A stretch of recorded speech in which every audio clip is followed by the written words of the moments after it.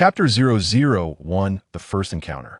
As the sun dipped below the horizon, the vast city of Beijing was enveloped in a soft, radiant glow. Shi Buyu leaned against the carriage, gazing for an extended period until the person beside her gently reminded, "Miss, he has returned." Blinking, Shi Buyu withdrew her gaze to observe the Yin residence in the distance. The man reined in his horse and gracefully dismounted, which uplifted her spirits, though she was unaware of his appearance. At least he was not a portly, jolly fellow. Watching him enter the house, she lingered a moment longer until a woman approached the carriage, handing a letter to the attendant who had come to greet them. "An old acquaintance has come to visit." The attendant, possessing an astute eye for character, regarded the two briefly before accepting the letter and hastening inside. Shortly thereafter, another attendant emerged from the gate, inviting them to enter and wait. Shi Buyu waved her hand dismissively, continuing to gaze at the sky, where clouds resembling both foxes and fish began to spread. It was not long before the attendant returned, accompanied by a man who appeared to be the steward. "I am Yanze. Our esteemed guest is already awaiting you in the main hall. Please follow me." Shi Buyu scrutinized him for a moment, noting his composed demeanor and unassuming visage. She followed the steward into the house. She did not shy away from observing her surroundings. From her knowledge, this residence had but one master, and its decor reflected his temperament, each element symmetrical and orderly, impeccably clean and refined, lacking nothing. Essential and superfluous in equal measure. Shi Buyu chuckled softly. It was all too perfect. Upon entering the main hall, a man standing with his back to her turned to face her, a striking visage that took her by surprise. Their eyes met, and he initiated the greeting. "I am Yin Xian." "Shi Buyu." She introduced herself, choosing a chair on the left and settling in as comfortably as if she were at home. Yin Xian paused momentarily, seemingly taken aback. "Sure? Yes, indeed. I am from a Shi family, who is to be executed in 3 days." Yin Xian regarded her, seemingly searching for any resemblance she might share with her family, and then seated himself opposite her, stating, "It is well known throughout the city that the marquis of loyalty and valor has no daughters. Let me jog your memory. The Shi family does indeed have a daughter, born amidst calamity, known as the disaster star. She could speak at half a year, articulate prose at a year, and passed away at 3. Sound familiar?" Shi Buyu pointed to her own nose. "I am that disaster star." She spoke with a sense of pride, and Yin Xian chuckled, prompting her to continue. "What does a disaster star wish to accomplish? Being a disaster star, one is naturally obliged to bring forth some calamity to justify the title." Such as Shi Buyu leaned slightly forward, toppling his throne. The smile on Yin Xian's face gradually faded. He lowered his gaze and unfolded the paper he held tightly in his palm, revealing the 2 characters inscribed. "Jian." Ji, the surname of the nation. "May I inquire as to the identity of the acquaintance you mentioned?" "A false Taoist, who has taken the name Wu Su. 9 out of 10 of his predictions are inaccurate, yet the one that is correct is enough to terrify."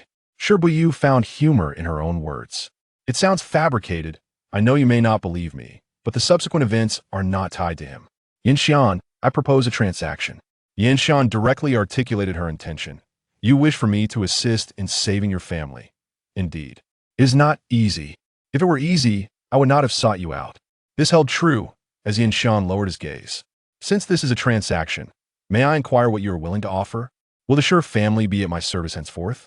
"The price I can offer pertains solely to myself." Shi Buyu rose and settled beside him, leisurely adjusting her sleeves as she spoke. "If you assist me in rescuing the Shi family, I shall aid you in your endeavors." Yin Xian had never encountered anyone with such an audacious demeanor. Yet, she appeared entirely unperturbed, as though she had merely commented on the pleasantness of the weather, rendering him the one who seemed overly astonished. Silence enveloped the two. After a moment, Yin Xian inquired, "What foundation does your assertion rest upon?" "It relies upon this." Shi Buyu gently tapped her temple. "Ego." A woman, who had shadowed her like a specter, presented a scroll with both hands. "This is my sincerity, please, young Master Yin. See if it meets your satisfaction." Yin Xian nodded lightly to Yanze. Yanze stepped forward to receive it, unfurling a substantial piece of paper, his fingers gliding from one end to the other. When he noted that his fingers remained untainted, he felt reassured and handed it to his master. This served as a genuine trial of poison. He lived cautiously, yet his status warranted such prudence. Shi Buyu observed the steward's fingers with curiosity, pondering the secrets contained within, resolving to inquire further when the time was right. Yin Xian's gaze fell upon the paper, revealing something entirely unexpected. A comprehensive roster of officials adorned it. Each individual lay bare as fish on a chopping block, some red, some white, some useful, some to be discarded, some poisonous, and others capable of being mixed together examined thoroughly, as if even the emperor possessed no greater insight into his subjects. His familiarity with certain individuals confirmed that this was no mere fabrication. Yin Xian inhaled deeply, raising his eyes to meet the woman resting her chin on her hand, their gazes intertwining. She smiled, evidently pleased with his reaction. "Is this your writing? Every stroke and character is of my own hand." Yin Xian lowered his gaze to the names inscribed, his heart racing that if this truly reflected Shi Buyu's capabilities, he would profit immensely from this unsolicited transaction. Should it not be her talent, but rather the influence of a formidable ally behind her, it would still be worth the gamble, as long as she could be of service to him. Moreover, should the plan succeed, he could also gain the backing of a loyal and valiant marquis. Is there a time limit on this transaction? Is complete. Shi Buyu leaned back, her shoulders relaxing. Until the day your task is accomplished. What if I spend my entire life without succeeding? In my life, there exists no notion of dishonor. Truly, her confidence bordered on audacity that a smile graced Yin Xian's handsome face. The Shi family's overlooked heir, a concealed royal lineage. I wonder which identity he fears more. Now it is you, in the future it shall be me. Let us see how this unfolds. Yin Xian rolled the paper and returned it to the scroll, asking, "What is it that I must do?" Shi Buyu placed the scroll on the small table between the two individuals. The members of the loyal and brave marquis household are adept with long spears and dual blades. Please prepare an ample supply of weapons and grappling hooks, so that once we capture the individuals, we can escort them out of the city. As long as they are beyond the confines of the capital, the Shi family will be able to ensure their safety. After rescuing those exiled, they should be delivered to the nearest pavilion outside the west gate of Yuxian, where a man named Wu Fei will be waiting. Though much was seemingly conveyed, the most crucial destination was hinted at only as Yuxian, which was evidently not the final stop. Yin Xian nodded. "Is there anything else?" "There is one more matter I would like to request your assistance with." Shi Buyu met Yin Xian's gaze. "I must visit them in the prison. Their cooperation is essential for our plans." "This is not a difficult task," Yin Xian replied. "Come by tomorrow at the initial hour of the SI period, and I will make the necessary arrangements. My gratitude," Shi Buyu responded. Chapter 002. The misfortune of the Shi family having achieved his objective, Shi Buyu pushed the scroll towards Yin Xian and remarked, "Although this is merely a transaction, I am nonetheless grateful to you, young Master Yin, for agreeing to join forces with me. Please accept this small token of appreciation." Yin Xian did not refuse. He genuinely desired the contents of the scroll. "I can hardly believe that the loyal and brave marquis would betray the nation. Yet, I find myself in a position of weakness, unable to act on many matters. I can only do my utmost to protect the womenfolk, alleviating their suffering to some extent." Shi Buyu was somewhat taken aback. This was an unexpected sentiment. The subsequent dealings would be transactional, but his sincerity prior to this moment was evident. "I am a person who, when faced with malevolence, can be more wicked than the wicked themselves. Yet, when encountering goodness, I strive to be even better." Rising gracefully, Shi Buyu slightly bowed. "I am pleased to ally with you, young Master Yin. Farewell." Yin Xian escorted her to the door, watching as the pair departed with the steward. The woman possessed a tall and slender figure, walking with an ease that was not typical of women. She did not lower her head in bashfulness, but moved with an air of unrestrained confidence, exuding a sense of dignified independence that he had never witnessed in a woman before. Upon reflection, he realized she was indeed strikingly beautiful. From behind a screen, a bearded man stepped forward and inquired, "Do you trust her, my lord?" "I hope the loyal and brave marquis's household can escape this calamity," Yin Xian replied, stepping outside and gazing at the blush of the sky. In public matters, the Shi family has always lived up to the loyalty and bravery bestowed by the founding emperor. They should not fall victim to the schemes of petty villains. On a personal note, Shirley has been my father's companion since childhood. My mother said he earned my father's trust. If ever I need to reveal my identity and seek assistance, he is the only one who comes to mind. The identity of Shi Buyu is likely genuine. Since she dares to approach me for help, she must have made other arrangements. If her capabilities are insufficient and the plan fails, I shall not be implicated. My lord, your calculations are impeccable, the man remarked. Yin Shuren turned back, gesturing towards a scroll on the table. Take a look. The man complied, and upon recognizing its contents, his surprise was palpable. He understood why the young master had agreed so readily.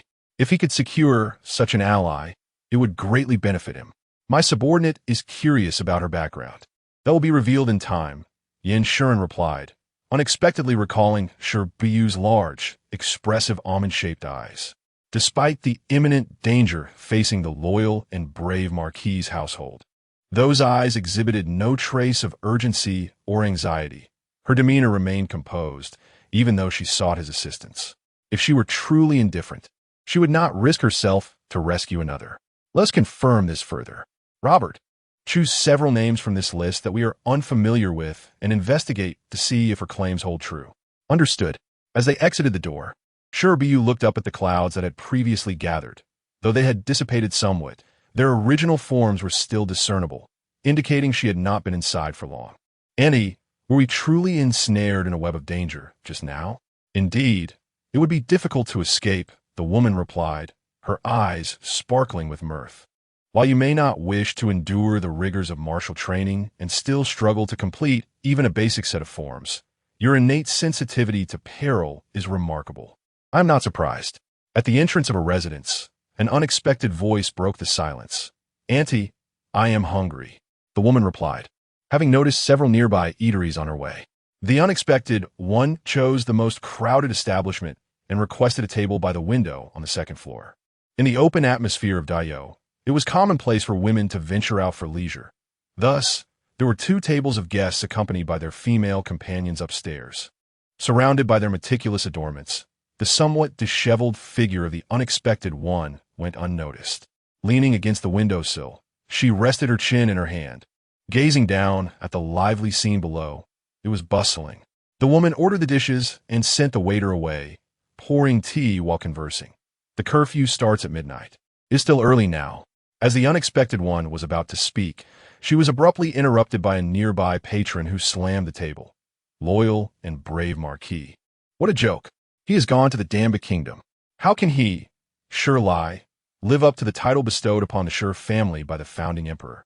The unexpected one took a sip of tea, listening quietly. His departure may have brought him relief, but it surely cost the lives of over 100 individuals in the loyal and brave marquis' household. I truly cannot fathom what great benefits the Damba kingdom has promised him to make it worthwhile. He is already a marquis in Dayou.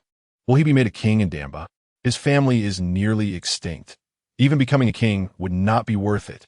In my opinion, there is nothing difficult to comprehend. How could such a calamity befall his family without cause? Is this not its rightful place? Indeed, it is a calamity, having not only ruined his own family, but also brought no benefit to us in Dayou. Previously, I was skeptical about the existence of such a calamity, but now I can no longer doubt. How can the loyal and brave marquis family, which has been loyal for so many years, become disloyal upon the emergence of a calamity? If the loyal and brave marquis had heeded advice back then and dealt with that calamity early on, perhaps this disaster could have been avoided. Who could argue otherwise? The woman refilled the tea for the young lady, whispering, "There are always gossips wherever one goes." The unexpected one smiled, her tone languid. Such a fine title. I must ensure it is well-deserved. Amidst the trivial chatter, the unexpected one enjoyed 3 bowls of rice. Indeed, the food at this establishment was quite palatable. As she departed, she cast a glance at those who had spoken earlier, committing their appearances to memory. Calamities bring misfortune to others, just like these individuals. One of them, intoxicated, suddenly shivered, glancing around in confusion. Strange. Why does it feel so chilly on such a hot day? The pair of master and servant found a nearby inn to stay, and the next day, they arrived at the Yin residence at the agreed time. The one who greeted them was Yin Zhe, who explained, "The young master left for the academy early. The teacher has high expectations of him and does not grant leave for trivial matters. However, the young master has made proper arrangements to ensure that the young lady will not be inconvenienced." The unexpected one raised an eyebrow slightly, intrigued by Yin Shuren. The old man had taken her under his wing, narrating tales of historical figures, reciting them morning after morning until he had exhausted all prior accounts, even detailing the various officials of the Dayo dynasty. The offering she had prepared for Yin Shuren was merely a whimsical endeavor born of boredom. At that time, she had been unaware that she would return to the capital in this manner, and the old man had never mentioned Yin Shuren to her before. It was only after the incident at the loyal and brave marquis's residence that she prepared to return to the capital and was guided along this path. Without the need for the elderly man's extensive explanations, she was already aware of the road ahead. Although she had only spent 3 years in the marquis's household, the family had treated her with utmost regard. Regardless of the rumors that branded her a harbinger of misfortune or the advice from relatives and old acquaintances, the Shi family had consistently shielded her. It was only when she had been transformed into a figure of malevolence, and the marquis could no longer protect her, that they orchestrated her feigned death and departure. Nevertheless, they secured for her the best possible refuge. Her memories were vivid, the tears in her mother's eyes, the reluctance of her father as he held her hand, and her grandfather's earnest entreaties to the elderly man created an unbreakable bond with the Shi family over the years. Whenever she thought of forsaking the Shi family, she would unearth those memories to reminisce. Despite the passage of time and their separation, the loyalty she felt from those days demanded recompense, and she was willing to pay the price for it. However, she was taken aback when she inquired about the individual named Jian. The elderly man remained silent and merely posed a question. "If I were to reveal what kind of person he is, would you heed my counsel?" Without a moment's hesitation, Shi Buyu, ever defiant, responded, "I cannot do that." Thus, while she was intimately familiar with the court officials, she remained a stranger to her prospective ally. Yet, she had gleaned some insights. It seemed the gentleman held a significant regard for the situation, indicating a desire to pursue the imperial examination route. If he were to succeed as a scholar, his status would indeed be unparalleled in history. When the time came to reveal his true identity, the old scholars who lamented the fall of Yu would likely weep bitterly. The thought of such a scene brought a smile to Shi Buyu's lips. Chapter 003. A family reunion. The two companions, disguised as servants, followed Yin Zhe to the Ministry of Justice's prison, carrying a basket of items. The person who led them inside was a different individual known as Sansiyuan. Shi Buyu, without asking any questions, had already grasped Yin Shuren's identity and thus placed a modicum of trust in him. Sansiyuan was well acquainted with the guards, capable of conversing amiably with anyone, and even the head of the prison treated him with respect, jokingly remarking about his relatives being troublesome for residing in prison. Sansiyuan sighed, stooping slightly. "Indeed, there are far too many of them." This remark elicited a hearty laugh from the head of the prison, who left a guard behind with instructions not to wander, especially not to the back, before taking the others to partake in the feast Sansiyuan had prepared. The remaining guard exchanged a silent word with Sansiyuan before moving to the front to keep watch. Sansiyuan led the women deeper into the prison, where the crowd thinned as they progressed. Upon reaching a corner, he whispered, "The Shi family is at the innermost part. You have only 15 minutes. When someone approaches, I will knock on the cell door. One of you should remain halfway to keep an ear out for any disturbances. If anything unexpected occurs, immediately head to the cell door around the corner where Zhang Chun is. He's one of us." Shi Buyu glanced in the direction he indicated and nodded in acknowledgement. Sansiyuan halted, and the master and servant continued onwards, while a goose stayed near Zhang Chun. Shi Buyu observed the man leaning against the cell door. Realizing he was merely providing cover, she placed the basket before him and ventured further inside alone. Besides the cells containing the Shi family, the other cells were empty, suggesting tight security. The first individual she encountered were the women of the family, among whom Shi Buyu immediately recognized her mother. The woman who had once wept sorrowfully at her departure now bore no semblance of weakness, even in her plain garments. She appeared as though she could shield others from the storm. Sitting at the outermost part, she lifted her head upon hearing footsteps, immediately rising in vigilance upon realizing it was not a familiar guard. As Shi Buyu drew near, poised to speak, a woman across the way suddenly grasped the cell door, her voice strained as if forced from her throat. Buyu? Buyu? Taken aback, Shi Buyu marveled at how a child could recognize an adult so easily, yet the opposite was far more challenging. She had not anticipated that, after 13 years apart, her mother would still recognize her at first glance. Where's Wan Xia? How did you come here? She is out front on lookout, Shi Buyu replied, moving closer to the woman, who was now silently shedding tears while fixating on her. Wanted to call her mother. The term felt foreign, and ultimately she could only nod. I am Buyu. The rest of the Shi family, alerted by the commotion, gathered closer, straining to listen. Why have you returned at this moment? Her mother whispered urgently, her voice barely above a murmur. Listen to me. Leave the capital at once. Go as far away as you can. Adding your name to this crime will merely mean another head will roll, with no chance for redemption. Shi Buyu surveyed the others, recognizing them all, their glimmers of hope fading after hearing their mother's words. Alone, she could not possibly save the Shi family. To be brief, Shi Buyu leaned closer to her mother, whispering on the day of execution, there will be a rescue. Her mother's face filled with shock, gripping Shi Buyu's arm tightly. After several attempts to speak, she finally managed to utter, do you understand how stringent the defenses will be? Regardless of the outcome, it cannot worsen. Thus, it is worth pursuing this slim chance of survival.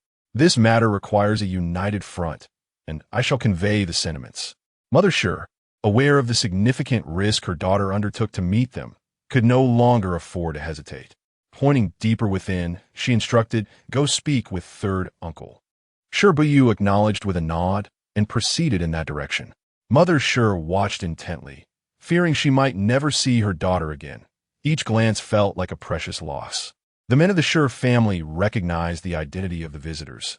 They wished to speak, but found every word superfluous.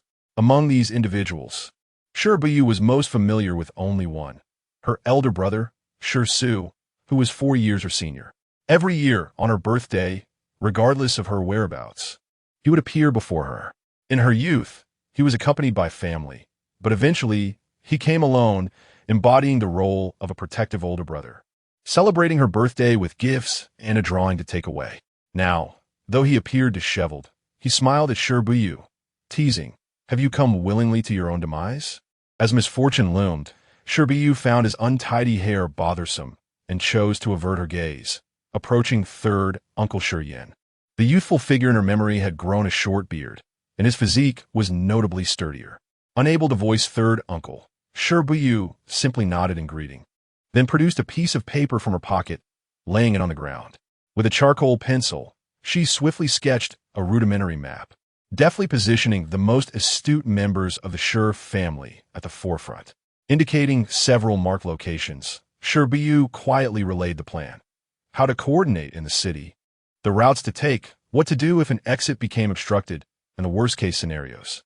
She considered nearly every possible outcome.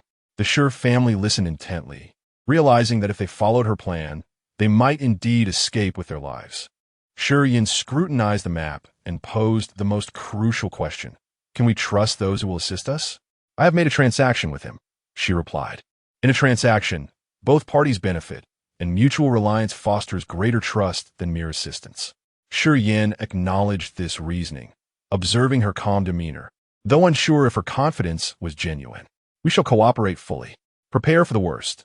Should the plan fail, do not sacrifice yourself. You are the last remnant of our bloodline. If it comes to that, leave far away and never return to the capital. In time, once the storm has passed, do your utmost to care for our exiled kin. Shi Buyu surveyed the room, noting that the Shi family's condition exceeded her expectations. They may have once been broken, resentful, angry, and fearful, yet now their eyes were filled with earnestness as they nodded in agreement with Shi Yan's words, regardless of their closeness, all wishing to preserve her lineage. According to the Great Yu law, the entire family would face execution, sparing only children under 7 and the elderly over 90. It was unimaginable that their adversaries would be so thorough, leaving no one unscathed. The Shi family was filled with sorrow and resentment, never having anticipated that their loyal and valiant duke's house would meet such a fate. Shi Buyu refrained from adding salt to their wounds, making a few more notations on the map, transforming it into a different matter before folding it away. Rising, she declared, "We shall meet in 2 days." No one spoke any longer, gazing at her departure with a flicker of hope.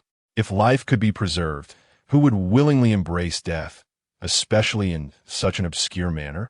As she passed before her mother, Shi Buyu unexpectedly halted, turning to ask, "How could you recognize me?" Her mother, suppressing the urge to caress her, fearful of being overheard, clutched the prison bars, choking back tears as she replied in a hushed tone, "I have watched you grow in the portraits. How could I fail to recognize you?" It became apparent that the annual portraits served this very purpose. After taking a few steps, Shi Buyu paused once more, asking, "Are the portraits still there?" They were not renowned masterpieces. It was unlikely they would be valued. By the time they were to be burned, it was already too late. Doing so would only draw attention. Instead, they were rolled up and placed in a painting jar, though their condition remained uncertain. Coughing, upon hearing her aunt's warning, Shi Buyu promptly joined her, crouching before Zhang Chun, who was voraciously consuming his meal, as if to engage in conversation. What could warrant such a lengthy exchange? It was time to conclude. The warden, displaying a hint of vigilance, ambled over while picking his teeth. Observing their docile demeanor, he felt reassured and jestingly admonished. "I do not wish to see you for the next 5 days." San Siyuan smiled obsequiously. "Indeed, I shall return to visit you in 5 days." Begone, begone," he replied with a chuckle. Chapter 004. Growing up upon emerging from the prison, Yin Zijing awaited. He discreetly slipped a pouch of silver to San Siyuan and lowered his tone with a few flattering remarks. Had he not just experienced it firsthand, one might have believed that Yin Zhe had indeed utilized wealth to forge connections. There was also the jailer who had granted them a reprieve, as well as Zhang Chun who provided cover. Shi Buyu discovered that Yin Xian's reach extended further than she had anticipated, and intriguingly, it was directed towards this very matter. The prison, indeed, served as a fruitful ground for uncovering clandestine affairs. As they boarded the carriage and departed from that area, Yin Zhe turned to inquire, "Miss, do you have a destination?" "To the inn," Shi Buyu replied, casting a glance at him. "When did Zhang Chun enter?" "The day after the Shi family was taken in," he answered. Shi Buyu pressed on. "Was the Shi family afforded special attention?" "Yes. No one is allowed to visit them," Yin Zhe disclosed, meeting her gaze. "According to our sources, this directive came from the vice minister." The vice minister, Zhang Shuji, stood as the foremost official, with only the military power-wielding Grand Tutor Fu Wei able to rival him within the court. The loyal and valiant marquis' residence had historically been aligned with the late emperor's faction, yet since his passing, they had adopted a more subdued existence. Shi Buyu meticulously reviewed the histories of both families, unable to uncover any enmity. Yet, if one were to assert that the Shi family's predicament bore no relation to him, why then prevent visits? What were they guarding against? Once back in her quarters, Shi Buyu queried, "Aunt, during your time in the capital, did you hear of any grievances between the two families?" Wan Xiao pondered briefly. "I have not heard of any." "Then it is indeed perplexing. Surely, it cannot be to prevent others from taking advantage of the Shi family's misfortune," Shi Buyu mused, shaking her head. The two families shared no such closeness, and the Grand Tutor's actions seemed more defensible given his military background. Setting this matter aside, Shi Buyu stated, "Tonight, I must visit the marquis' residence. There is still ample time. Aunt, since you have returned after such a long absence, would you not wish to reconnect with old acquaintances?" Wan Xia appeared somewhat dazed. "Should I go?" "It seems not particularly necessary. If 13 years can pass without seeing one another, then 30 years is of little consequence." As she approached her niece, she began to untie her hair, combing it gently while expressing concern. Might it be too perilous to visit the marquis' residence at this hour? The individuals listed in the Shi family's registry had either perished on the battlefield or found themselves imprisoned. There was no one to be wary of. An empty marquis held little significance. It would not be closely monitored. Wan Xia remained uneasy. "I shall go and scout the area first." Shi Buyu did not dissuade her. She held great confidence in her aunt's capabilities, redirecting her thoughts towards the arrangements for the following day. The night in the capital was ablaze with lights, bustling with people and carriages, painting a picture of opulent prosperity. The two women moved with the throng, gradually heading westward where the ambience grew quieter. Wan Xia led the way with familiarity, guiding them to a secluded corner where they scaled the wall to enter the marquis' residence. The estate was expansive, and they entered through a corner of the back courtyard, progressing forward amidst the evident scars of hardship, wilted flowers, broken branches, and disarray littering the ground. Even the small garden was thoroughly ravaged, indicative of a thorough investigation. Drawing upon her childhood memories, Shi Buyu successfully located their designated quarters, and with a brief analysis, she identified the room where Shi Su resided.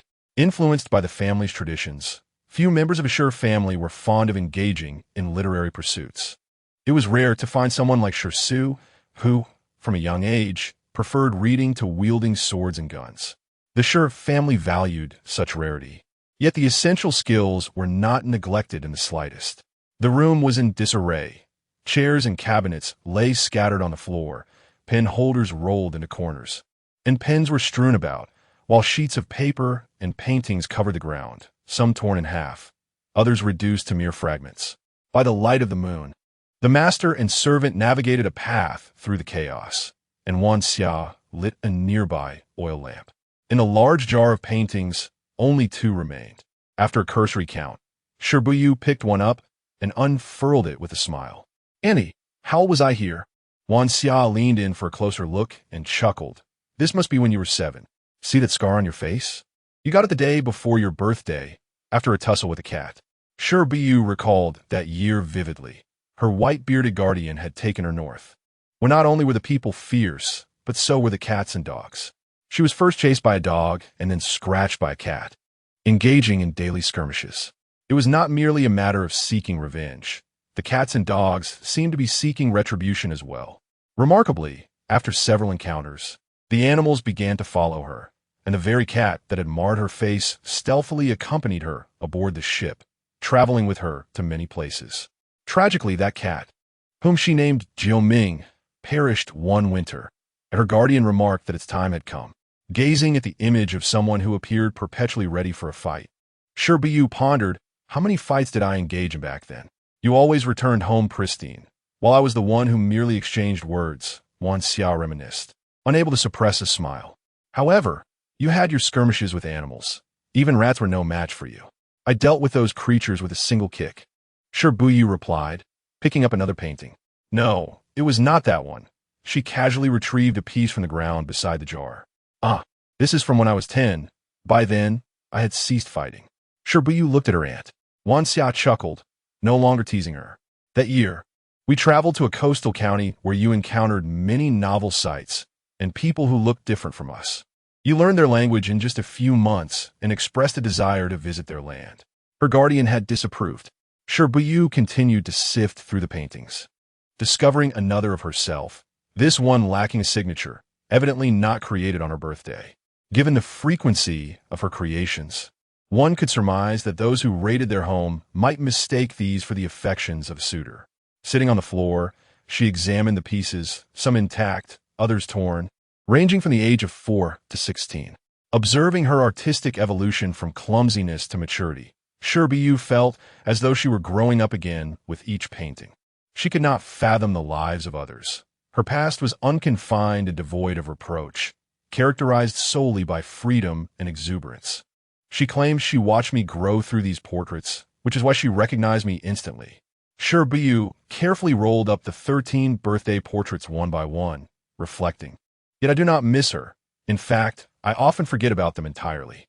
A mother's concern for her child is a natural instinct, and a young woman's temperament is likewise intrinsic.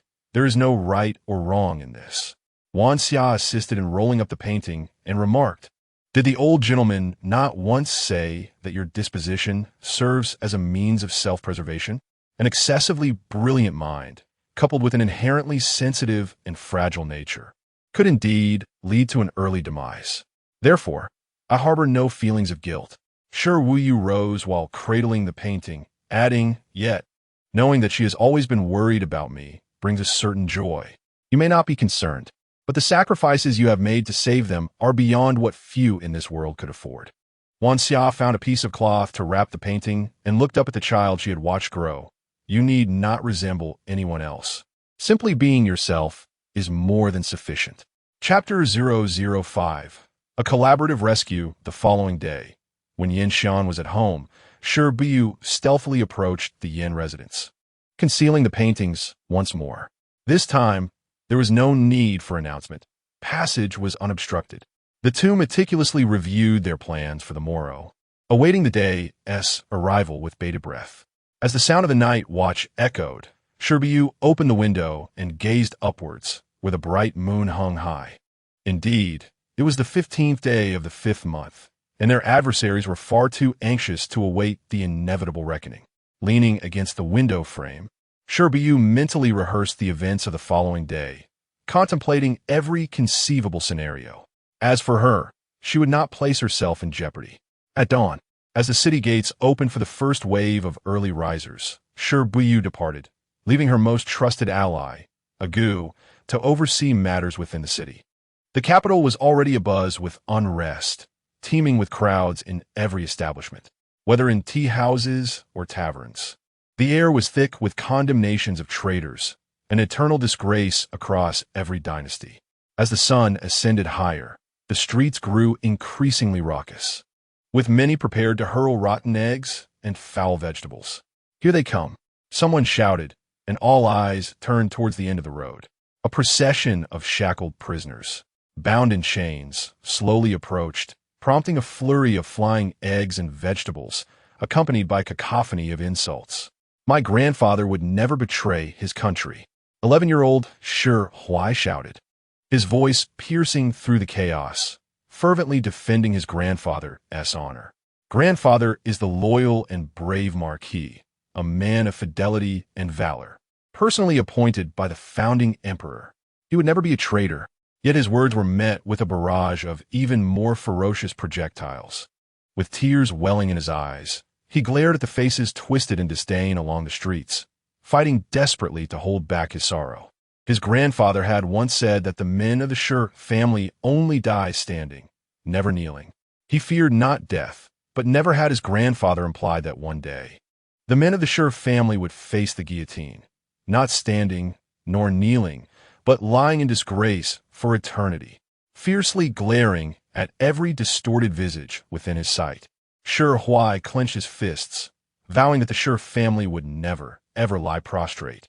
"Look, there's a massive fire in Lingyu Alley. Which family has suffered such misfortune?"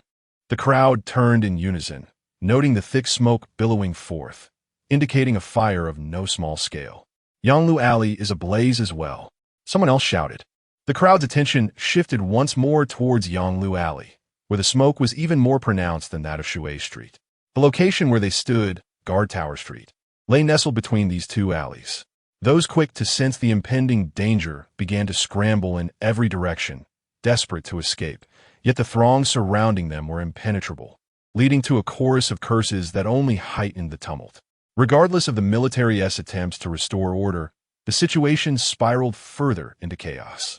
At that moment, a group of masked figures surged from the crowd, swiftly breaking the shackles binding the Shi family men, severing their chains.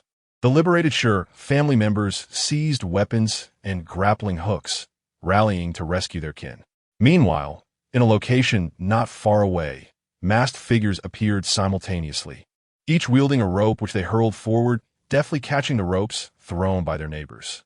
They crouched low and swept aside the Imperial guards who attempted to intercept them, pulling up and down to clear the panicked citizens from the central thoroughfare. The ropes danced in their hands, and the Imperial guards, overwhelmed, could not rise again. In the precious moments they gained, the Shi family finally freed themselves. The men of the Shi family, along with their capable retainers, hoisted the elderly and children onto their backs, using the flying ropes to ascend to the rooftops and leap into the alleys. The pursuing soldiers were struck down one after another by archers lying in wait on the rooftops, causing the remaining soldiers to slow their chase involuntarily. By the time they resumed their pursuit, the Shi family had vanished without a trace. The masked figures exchanged glances, tossed their ropes, and dived into the throng of people. When they emerged, their masks had disappeared, blending seamlessly into the chaotic crowd. As the Imperial Guards finally regained their footing, they were left with nothing but a ground strewn with shackles and the disordered masses. Suddenly, the sounds of horses neighing surged forth, a cacophony of hooves approaching rapidly. It was impossible to discern how many horses were charging wildly, screams erupting amidst the turmoil, and the already chaotic streets spiraled completely out of control.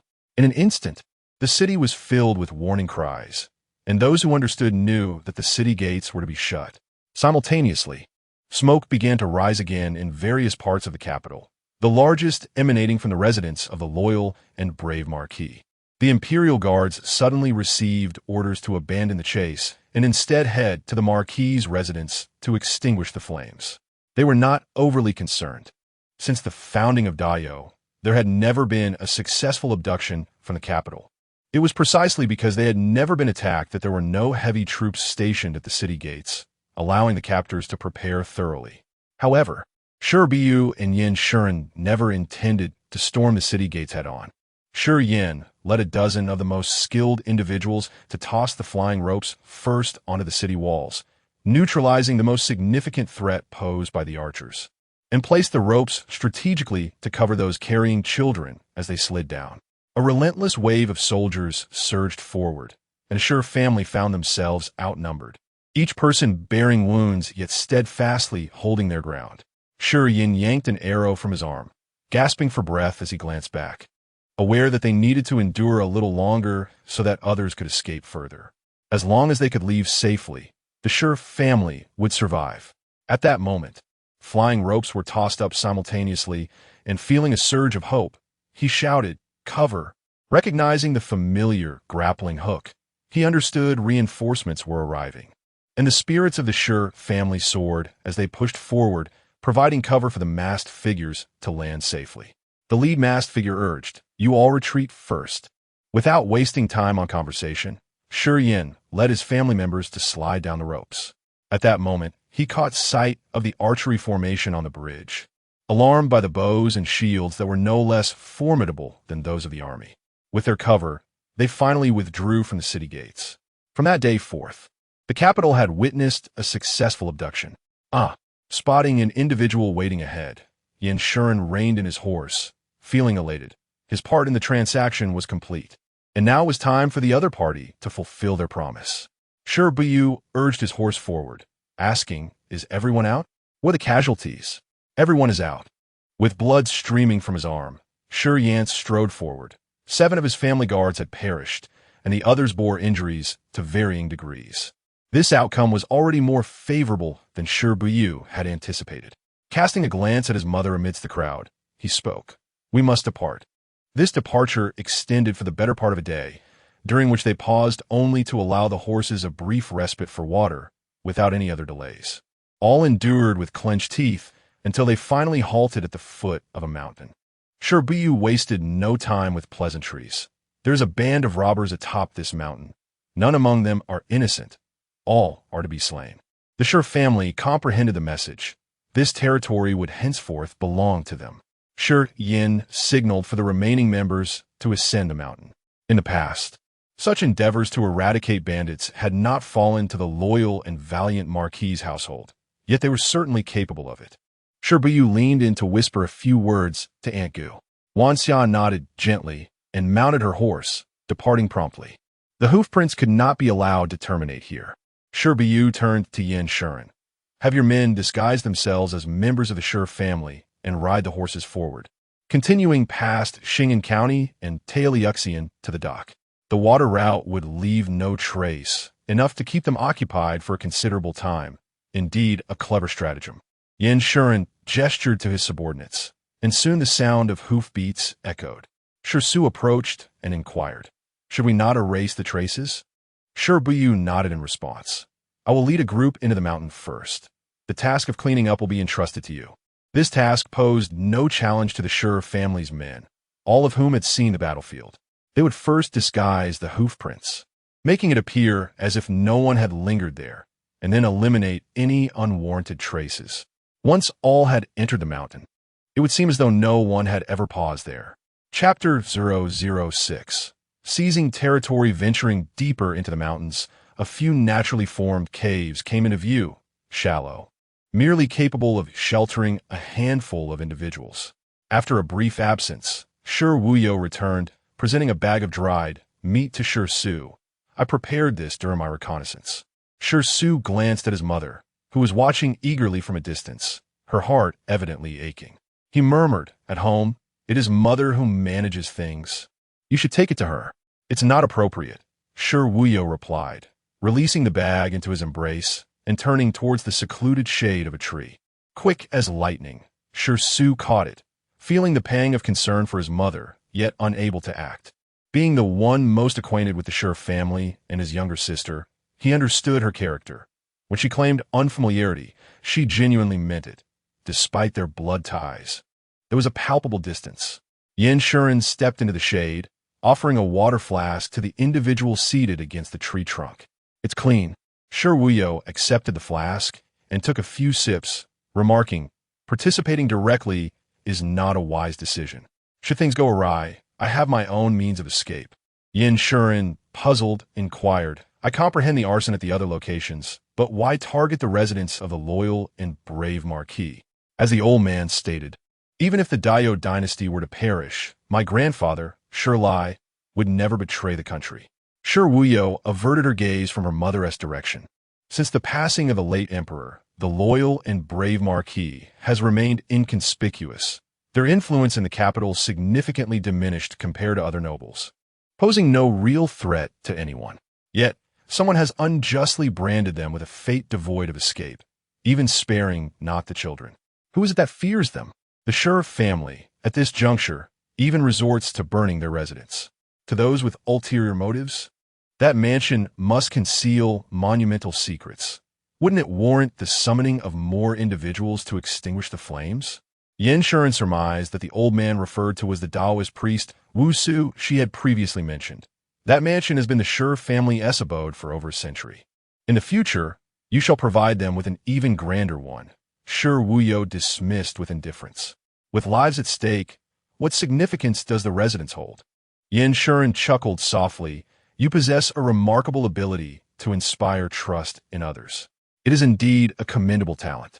As a gentle breeze rustled the leaves, the oppressive heat of summer seemed to relent. After days of scheming and sleepless nights, Shi Buyu felt drowsy. Just as Yanshuren turned to speak, she swallowed the words at the tip of her tongue, shifting slightly to shield Shi Buyu from the harsh rays of the sun. Squinting at the resting crowd across from her, a sudden thought struck her. Who is Wu Fei? Male or female? This was the only individual Shi Buyu had mentioned. Yet there were surely more present. Today, in the capital, countless individuals were involved. How extensive was her network? Shi Buyu was jolted awake by a commotion, blinking to find herself facing a wall. Recognizing her surroundings, she sat up, yawning and asking, "Have they descended?" Only two individuals returned. Yanshuren glanced back at her, shifting aside to reveal Shi Su, who was approaching. The territory has been secured. The gaze of Shi Su flitted between the two individuals. His third uncle had sent a message, instructing to arrange for a few capable hands to tidy up. And we would proceed in half an hour. What was there to tidy? The bloodstains or severed heads? Shi Su crouched before his younger sister, observing her drowsy expression, fully aware of the hardships she had endured lately. Over the years, she had not settled in one place for long, and it was unclear from where she had received the news that prompted her return. The capital required numerous arrangements, the search for a refuge, and negotiations with others, all formidable tasks. Without responding to her, Shi Su said, "Rest a little longer." Shi Buyu indeed managed to sleep for another half hour, finally regaining some energy, and followed Shi Su up the mountain via a narrow path. The reputation of Tiger Head Village was hardly notable, especially when compared to those infamous bandit strongholds. Yanshuren had never heard of this village before. Recalling Shi Buyu's assertion that the people on this mountain were not innocent, he inquired, why was Tiger Head Village chosen? Despite its low profile, Tigerhead Village had a notorious reputation for its unscrupulous deeds, making it an ideal locale for underhanded dealings without attracting unwanted attention. Shi Buyu, holding up her garment to prevent it from snagging on the branches, recalled her aunt's words. Who would have thought? A den of bandits is, in fact, a nest of water ghosts, frequently lurking around Fengxian River. Last year, a ship sank on Fengxian River, with all its gold and silver vanishing without a trace. They were responsible. I've heard of this incident. The ship's owner was a wealthy merchant returning home with his family to pay respects to their ancestors, totaling 59 lives lost without a survivor. The authorities investigated, yet found no clues. Was it truly their doing? Their debts of life far surpassed those 59 souls. As she spoke, Shi Buyu refrained from elaborating further. How did you come to know such inside information and target their territory? Observing the person ahead of them, strolling leisurely, Yin Shi and suppressed the question within him, given their current rapport. He feared that asking would elicit a curt response. We are not yet familiar. This winding path was likely a retreat left by the villagers of Tigerhead, seldom used, littered with dry branches and leaves, with vines climbing over everything. Were it not for a guide clearing the way ahead, few would manage to keep their garments intact. Shi Buyu casually plucked a wild fruit and popped it into her mouth, a bittersweet flavor reminiscent of memories. Is this edible? She turned back to see him pinching one between his fingers. Remembering that the steward who tested poisons was absent, she took one and placed it in her mouth, stating, I can, but you probably cannot. Yin Shi rubbed his stained fingertips. Indeed, he could not. He needed others to taste food first, others to take things first, and others to enter unfamiliar rooms first. Such had been his mother's expectation of him since childhood. Tigerhead Village may have lacked a grand reputation. It was quite expansive. As Shi Buyu walked behind, she spotted Shi Yin waiting at the end of the path, her blood-related third uncle. It is larger than anticipated, and we have found quite a number of valuable items, Shi Yin remarked as she approached. A total of 19 people were found in the village, with no women or children present. You may ascertain the numbers yourselves. All I know is that their families do not reside here, and they all maintain clean identities on the surface. Every year, crimes are committed during the summer and autumn seasons, for it is only during these times that they can be apprehended here. As for valuable possessions, they had just executed a significant heist at the beginning of the month. Understanding this, Shi Yin refrained from inquiring how she knew so much. What do you intend to do with these items? Bury them, she replied. Shi Buyu gazed at the dimly colored ground ahead. Ill-gotten gains should not be taken. Shi Yin nodded in approval. From her words, he discerned that regardless of her usual conduct, her character remained untainted. She was indeed a commendable child of the Shi family. Chapter 007. The direction of the Shi family. The Tigerhead Village nestles against the mountains and beside the waters, with houses ascending the hillside in a harmonious arrangement, as if it were a secluded hamlet detached from the world's chaos, revealing no hint of its notorious reputation as a den of murderous bandits. However, that would soon change. Shi Yin led the two to the uppermost residence, where an imposing plaque boldly proclaimed the Hall of Discussions. Shi Buyu chuckled at the sight. What matters could a band of water bandits possibly deliberate on? Perhaps determining the most auspicious day to claim a life? Yin Shi turned to observe the scenery below, remarking that the leader of Tigerhead Village appeared to be a learned individual. The chief was valiant, while the second in command was the cunning scholar. Shi Yin paused momentarily. Are you well acquainted with them? One must possess a certain understanding to deem them worthy targets. Shi Buyu proceeded inward. Every action leaves traces. One may conceal them temporarily, but not indefinitely. Coincidentally, I've always had a penchant for unraveling mysteries. At that moment, Shi Mu was meticulously organizing the Hall of Discussions, aware that this place would soon be put to use. Hearing the commotion, she hurried out, eager to approach her daughter, yet hesitant, striving to maintain a natural smile as she said, Third brother, this space is nearly ready for use. I've instructed someone to brew tea, and it will be brought shortly. With so many matters at hand, I must thank my sister-in-law for her efforts. You're most welcome, Shi Mu replied, casting another glance at her daughter, only to find her gaze elsewhere, causing her smile to wane. Observing the typically spirited sister-in-law, in such a state. Shi Yin sighed inwardly. If his niece's demeanor were more akin to that of other young women, he could engage her in conversation as her uncle. However, she had always been distinct since birth, though unaware of the changes over the years.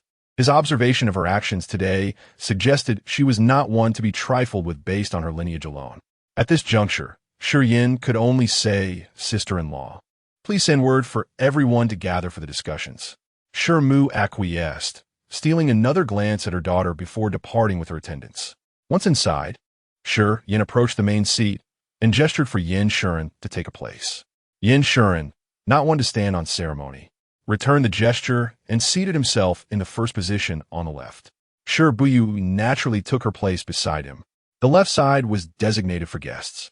The words Shi Yin had intended to speak turned into a sigh, despite the daring endeavor to rescue the Shi family from peril. Buyu still did not regard herself as one of them. "Your mother. I find it difficult to address you as third uncle," she interjected simultaneously, seemingly oblivious to his previous statement. She continued, "Everyone else feels equally foreign to me. I hope you'll understand."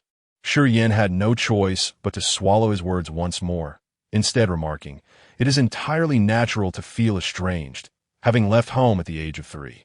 With time spent together, you shall find it easier to express such titles." Shi Buyu remained non-committal. The prospect of spending time together seemed rather improbable. Yin Shuren lowered his head, fiddling with his sleeve, a slight smile tugging at his lips. The attendants brought in the tea. They were not kept waiting long. As the Shi family members began to arrive, the highest ranking among them being only second Uncle Shi Qing, the younger brother of the valiant Marquis Shi Lai. From a young age, he struggled with his health, unable to serve in the military like his elder brother and younger brother, thus remaining at home to hold the fort. He has now become the sole elder of the family. The loyal and brave Ho clan is left with only the frail eldest. While the third uncle has ventured to the borders with his youngest son, their fates unknown. Now, only the eldest son remains in the family. Among the younger generation, Shi Su leads, with the youngest merely a child, appearing to be around 7 or 8 years of age. In a short span of time, the once mighty Shi family has crumbled. The preservation of what remains is largely due to Shi Buyu's relentless strategizing outside, as she sits in the guest seat. Despite their varied expressions, none dare utter a word. Ahem. Shi Yin gently clears his throat, drawing attention to himself. 43 days ago, I could never have imagined that my father would meet such a disgraceful end. Before today, I never thought we would be able to leave the capital alive. Shi Buyu lifts her gaze toward the one calling her.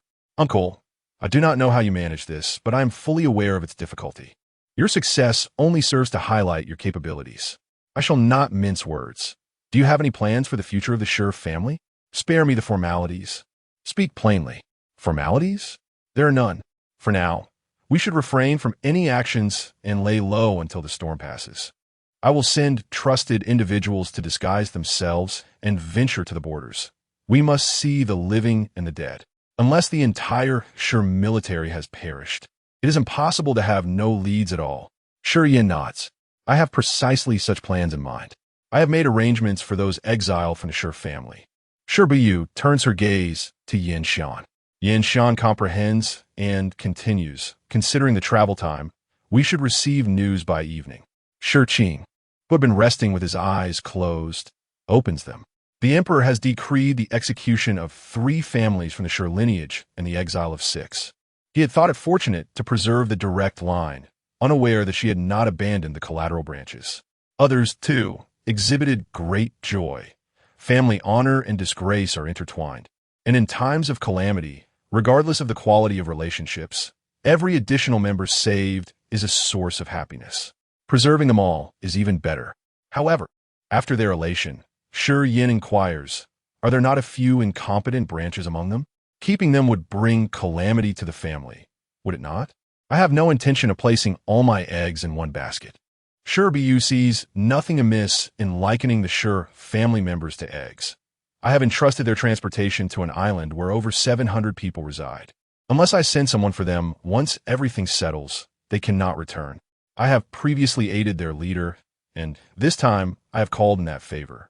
Pausing momentarily, Shi Buyu adds, If you have individuals you wish to utilize, provide me with a list, and I shall arrange for their return. If there are others you wish to send away, I can facilitate that as well.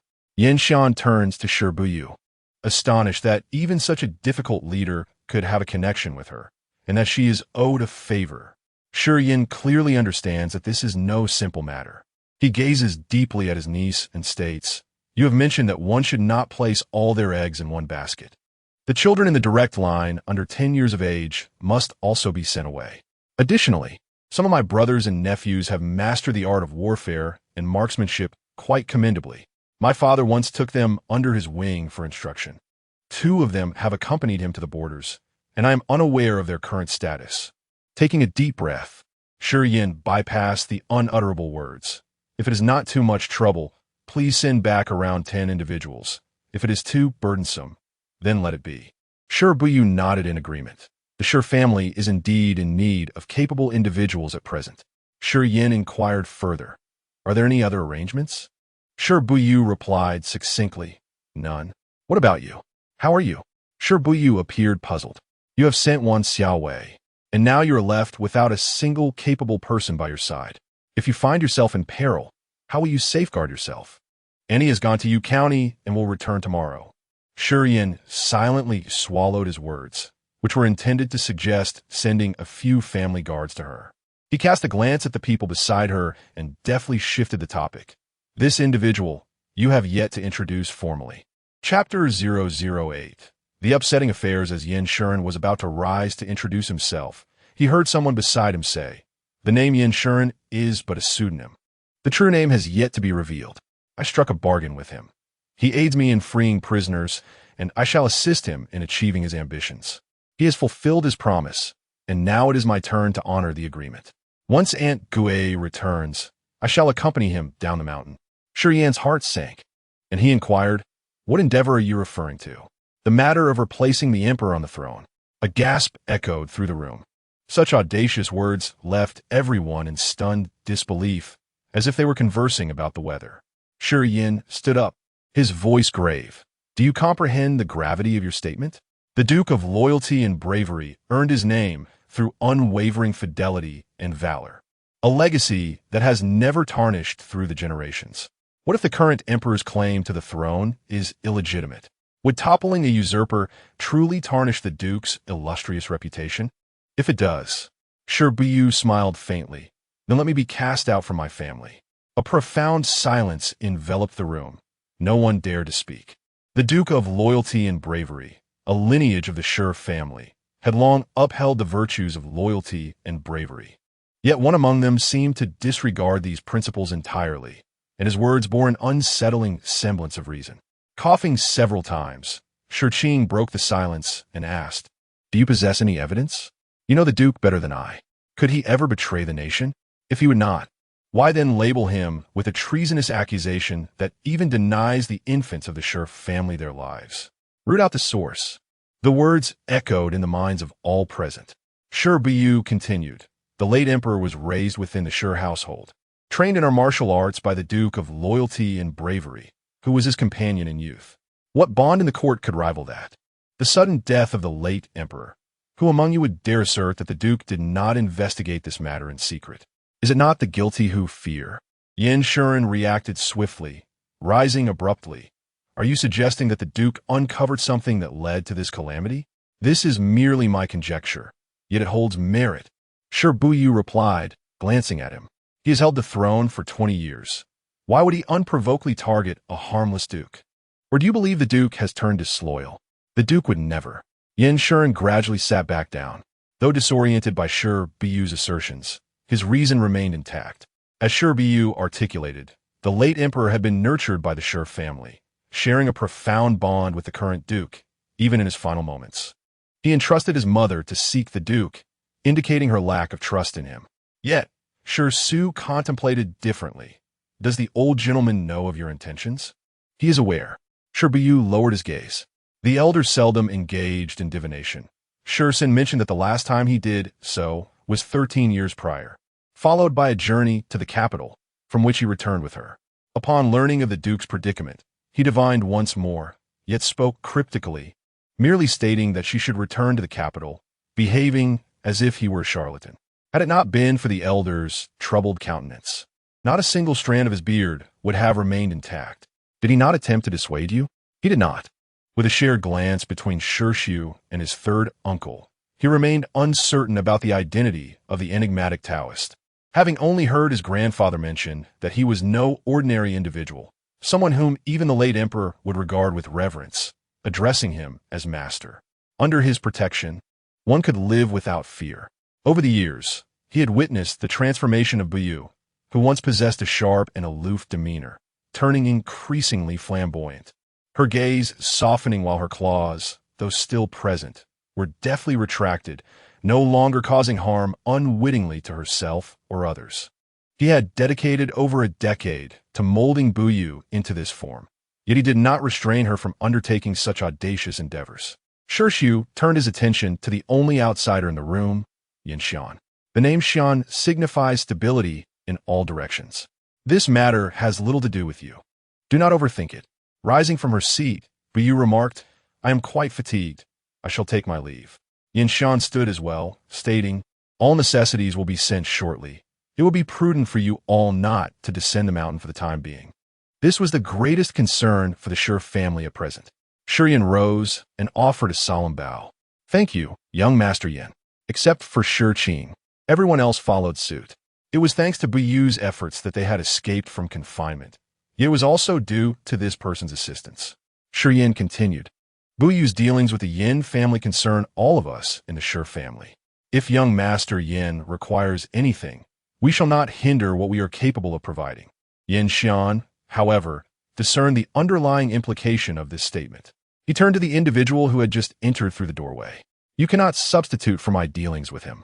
My master is beyond your reach. Buyu's tone was gentle, yet her words carried substantial weight, and she did not diminish her stature merely because her interlocutor was her elder. Shi Yin was about to speak further when Shi Qing suddenly interjected, Shi Buyu, ensure your mother attends to our esteemed guest properly. Shi Buyu promptly acknowledged this, guiding the two away.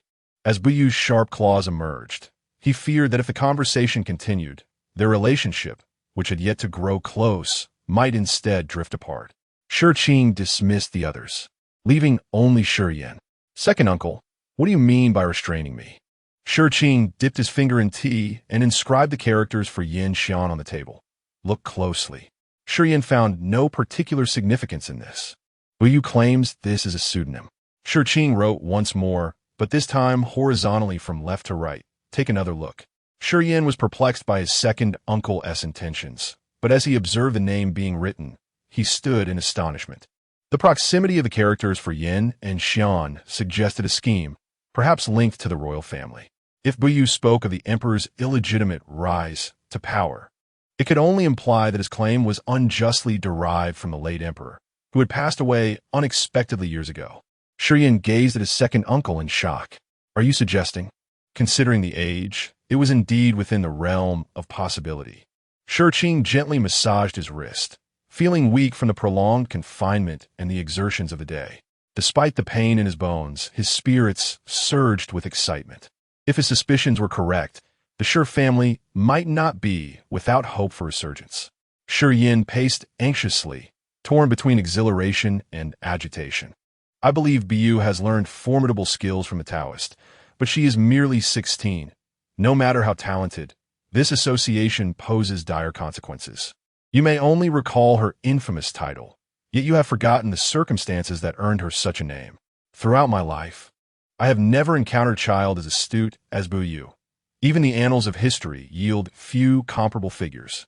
If that Taoist truly possesses extraordinary abilities, and with Buyu's innate talent under his tutelage, how could one be certain that she does not harbor the potential for monumental achievements? Shi Qing's gaze sparkled with intensity. Perhaps so. If she were to succeed, it would indeed be splendid. However, should she fail, Buyu would find herself without a path to survival. To gamble on this is to doom the Shi family to bear the weight of treason for generations, leaving descendants to merely exist devoid of a promising future. What purpose would such a Shi family serve? Shi Qing rose and approached the door, squinting slightly as he gazed up at the sky tinged with crimson hues. Sending the child away has already left behind an ample legacy. Shi Yin stepped forward, joining his second uncle in observing the same expanse of sky. And after a moment he smiled. Father once lamented that uncle lacked a robust constitution. Otherwise, he would undoubtedly have been the most valiant and strategic general. And indeed, he is. In the past, I too felt regret. Now I do not. Shi Qing, with his hands behind his back, exited the door and softly declared, I must survive to ensure that our elder brother and third brother witness, the Shi family, rise again from its downfall. Otherwise, how could I find peace? Shi Yan's eyes immediately glistened with unshed tears. Having devoted a lifetime of loyalty only to meet such a fate, how shall father find solace? Chapter 009. To become a rebel. As the tension in her heart began to ease, Shi Buyu found herself yawning repeatedly. She had not enjoyed a restful night's sleep in a fortnight. Stretching languidly, she turned to the person beside her, inquiring, Have you arranged for someone to receive us below? Of course. Then I shall leave it to you, she replied dismissively, gesturing her hand. I'm indifferent. You may proceed as you wish. Shi Su watched her walk away, feeling a twinge of exasperation at her carefree demeanor. He turned to offer apologies to the esteemed guest on behalf of his younger sister, only to find a smile gracing the guest's face. Taking a step forward to intercept Yin Shuren's gaze, Shi Su respectfully said, I must apologize for the oversight, young Master Yin. Please follow me. The two walked in silence for a few paces, and, as the host, Shi Su broke the stillness. Yesterday, a prison guard delivered some jerky to us, citing Shi Buyu's name. Would you dare to eat it had she not been named? This acknowledgement effectively confirmed that it was indeed his arrangement. Shi Su halted and bowed slightly, expressing his gratitude. Thanks to these provisions, I shall not falter today. Yin Shuren, however, remained unfazed. Pressing his hands down and maintaining his forward gaze, there is no need for such formality. All my actions are aimed at ensuring the success of my dealings with Miss Shi. If I were to trade the Shi family for my sister, would you agree? Absolutely not, Yin Shuren replied. Meeting his gaze, compared to the Shi family, Miss Shi is far more likely to help me achieve my desires. Their eyes locked, each unwilling to yield. After a moment, Shi Su chuckled and nodded. You possess keen insight, young Master Yin. I share your sentiment. How about we add the Shi family to your transaction? Yin Shuren halted and turned to face him. If second young Master Shi suggests this, I might misconstrue it as the Shi family's intent to ally with me. Yin Shuren, a fine name indeed. Shi Su took a step back, bending slightly in deference. Two characters make for a pleasant name. Yin Shuren regarded him for a while before offering his arm to assist him up. Can you represent the Shi family? I cannot, Shi Su replied. Yet the house of loyal and brave has survived to this day, instilling fear in the emperor, which suggests its head must possess considerable intellect. Yin Shuren was visibly intrigued, but did not acquiesce. I yearn for the support of the Shi family, yet this matter requires Miss Shi's consent. My agreement with her does not encompass claiming the Shi family for myself. Should I offend her, it would be a regrettable loss. In this context, the phrase a regrettable loss implied that the entire Shi family could not rival the worth of a single Shi Buyu. Shi Su found himself at a loss, uncertain whether to feel pleased for Shi Buyu or discontented for himself. Surely, he was not that inadequate. The day dragged on interminably. The members of the Shi family, having narrowly escaped death, were utterly exhausted yet filled with a fervent energy, stifling yawns while refusing to rest. Deep down, they feared that upon waking, they might face an entirely different predicament, for this place was not far from the capital. At last, Shi Buyu had slept enough. Hearing commotion, she approached, surprised to see them gathered in the council hall. Have discussions been ongoing until now? Finally at ease, it is time for us to converse. Shi Su rose to greet her, concealing his family's hidden anxieties. You must be hungry. Mother did not wish to disturb your peaceful slumber. Mother Shi hurriedly interjected. The dishes are warming on the stove. I shall fetch them for you shortly. I can eat in the kitchen, Shi Buyu replied, making her way there without the need for guidance, as she was quite familiar with the layout of the house. Mother Shi's expression dimmed, realizing her daughter still hesitated to draw near. You are too anxious, Shi Su gently reassured her, My little sister has always had this temperament, even when she was younger. She did not exhibit much affection towards you. After so many years apart, it is not surprising that she struggles to reconnect with family. If she truly harbored indifference towards the Shi family, would she have risked her life to save us in this dire moment? She has indeed rescued us. Without her, we would have lost everything. It was clear that Buyu was not devoid of emotion. Without hesitation, Mother Shi defended her daughter. I merely wished to converse with her, to have her glance my way once more. Sura, do you think she resents me for sending her away?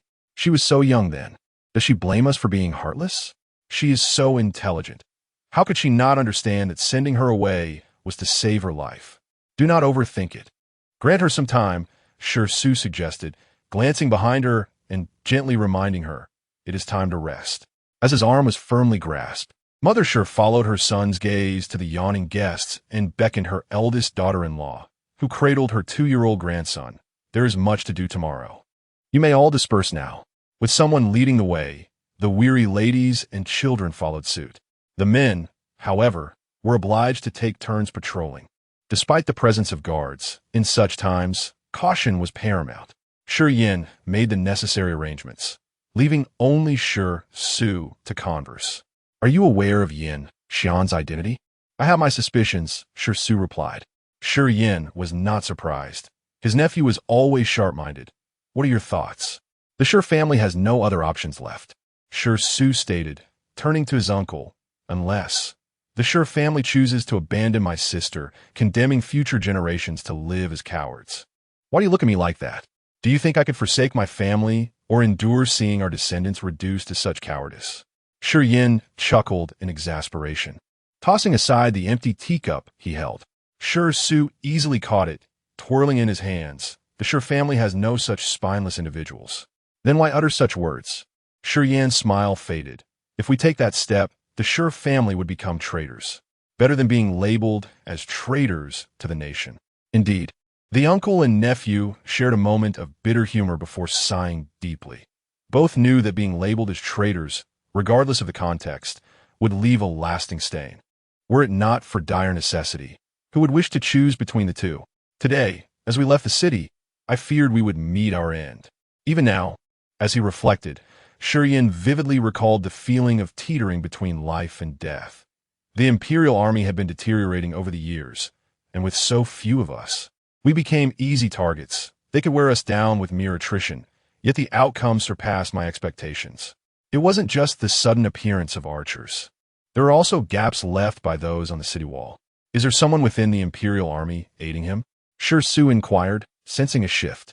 Not necessarily someone directly under his command, but undoubtedly, someone is assisting him.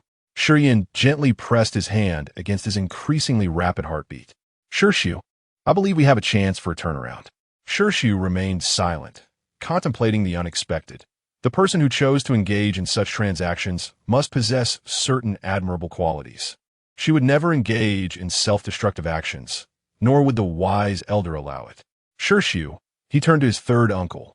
I intend to journey to Sitong City and shall depart tomorrow. After the loss of New Axe Town, Daio's army retreated to Sitong City. And New Axe Town itself had been a strategically significant stronghold guarded by the loyal marquis for 5 years at the border. Chapter 010, Fianche? Shi Su rose from his seat and addressed his third uncle. You must remain here to oversee matters. You cannot leave. I will take your place. With my second uncle present, it is sufficient. Shi Yin raised a hand to halt his speech. Father has guarded the New Axe for 5 years, and I accompanied him for 3. I am well acquainted with Sitong City. Had it not been for your fourth uncle's stubborn insistence on going, it would likely have been me facing uncertainty. You have only visited once. I know this place far better than you do. I must go. Shi Su's eyes brimmed with tears. Uncle, you are my last remaining elder. Shi Yin stood and approached him, firmly patting his shoulder. Your grandfather is not so easily dealt with in death. Your father and fourth uncle are both capable. They must be waiting for me somewhere. I must find them. Third uncle, your second uncle is in poor health and cannot bear the strain. He relies on you. Furthermore, I sensed her intention to take only Wan Xia and Yin Shuren with her, with no thought of involving the Shi family. We cannot allow her to bear this burden alone. You're the one she is closest to. Consider how to proceed. Shi Su nodded in silence, realizing he could not dissuade his third uncle. Shi Yin smiled gently. I leave the family in your hands. Return alive. Shi Su's eyes reddened once more. Third uncle, you must come back alive. Shi Yin patted his shoulder once more. My life is no longer solely mine. I will not part with it easily. I intend to safeguard this life, to shield the Shi family from storms. Meanwhile, Shi Buyu had already consumed 2 bowls of rice and was preparing to refill her bowl. The Tiger Head stronghold had stockpiled ample provisions and cured meats, all of the finest quality, leaving her with the most delectable portions. Hearing footsteps, she looked up to see Yin Shuren. Yin Shuren did not enter, but spoke to her from the threshold. My people have returned with news. Come in. I have no such formalities. With her belly full, Shi Buyu was not in a hurry to eat. She set down her chopsticks and inquired, Is everyone safe?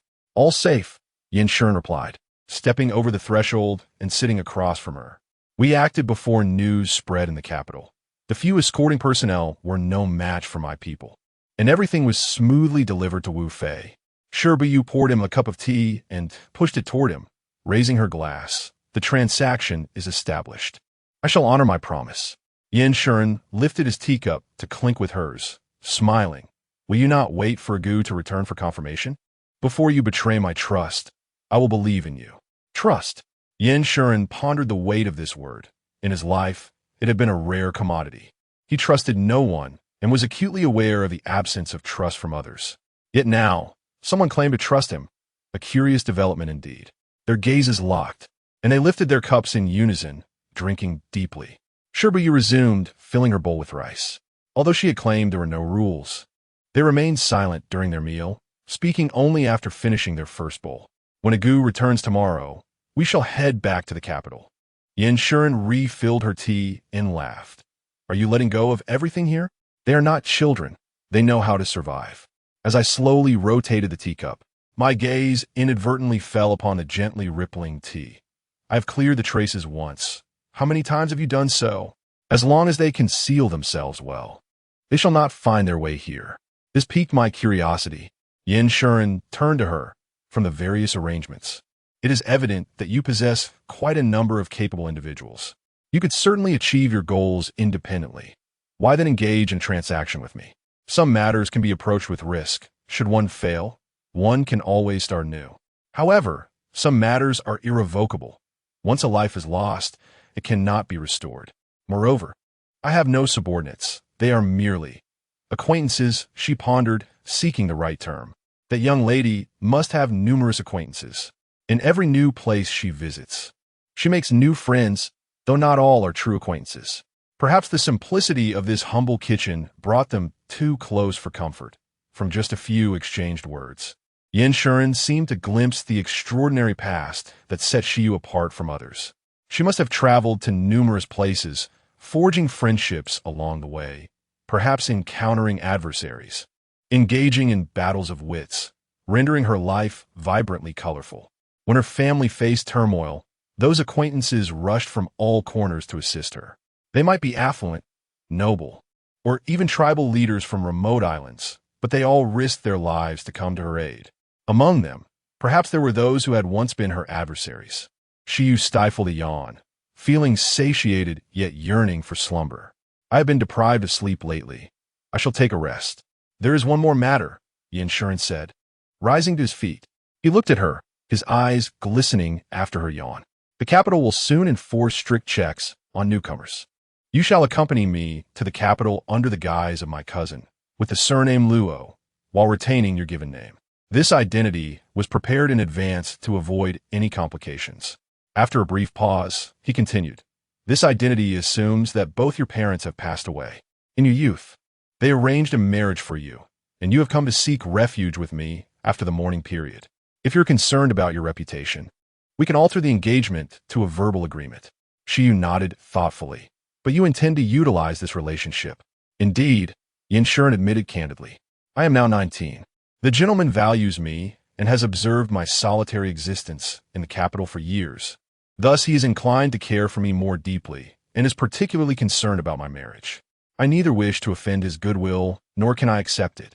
During interactions with my peers, I often mention my sisters at home. Having a fiancé, you would save me considerable trouble. Shi Buyu crossed her arms, appraising him. You are remarkably handsome, and with a well-regarded gentleman by your side, even a high-ranking official would not overlook you. Have you never considered marrying into a noble family? With your intellect, it should not be difficult to make them serve your interests. Why have you not pursued that path? Flattered by her direct compliment, Yin Shuren felt a slight warmth rise to his cheeks. Perhaps it is because my current age still allows for some frivolity. Once I have tempered my ambitions, I may indeed choose that route. He was quite sincere. Shi Buyu stifled another yawn. I am indifferent to those superficial titles. If they prove useful, then let them be. I shall take my leave now. Yin Shan did not call out to her any longer. Instead, following her out of the kitchen, watching her retreat into the moonlit night, her silhouette exuding an air of nonchalance. Since their acquaintance, she seemed perpetually unfettered, as if she never found herself ensnared in the throes of indecision. With a resolute and audacious spirit, she pursued her objectives.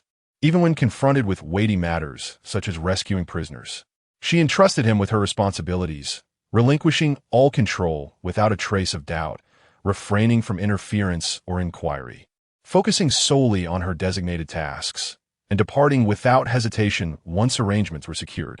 Her rationality bordered on the cold-hearted. Chapter 011. Profound thoughts. The one who had been fitfully asleep became the last to rise the following day. Shi Yin had already assembled the necessary personnel, donned their disguises, and bid farewell to her family. So when Shi Buyu arrived after breakfast, she was greeted by an atmosphere thick with gloom. Observing Shi Yan's disguise, Shi Buyu understood the reason behind it. She was somewhat surprised that the Shi family was determined to investigate thoroughly, assuming it would be Shi Su undertaking the task. However, the current Shi family required Shi Yan's steadfast presence, which she found rather admirable. I shall take my leave now. Shi Yan approached her. If you have any instructions for me, please speak plainly. Shi Buyu had no intention of being indirect. She stated directly, there is certainly an issue with a military overseer. Upon arrival, refrain from engaging with the remnants of the Shi family. Given that the Shi family has been compromised, there is a strong possibility that they will use the Shi army to draw you out, and not all those in the Shi army are worthy of trust. The speed at which the city fell is also suspect. The old man with the white beard indicated that it hardly resembled a city taken by siege, but rather one that was opened from within. I suspect there is a mole, but I cannot ascertain whether this individual resides within the military or in the capital. Shi Yin immediately thought of the implications. The loss of the city due to treason would brand the loyal and courageous marquis as a traitor to Dayo. Even if someone wished to speak on behalf of her father, they would find their voices stifled. The conspirator behind this scheme had set a trap using a key border stronghold of Dayo, solely to cement her father's treasonous label, leaving him with no chance of redemption. Those with pronounced personalities are often the easiest to manipulate, and the Shi family, known for their loyalty and bravery, are particularly susceptible to such schemes. Shi Buyu remarked, if the person behind this possesses any intellect, they would have cast a wide net waiting for you. Before the kidnapping, suspicions regarding the Marquis's loyalty could still be entertained. But after the abduction, the matter becomes irretrievable. Should you be captured in Sidong, there would be no escape. Though Shi Yin was already aware of these complexities, hearing her niece articulate them sent a shiver down her spine, sharpening her resolve. I'm not going to my demise. I shall not act foolishly. Shi Buyu lightly tapped her palm with her fingers. Rather than proceeding to Sidong, it would be wiser to head to Xinfu town. If the Marquis has left any clues, they would undoubtedly be there. The worst outcome would be falling into the hands of the enemy, but should that occur, treason would be the path forward. After all, I am already branded with this accusation. Preserving my life comes first, rather than facing immediate death at the hands of Dayo. The prospect of treason was casually discussed, and a momentary silence enveloped the discussion hall. The loyal and courageous Marquis's household had always been far removed from such notions. Unbeknownst to her, Shi Buyu turned back. Please summon Yin Xian. Yin Xian, avoiding suspicion, did not enter the council chamber but was not far off, arriving promptly. Do you have a route to Sitong? Her inquiry was direct, causing Yin Xian to adapt before replying. Yes, Should it pertain to the marquis, I have dispatched personnel to gather information. Then there is no need to go to Sitong. We shall await news. We will travel to Xinfu town, but not via Sitong, Shi Buyu decisively stated. We shall head to Jammu Kingdom. Jammu has amicable relations with Damba Kingdom, which occupies Xinfu town. Thus, entering from Damba's rear will be considerably easier and less suspicious. Yinshan immediately responded, I will handle the identity issue. Dio conducts trade with Jammu, so we can join a merchant caravan. Let be so. Both individuals were resolute in their opinions, and through their back-and-forth exchange, they settled the matter without anyone inquiring about Shi Yan's thoughts. Shi Su glanced at his third uncle and, seeing no signs of anger, felt somewhat reassured, though a twinge of discomfort lingered in his heart. Among his father's 3 brothers, the third uncle appeared the most gentle, yet he harbored the greatest pride. This proud man, now, for the sake of his family, had placed himself at the very back. Yin Shi and departed to prepare the official documents. Shi Buyu felt that her involvement had come to an end and was about to leave when she heard Shi Yin ask, when will you send the child away? Wu Fei would notify me once the Shi family's branch was settled, and then we shall send the child off. Shi Yin produced a piece of paper and handed it to her, saying, when the time comes, please give him this list as well.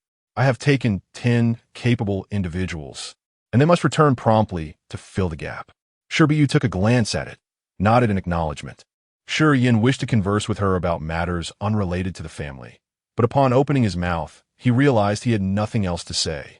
The distance in Shi Buyu's gaze was palpable.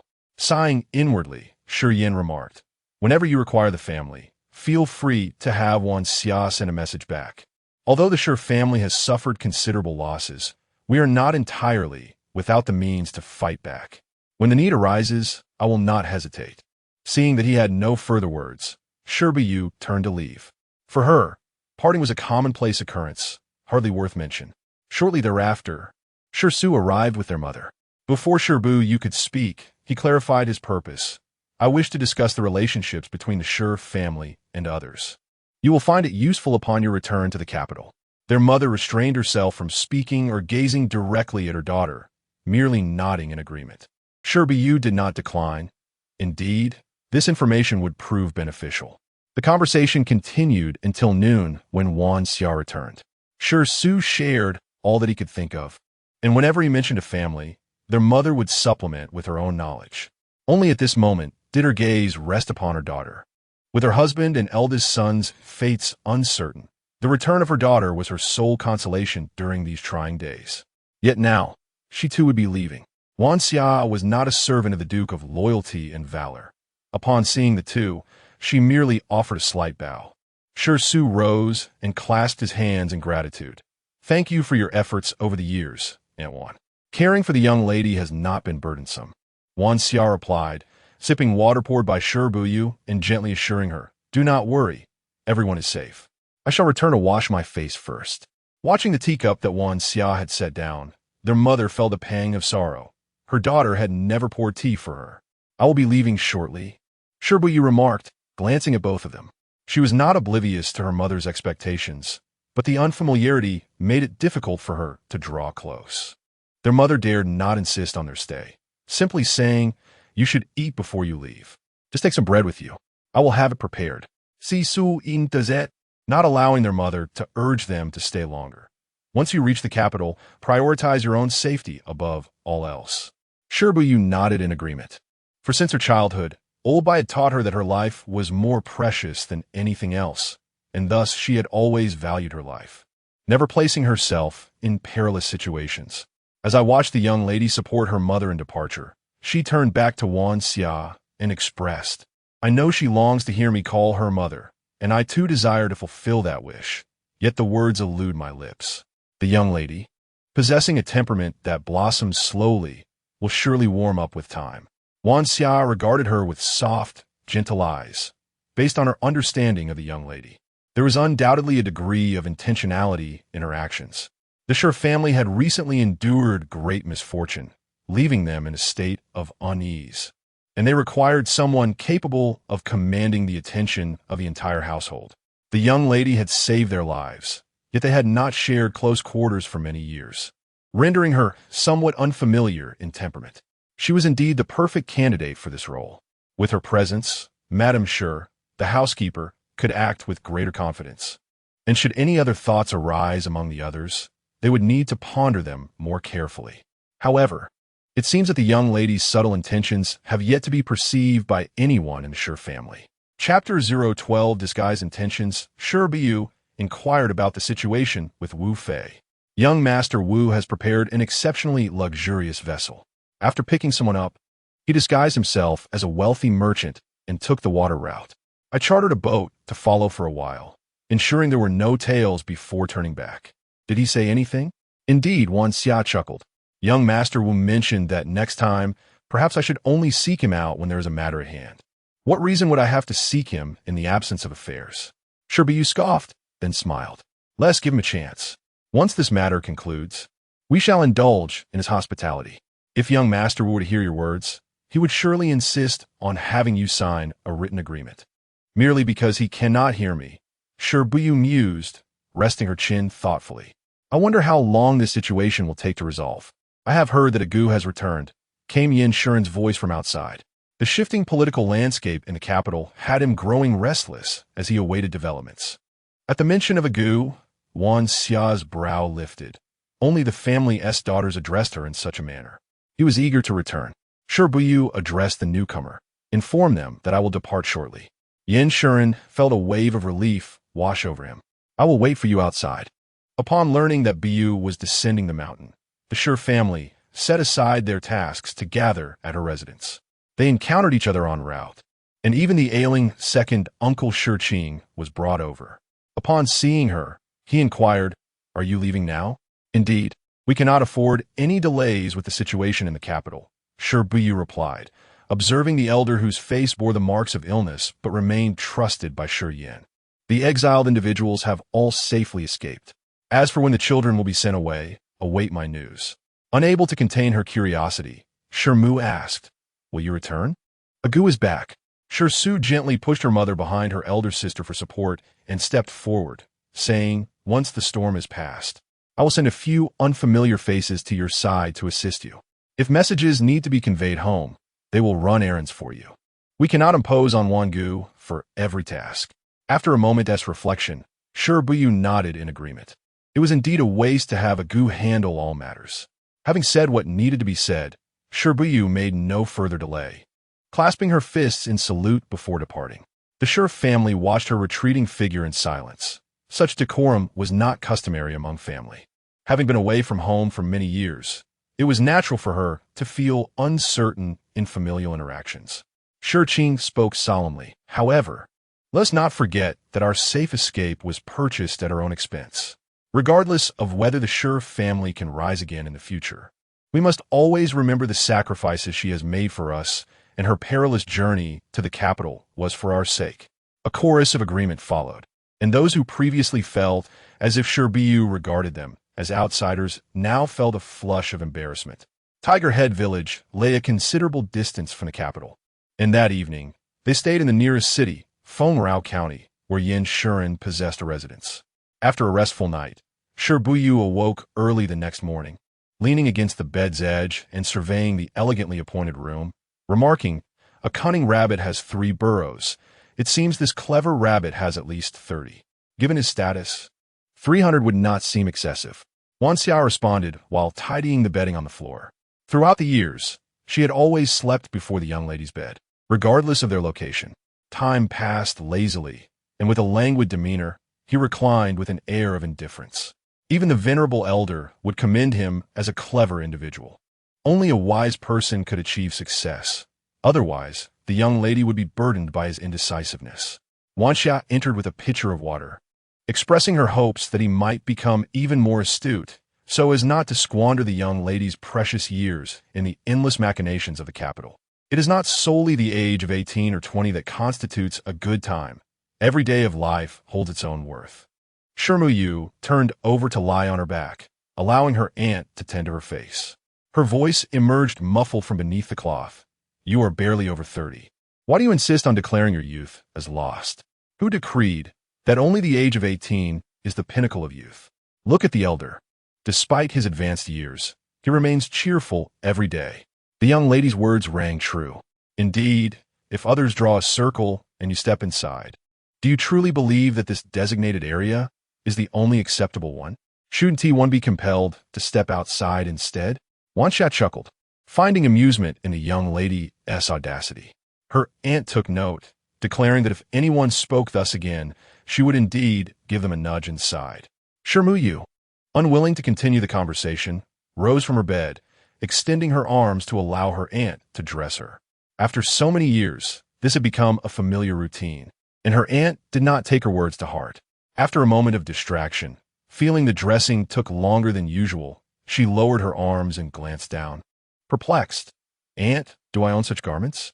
Wansha stepped back to observe the young lady, who was adorned in a deep blue top, a high-waisted skirt of red and white, and a matching red jacket, which accentuated her vibrant complexion.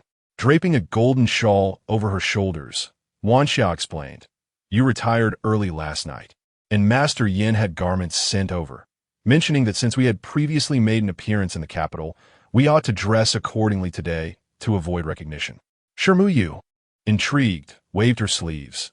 Having spent years in the outside world, she had always prioritized comfort in her attire. This was her first experience donning such exquisite clothing, and it was indeed striking. Wansha guided her to sit, styling her hair into an elegant bun and adorning her with jewelry. Shi Buyu gazed at the array of cosmetics on the dressing table. Did he send all this as well? Yes, it was all included in last night's delivery. Rarely did Wansha have the chance to beautify her dear niece, so she carefully examined her features. The young lady was not sheltered away in a secluded chamber. Her skin was not the pallid white of confinement, but rather a healthy, luminous complexion with a natural flush, requiring no additional rouge. Her brows were neither too thick nor too sparse, her large, almond-shaped eyes sparkling with intelligence, particularly when she smiled. Her nose was delicately shaped, and the corners of her lips naturally turned upwards, clearly indicating her good spirits. As Wansha observed, she increasingly felt that the fashionable makeup trends of the capital would be too gaudy for the young lady's beauty. After a moment's contemplation, she applied only a light dusting of powder, accentuated her brows, lightly colored her lips, and adorned her forehead with a plum blossom hairpin. "Do you like it?" the young lady inquired. Shi Buyu admired her reflection in the mirror, lifting her hand to touch the hairpin. Indeed, one must adorn oneself with a bit of embellishment. "I too can be considered a great beauty. You are beautiful even without adornments. Beauty does not fill one's stomach. My belly is singing a rather hungry tune." As Shi Buyu arose, she pondered whether to inquire with Yin Xian. If she must don such attire daily, she might as well forego the journey to the capital, for residing here was rather pleasant. Upon opening the door, two maidservants awaited outside, offering their greetings. "Greetings, Mississippi. The young master is waiting for you." The man standing with his hands clasped behind his back turned at the sound, momentarily captivated by the sight of the woman emerging from within. The Shi Buyu he had observed in recent days appeared drab and unremarkable, yet now she seemed to have shed that veil of dullness. Without the application of heavy cosmetics, she radiated an exquisite brightness, illuminating the surroundings as if she were the very source of light. Chapter 013. Return to the capital. Young Master Yin, with his customary vigorous stride, approached. "Must I maintain this attire henceforth?" In her heart, Shi Buyu found the outfit quite agreeable, yet sensing her reluctance from her tone, Yin Xian replied tactfully, "Upon entering the capital, a minor adjustment will suffice." Shi Buyu felt relieved. She preferred not to squander precious time on attire, and would much rather enjoy an additional half-hour of slumber.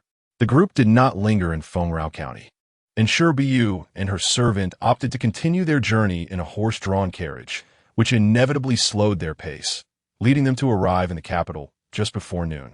Shi Buyu lifted the curtain to observe the lengthy queue and frowned.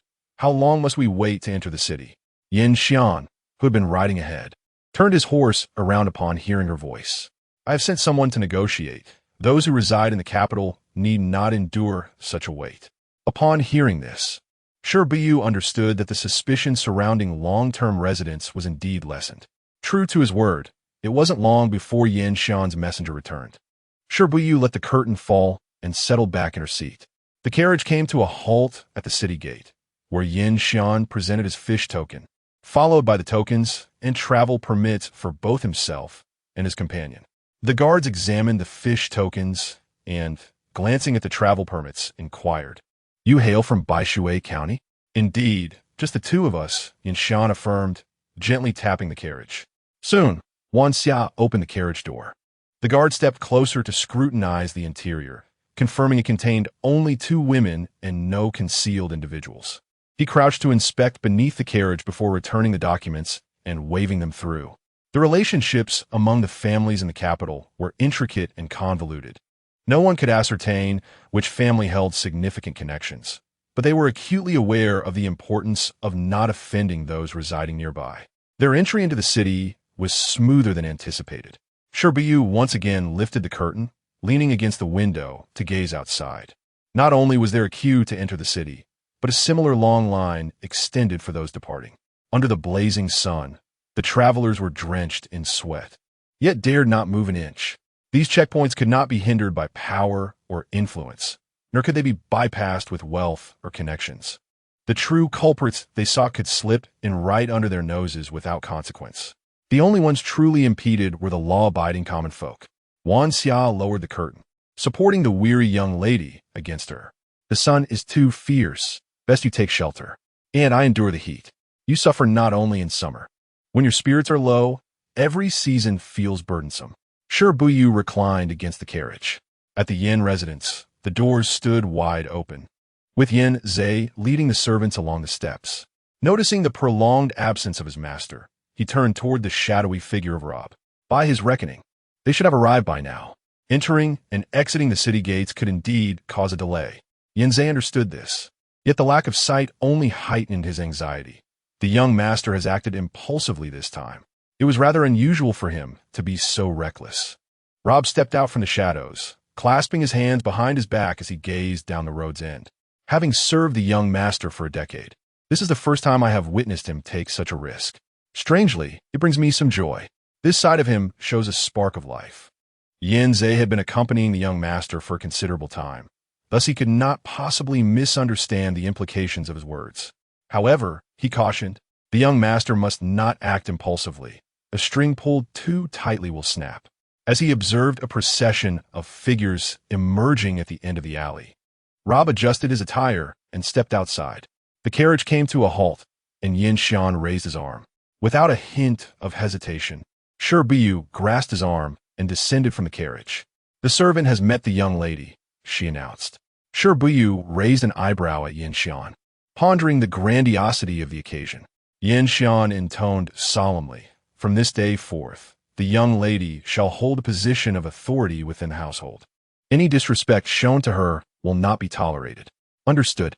The young lady took a moment to acclimate to her new title, but the thought of being attended by so many brought her a sense of ease. Her memories prior to the age of 3 were distant. Subsequently, she had roamed with the old man with the white beard. Whenever her aunt was dispatched on errands, she often struggled to find sufficient sustenance. Having never experienced the luxurious life of being surrounded by numerous servants, now an indulgent life awaited her. After dismissing the others, only Rob and Yin Zhe remained in attendance. Yin Xian guided her through the estate, introducing her to various locations, the library, the guest quarters, and the banquet hall, among others. As Shi Buyu absorbed the information, she quickly familiarized herself with the layout of the residence upon reaching the main hall.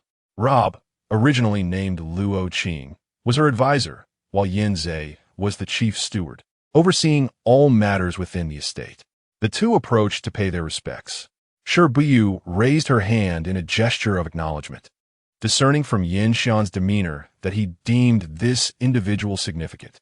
Yin Xian continued, "Previously, the household lacked a mistress, comprising only a handful of maids, and thus there was no one to oversee the domestic affairs.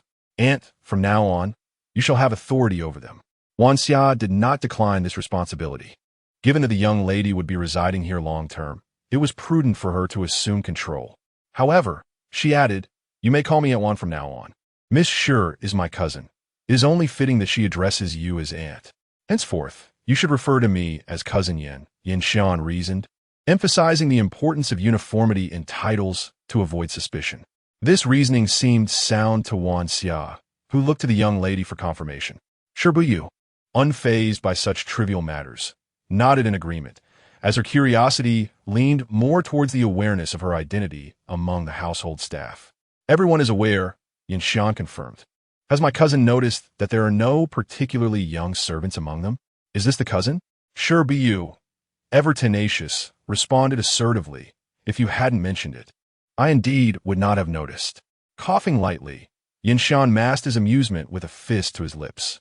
The youngest among them is my personal attendant, Yin, who has just turned 17. All have been with me for many years and bear no familial burdens. Those with issues have long since departed. Shi Buyu nodded, recognizing that Yin Shan must have capable individuals behind him. The guidance and cultivation he received were not the work of ordinary people. Given his status, his attendants were undoubtedly chosen with great care. In his youth, such matters required meticulous management on his behalf. Yin Shan then advised her, the turmoil will not subside quickly. It would be wise for my cousin to remain at home for a while and venture out sparingly. And you? Will you continue your studies at the academy? Naturally. I find Yin Shan to be quite intriguing. While one might assert that he harbors no intentions, his reach has extended far beyond what is visible.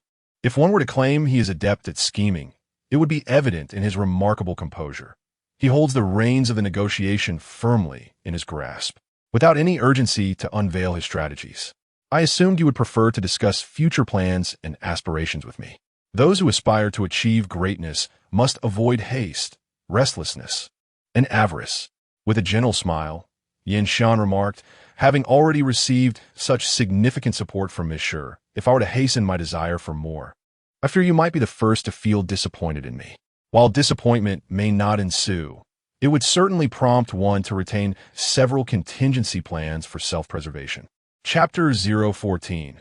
Grant me your trust. The two exchanged glances, each feeling a sense of satisfaction with the other. Robert lifted his gaze towards the relaxed demeanor of the gentleman, pondering whether this impulsive action was indeed a spur-of-the-moment decision or rather a pursuit for greater gains. Then, as if struck by a sudden recollection, Yin Shan remarked, your younger brother has already deduced my identity. Unsurprisingly, Shi Su was known for his strategic acumen within the Shi family. Shi Buyu inquired, has he approached you for allegiance? To some extent, I neither accepted nor declined, Yin Shan replied. Given the formidable support from the Shi family, I naturally yearn for it. But since our prior dealings are established, I wish to hear your perspective. Should you disapprove, I shall decline the offer. You need not feign before me. Shi Buyu met his gaze directly. Whether or not you gain the Shi family's backing, you shall secure it regardless. The distinction lies in whether you do so overtly or through my influence. Yin Shan, we must agree upon certain principles.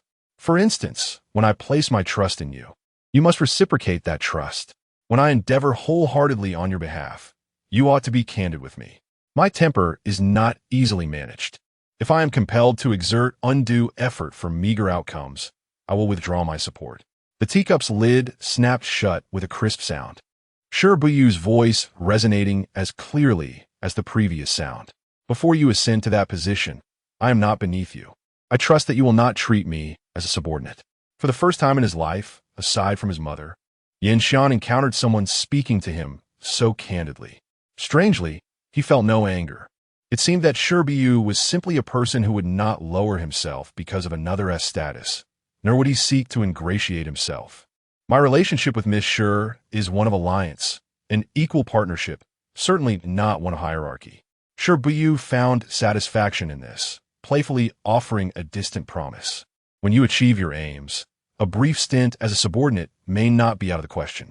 When that time comes, Miss Shi, do not run too swiftly. Very well, I shall hasten my pace. Both harbor their own thoughts, sharing a smile, before rising simultaneously. Yin Shan extended his hand in invitation, saying, my home is open to you in every regard. Feel free to instruct the servants for any matters. If you wish to bring anyone else, as long as you trust them, they are welcome. This place has been fortified like a fortress.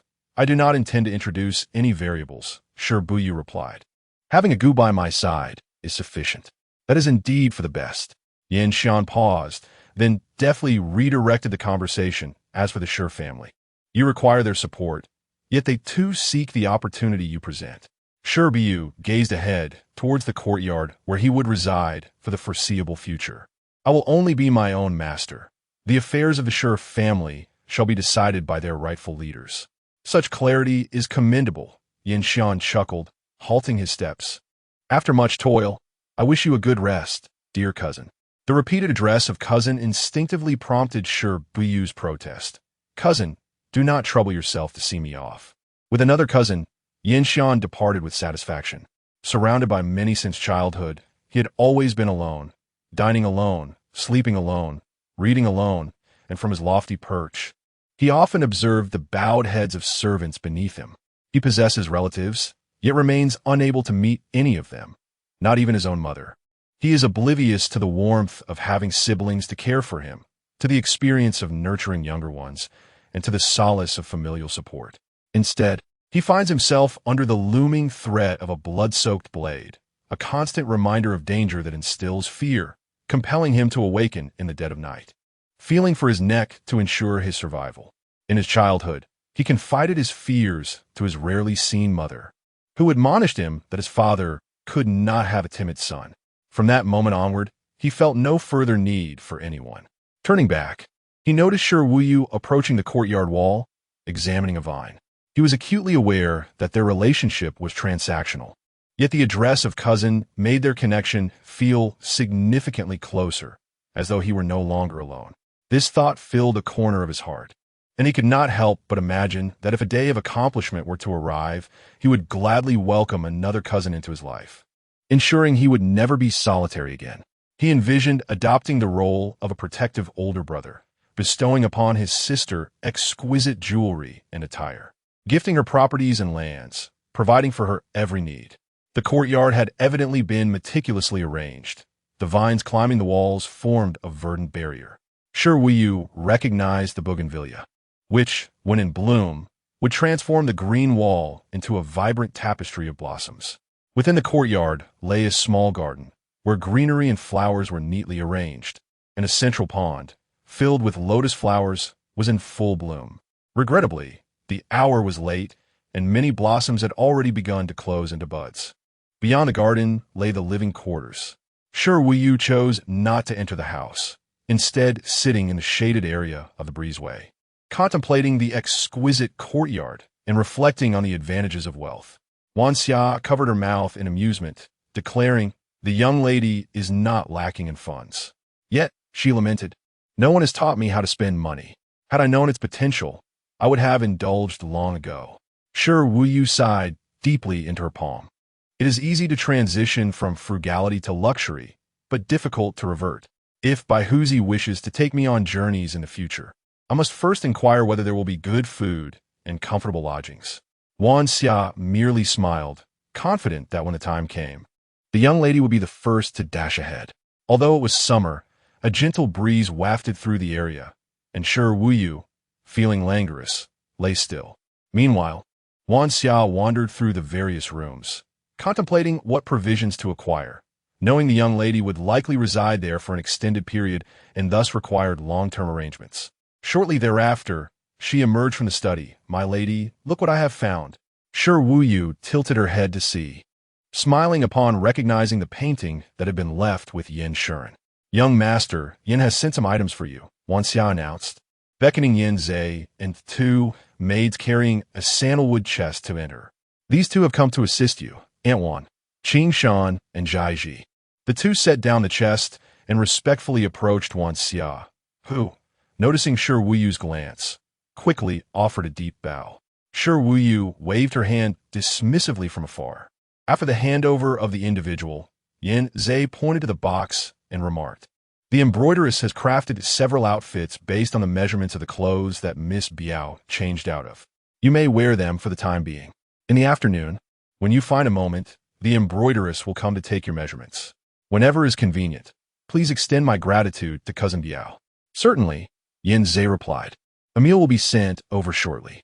There is a small kitchen in the courtyard, and Aunt Wan can prepare a menu for the staff, who will deliver it every morning." This was precisely what Wan Xia intended to discuss, and she interjected, "The young lady has always enjoyed the meals I prepare. I appreciate your management, Yin. It is no trouble at all. It is my duty," Yin Zhe concluded, and then he withdrew. Chapter 15. Where is familiar? Qing Shan and Zhai Ji remained motionless, awaiting their master's admonition. Shi Buyu approached. Taking note of the features and characteristics of the two, "You have accompanied your cousin for many years, have you not?" "Indeed," they replied in unison, their gazes lowered, exuding a demeanor that spoke of careful training. Signaling for them to withdraw, Wan Xia carried a box into the room. Opening it, she picked up the top garment. Holding it up against the young lady, jesting, "You may rest assured, this is not the style you wore today. It resembles what I wore previously," Shi Buyu observed. Crouching before the box, examining each piece. The colors varied and the details had subtle differences, yet they indeed mirrored her former attire more closely. For ease of travel, she often donned round-collared robes. In Diyu, where social norms were more relaxed, there was no need to feign masculinity. It was not uncommon for women to wear men's clothing, and others would not mistake them for men. "In the future, I shall employ a skilled embroiderer, allowing me to have whatever style I desire." Wan Xia, ever indulgent, replied, "Yes, the more, the merrier, but they must possess exceptional craftsmanship." Shi Buyu leaned on the box, momentarily tempted to change into her familiar style, but reconsidered, recognizing the rarity of such beautiful attire. "I might as well wear it for a day. Tomorrow, I need not exert myself." The two, living under the same roof, found no inconvenience in their arrangement. Shi Buyu rarely ventured out. Were it not for Yin Shi An's daily visits, they might not have seen each other at all. Each time he came, he found her deep in thought, reluctant to engage in conversation, assuming she was preoccupied with her own matters. Thus he never lingered, fearing to intrude. 5 days passed swiftly, and the tense atmosphere in the capital began to ease. After lying at home for 5 days, allowing her bones to release their languor, Shi Buyu was finally ready to contemplate serious matters. She reviewed the relationships among the officials in the capital, and coincidentally, Yin Shuren returned early that day.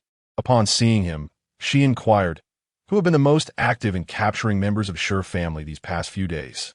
Can you investigate? That should not be difficult." Yin Shi instructed Yin Zhe to make arrangements, then asked, "Do you know who is orchestrating this from behind the scenes?" "I do not," Shi Buyu replied succinctly. "The capital cannot remain under such strict oversight. Only when they take action can I catch a whiff of their trail." Yin Shi nodded thoughtfully. Regardless of who was behind it all, they would surely hide themselves well for the time being. It was only when the pressure in the capital eased that the other party would make their move. With the loyal and brave marquis' household in disarray, he could not afford to remain complacent. The list Yin Shi provided was far more detailed than Shi Buyu had anticipated, clearly outlining who had been mobilized, who had left the city, who remained within its walls, and who had been the most proactive. Shi Buyu relished the sweetness of collaborating with Yin Shi. She was typically the one who spoke, yet this was the first time she felt so satisfied with the outcome. After reviewing each individual's background, her finger rested on the name Cheng Jing. "Investigate this person." Yin Shi leaned in for a closer look. "Is there an issue with him? He may be ordered to apprehend, yet he should not be among the most proactive. The positions of others are unequivocal. They are either minions of the Prime Minister or aligned with the Grand Tutor. However, Cheng Jing maintains a favorable relationship with the Duke of Loyalty and Valor. Is it possible that he seeks to find an informant ahead of others to prevent the Shi family from falling into the hands of rivals?" Shi Buyu shook his head in denial. His camaraderie with the Shi family does not extend to that level.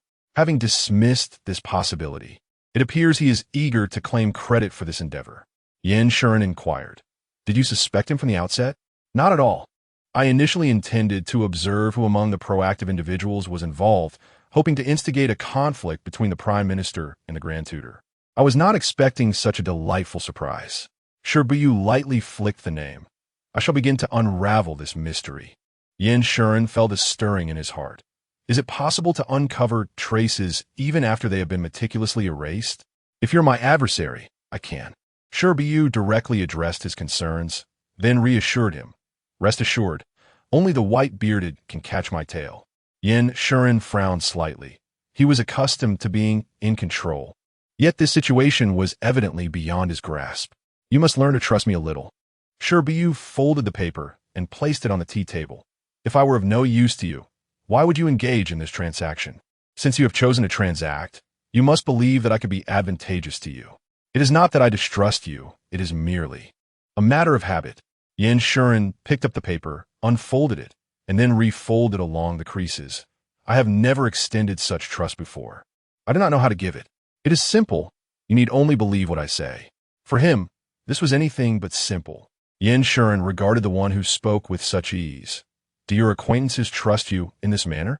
Naturally. Otherwise, how could they be considered acquaintances? Does that Wu Fei comprehend the nature of the affairs he is entangled in, and who he has bid farewell to? Shi Buyu nodded as if it were self-evident. He knows. Yin Shuren genuinely could not fathom. Should things go awry, this could lead to the annihilation of entire families. Are they truly willing to take such risks? Moreover, if you disclose the truth, do you not fear betrayal? Do you think anyone could be my acquaintance? And what about me? Yin Shuren could not help but ask. Am I considered an acquaintance? Shi Buyu looked perplexed. We have only known each other for a few days. How can we be considered familiar? Yin Shuren regretted asking. He should not have inquired. Acquaintances may turn against one another, but if our relationship were to sour, it would be akin to capsizing a ship. Once it sinks, all are doomed. Is that not more steadfast than any other bond? Shi Buyu furrowed his brow. Have you lost your mind? Am I overestimating you? I merely wish to learn how to bestow trust from your acquaintances. Yin Shuren's mind raced, striving to prove his sanity. If your acquaintances can trust you, then surely I can as well. Henceforth, I shall endeavor to believe your words. Shi Buyu's tightly knit brow relaxed slightly. In the future, there will inevitably be moments of disagreement.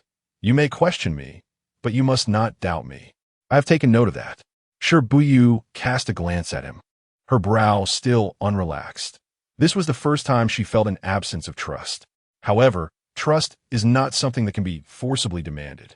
The mere thought that this person does not believe in her made her unwilling to engage in conversation, prompting her to dismiss him. I need a break. Yin Shuren gazed out at the setting sun, acutely aware that her anger stemmed from his lack of trust. Yet, how could he offer what he did not possess? No one had ever taught him the art of trust. He sought an excuse for himself. I will have someone investigate Chongjing. With that, Shi Buyu rose and departed. Chapter 16. Tian and meets his mother. Rob paced back and forth outside the young master's residence, eagerly approaching anyone who returned to inquire. What did the cousin say? Yin Tianan had omitted the words of trust, revealing nothing else. The waters of the capital had been stirred, making it easier to fish in troubled waters. Following the young master into the house, Rob noted, the cousin seems to be suspicious of the state minister and the grand tutor. Few among the loyal and valiant marquis's household could be swayed. Those nobles had coexisted with the marquis for many years, and even if there was some discord, it had not yet reached the point of extermination. It was only natural to harbor doubts about the two of them. Rob nodded in agreement. You speak the truth. Although the loyal and valiant marquis's household is not what it once was, its foundation remains intact, and common folk cannot easily provoke it.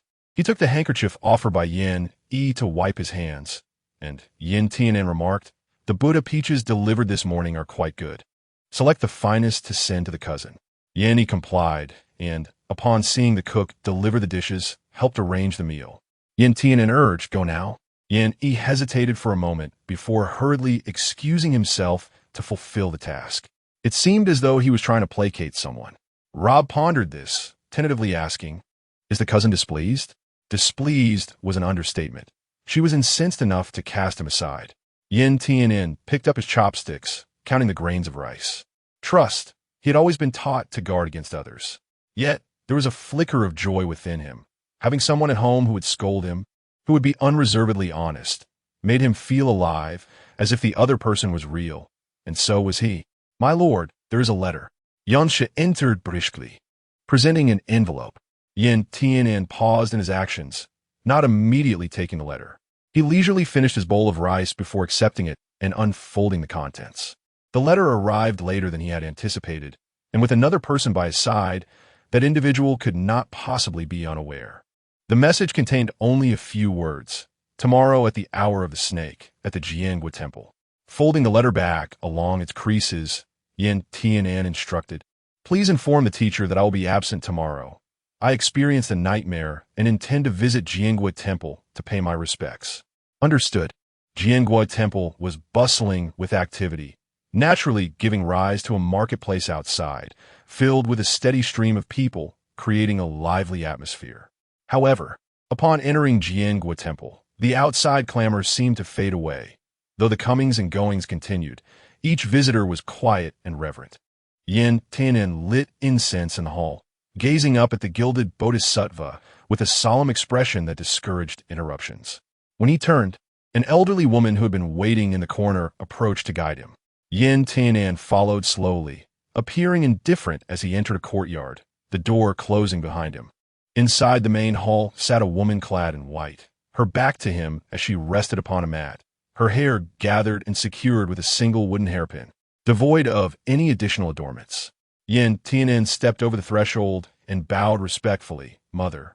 The woman remained still, her voice hoarse, since childhood. "I have warned you against impulse and the perils of placing yourself in danger. Your life does not belong solely to you. Have you cast aside all my words?" "I have not forgotten." Yet he had not heeded them. Who was she? An unanticipated calamity for the Shi family, who had met an untimely demise.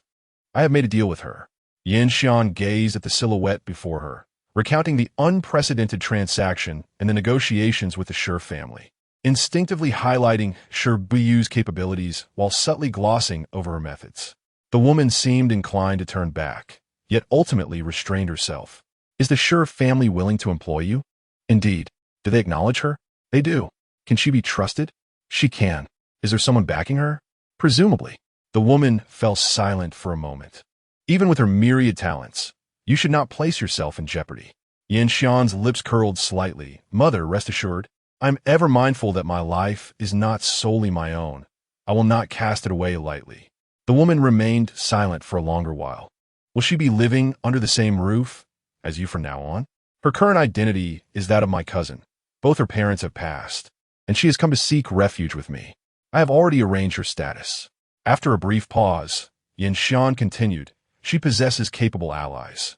Whether she is utilized through her or for her, it is advantageous for me. You need not speak in riddles. I will not act against those who are beneficial to you. Be mindful of what you do and say. You must ensure that no roots of calamity remain at your side." "I am aware." Yin Xian's tone was calm.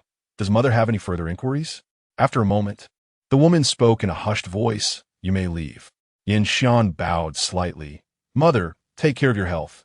Your son takes his leave." The woman remained silent, listening to the sound of retreating footsteps, the door opening and closing. She maintained her upright posture until it swiftly crumpled, and a series of low coughs erupted from her. Shi Buyu leaned at one end of the corridor, nibbling on a peach while scattering grains of rice to feed the fish in the pond below. Wan Xia approached with a tray of tea. "You have fed yourself peaches all morning and the fish all morning. You must be full. I need to fatten them up quickly. There are many ways to prepare fish." Shi Buyu wiped her juicy hands. "When Yin Xian comes later, I shall ask him where he bought this peach. It is delicious. Its appearance is quite appealing." Wan Xia offered a damp cloth to the young lady to wipe her hands, teasing, "A peach gift has soothed your anger. Then, one cannot remain irate when they have been fed." Wan Xia's eyes sparkled with mirth. Discarding the clean pit into the pond startled a school of fish. Shi Buyu rested her arms on the railing. If he were so easily trusting of others, the grass on his grave would be 3 feet high. Then why are you still angry? He has never trusted anyone, and I have never been doubted. Why should I not feel anger? That makes sense. Wan Xia unconditionally supported her young mistress. When he arrives, ignore him. If he comes bearing peaches, that would be a different matter. I love them. Wan Xia could no longer contain her laughter, for her young mistress was truly something, commanding respect outside, yet greedy and lazy at home, yet eliciting affection that made one want to present her with all the finest things. The two remained silent, leaning on the railing, watching as the fish that had scattered began to gather again, as if they understood that food was available here, swimming to and fro in that particular spot. Shi Buyu, with her rebellious spirit, declared, "I shall not feed them." As Yin Xian entered, he was greeted by the sight of Shi Gunyang languidly reclining, while Wan Xia watched her with a smile that exuded indulgence. Their relationship resembled that of a mother and daughter rather than mere master and servant, exhibiting a closeness that surpassed the typical bond shared between mother and son by a considerable margin. "Master Yin," Wan Xia rose slightly and leaned forward, her gaze brightening upon noticing the plate of Buddha peaches in his hands. With a subtle nod towards Wan Xia, Yin Shan approached and remarked, "Buddha peaches do not keep well. I cannot consume them all alone. Please send some my cousin." Shi Buyu propped her chin on her hand, gazing at him inquisitively. "Where did you acquire them? Are there more available?" Upon realizing her fondness for the fruit, Yin Shan placed the peaches before her and replied, "I shall have someone bring more." Thus, their camaraderie was tentatively restored. Chapter 017. Who is most suspicious? Shi Buyu rose and led the group into the room. "Have you found anything?" "Indeed, we have." Yin Shan placed the Buddha peach down and sat beside Shi Buyu. "Cheng Jing has truly surprised us. On the surface, he appears to be neutral, but in reality, he has long pledged allegiance to Grandmaster Fu. However, he is, in fact, a man of Chancellor Zhang. I underestimated him." Shi Buyu mused, realizing that Cheng Jing's affiliations were multifaceted, rendering him a double agent. Yin Shan turned to her. "What do you intend to do?" "Of course, we shall expose him. The Grandmaster's cunning is as minuscule as a needle's eye. After years of mutual rivalry with Chancellor Zhang, he finds himself humiliated by having such a significant spy planted so close to him." Shi Buyu picked up a Buddha peach and inhaled its fragrance. Her appetite peaked, though her stomach was already full. Should he endure this humiliation and continue to focus on capturing the Shi family? It is highly probable that he is the one behind it all. If the Shi family is less important to him than his pride, and he turns against the Chancellor, then he is not. Yin Shan nodded, understanding that the weight of the situation would reveal where his true priorities lay. The truth would soon unfold. The following day, after the morning court session, news spread throughout the capital that a near altercation had occurred between the Chancellor and the Grandmaster in the court. The capital, which had been quiet due to the hostage incident, suddenly buzzed with activity as tea houses, taverns, and restaurants, after days of emptiness, were once again filled to capacity. The waiters scurried between tables, their steps lively. At first, patrons conversed in hushed tones, but as they noticed the soldiers patrolling the streets had diminished, their voices grew bolder. Today, the emperor had not attended court, and it was said that a fierce debate had erupted between the Grandmaster and the Chancellor, almost leading to blows. While they did not resort to physical violence, it was certain that spittle had flown in their heated exchange. After years of rivalry, such public discord was not unusual. But to reach this level had not been seen in some time. What could possibly be the cause of such turmoil? Rumors suggested that a new concubine in the Grandmaster's estate had been arranged by the Chancellor. "No, I heard that Grandmaster Fu had bribed someone close to Chancellor Zhang. Last night, Grandmaster Fu had learned of the situation and immediately set out to verify the information. The academy was closed for the day, and, upon receiving the news, Yin Shan rushed to inform Shi Buyu. Today, during the morning court, the Grandmaster's men reported Cheng Jing, listing 6 or 7 charges against him. If the Chancellor does not intervene, the lightest punishment could be exile, and execution is not out of the question. The Chancellor must act. Otherwise, who would dare to serve him in the future? The Grandmaster will not allow him to extricate Cheng Jing easily." Yin Shan smiled. "It seems the two will be at odds for a while." Shi Buyu toyed with her fingers, since the Grandmaster is no longer under suspicion. Chancellor Zhang's culpability has significantly increased. Keep a watch on his movements. If he remains fixated on the Shi family while contending with the Grandmaster, it is highly likely he is the one behind this. Moreover, during the Shi family's imprisonment, he forbade anyone from visiting them. We have already placed someone to monitor him. If it is indeed him, Yin Shan paused. I have not heard of any enmity between him and the loyal and brave marquis. Even in the absence of animosity, such a ruthless hand indicates that the matter is far from trivial. Has the capital been lifted from its restrictions?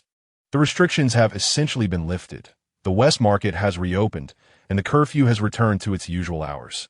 Shi Buyu nodded gently, deep in thought. Yanxian rose from his seat, stating, "My classmates await.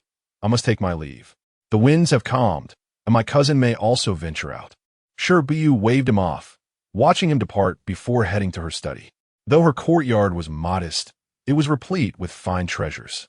She ground the ink, laid out a sheet of untrimmed rice paper on her desk, and dipped a small brush into the ink, inscribing 2 names on the paper, Zhang Xuji and Fu Wei, subsequently outlining their connections. With 2 or more princes, factional rivalries inevitably arise, even among those of the same mother. This is true for the Dao dynasty as well. The emperor has struggled to produce heirs, with only 2 sons and a daughter surviving. Both the son and daughter were born of the favored consort, while the other prince's mother perished in childbirth, leaving him under the care of the dowager consort. The central palace is without a sovereign, with the favored consort holding the highest status. Although no heir has been officially designated, the favored consort has long enjoyed unparalleled favor in the harem. Her son, despite being 4th in line, is the eldest among the surviving princes. The 5th prince's mother holds a lower rank, and due to the dowager consort's gentle disposition, the child has developed a cautious demeanor. Without a legitimate eldest son, the situation is inherently precarious. Furthermore, in comparison to the 5th prince, the 4th prince stands out as remarkable. Shi Buyu wrote the 4th prince's name beneath that of Zhang Xuji. The favored consort is a distant relative of the prime minister. It is through him that she gained entry to the palace, thus ensuring the prime minister's unwavering allegiance to the 4th prince. The Grand Tutor has no choice but to align with the 5th prince. In recent years, the emperor has favored Prime Minister Zhang, yet he has also pitted the Grand Tutor against him, leading to a back-and-forth dynamic. However, due to the strength of the faction aligned with the princes and the weakness of the other, the Prime Minister has consistently held an upper hand over the Grand Tutor. Of course, the Grand Tutor has concealed his true intentions. Will Zhang Xuji's desire to eradicate the Shi family be linked to this? The Marquis of Loyal Valor is no longer as powerful as before. Even if he sides with the 5th prince, it hardly warrants such drastic measures. Wanxia entered with a teapot, pouring a cup of floral tea for the young lady. As she observed the names being inscribed one by one, her gaze lingered on one name for an extended moment. Shi Buyu glanced at her, placing down her brush and lifting the teacup to sip. "If you are concerned, go and see for yourself. I am safe here." Wanxia shook her head. "It is better not to meet." "Then let it be so. I worry that if you see him, you may find it hard to part ways, and I would rather be forsaken." Shi Buyu poured tea for her aunt. "Once this matter is resolved, we can travel anywhere. There is no need to confine ourselves to this small city. Aunt, you can rest assured and accompany me. I shall ensure your comfort in your later years." Wanxia's heart, once heavy with sorrow, was suddenly lightened. The promise of care in her old age was the most intimate expression the young lady could offer, a sentiment forged over 13 years. When she first arrived by the young lady's side, even 10 words would yield a single response, and that response bore no superfluous content. For a long time, her gaze was one of unfamiliarity, and at night, she would feign sleep to allow the young lady to rest peacefully, taking nearly a year to earn her acceptance. At that time, the old gentleman remarked that things would gradually improve. Indeed, by the time the girl turned 6, she no longer required an extended period to accept someone. By the ages of 7 or 8, she could easily engage with others. However, her closest confidant and source of trust remained the old gentleman and herself.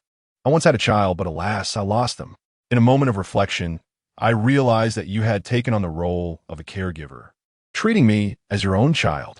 The bitterness in Wanxia's heart had yet to surface before it dissipated, and she retracted the words she intended to speak, responding instead, "Yes, I lost one child, yet I gained another, which lessens my sorrow. At that time, I had lost my home, but I did not feel sad." Shiyu held the teacup in her hands, presenting it to her. "Since my birth, the Shurs have held me in this manner." Wanxia gently tousled the girl's hair. Although the girl did not grow close to the Shurs nor called upon them, she had never forgotten the kindness bestowed upon her by the Shurs. Thus, upon learning of their misfortune, she resolutely endeavored to rescue them. The old gentleman once said that had the girl not been born into the loyal and valiant Marquis' household, she would not have become the Shiyu we see today.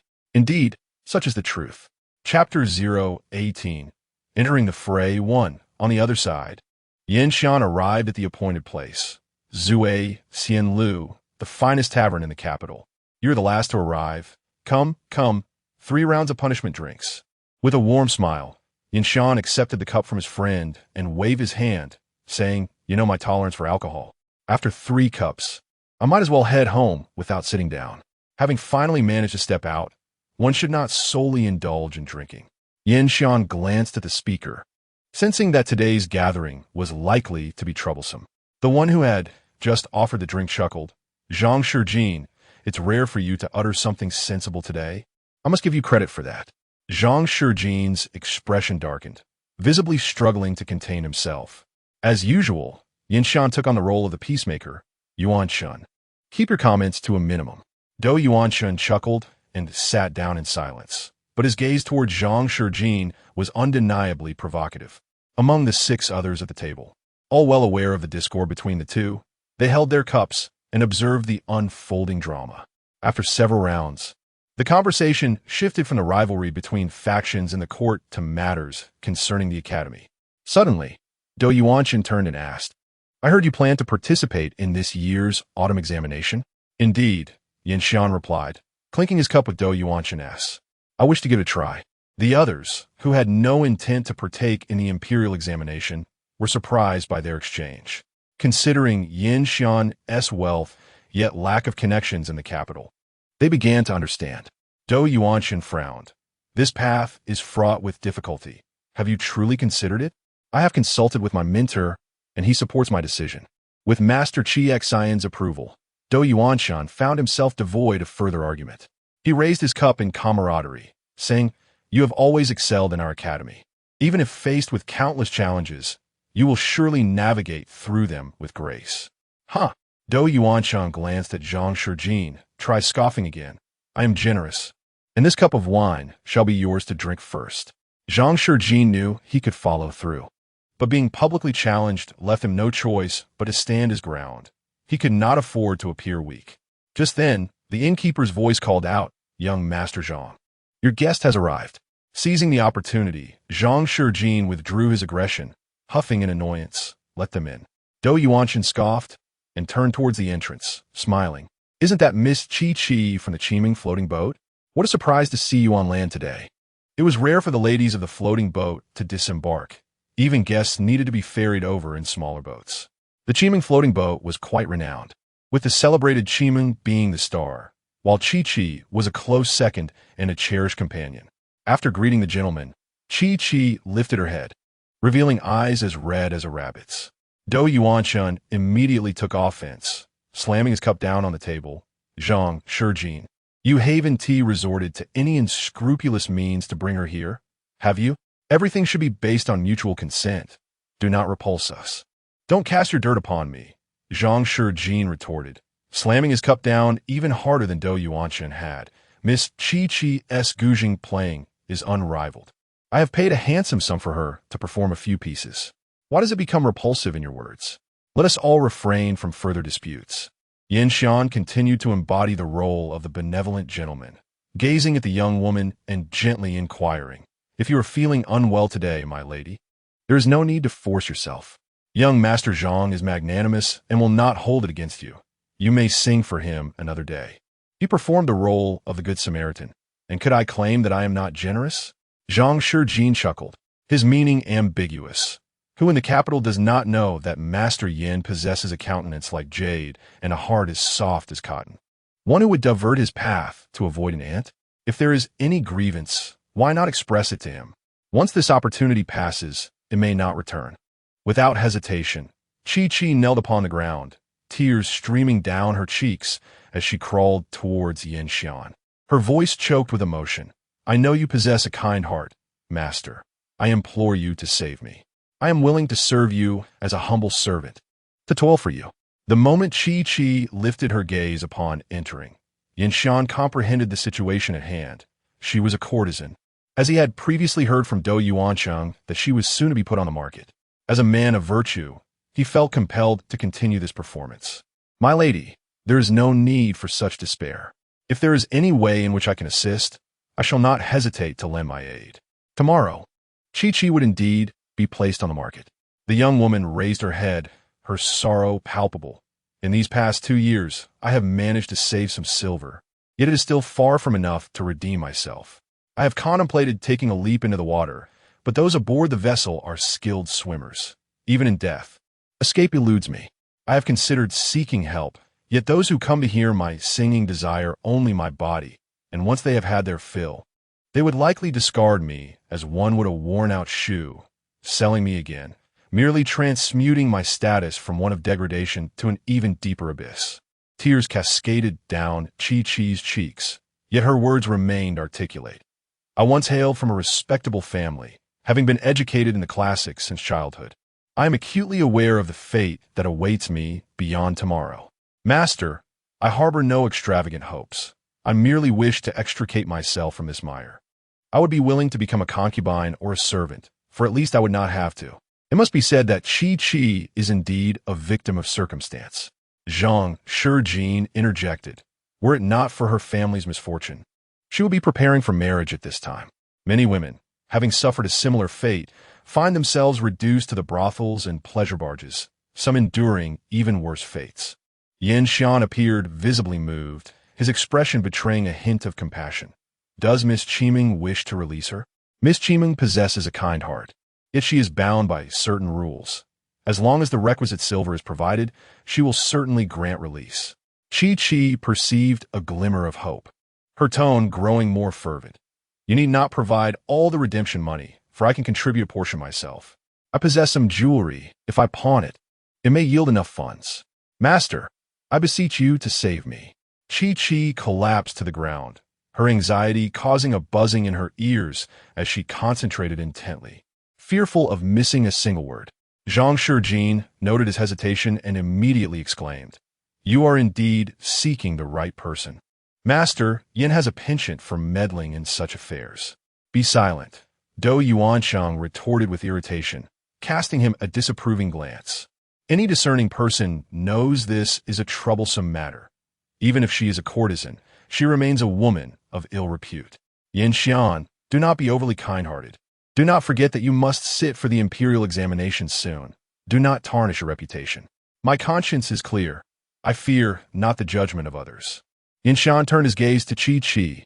Please rise and speak.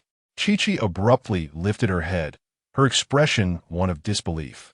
She yearned to inquire, but hesitated, fearing that her thoughts might be mere figments of her imagination.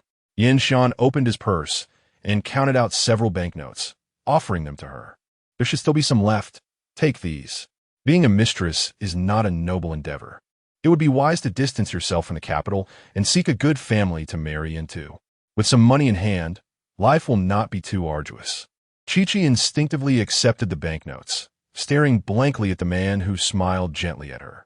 Throughout her journey, she had contemplated various outcomes, pondering whether her wishes might come true. Yet no amount of speculation had prepared her for such a favorable turn of events. Chapter 019. Entering the fray, 2. Yin Shuren raised his wine glass and gestured towards his classmates. My cousin has come from her hometown. I have not had a proper conversation with her at the academy, so I must return today. As an apology, I shall treat you all to this meal. Dou Yuansheng, having taken a drink, stood up alongside him. I will accompany you. As the two departed, Chi bowed her head towards Zhang Shijin and quickly chased after them. After a moment of silence in the room, someone chuckled. It seems Dou Yuansheng understands you well, Zhang Shijin. Your methods may be a bit unscrupulous.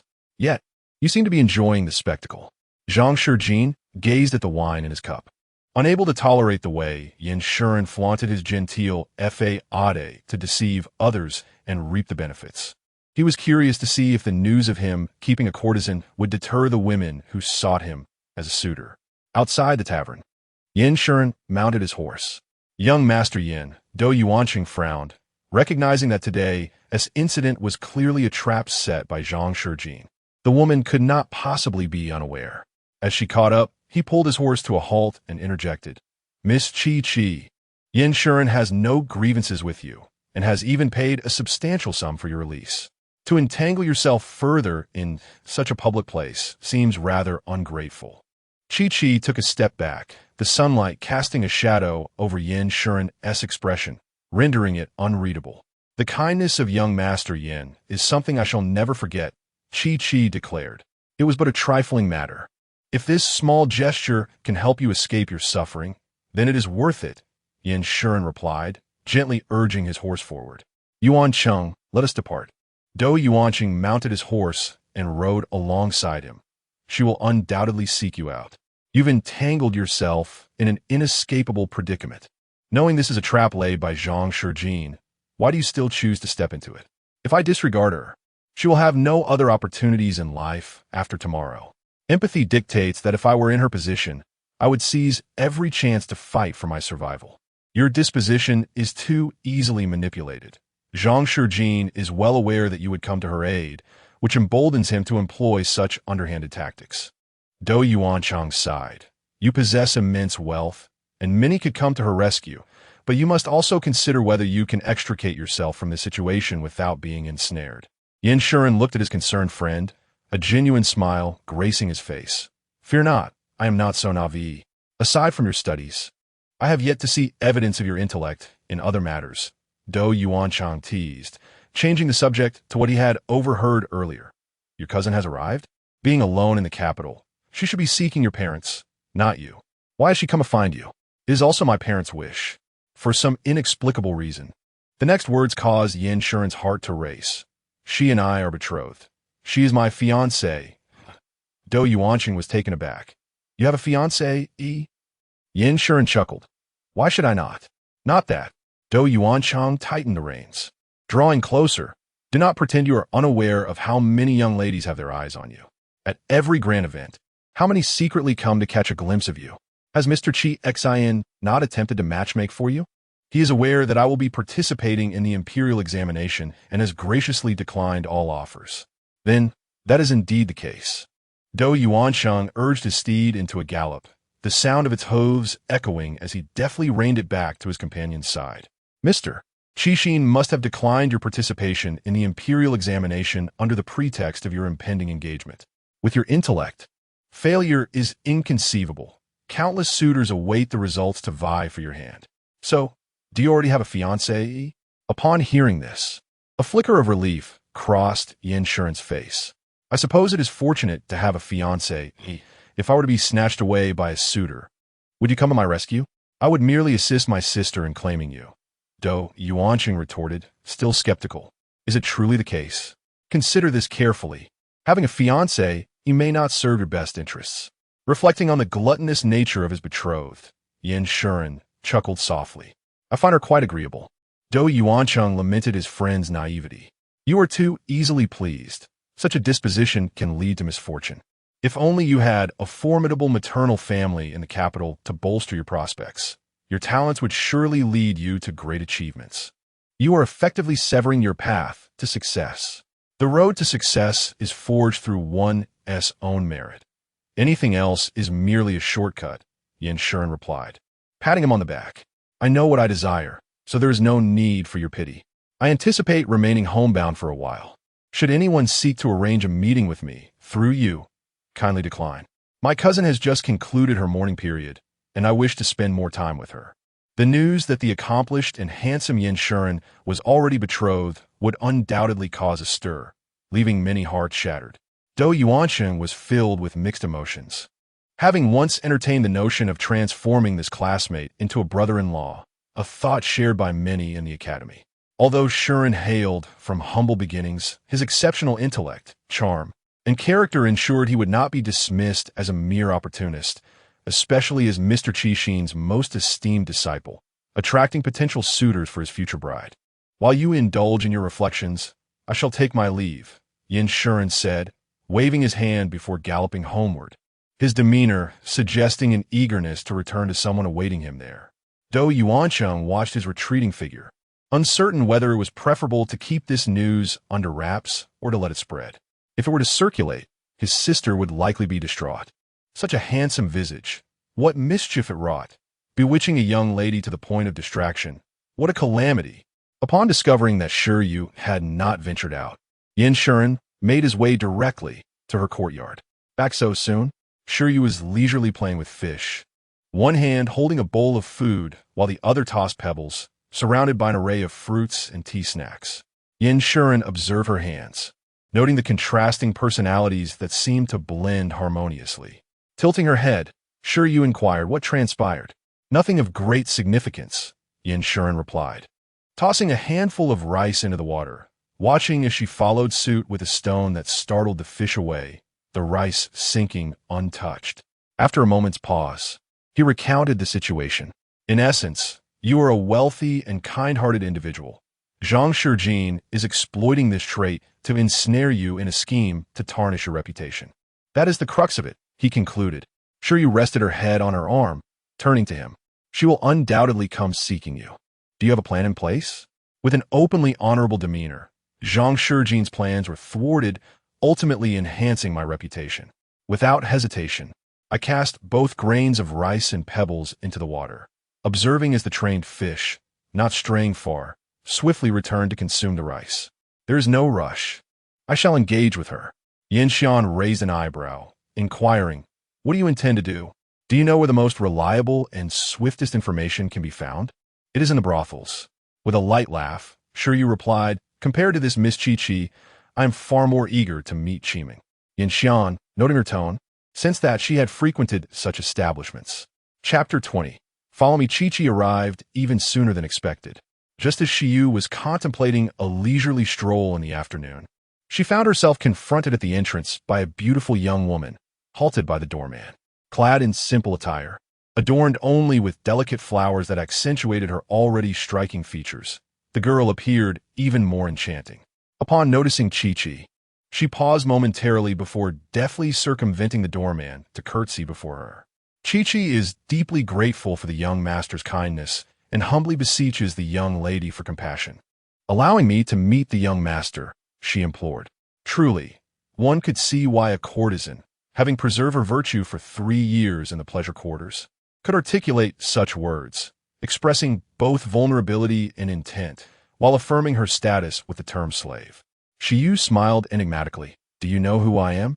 Those familiar with Yin Shuren were well aware that he had neither wife nor beloved companion. Chi-Chi, however, did not entertain such thoughts and ventured. Might you be the young master's sister? To label her as a sister was not entirely inaccurate. Observing Chi-Chi's expression of realization, Shi continued with a playful smile. However, a cousin may enjoy even closer ties. Chi-Chi gasped closer ties. With a wave of her hand, Shi dismissed the doorman and turned back, saying, come inside. Chi-Chi, biting her lip and lifting her skirts, hurried to follow. Regardless of whether her assumptions were correct, she needed to appeal to the young lady's mercy. Shi, possessing a strong sense of propriety, did not lead Chi-Chi back to her own quarters, but instead casually entered a guest chamber to sit.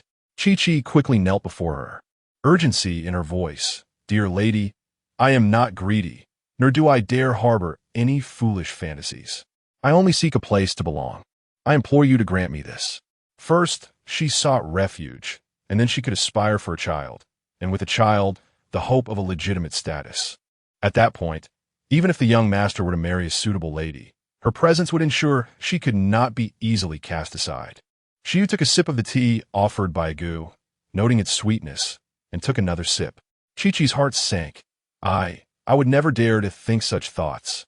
You need not hastily claim to be a slave. Without my consent, you cannot be regarded as a servant of the Yin family. Shi replied sweetly, her demeanor rather amiable. With so many young masters present, why do you specifically seek my cousin?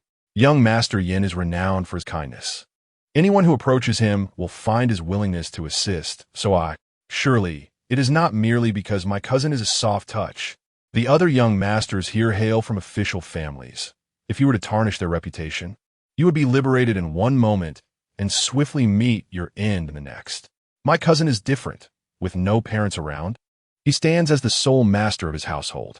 As long as you maintain his favor, even if you were to marry a woman of suitable standing, your prior claim would ensure you are not easily dismissed. Shi's smile was both teasing and inscrutable. So, what benefits has Zhang Shijin promised you that you would conspire against my cousin alongside him? With each probing question, Chi-Chi felt her own thoughts laid bare. Panic set in as she shook her head fervently. No, no, that is not the case. Young Master Zhang merely promised me the chance to meet young Master Yin. I have no intention of harming him. Last year, Master Yin assisted a certain lady in her escape, and from that moment, I took special notice of him. However, Master Yin has never been one to indulge in fleeting romances, and thus, I found myself without an opportunity to meet him. Tomorrow marks the day I am to be listed, and my anxiety has reached a peak. Young Master Zhang offered to aid me in this endeavor, and I found myself abandoning all else. Zhang Shijin's intentions are easily discernible, and so too are Chi-Chi's. Thus, I have reason to trust his words. As I sipped the sweet syrupy drink, its sugary taste seemed to soften the harshness of my thoughts. Get up. Let's converse seated. Hesitantly, Chi complied, her heart racing with trepidation. How wretched her fate was, after devising countless strategies to escape the mire. The first person she clutched onto was none other than the fiancé of the gentleman she yearned to be with. She dared not contemplate the consequences she might face. Observing the dwindling remnants of her sweetened drink, I felt reluctant to finish it. Setting down the cup, I regarded Chi directly. Do you believe that becoming a concubine is your best path? Chi did not dare respond vocally, but in her heart, she thought, it is far better than being a mere object of desire for countless suitors. Once one becomes a concubine, the matriarch or master may easily sell or give her away. Should her purchaser harbor ulterior motives, her fate could well be that of a mere courtesan. As the years pass, she could be cast aside to survive in some forgotten corner. How could that be an improvement over her previous circumstances? Chi pressed her lips together, softly retorting, Master Yin is not such a man. He may not be, but the matriarch could very well be. Such sentiments are rarely openly expressed. As if sensing her unspoken doubts, I let out a derisive laugh. This matriarch may not even be me. Until the wedding vows are exchanged, anything is possible. To my knowledge, there are numerous families in the capital vying to have him as their son-in-law. Once more, Chi knelt. If you are willing to share these truths with me, it must be out of pity. Please, guide me. Without a way out of here, I see no path forward. Indeed, she demonstrated intelligence, and I smiled. Her assertion of having no path was, in fact, accurate. Lacking a maternal family and the means for self-preservation, yet possessing striking beauty, was a calamity for any woman. Come with me. When I leave the capital, I shall take you along. If you wish to marry then, I will find you a worthy family. Chi was utterly unprepared for such an offer, which seemed to suggest a reasonable means of removing those who surrounded Master Yin. To assert that she harbored no feelings for him would be a lie. Just as this cousin indicated, if she could capture Master Yan's heart and bear him a child, her life would be secured, and that was all she desired. Anything beyond that was unconsidered. Given her background, even if she lowered herself, her prospects would remain limited. Yet, if an opportunity arose to become a matriarch, what would it matter if her lineage was humble? Tentatively, she inquired, what would following you entail? What do you mean to leave? Rest assured, the tasks will be of the cleanest nature. You have invested considerable effort to arrive at this juncture, and I shall not allow you to be sullied again. As for when we shall depart, that remains uncertain for now. Without hesitation, she leaned slightly forward, her tone softening. Follow me. There is no need to appease men or live in fear. Should anyone plot against you or persecute you, I shall help you retaliate. You can walk openly on the streets, face everyone with dignity, without retreat or inferiority. A future filled with marriage proposals awaits you. Do you not wish to live such a life? Do you? I long for it dearly. This was her life before the age of 12, but everything changed thereafter. If she could reclaim that existence, how could she possibly refuse? She yearned for it profoundly. Chapter 21. Meeting brother Chi crawled forward, saying, if you can truly offer me these, I would not only be willing to follow you in your endeavors, but would even gladly relinquish 10 years of my own lifespan to you. I find my life to be excessively long. What need have I for your years? Shi Buyu gently pulled her up, stating, empty promises are inevitably met with skepticism. Later, I shall have the trustworthy young Master Yin act as a guarantor, and we will draft a contract. Upon hearing this, Chi felt a sense of reassurance. She indeed trusted young Master Yin more at that moment. Although she wished to believe the lady's words wholeheartedly, she dared not do so entirely. Yinze entered from outside, addressing her. Cousin, may I ask what your original name was? Since you have left that place, you should revert to your original name. A pang of bitterness welled within Chi as she fell silent for a moment before finally uttering the name that had not been spoken for years. My original name is Xuanning. Ruan Xuanning. Please arrange for Xuanning to have accommodations nearby my courtyard. Yinze replied, leading Ruan Xuanning away. At this moment, Wan Xia finally spoke. Do you intend to use her? Shi Buyu sipped her sweet soup delicately, reflecting. To have fallen into such a plight at the age of 12, and yet managed to preserve her innocence over 3 years, all while receiving the protection of Qimeng, is not merely the result of cleverness. Her cunning and means are far from simple. Such a person is difficult to trust. Not necessarily. Shi Buyu replied, while clutching the last sip of sweet soup in her teacup. From the information gathered by Yin Shuren, it appears all her wits and strategies have been employed solely for her self-preservation. Her intent is to find a reliable person to assist her in escaping that dire situation.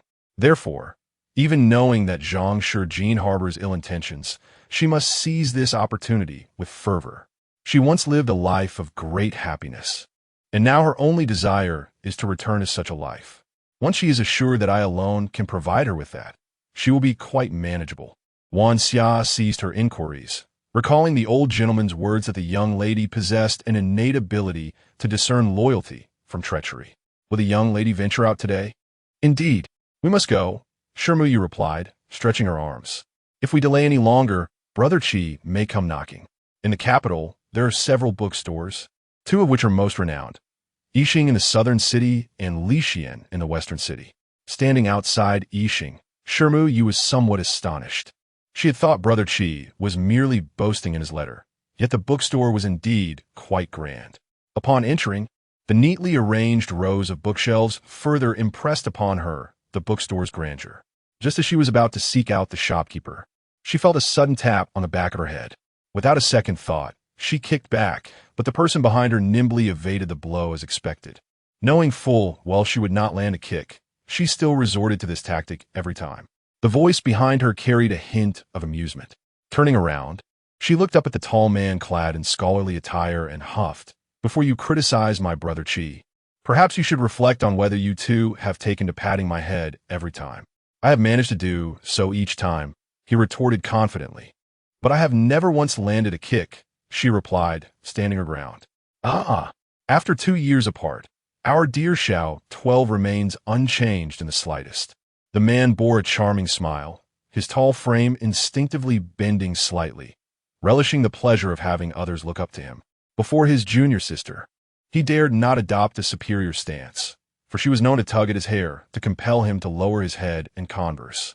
Long time no see, Aunt Wan Xia greeted with a bow, smiling as she acknowledged, I have met the 7th young master. With a flourish of his arm, the man, brimming with pride, declared to his junior sister, this bookstore harbors every tome you can conceive. Should you desire a book that I do not possess, I shall gift you this entire establishment. Then this bookstore is mine, she retorted playfully. Oh, Shi Buyu casually withdrew a book and flipped through its pages. I have a manuscript yet unwritten in my mind. Do you possess it? The man erupted into laughter, playfully tapping her head. Why not claim you shall bear a child in the future, though as of now, it is not yet conceived? Receiving another playful tap, Shi Buyu, undeterred, seized his hair in return, delivering 2 swift tugs, and then added 4 more for good measure. You never said I couldn't.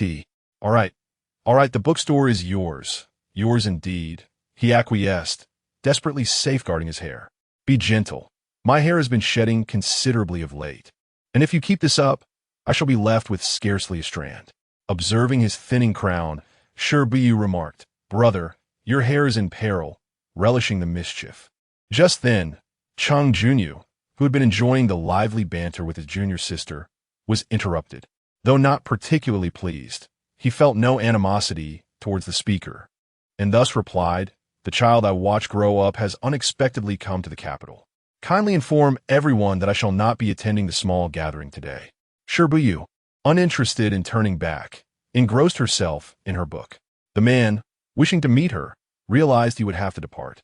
Sheng Junyu, well aware of the nature of the young masters in the capital, escorted his junior sister out through the side door of the bookstore, which was conveniently located behind the alley where he resided. Sensing the siblings had matters to discuss, Wan Xia refrained from following them, choosing instead to wait at the entrance of the main hall. Sheng Junyu offered her a slight bow and instructed a servant to prepare her favorite fruit tea, sending the others away, stating, "It has been 6 or 7 days since that day. If you do not come soon, I shall be compelled to seek you out." "It has been difficult to venture outside," Shi Buyu replied, comfortably settling into a circular chair and crossing her legs. Sheng Junyu was the most indulgent of her elder brothers, especially since their meetings had been rare since his return to the capital.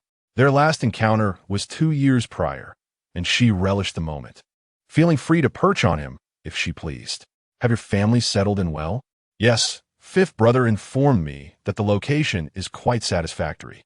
To conceal someone, it must undoubtedly be the safest place," Sheng Junyu replied with a smile, omitting the fact that it was originally intended by fifth brother as a hiding spot for those in opposition to the court.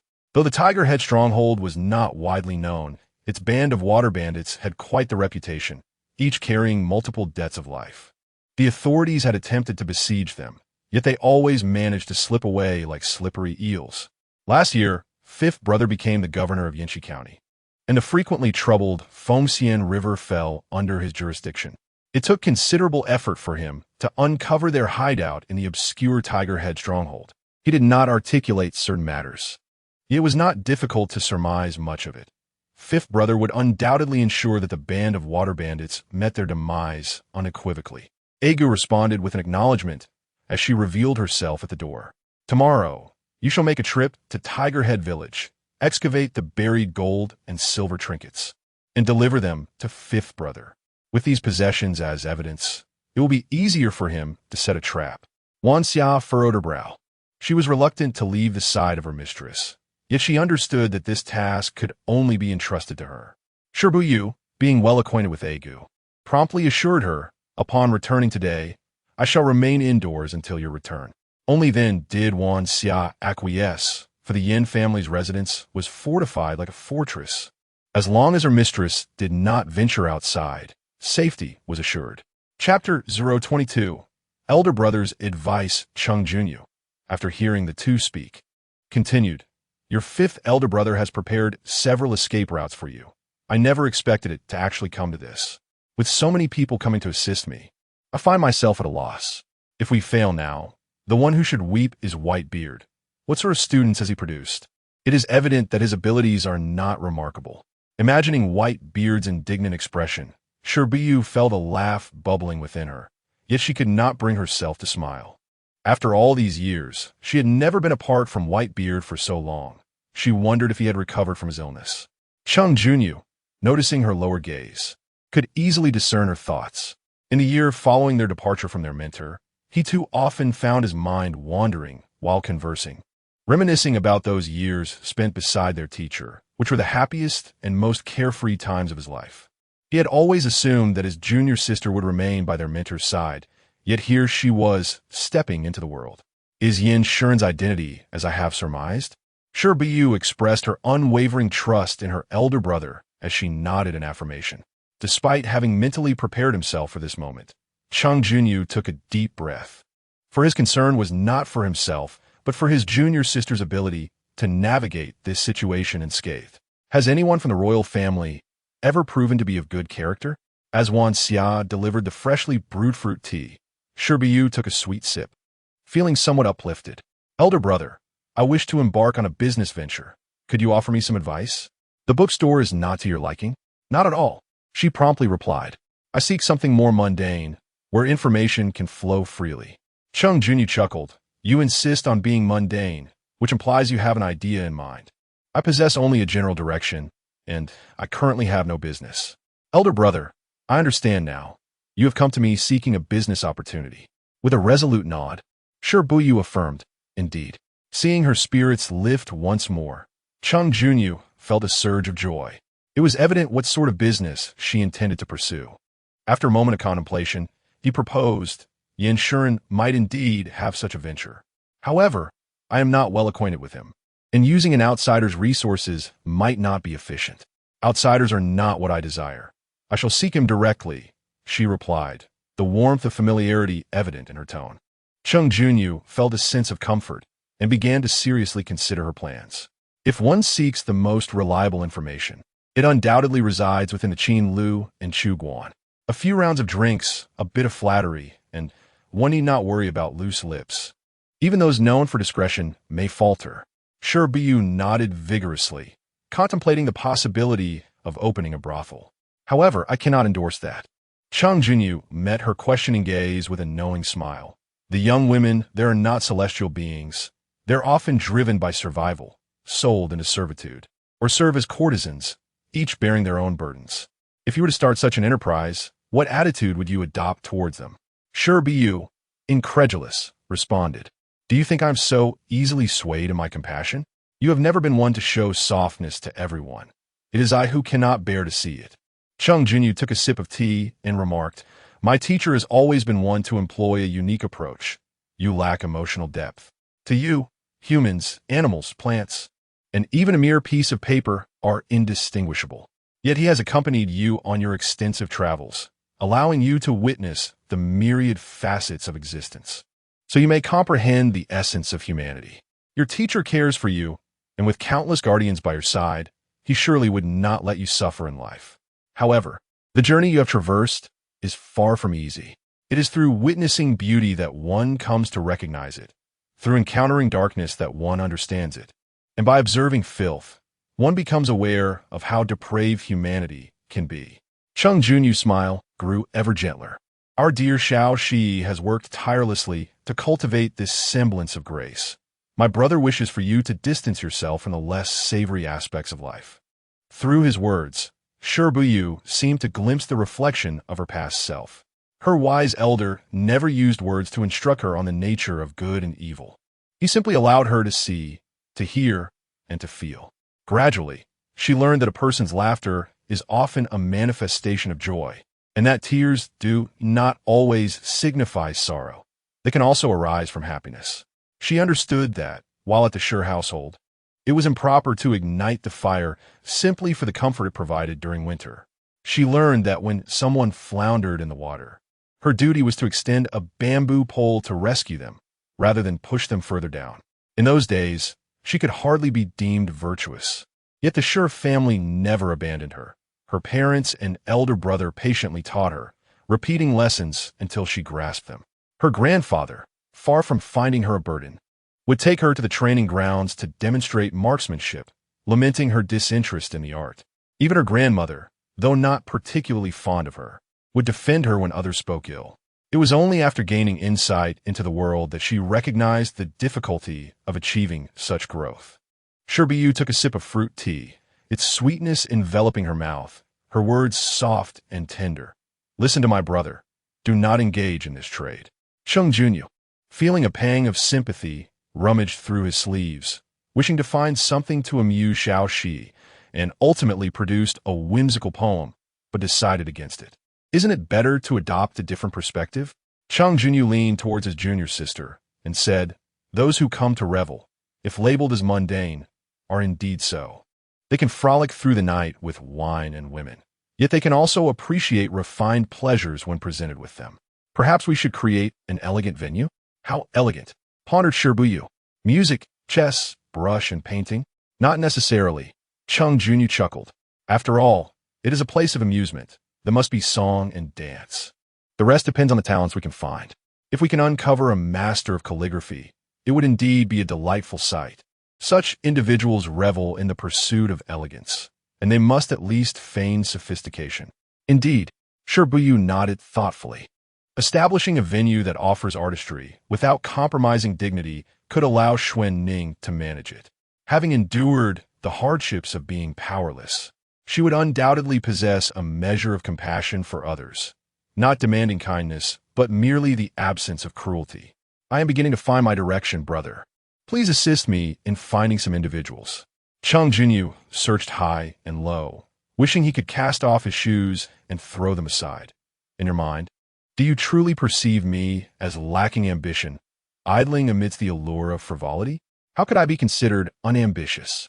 It is evident that there is a misunderstanding. Brother, do you hold others in disdain? Those who excel in both artistry and skill are indeed proficient in their crafts, and you may not necessarily surpass them. Are you suggesting I compete in singing or dancing? I am eager to engage in both. Chung Junyu, in a moment of frustration, threw off his shoes, though they landed somewhat askew. After a brief commotion, Chung Junyu took it upon himself to handle the matter. I will seek out the individuals. You should consider who would be suitable to take charge, but it cannot be you. I have someone in mind who is quite fitting for this responsibility. Chung Junyu chose to remain silent afterward. As an elder brother, he merely wished for Shao Shire to witness fewer of the men's disgraceful antics, while he wholeheartedly supported everything else. Chapter 023. Trust between people. The siblings had endless conversations. After finishing dinner, Shi Buyu lingered for quite some time before returning. Chung Junyu intended to have a word with Yin Shuren and accompanied her to the entrance of the Yin family. Just as he was about to dismount, a few figures emerged from a house. The tallest among them was strikingly handsome, wearing a smile and striding quickly. "Why are you back so late?" "I was just about to go look for you," he remarked. Shi Buyu's eyes widened. Given their relationship, how could he concern himself with her tardiness? Almost instinctively, she recalled that they were in public and surmised he was merely putting on an act. Dismounting, she played along with the charade. I hadn't seen my elder brother in a long time, and before I knew it, time slipped away. "Junyu, brother." She greeted with a slight bow. He was taken aback that the renowned scholar Chung Junyu would be addressed as brother by Miss Shi. He had never heard of any illustrious past connected to him. It was unexpected to find him entangled with Shi Buyu. Thus, it seemed that Chung Junyu was more than just the second son of the Chung family. Master Shuren is indeed as handsome as the rumor suggests. Chung Junyu glanced at his junior sister and noticed she bore no trace of romantic sentiment, which reassured him. No matter how charming he was, it mattered little in front of Buyu. She required time and circumstance to form connections, let alone develop any deep affections. There was unlikely any such inclination. The two were of different ages and completely apart in social circles, having never crossed paths until today. However, as neither held any ill intentions, the atmosphere remained amicable. "Would you like to come in for a bit, Junyu?" "No, I have an engagement." Chung Junyu turned to his junior sister. "If you have matters to discuss with your elder brother, do come by, even if you have nothing to say." "Gulme, gulme." Shi Buyu responded eagerly, her tone infused with warmth. The old man replied, "He wants to tell me." "You've mentioned it several times already," Chung Junyu teased, gently poking her forehead. "Go home and rest well. Stop overthinking."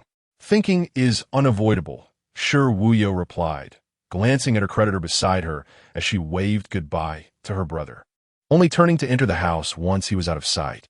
Yin Shuren, who had been holding back his curiosity, finally asked, "What is your relationship with Junyu?" "He is my seventh elder brother," Shi Buyu replied, swinging her legs, but then paused, wincing in pain. Wanxia quickly stepped forward to support her. "What happened?" "A cramp," she murmured. Wanxia knelt beside her, allowing her to lean for support while gently massaging her calf to alleviate the discomfort. Yin Shuren extended his arm for her to hold. "Is it very painful? Have you experienced this before?" "It has been a long time since," she responded. This implied that she had indeed experienced it before. Noticing her pained expression and the grip she had on her own arm, Yin Shuren chose not to pry further. After a while, Shi Buyu remarked, "Aunt, that should be enough." Testing her legs with a few cautious steps and confirming the pain had subsided, she planted her feet firmly on the ground. Upon realizing she was still holding onto Yin Shuren's arm, she released it and expressed her gratitude. "It's nothing," Yin Shuren replied, placing his hands behind his back as they walked side by side into the house. Shi Buyu turned to him. "I am in need of a substantial sum of money." Yin Shuren paused, quickly retrieving his purse, opening it, and presenting all the banknotes inside to her. In the midst of uncertainty, Shi shared her plans with her brother Qi, expressing the desire to establish a lavish venue for indulgence, replete with opulence and extravagance. However, she acknowledged that the funds at hand were insufficient for such an endeavor.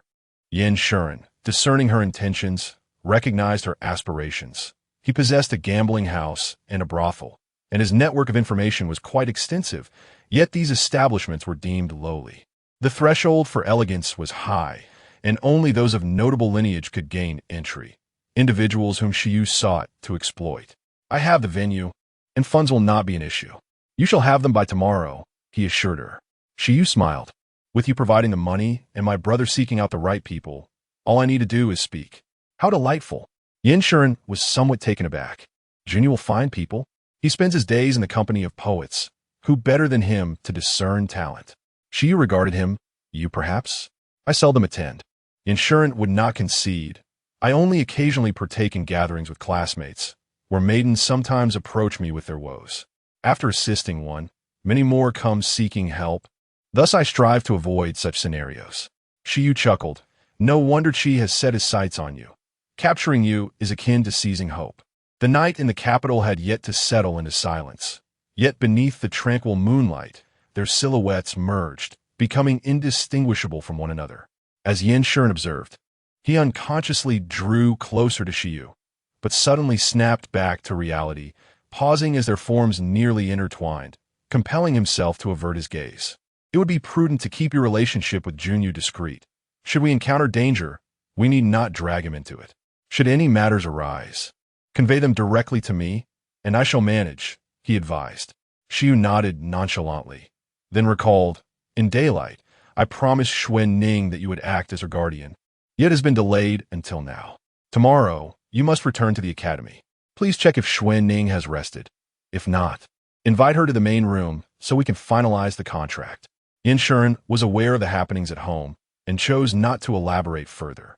Chi arrived swiftly, her eyes lighting up upon seeing Yin Shuren. But the moment he disregarded her, the flicker of hope within her extinguished. Unlike those men who wished to purchase her virtue, Yin Shuren sought her redemption out of kindness, not desire. Thus, she too need not serve through her beauty. With her mind resolved, Chi straightened her posture and knelt before Yin Shuren, bowing her head. I recognize that I have caused you considerable trouble, and I am uncertain how to repay you. My intention in redeeming you was never for the sake of gratitude. Indeed, it was my oversight to forget the perils of vulnerable woman faces when carrying wealth. Yin Shuren replied, gesturing for her to rise. Cousin has mentioned that you agreed to accompany her. Yes, it is precisely what I have long desired, she affirmed. Cousin is more deserving of your trust than I. Wang Xia stepped forward, presenting the freshly inked contract to her. The contract was far more comprehensive than she had anticipated, not only outlining their previous agreements, but also stipulating a 2-year term, assuring that even if her cousin did not depart at that time, she would be escorted to a place of safety. The contract in her heart provided her with assurance against all her hidden anxieties. Yet, the goodness of it felt almost too extraordinary, verging on the semblance of a deception. As she gazed upon the guarantor's name inscribed above, Chi steeled herself and followed Wan Xia to affix her fingerprint nearby.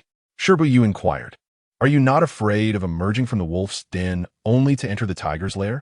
I place my trust in young Master Yin, she replied. Observing someone who evidently lacked faith in themselves, Shi Buyu stifled a laugh out of respect, only to pose the question once they had distanced themselves. What does it feel like to be trusted so profoundly by another? Feeling? Yin Shuren approached the doorway, his gaze fixed upon the moonlit expanse outside, remaining silent. He could not articulate the sensation, yet it was undoubtedly positive. Chapter 024. The gift of a large bone. Early the next morning, Yin Zhe arrived with the usual delivery of vegetables. Noticing the large bone among the goods, Wan Xia quickly explained, the young master instructed me to add these. In the past, when he experienced cramps, the cook would prepare a rich bone broth for him. After consuming it for a while, the cramps would cease. Listening to this, Wan Xia smiled for the first time at Yin Zhe, her opinion of Yin Shuren improving significantly. Thank you, young master, for your thoughtfulness on behalf of our young lady. Yin Zhe, taken aback by the compliment, realized he had found a way to interact with the typically aloof Aunt Wan.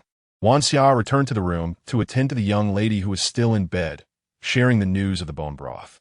Shi Buyu stretched lazily as she slipped on her shoes and got out of bed. I cannot let his kindness go to waste. I shall drink a few bowls. Wan Xia gently seated her, deftly tying her hair up. I will prepare the broth shortly. Zhai Ji is quite capable in the kitchen. I will instruct her properly. Both women possessed a certain skill set, devoted to safeguarding the young lady. I have already settled here. Yin Shuren would not foolishly attempt to play someone close to me. He needs my assistance now and will refrain from provoking me. Aunt, you need not worry. I will be safe as long as I am under your watchful eyes. Wan Xia gazed at the young lady in the bronze mirror, reminiscing about her childhood when she was but a small bundle, easily carried on her back wherever they went. Yet duty called. After preparing the broth and making various arrangements, she even peeled 2 Buddha peaches for the young lady before departing. Seated in the breezy corridor, admiring the blooming lotus flowers, Shi Buyu absent-mindedly savored the sweet Buddha peaches. Without Aunt by her side, the silence felt overwhelming. Suddenly, Qingshan hurried out from the house. Miss, please summon Xuanning. Yes, indeed, Ruan Xuanning was astute. Within a single night, she had adjusted her demeanor. The flower atop her head was gone, her flowing white dress replaced by a modest lotus hue, and she no longer feigned pretensions. Shi Buyu chuckled, what a beautiful girl you are. Yet how did you manage to appear so drab overnight? Ruan Xuanning bowed, uncertain of how to respond or act. Reflecting on her days as a mistress, she recalled that at this moment, a maid would typically serve tea, offer water, and give massages. She was capable of all these tasks, having learned much during her years on the pleasure boat. Just as she was about to step forward, the young lady spoke first. Come, sit. Ruan Kue Ning Aprotet. Unsure if she truly should take a seat, Shi Buyu pulled her down with a firm grip. Having Aunt by my side is sufficient. I do not require a maid. I did not bring you along merely to serve me. Wan Xuanning inquired. Then what should I do? Manage my affairs for me. Shi Buyu leaned on her arm. Tilting her head to look at her, I plan to create a place of entertainment. Rest assured, there will be no sordid dealings. Talent will be the foundation. And only living contracts will be signed. As long as you possess the skills, whether masked or veiled, I will provide for you. If troubles arise, I shall resolve them. Should you seek companionship, consider me a stepping stone. I can assist you, provided you remain for 2 years. Another 2 years. As Ruan Xuanning contemplated the contract she had signed, an impulse led her to inquire, why is it always 2 years? Because that is the time I have allotted for myself. Ruan Xuanning was tempted to ask what could possibly require 2 years, yet for reasons unknown, she hesitated.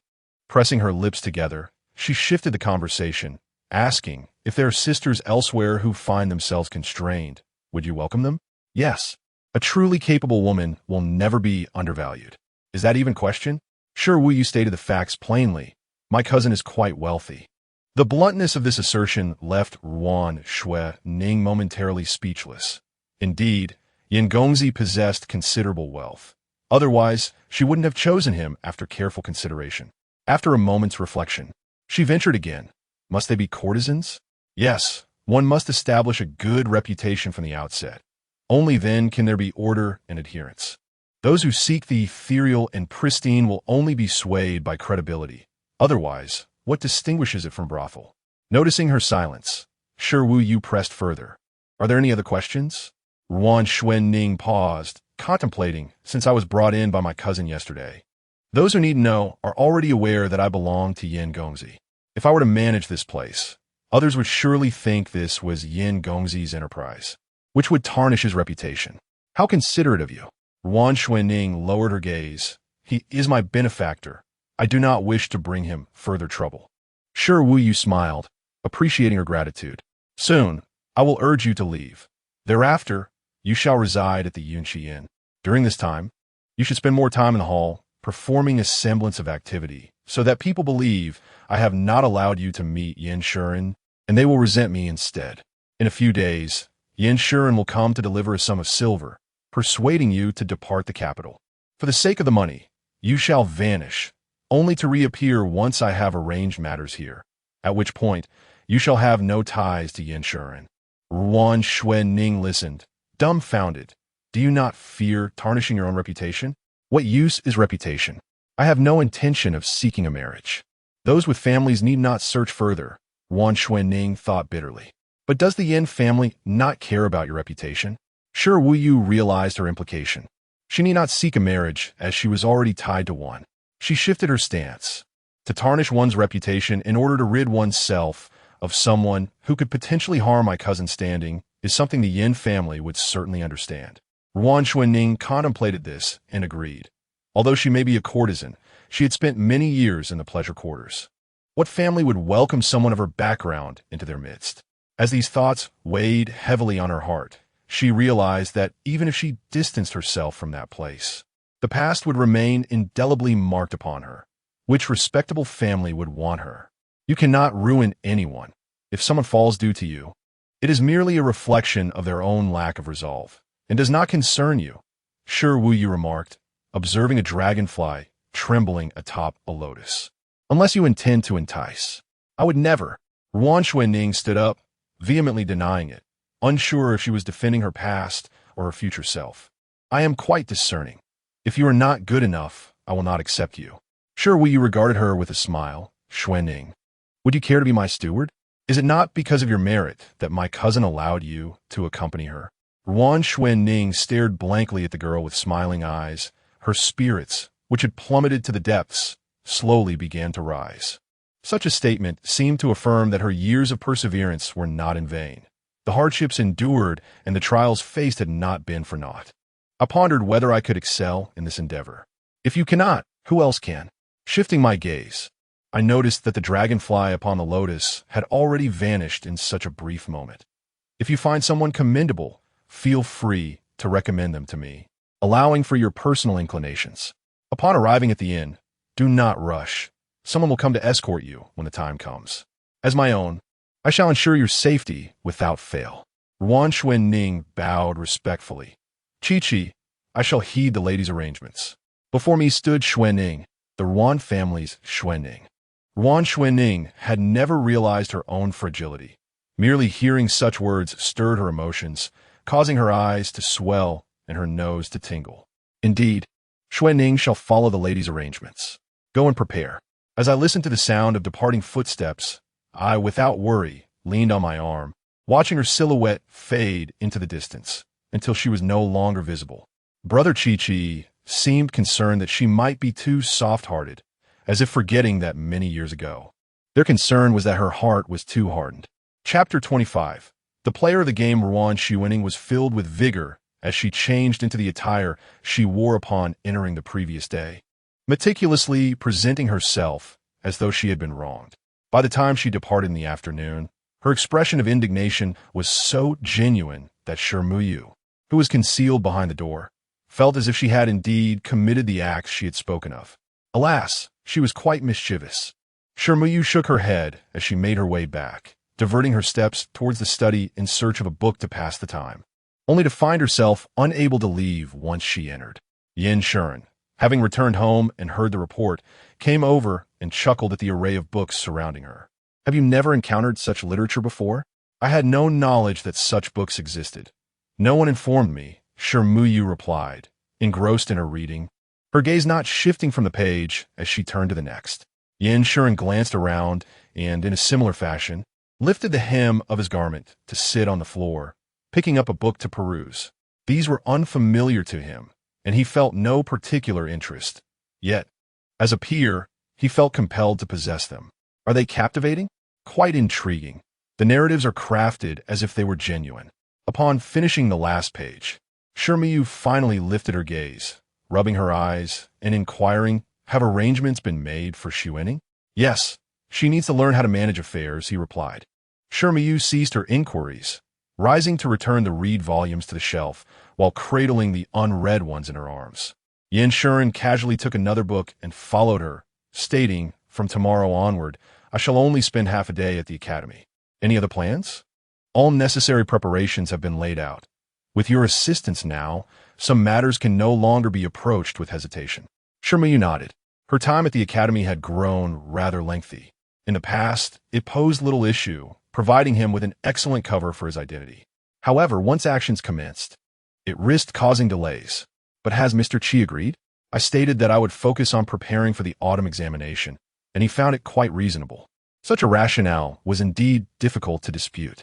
Shi Buyu halted, facing him. As long as you have time, I must be informed of all your plans. Let it be tomorrow afternoon. This is not an easy task for you, but I must know. It is indeed challenging, Yin Shan acknowledged, looking at her. Thus, I may not be able to divulge everything at once. Please allow me some time to build my trust in you. To allow someone who trusts no one to gradually unveil their vulnerabilities is already a significant act of faith. There is no rush. It is not yet a matter of urgency. Just share with me what I must know at present. Shi Buyu playfully tapped his arm with the book as a reward, feeling quite satisfied with the progress they had made in their acquaintance, allowing such candor. Yin Shan silently observed her walk away, then glanced down at the book in his hands as he made his way to his own courtyard. Yin Zhe, who had been quietly following his master, appeared to be on the verge of speaking, but held back. In the outer study, Luo Bo was writing something. Upon seeing his master enter, he promptly rose and accompanied him into the inner study. Yin Zhe hesitantly handed a handkerchief to his master, finally mustering the courage to ask, "Are you truly going to inform cousin? How can I seek her assistance if I do not?" Yin Shan wiped his hands and tossed them aside, stating that regardless of her immense abilities, she must first comprehend what resources are at my disposal. Upon hearing this, Robert instantly grasped the context of their conversation, his brow furrowing in concern. If the lady knows, it may lead to... Yet what of it? I am no longer a child, and I require no guidance from her on my subsequent steps. Should failure arise, I shall bear the consequences alone. Yin Shan picked up a paperweight and placed it down with a decisive thud.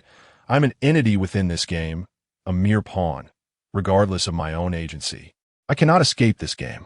I require a strategist. Robert, puzzled, inquired, "Does the young master believe that Miss Biao can assume the role of your strategist?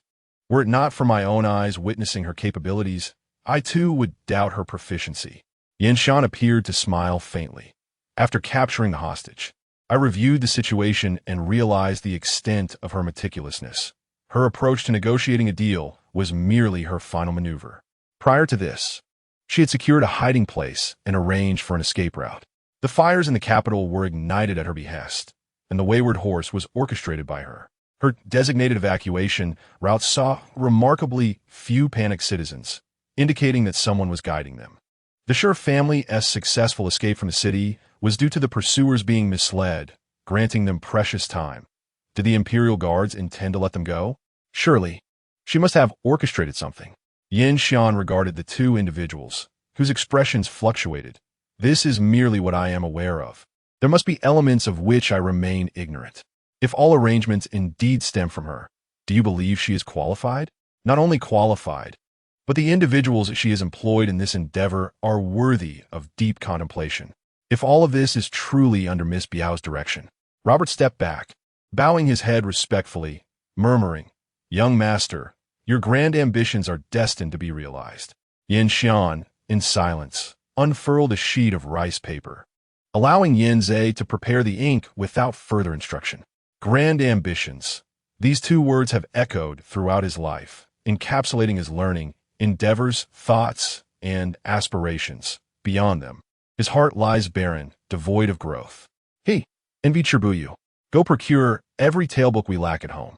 Yin Zhe paused, quickly acquiescing, fully aware of to whom the books were intended. Robert, however, remained oblivious, his thoughts still lingering on the recent events. Should we contain this information? Yin Shan initially intended to dismiss the notion, but was suddenly reminded of the figure he had seen yesterday. Over the years, he had often witnessed her silhouette. Though still upright, she was visibly frilier with each passing day. Let us refrain from conveying this to her ears. Understood. They were already aware of who transmitted messages within the estate, and the individual had no intention of concealing it. From the outset, it was all too apparent. At times, they even prompted her to deliver messages. If there were information she wished to keep confidential, she remained discreet, functioning as a semi-allied informant, with no one overseeing her. Shi Buyu joyfully immersed herself in the tale book for half the night, finally succumbing to sleep in the early hours when exhaustion overwhelmed her. With this on her mind, she resolved to rise early the following day, foregoing any semblance of a leisurely slumber. Having grown accustomed to the culinary delights prepared by Aunt Gu, I often find that the meals made by others lack a certain flavor. After only a few bites, I found myself retreating to the study, where I was greeted by a plethora of additional storybooks. Without a doubt, I knew who had contributed these. Very well, I shall indulge her preferences. When the time comes to devise a plan for him, I shall invest a little more thought. Upon further examination, I realized that the morning had slipped away, and overwhelmed by fatigue, I succumbed to sleep on the floor. Yin Shuren had been in for a while, and as he surveyed the scattered storybooks and the oblivious sleeper, he suddenly grasped the essence of helplessness. It became evident to him why the young lady always had Wan Xiao by her side. Without her, the situation would undoubtedly spiral out of control. Chapter 026. Matters of the Past. 1. Familiar with the surroundings, Yin Shuren retrieved a bamboo basket from a corner. As he was about to place several books into it, his sleeve was tugged.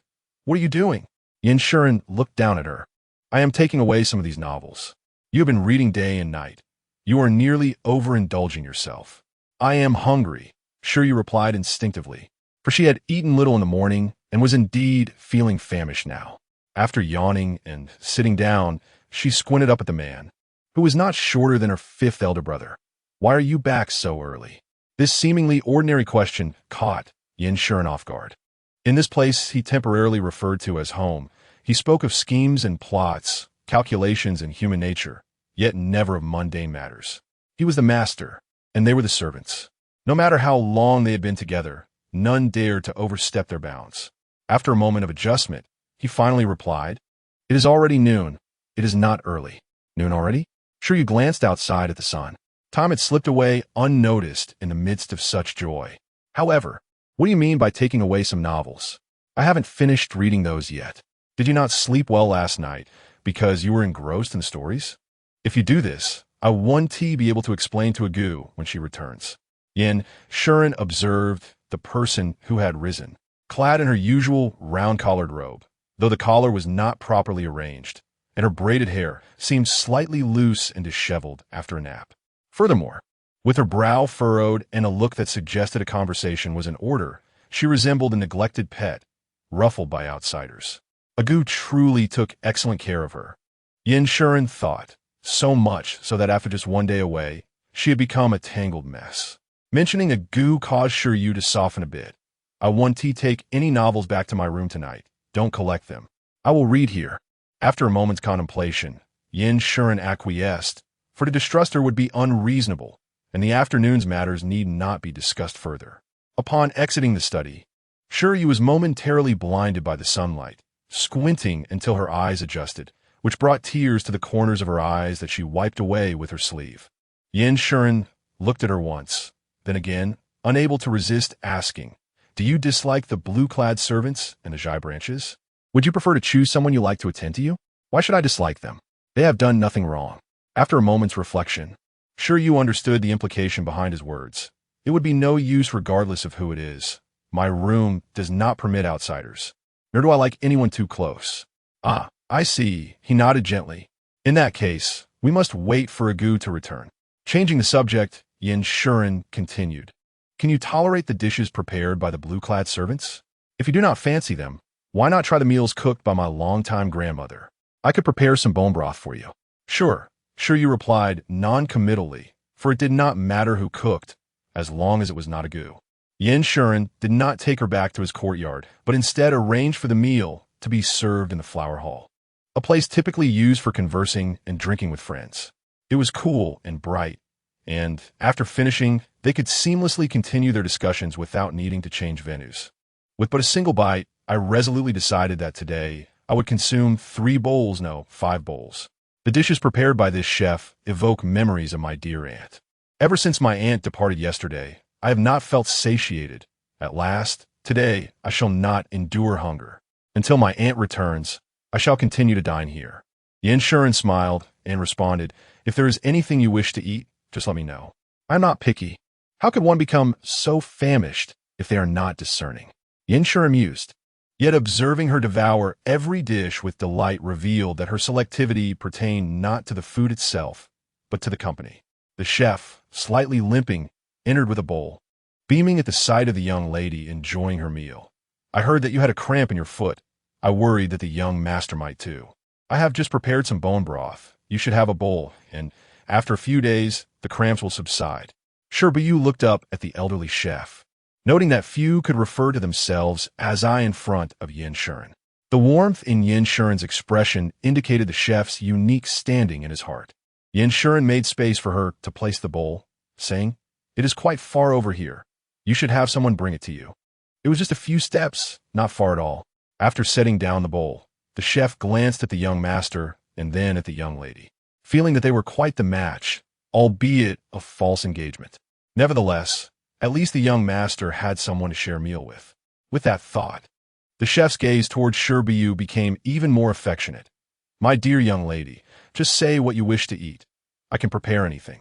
I enjoy fish, whether fried, boiled, or stewed." "Very well. I shall make a variety for you. And tonight we shall have stewed fish."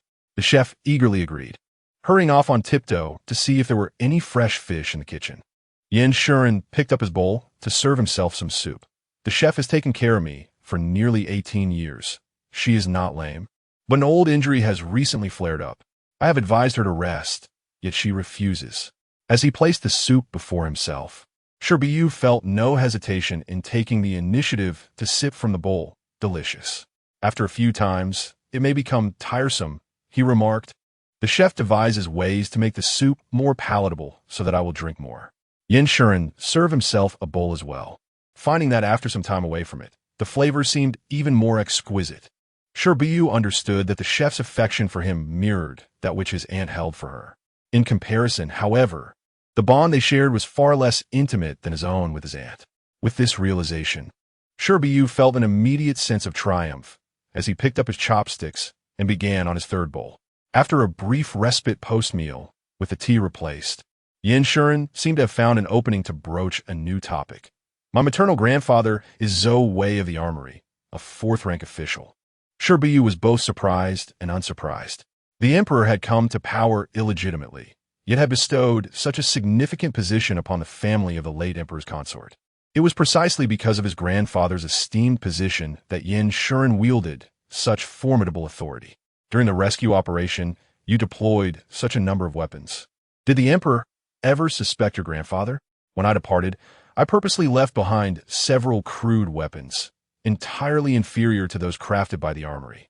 Moreover, not a single weapon was lost from the armory. What connection does that have to my grandfather? Unlike the Duke of Loyalty and Valor, who has been under constant suspicion, my mother and grandfather have both supported my good uncle's rise to power. Even if he were to grow another head, he could never link the two." With a furrowed brow, she quickly connected the relationships among these individuals. "At that time, your mother, aware that defeat was inevitable, aligned herself with the emperor early on, bringing her family to support his ascent to power. Indeed, Yin Shan was already cognizant of her astuteness and was somewhat taken aback by her swift reaction. My mother was with child, and only by leaving the palace could she ensure my safety. My father's death was abrupt, and suspicions regarding it were not unfounded. There were others within the royal family who aspired to occupy that position. It was my mother who provided him with an alibi, dispelling any doubts against him, while secretly uniting a faction of her family to stand by his side, enabling him to ascend the throne before others could consolidate their power. During those nearly 3 months, my mother consumed little and appeared devoid of any signs of pregnancy, which is why when she proposed to reside separately in the temporary palace, the emperor acquiesced, though he had someone monitor her for 2 years before finally easing his vigilance. Chapter 27. Matters of the Past. 2. In such circumstances, to successfully give birth and raise a child is indeed commendable. Was there no one in the palace aware of your mother's pregnancy? Yin Shuren shook his head. His father had only 2 daughters due to the difficulty of siring sons. The elder, born to the favored consort, should be 32 this year, while the younger, a gift exchange for the queen's favor, is 26. Other consorts either could not conceive or could not maintain their pregnancies. Had it not been for his early designation as crown prince and the tutelage of the national advisor, he might have found it challenging to secure his position, despite his other commendable qualities. With a smile that seemed to mock, Yin Shuren raised his teacup and took a sip, avoiding the gaze of Shi Buyu as he continued. His eyes cast downward, His mother did not show signs of pregnancy until 3 years after entering the palace. She was acutely aware of his father's desire for a son and feared that her hopes might be in vain. Seeking confirmation, she discreetly left the palace, veiling her face with a hat, and visited 2 apothecaries. Only after ascertaining her condition did she inform his father. Alarmed, his father refrained from announcing the news, adhering to the local belief that silence for the first 3 months would secure the fetus's stability. Thus, they shared their joy in secrecy. He had only heard his mother recount these events once, on his 14th birthday, yet he could vividly recall the expression on her face. A fleeting beauty amid the mire of suffering, like a flower blooming in a swamp, sustaining her through each hardship until today. His maternal grandfather had initially been oblivious to the pregnancy, as his mother did not confide in him until after his birth and departure. Terrified that the revelation might endanger the family, his grandfather quickly sought an opportunity for exile, serving in an official capacity for 6 years before daring to return to the capital. During those 6 years, he made numerous arrangements, sending the most intelligent children from the family to safe havens, ensuring ample resources for the Zhou family's resurgence. Those children, to this day, have not returned. He understood well that his existence was the greatest liability. It was too late for his grandfather to eliminate him. The emperor would not believe such a tale. Thus, he could only assist him, for only by seeing him succeed could the Zhou family find peace.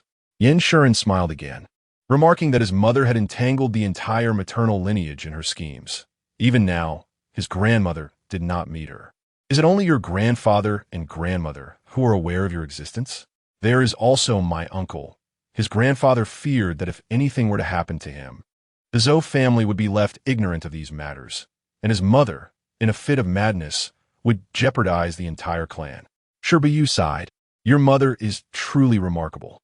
Indeed, remarkable but also mad. From a young age, she permitted him to engage in only one endeavor, should he stray from this path. She would surmount all obstacles to confront him, coldly reminding him of his identity, his enmity, and what he ought to do. If he showed even a hint of resistance, she would slice her wrist, presenting the bleeding wound before him, forcing him to hear her words anew. The scent of blood seemed to linger in the air as Yan Shuren finished his tea, swallowing the leaves along with the remaining liquid.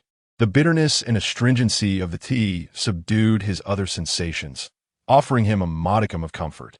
I grew up in Baishui County with both parents present, as though I were their legitimate son, surrounded by no suspicion.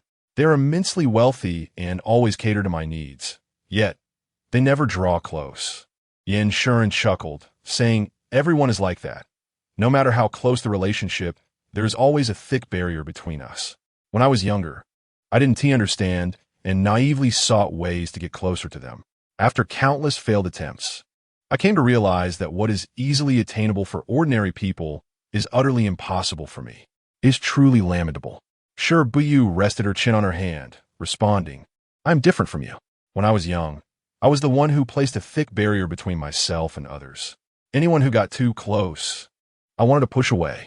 Yan Shuren, puzzled, inquired why. I don't know. It just felt uncomfortable, like I couldn't breathe. Once I drove them away, I felt relieved. Yan Shuren's previously disheartened mood seemed to suddenly lift, and he even felt a hint of amusement from the depths of his heart. Your reputation as a calamity is not without merit. Indeed, it is earned through my own capabilities, Shi Buyu replied, steering the conversation back to an earlier topic. Do your adoptive parents know your identity? They do not. Very few are aware of my identity. Before you arrived, I thought only my maternal family was privy to it. Shi Buyu nodded and further asked, are there some who utilize you through your maternal family without their knowledge? Yes. Shi Buyu decided not to press further. You voluntarily mention it. What else is there? Noting her impatience, Yan Shuren refrained from feigning profundity and detailed the various undertakings he had established over the years. I own a pawn shop. Life in the capital is not easy. There are many officials who find themselves financially strained, and if a gambling addict emerges in their family, they frequent my pawn shop even more. As it happens, I also own a gambling house. By sacrificing some profit, I acquire what they deem useless, and many are willing to trade with me. He ran both the gambling house and pawn shop, reaping benefits from both sides. Though not a virtuous man, it was indeed a lucrative business.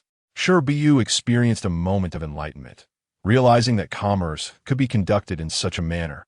She had learned something new. Yin Shuren could hardly fathom that Miss Shi would also absorb such knowledge. He continued to reveal the various arrangements he had made, while the specifics he chose to keep concealed remained known only to him. For the current circumstances, Shi Buyu believed she had gathered enough information. "I now have a clear understanding," she stated. Yin Shuren's gaze deepened. "From this point forward, we shall share our fates. We are truly in the same boat." Shi Buyu adopted a serious demeanor. "I will do my utmost to fulfill our transaction." Transaction? Yin Shuren almost forgot that their current relationship was rooted in a deal. As he observed Shi Buyu rise, as if intending to leave, a sudden inspiration struck him, prompting him to ask a question he had previously considered but had not intended to voice. "What sort of person is that Taoist Wushu?" "An old man with a white beard." Shi Buyu sat back down. "He is a gluttonous fellow. The first time I saw him, 13 years ago, he had a full white beard. Over the years, aside from his beard thinning a bit, he hasn't changed much. His teeth, however, are not as good as they used to be. The malt candy my aunt made for me caused him to lose one of his teeth, and since then, he has dared not indulge." Yin Shuren had never encountered such a reclusive master and found it difficult to imagine what he might be like. He is well-versed in both astronomy and geography, possessing a profound understanding of historical events that surpasses even the number of teeth he has left. "My 11 elder brothers, each with their own distinct fields of study, were all nurtured under his guidance. He is even knowledgeable in the art of warfare." Leaning on the armrest of the chair, he spoke and laughed casually. After accepting his 11 disciples, he initially intended to take no more, claiming he had imparted all he could teach. Yet, unexpectedly, he took me in as a female disciple, leaving him uncertain about what to teach me. He instructed each of my 11 brothers to share a fragment of their knowledge with me, intending to discover my strengths. To his surprise, I excelled in every aspect, prompting him to teach me whatever came to his mind. As he reminisced, he seemed on the verge of growing a white beard. In any case, since there was no turning back, it was better not to dwell on it. Standing up, he declared, "I shall return to my room. Feel free to seek me out whenever you have something on your mind." "Very well." Chapter 28. A suggestion on her way home. Shi Buyu, unexpectedly, had her own plans. She stealthily concealed 2 volumes of stories from the library, yet she did not hasten to peruse them. Instead, she first proceeded to her study, meticulously recording the information she had gathered that day, then methodically dissecting and intertwining the details. After a moment of contemplation, she resumed writing, adding her own interpretations and insights to the densely filled rice paper, becoming lost in thought. It was evident that Yin Shuren harbored further secrets. However, those concealed truths were his trump cards, not to be easily utilized nor employed in matters concerning outsiders, such as the rescue of captives. Shi Buyu reflected deeply, realizing that leading the pursuers astray was neither her doing nor Yin Shuren's. It was merely a misunderstanding due to their prior lack of communication, each believing the other to be responsible. At that moment, someone had intervened. Who could have been? Counting on her fingers, she eliminated possibilities. The actions of her 7th brother were orchestrated by her. Thus, he was not a suspect. Although her eldest brother was in the capital, she had no immediate plans to approach him. She felt confident that she could negotiate the rescue of the captives, and if that failed, she would seek the assistance of her eldest brother. By then, it would be too late for him to make arrangements, making it unlikely that he was involved. Could it be her 5th brother? Although he was not in the capital, he was aware of her plans and, fearing her failure, might have sent someone to assist her in bridging any gaps. Had she known earlier, she would have asked her aunt to inquire about the identity of the intervener, determining whether they were friend or foe, thus putting her mind at ease. After a moment of contemplation, she rose and walked outside. Meanwhile, Yin Shuren learned that Miss Shi had visited the library, her satchel brimming, seemingly forgetting her earlier promise not to bring any storybooks home. Once out of sight, she had no intention of adhering to her word. He decided to gather all the books. Yin Zhe, his attendant, reminded him, "Your cousin is quite spirited at the moment. Collecting the books may upset her. If your aunt returns, and Miss Sure appears as fatigued as today, she may blame me for purchasing those storybooks. Yin Shuren dipped his brush in ink, replying, "Let us collect them for now." Roberto urged him with a glance to act promptly. That Aunt One is no ordinary servant. She does not care for how you treat her, but if you upset Miss Sure, she might take issue. Yin Shuren recalled the day he delivered the meat bones, earning a smile from Aunt One, and felt Roberto's words held wisdom. He quickly turned to gather the storybooks. Roberto approached, sleeves rolled up, ready to prepare ink for his master. Miss Sure is privy to many of your secrets. Has she revealed any details regarding the individual behind her? The venerable figure she referred to as Whitebeard must have been the one who took her away from the loyal and brave marquis' residence. She had named him thus upon their first meeting, instantly recognizing his distinctive white beard. Yin Shuren paused his writing. The white beard is knowledgeable in celestial matters and earthly geography, proficient in military strategy. She has 11 brothers, each with their own expertise, and she embodies the strengths of them all. When she first visited, she mentioned an old acquaintance, and I pondered for a long time, unable to identify any such acquaintance with such remarkable abilities. Do you know anyone who fits this description? Roberto considered this and shook his head. If he were truly that extraordinary, he would not be unknown. Indeed, it should not be so. Yet I firmly believe such a person exists. Otherwise, from where would Shi Buyu have acquired her remarkable skills? Yinshan shook her head, deciding not to delve into the matter further. If one day she brought the person before him, he would naturally come to know the truth. Just as they were conversing, the sound of greetings drifted in from outside. Cousin, the one who had just parted from him, returned, prompting Yinshan to hastily set down his brush and rise to greet them at the door. What brings you here? Is there something you need? I've discovered a matter of some concern. May I enter the study? Of course, Yinshan replied, leading the visitor into the inner study. Shi Buyu settled onto the cushion before the writing desk, while Rob pushed a screen over her. She accepted it without hesitation, leaning against it as she recounted the matter at hand. Yinshan furrowed his brows slightly. Are you suggesting that, aside from us, there was another party present that day? Indeed, it appears they have assisted us, but unless we ascertain their identity, we must remain cautious until they reveal themselves as either friend or foe. I understand. I shall investigate this matter thoroughly. Do you have any suspects? Yes, if it is them, we need not worry. Once Agu returns, I will confirm it, as I promised her not to go out until her return. Yinshan lowered his gaze to sip his tea, realizing that Shi Buyu was not one to ignore every word. She was quite obedient in front of Agu. Once the discussion concluded, Shi Buyu did not linger, but paused at the door to turn back. Cousin, I would like to offer you a suggestion. A smile flickered in Yinshan's eyes. Please, cousin, do share. This residence of yours is overly meticulous. Each arrangement and decoration seems to necessitate a counterpart. If a flower is carved on the railing to the north, another must mirror it to the south, down to identical petals and stamens. Even the trees in the courtyard are planted in pairs. You have maximized every corner of your home, and at first glance, everything appears splendid, much like yourself. Shi Buyu tilted her head against the door. But do you not feel that something is lacking? Yinshan had never considered the flaws of his home. Pondering it now, he was at a loss. Lacking what? The vitality of life, Shi Buyu replied. Each flower, grass, and tree possesses its own character, yet you confine them. Whenever a branch grows outward, you prune it. The railing to the north is adorned with orchids, while the southern railing bears clouds. This is not a transgression.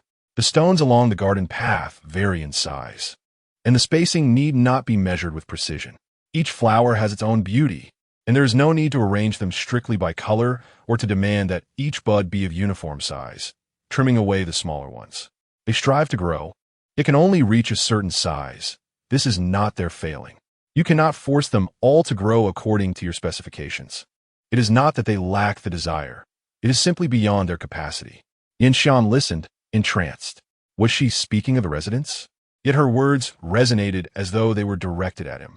He felt as though he had been confined and pruned repeatedly, that any deviation on his part would lead to a reprimand delivered in the most intimidating manner, compelling him to return to the prescribed path, gradually molded into the form she desired. Can you help him break free from this confinement? Rob's expression shifted, and he softly cautioned, "Young master." Yin Xian regained his composure and observed the figure illuminated by the light, a look of uncertainty etched upon their features. He smiled involuntarily, deftly redirecting the conversation. "I would like your assistance in making some modifications to this residence, if you would be so kind. The issues you could discern are ones I fear others may also perceive." Shi Buyu, having paid little heed to what he had not caught earlier, considered it an unremarkable concern, for they were allies, and being seen through by others would not bode well for him. He acquiesced to her request, knowing it would require little effort on her part and would not consume much time. "I shall take a stroll and prepare a sketch for you." "Very well."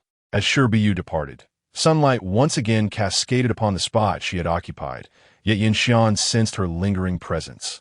"My lord, you must not entertain such thoughts," Luo Bo expressed with concern, settling onto the cushion opposite his master. "Having come this far, should your resolve waver, all the toil of these years would be in vain. You need not worry. I have never possessed the luxury of choice, and I can only continue along this path. Now let us proceed." Yin Xian grasped his pen anew, yet the purpose of his writing eluded him. Chapter 29. A visit to the ghost market. Revising the house layout was, for Shi Buyu, a task of remarkable simplicity. After a brief survey, she had already envisioned the design, which she meticulously sketched out to present to Yin Zhe. Enraptured, she immersed herself in the tales within the books she had brought back, finishing both before drifting into slumber. The following morning, upon arriving at the library, she was dismayed to find the shelves that once overflowed with storybooks now nearly bare, with only 3 volumes left haphazardly at the edges. "Yin Zhe," Shi Buyu exclaimed, hastily setting her book aside and rushing outside. Suddenly remembering, she dashed back to clutch the remaining 3 volumes tightly against her chest, unwilling to part with even those few. Yin Zhe had anticipated this predicament and had arrived early to await her. Upon hearing her outburst, he felt an urge to flee, yet he remained rooted in place. "Where are my storybooks?" Shi Buyu demanded. Yin Zhe, with a forced smile that failed to mask his discomfort, replied, "Cousin, the young master has stated that you have broken your promise. He has taken the books to his study to prevent you from reading them all night, as he cannot justify it to Aunt Wu upon her return." Despite her defiant demeanor, Shi Buyu felt a pang of guilt at the mention of Aunt Wu, her voice dropping as she let her heels touch the ground and clutched the books even tighter. Yet, being restricted to just 3 volumes in a single day felt woefully inadequate.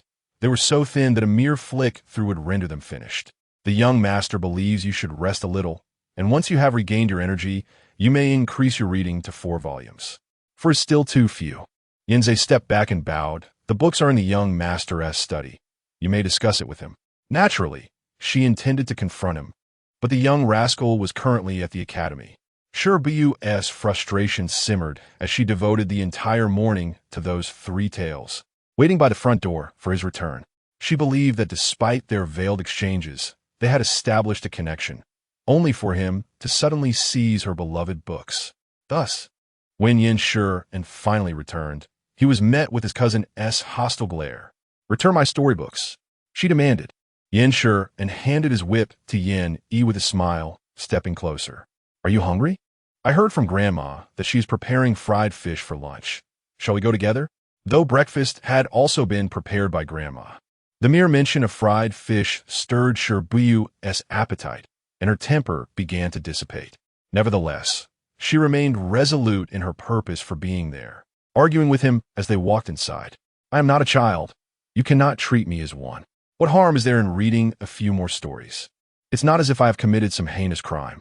You previously promised me you would not read at night. Will you cease your insistence if I do not agree?" "Of course not." Yin Shi regarded her with a bemused expression, noting that her reasoning was even more compelling than his own, and he could not help but chuckle. "If you were a disciple of my master, your palms would be bruised from the ruler. Then I am not," Shi Buyu retorted, her chin lifting defiantly. "Old Wei has never struck my palms. He is far better than your master. Is that even a point of comparison?" Yin Shi stifled a laugh, bemused by her ability to draw comparisons on every matter. Yet Shi Buyu's focus remained unwavering as she never lost sight of her true desire, the storybooks. Yin Shi halted. "Have you looked in the mirror today? Your eyes are quite red. If Aunt Wu sees you like this, will she ever dare to leave your side again? Time had grown impatient.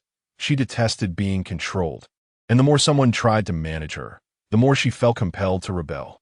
She even contemplated spending her own money to acquire books, thinking that once she did, she could read them through the night without anyone having the right to comment. However, Yin Shuren's words served as a reminder.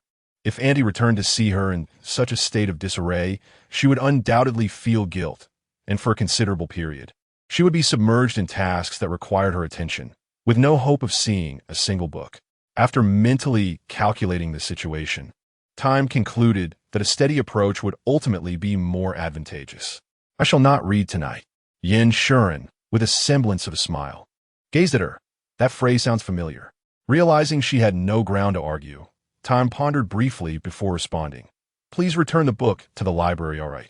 I shall keep the book within your sight. I'll simply take a look. Is that acceptable? Very well. With that, Yin Shuren continued forward, not wishing to deprive her of enjoyment, provided she did not overexert herself at night. The crispy fried fish prepared by the elder was both crunchy and delightful, complemented by a homemade sauce that was utterly delicious. Time devoured a significant portion on her own, and after Yin Shuren sampled it, the remaining small bite eventually found its way into her stomach. Later in the afternoon, she accompanied him to the study. One would tackle an endless array of tasks, while the other either reclined or leaned, engrossed in reading. They would dine together in the evening before returning to their respective quarters. After several days of this routine, Time's complexion visibly improved. Upon returning, Wan Xia was relieved to see the girl's rosy cheeks, alleviating her previous worries, and she prepared a feast to express her gratitude to the host family. Yin Shuren was taken aback, as he had no intention of reporting anything, and under the threat of Time's gaze, he remained entirely silent. With Auntie's return, many matters could finally unfold.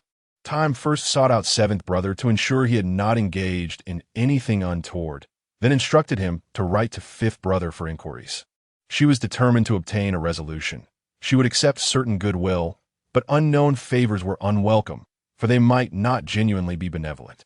Wan Xia adorned the girl with a cap, appraising her from head to toe, and remarked, "What a handsome young lad." Time, supporting the cap, stood and walked outside. It had been some time since she last donned male attire. Just as she exited the door, she encountered Yin Shuren returning from his outing. Without inquiring about their destinations, he simply remarked, "Should we not bring along 2 more individuals?" Wan Xia was about to decline when the girl interjected, "Have you ever been to the ghost market?" "Never."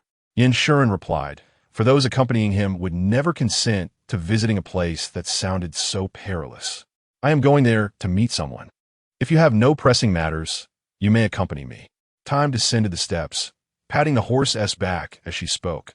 "I know quite a few of your secrets. Let me share a little in return." Yin Shuren retrieved the reins he had just tossed to Yin. "Accompany your cousin to broaden your horizons." The ghost market, nestled in a dim corner of the southern city, exuded an air of darkness and secrecy, enough to deter anyone from approaching. Upon learning of their plans, Yinze rushed to intervene. "Young master, it is far too dangerous. The ghost market adheres to strict rules, and no murders have ever occurred within its confines. Those who navigate its depths understand that should a murder transpire, there would be no refuge for it in the capital." Without hesitation, he handed the reins to the approaching individual and deftly rewarded him with a handful of coins, indicating for him to lead away the horses of the others. As he made his way inside, he remarked, "The ghost market has its own set of rules. First, there is no need for excessive bargaining with the merchants if something catches your eye. Second, returns are not easily permitted. Third, the quality of the goods sold by the merchants cannot be questioned." After posing the question regarding the legitimacy of the merchandise, Yin Xian felt as though his cousin's gaze was silently conveying, "Where is your common sense? If the origins were indeed legitimate, why would one venture into this ghost market?" Chapter 030. Encounter at the ghost market. Upon his inaugural visit to the ghost market, Yin Xian found it quite fascinating. The stalls, some abundantly filled with wares while others displayed only a solitary item, attracted a considerable number of onlookers. He intended to explore as well, but noticed that Shi Buyu was steadfastly focused her gaze unwavering as she made her way towards a particular tent. A woman emerged from within, arms outstretched in greeting from a distance. Shi hurried over to embrace her, her smile radiating genuine delight. Yin Xian, trailing a few paces behind, realized that this must be a familiar acquaintance of hers. The woman was dressed similarly to Shi in a round-collared robe, her hair elegantly tied atop her head, and a sword adorning her waist, exuding an air of gallantry. So, she has come to meet us. The woman grasped Shi shoulder and playfully pinched her cheek with remarkable strength, leaving no room for resistance from Shi, who winced but ultimately relished the moment. Is this a new friend from the capital? Yin Xian inquired, observing the interaction. Shi rubbed her cheek and replied ambiguously, I suppose she is somewhat familiar. At least, it was a step forward from complete strangers. Yin Xian felt a sense of satisfaction with this progress. He stepped forward to bow respectfully, saying, I am Yin, with the given name Xian. Pleased to make your acquaintance, young lady. Dang Yang, it is a pleasure to meet you, young Master Yin, the woman responded, returning the gesture with a hearty laugh, her demeanor refreshingly unpretentious. It seems our little 12 has indeed made friends based on appearances. Clearly, you are merely flattering yourself. Shi shot her a sidelong glance, unable to contain her joy after such a long separation. Where's Fan Can? You have been married for over a year, and I have yet to partake in your celebratory sweets. Don't be ridiculous. You devoured multiple servings of wedding candies during the engagement.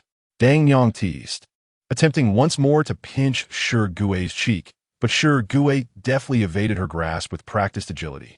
He is over there, selling delightful goods at his stall. Do take care not to exhaust him too much, Dang Yang directed, amusement mingling with exasperation as she watched Shi dash away. One a miser, the other a tease. Their meetings often devolved into playful quarrels, with both of them frequently traversing the bustling ghost market.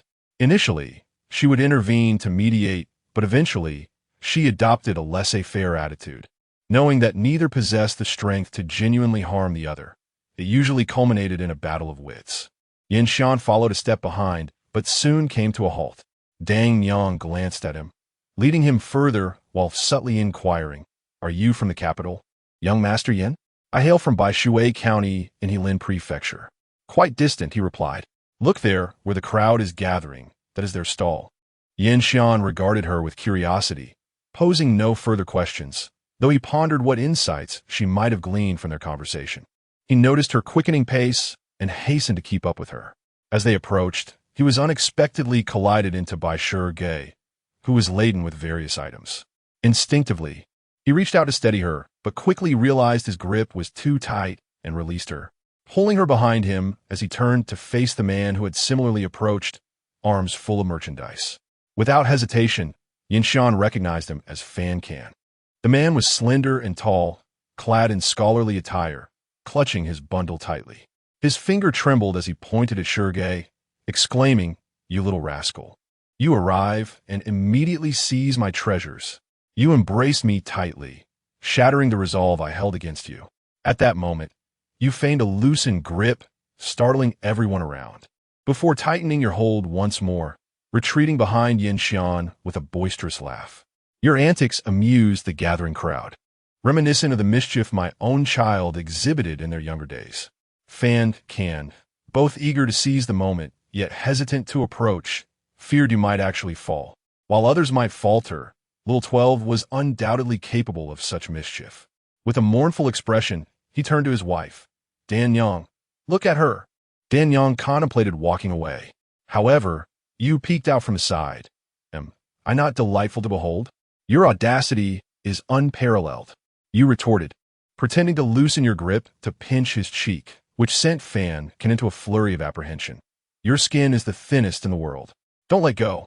Dear lady, hold steady. The best of my treasures are all in your hands. Dear lady sounds unflattering. Call me elder sister. The two of you often engaged in playful banter. Despite being 2 years her senior, Fan Can wish for her to call him elder brother, while she insisted on being addressed as elder sister. Having known each other for 6 or 7 years, neither had managed to gain the upper hand. Fan Can was taken aback by your use of this as leverage, gritting his teeth in frustration. If I call you that, will you return my treasures? With a glint of cunning, you reveled in your advantageous position, aware that should he comply, you would have to chase him down for your belongings afterward. Yet, if he declined, that coveted title of elder sister would slip away. You had long awaited this moment, and it must be attained. If you call me treasure, I'll return half. Fan Can, resigned, lowered his head. Elder sister. "Ah, my dear brother," you responded, your voice sweet and clear, causing laughter to erupt anew from the gathering crowd. To the onlookers, it was evident that Fan Can was the older of the two. More and more people were drawn to the spectacle, the merriment escalating. Dan Yang showed no concern for her husband, joining in the laughter. You, retreating behind Yin Xian, began distributing your treasures, not forgetting to call out, "Keep watch for me. If he approaches, alert me, and I shall make a ruckus." Yin Xian hadn't laughed so heartily in ages. "I will certainly keep an eye out for you." Fan Can clenched his jaw in irritation. After some time apart, Little 12 had become even more exasperating. You, ever trustworthy, continued to distribute your spoils, until only one remained. Peeking out, you inquired, "What of that extra piece? Shall we split in half?" "Elder sister, dear aunt, and grandmother, it's all yours." Fan Can turn to his wife for assistance. "You must rein her in. I can hardly manage you, let alone her," Dan Yang replied, moving to claim her share of the spoils, whispering, "There are too many people." You winked at her, understanding the unspoken agreement, and then called out, "Dan Yang says I should give you some face. Just utter the words, elder sister, I was wrong, and I shall heed your words henceforth, and all will be returned to you." Dan Yang playfully poked your forehead, but refrained from exposing your ruse. Fan Can genuinely believed his wife had interceded on his behalf. If mere words could recover his treasures, there was no reason for hesitation. He promptly declared, "Elder sister, I was wrong. I shall listen to you from now on. Quickly return my treasures."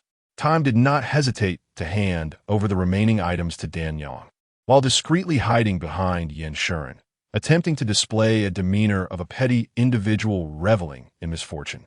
Fan Can, amused, remarked, "Just wait. There will come a time for you to return what you owe me. Matters of the future could be addressed later. For the moment, victory was mine." Unyielding in spirit, Time felt an exhilarating sense of triumph as he nudged Yin Shuren, using him as a shield while inquiring, "Your recent acquisitions are quite impressive. Where did you procure them?" "Mind your own business," Fan Can retorted, stowing away his belongings, knowing that with such a troublesome presence around, his business endeavors for the day would be thwarted. Time chuckled mischievously. "My cousin is exceptionally wealthy." "Cousin?" Both Dan Yang and Fan Can turned their attention towards him. Time pushed Yin Shuren forward, the implication unmistakable. Chapter 031. Gaining insight, Yin Xian's mood was remarkably clear. "I have a fondness for these items, but I wonder what their price might be." Naturally, one who could befriend the likes of Shi Buyu was not merely a paragon of virtue. Fan Can, entirely devoid of the notion of sparing acquaintances, exerted himself to lift his burden, seeking a different locale for this grand transaction. Dan Yang seized the package and, with a single hand, carried it to the tent. The tent was modest in size, and its details suggested it belonged exclusively to Dan Yang. "Is this your first visit to the ghost market, young Master Yin?" Dan Yang invited him to sit, while she firmly held on to Xiao Tuel's collar, ensuring he remained beside her. Yin Xian paused at her actions before responding. "Indeed, it is my first time. I have only heard tales of it before." "Then you are missing out on much of the fun," Fan Can interjected, presenting his treasures one by one before Yin Xian. "Do not underestimate the ghost market. There are indeed remarkable items here. Many of these were procured from other ghost markets." Yin Xian raised an eyebrow, buying low and selling high. "Not all. Truly exceptional items cannot be acquired at a low price." Fan Can corrected his misconception. If one were to deceive in the ghost market, the stall owners need not summon the guards. They would consume the fraudsters alive. If it is genuinely a good item, no one would hastily trample on it in desperation to sell. This is a rule that has been established in our ghost market for many years. My profit comes merely from the price differences across regions. It is hard-earned money, not ill-gotten gains. Yin Xian was taken aback. What truly constituted a rule, and how many adhered to it? Most engaged in a facade of compliance. Yet those who roamed the ghost market conveyed to him that they upheld the rules, and none dared to violate them. He suddenly realized that he had always looked up, never noticing these unassuming yet earnest individuals living their lives. As he observed Fan introducing each item, its name, origin, and historical context, he found himself momentarily unguarded against Girl. Out of the corner of his eye, he noticed Girl stifling yawns, clearly disinterested in these matters. He selected a few items himself, inquiring about them, and subsequently purchased them without haggling. "This is the first time I have encountered such a straightforward patron," Fankin remarked, his eyes gleaming with joy as he counted the banknotes. Girl mentioned that the ghost market did not require excessive chatter or bargaining. In light of her assistance in earning him a substantial sum, Fankin resolved to forgive her for her actions that day. Had he known she would bring along a wealthy patron, he would have delivered the items much sooner. However, Xiao 12, what is the story behind this cousin of yours? Is it not sufficient that I have a cousin, even if you do not? Fankin's intent to forgive her faltered, tension returning. Was she truly worthy of forgiveness? She was deserving of a reprimand. Dan Yang pressed down on his shoulder, urging him to remain seated, while her other hand restrained Xiao 12. Once both were subdued, she inquired, "So, is this the individual who has assisted you?" "Yes," Shi Buyu replied, glancing at Dan Yang, her tone sincere yet vague. "I will share the specifics when the time is right." Fankin scoffed lightly. "Xiao 12, you are becoming increasingly audacious." Shi Buyu retorted, "So, will you assist or not?" "Of course." Fankin cast a glance at her. After so many years of fighting, could it possibly be in vain? This is not a place for idle chatter. The few of them have tacitly agreed to keep things brief. Having cleared his own goods, Fankin began to covet the treasures of others, accompanying wealthy patrons on extravagant shopping sprees. Although the money did not line his own pockets and the items purchased belonged to others, he still felt an overwhelming sense of satisfaction. The affluent patron, Yin Xian, seemed oblivious to the amount of money spent, as the smile on his face only grew wider. Yin felt it was all worth it. Upon returning home, Shi Buyu lingered in the small flower hall. Speaking of these two individuals, Fankin was exceptionally intelligent. He could grasp any book at a mere glance. His teacher believed that he might produce a student who would ascend to the ranks of high officials, and his family took pride in him. However, unexpectedly, he lost his ambition. Regardless of how he was taught, he seemed indifferent, and no amount of persuasion could sway him. His heart was set on the bustling marketplace. Pursuing trades he found intriguing. Shi Buyu smiled, stating that in the Dayo dynasty, merchants were considered commoners, lacking even the qualifications for the imperial examination, and thus, his family employed various means to dissuade him. The first time I encountered him, he had been beaten to the point where even his mother would not recognize him. Yet, no matter the methods employed to coerce him, they could not harm his hands or face, for the Fan family needed those for a grand future. Consequently, I took him away. Yin Xian was momentarily taken aback, contemplating the implications of being taken away. At that time, I was particularly curious about the outside world. The more restrictions Whitebeard imposed, the more I longed to escape. When I saw him, I decided to take him along, believing that together we would not be afraid. And should we encounter villains, we would have each other as allies. Yin Xian chuckled, recognizing this as something Shi could indeed do. Fankin remarked, "Only by witnessing it firsthand can one comprehend the worth of a copper coin, the value of a tael of silver, or the varying prices of silk at different times." Despite his apparent obsession with money, he was utterly unaware of the total sum he possessed. His focus was solely on the value of the items. If the price was inflated, he deemed it a mere illusion, and if it was too low, he believed it necessary to raise it. Shi Buyu turned to him. "Do you believe it? He is the purest soul I know. Had it not been for Dan Yang's protection, he would have perished 100 times over. Do you have feelings for him?" "Of course, my heart is plagued with too many thoughts to emulate his purity. Yet I cannot help but be fond of him. Such is the nature of affection." Yin Xian nodded. "Pure souls are indeed rare. His ability to remain so untainted is attributed to the presence of Dan Yang beside him." Shi Buyu leaned on her arm and spoke of their relationship. Dan Yang and he had been betrothed since childhood. After I took him away, Dan Yang believed he had changed his heart and pursued him for clarity, but she was always a step behind. Eventually, she caught up, and upon learning of their connection, I expected her to confront me, but instead, she prepared a meal for me, expressing her gratitude for my assistance. At that time, I did not comprehend the situation, but later realized that their families were originally of equal standing. However, Dan Yong's family fell into decline, while the Fan family began to rise due to Fan Can's evident potential. At that time, the Fan family had intentions to break off the engagement, but with Fan Can's sudden disappearance, the betrothal naturally could not be dissolved. Yin Shan pushed the teacup toward her. Did the Fan family eventually acknowledge it? No. Fan Can returned to inform that he would not marry Fei Dan Yang. Upon encountering opposition from his family, he departed once more. However, Shi Buyu wore a sly smile and remarked, "We have made their engagement widely known throughout the city. I even requested the white-bearded gentleman to compose an invitation card, allowing my brothers to play the role of esteemed guests, and we have invited numerous distinguished scholars to attend. Even if the marriage does not come to fruition, it shall nonetheless be realized." The Fan family dared not voice any objections, and subsequently, as Fan Can became increasingly absent from home, they found themselves utterly powerless. Chapter 32. No longer resigned, Yin Shan's mind was already painting a vivid picture, with the most joyous laughter resonating from Miss Shi.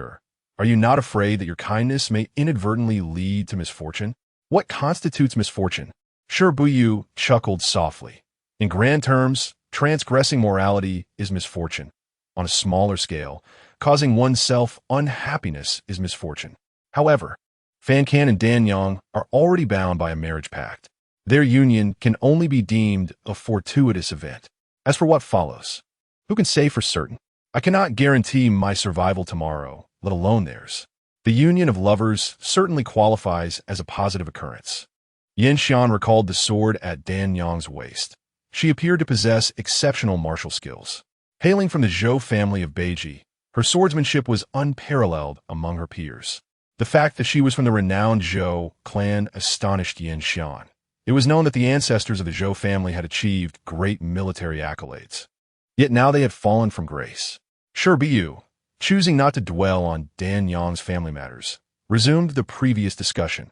Over the past few years, Fan Can has been mingling in the ghost market. While certain rules are adhered to, incidents of seizing stalls do occur frequently. Dan Yang, fearing for Fan Can's slight stature, assumes the role of a market protector wherever she goes. Many are convinced of her capabilities, and she naturally makes numerous acquaintances. The fires on the day of the robbery were ignited with her assistance. All of it was her doing? Yin Shan asked, incredulous. She must have concealed her identity. Everything was executed in fragments. She merely set the fires, and even if the participants grew suspicious, they would not connect the dots back to her. Moreover, they would not dare report to the authorities, as none are entirely innocent. Shi Buyu turned to Yin Shan. "I must also thank you for your generosity in collecting Fan Can's belongings. This way, their departure from the capital will not raise any suspicions." "My cousin is wealthy," Yin Shan quipped, before inquiring, "Are they leaving now?" "Yes," Shi Buyu confirmed. "It is best to depart and lay low. Nothing is ever guaranteed." "Curious," Yin Shan asked, "what if I do not accompany you tonight?" "Then I shall have them deliver the items to the Yin residence tomorrow. After all, whether today or tomorrow, I must procure them." Shi Buyu shot him a sidelong glance. "Otherwise, we are allies. My affairs are your affairs. Are my affairs your affairs as well?" Yin Shan almost let slip this smooth phrase, recalling the camaraderie between Miss Shi and her friends, yet he nearly forgot he was still in a tentative stage of familiarity. "How many acquaintances like Miss Shi do you have?" Shi Buyu pondered for a moment. "There are always a few in every place." To ascertain how many locations Miss Shi had visited would be difficult. It was a delicate matter that should not be pressed further. "Thank you, Miss Shi, for providing me with this evening's experience. If there are other intriguing locales, I would be grateful if you could introduce me to them. I have visited many places that may not necessarily be captivating, yet they would be experiences I have not encountered." "That is true." Shi Buyu regarded him with a knowing glance, a mischievous spark igniting within her. "Tomorrow night, I plan to visit the mass graveyard. Will you accompany me?" "The mass graveyard?" Yin Zhe was startled, nearly jumping to his feet, and exclaimed urgently, "My lord, you mustn't." Yin Shan raised a hand, silencing Yin Zhe, whose anxious expression only intensified. He discerned that his master had endured excessive repression over the years, and now, encountering a young lady who had never known the weight of such restraint, the impact on his lord was profound. "You are going to the mass grave site. Does it pertain to my affairs?" "Of course. I have no reason to venture there for your concerns." Shi Buyu, observing Yin Zai's distress, contemplated abducting him further. "They believe the dead cannot speak, yet to me, the words of the deceased ring truer than those of the living. I wish to discover which families have recently discarded their kin there." Yin Shuren nodded. "I shall accompany you, my lord."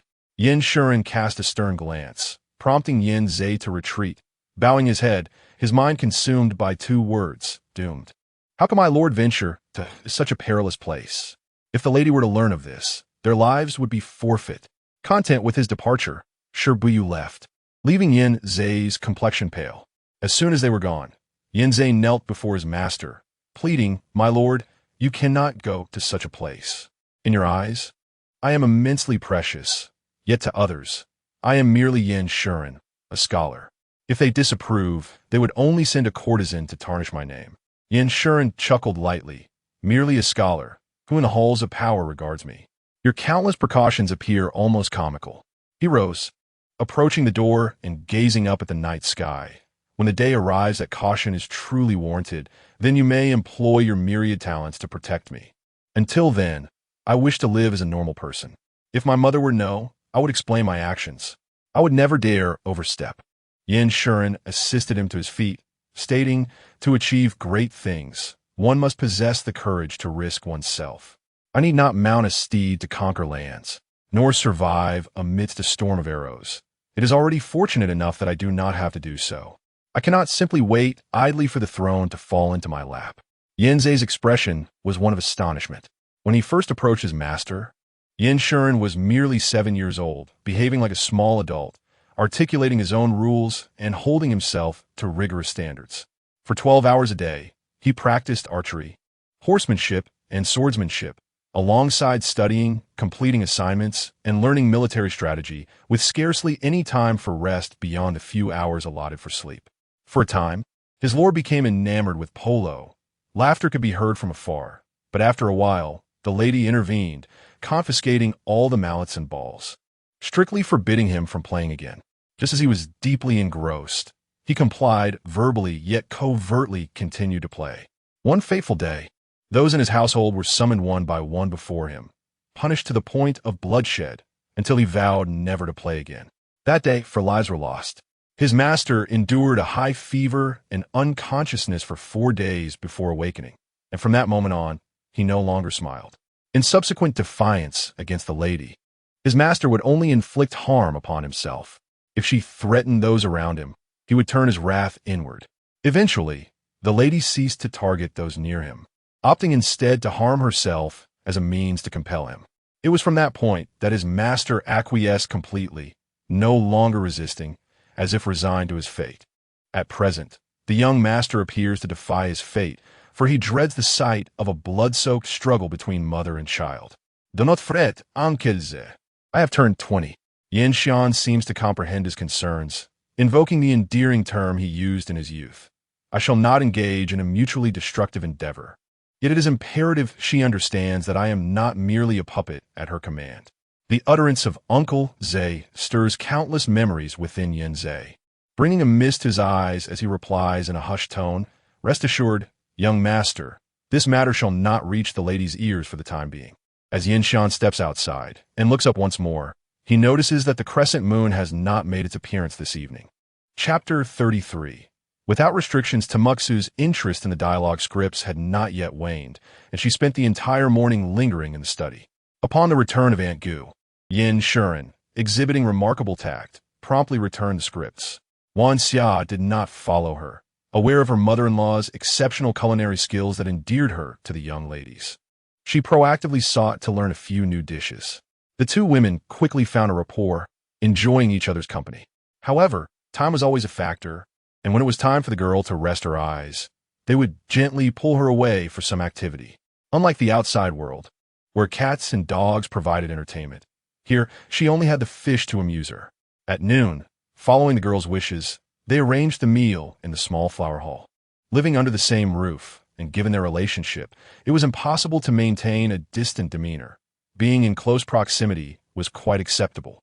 The prospect of shared dining brought joy to Yin Shuren, and after they finished eating, they had the opportunity for conversation. In the afternoon, Dan Yang and Fan Kan were expected to arrive. Yin Shuren was not surprised. Their unfinished discussion from the previous night hinted at numerous inquiries they would likely have. Do they know of your connection to the Duke of Loyal and Brave? Tamuksu lifted her teacup and took a sip. Previously, they were unaware. Such an identity is not something I would broadcast widely. I only mentioned it when I required their assistance. I will have the gatekeeper allow them entry, Yin Shuren replied, then shifted the topic. You were correct in your assumption. The Minister of State's people are avoiding those currently investigating the matter, focusing solely on tracing the whereabouts of the Shi family. However, the Grand Tutor has caused him considerable trouble lately, and several of his key personnel have been hindered from leaving the capital, which has diminished the intensity of the investigation. Commend the Grand Tutor, Tamuksu remarked, stroking her chin. Keep a watchful eye. There may be other parties involved. Yin Shuren turned his gaze toward her. In truth, you have always suspected the Emperor. He bears the greatest suspicion. Tamuksu, unknowingly resuming her cross-legged position, pondered. Each generation of the Duke of Loyal and Brave has been fiercely loyal, with a reputation meticulously preserved. Furthermore, the entire Shi family resides in the capital. Even if they were to defect to Jammu Kingdom, the rewards would come at an exorbitant cost. It would not be an exaggeration to say it would lead to utter annihilation. What, then, is the significance of treason? Any astute emperor, faced with such a situation, should not be in haste to execute, but rather seek to understand the circumstances. Yet, the undeniable fact before us is that the emperor hastily issued a decree for execution, not even waiting for autumn. Such irrationality surely suggests foul play. Yin Shuren nodded. My people are monitoring the Minister of State while also keeping an eye on the palace. Currently, there are no anomalies. If he remains inactive, it indicates another matter. The Minister of State is merely a tool in his hand. Tamuksu gazed out at the brilliant sunshine. The Grand Tutor is in peril. Can I mobilize some personnel? Is there something to be done? Unnecessary. Let them contend with each other. Tamuksu decisively declined. A few days ago, in your study, I came across some intriguing information sent by your subordinates. Since our last discussion, you have opened your channels of information to me, allowing me to review them. I previously thought you were solely engrossed in the scripts, unaware that you had also examined these matters. Zhu Ling, a fifth-rank assistant minister of the Imperial Council, occupied a position that was neither high nor low, and yet he was a man of inconsequential status. His residence, however, was frequently marred by death, necessitating regular trips to the mass grave. I had them investigate, mimicking your handwriting, and discovered that Zhu Ling's household was plagued by fatalities, with no new inhabitants to be found. Is it not curious? Even more intriguing is your brazen imitation of my script, is it not? Yin Shan sighed in resignation. Have you mastered my handwriting so swiftly? Not quite, came the reply. I merely imitated the words investigate Zhu Ling's household population, barely sufficient to deceive. Do not concern yourself with trivial matters. You desire to control every aspect. Yet as long as it is the living who are engaged in affairs, any link in the chain may introduce uncertainty. Adaptability is paramount. For instance, in this situation, you could allow those below to recognize my handwriting, thus eliminating the need for me to imitate yours. Yin Shan chuckled, realizing that the crux of her statement lay in those final two sentences. I shall relay this to them. Henceforth, you need not labor to mimic my handwriting. Satisfied with the outcome, Shi Buyu felt a sense of relief. It was exhausting to imitate another script.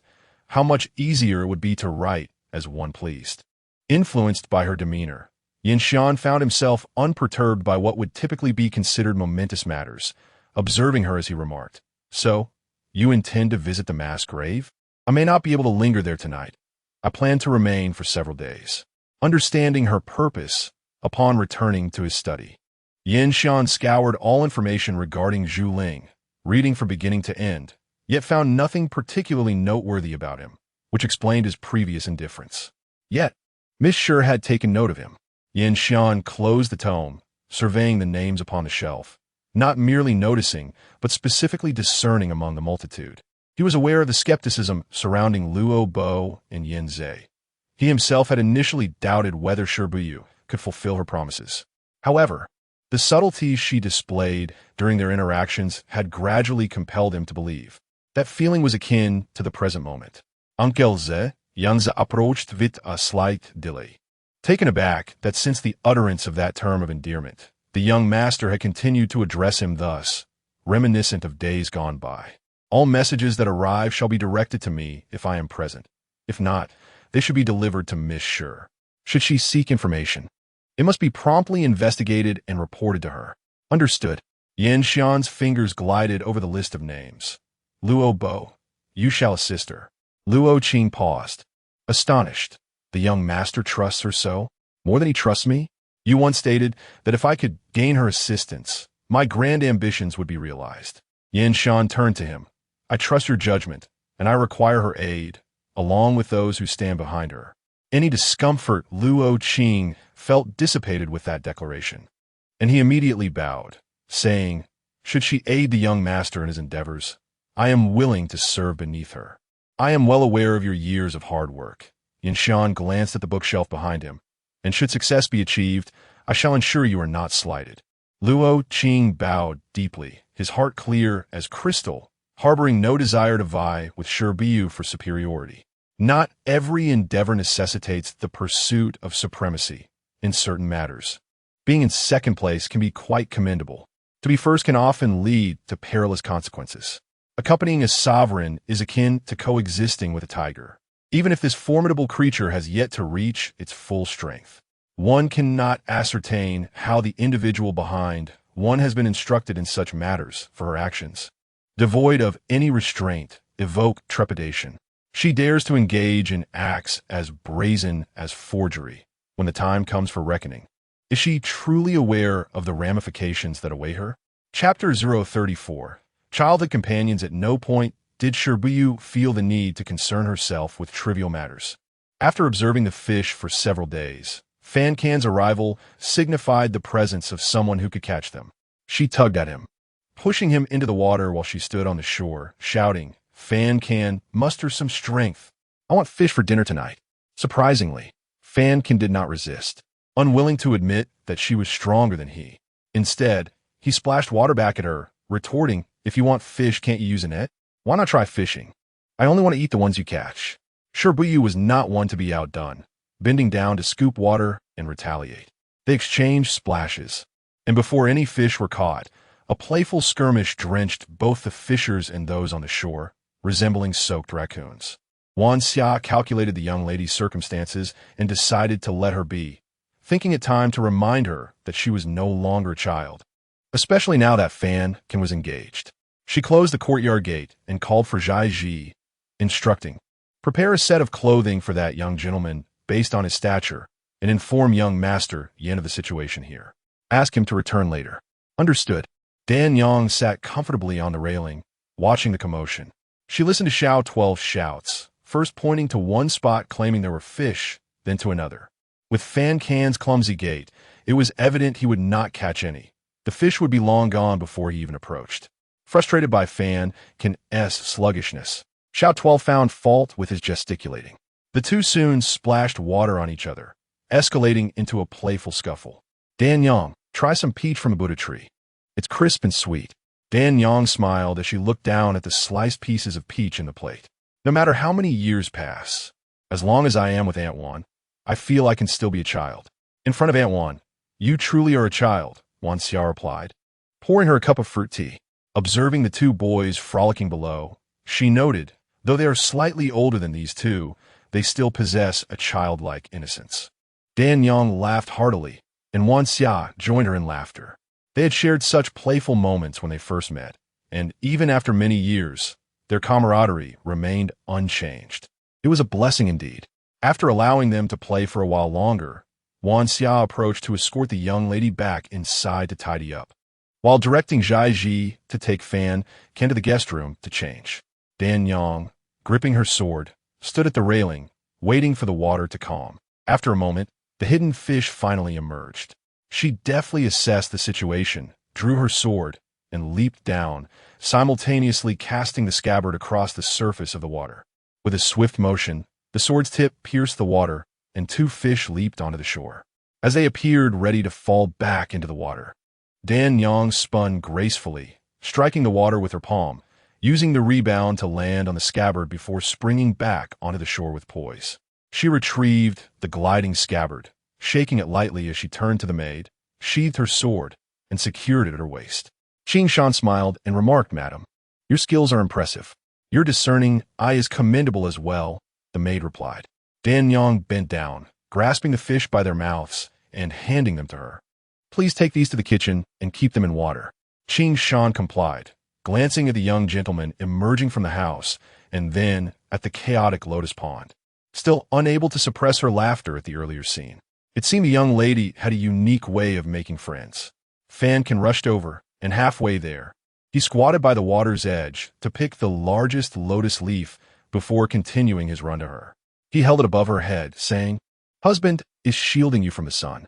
Dan Yang smiled as she linked her arm with his, softly responding with a hum.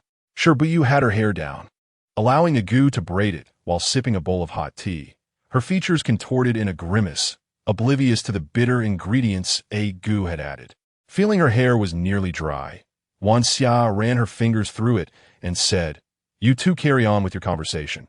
I'll go prepare a feast for you. Let's have dinner early today, so it doesn't delay tonight's affairs." Shi Buyu immediately listed her desires. "A goo, I want fish soup." "A goo will make it," Wan Xia replied, gathering the fallen strands of hair behind the girl's ear before swiftly departing, as the fish soup required a longer cooking time to be delectable.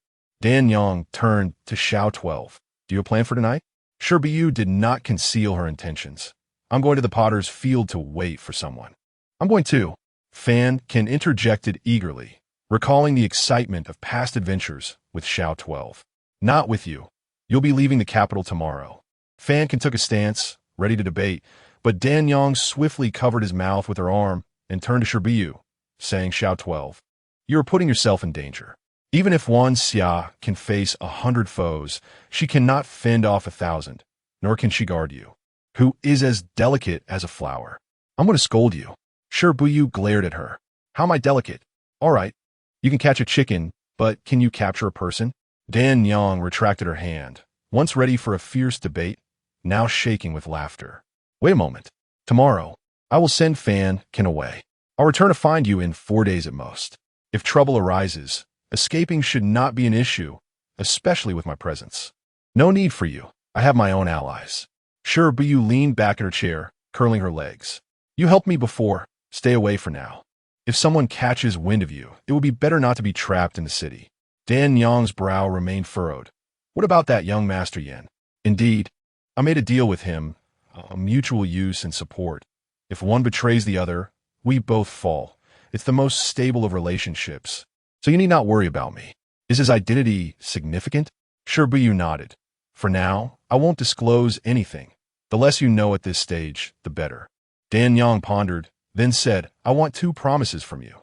First, prioritize your safety at all times. Second, if you need help, you will inform me in the quickest manner possible. I promise. You know how much I value my life. A gentleman does not stand beneath a precarious wall. I embody that principle."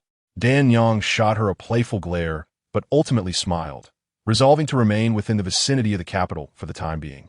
Fan tugged at his wife's sleeve. "Am I allowed to speak now?" Dan Yang pulled her sleeve back. "Did I cover your mouth?" "So, I'm free to speak." Fan opened his mouth to say something, but the moment had passed, and his enthusiasm waned. After contemplating, he realized there was nothing worth addressing, and thus he fell silent. Time did not allow for joy to be singularly experienced by her. Dan Yang would not be the sole one to deal with matters. The three had not met for an extended period, and Shi Buyu and Fan chattered incessantly, their laughter intertwining in a wild and unrestrained symphony. Dan Yang stood to the side, fully attentive, her mind unwavering. Having encountered the world too early, she could no longer feign innocence. Yet witnessing the two revel in their shared happiness brought her a sense of delight as well. Perhaps, once the storm of events subsided, she might reside with Fan in the capital for a while. Though unaware of the nature of Xiao 12's undertakings, They clearly bore significance, and she felt compelled to keep a watchful eye. Outside the courtyard, Yin Shuren, listening to the distant echoes of laughter, smiled quietly to himself before turning away, choosing not to intrude. Chapter 035. The graveyard of the unburied. The night was as cool as water, and the crescent moon hung low in the sky.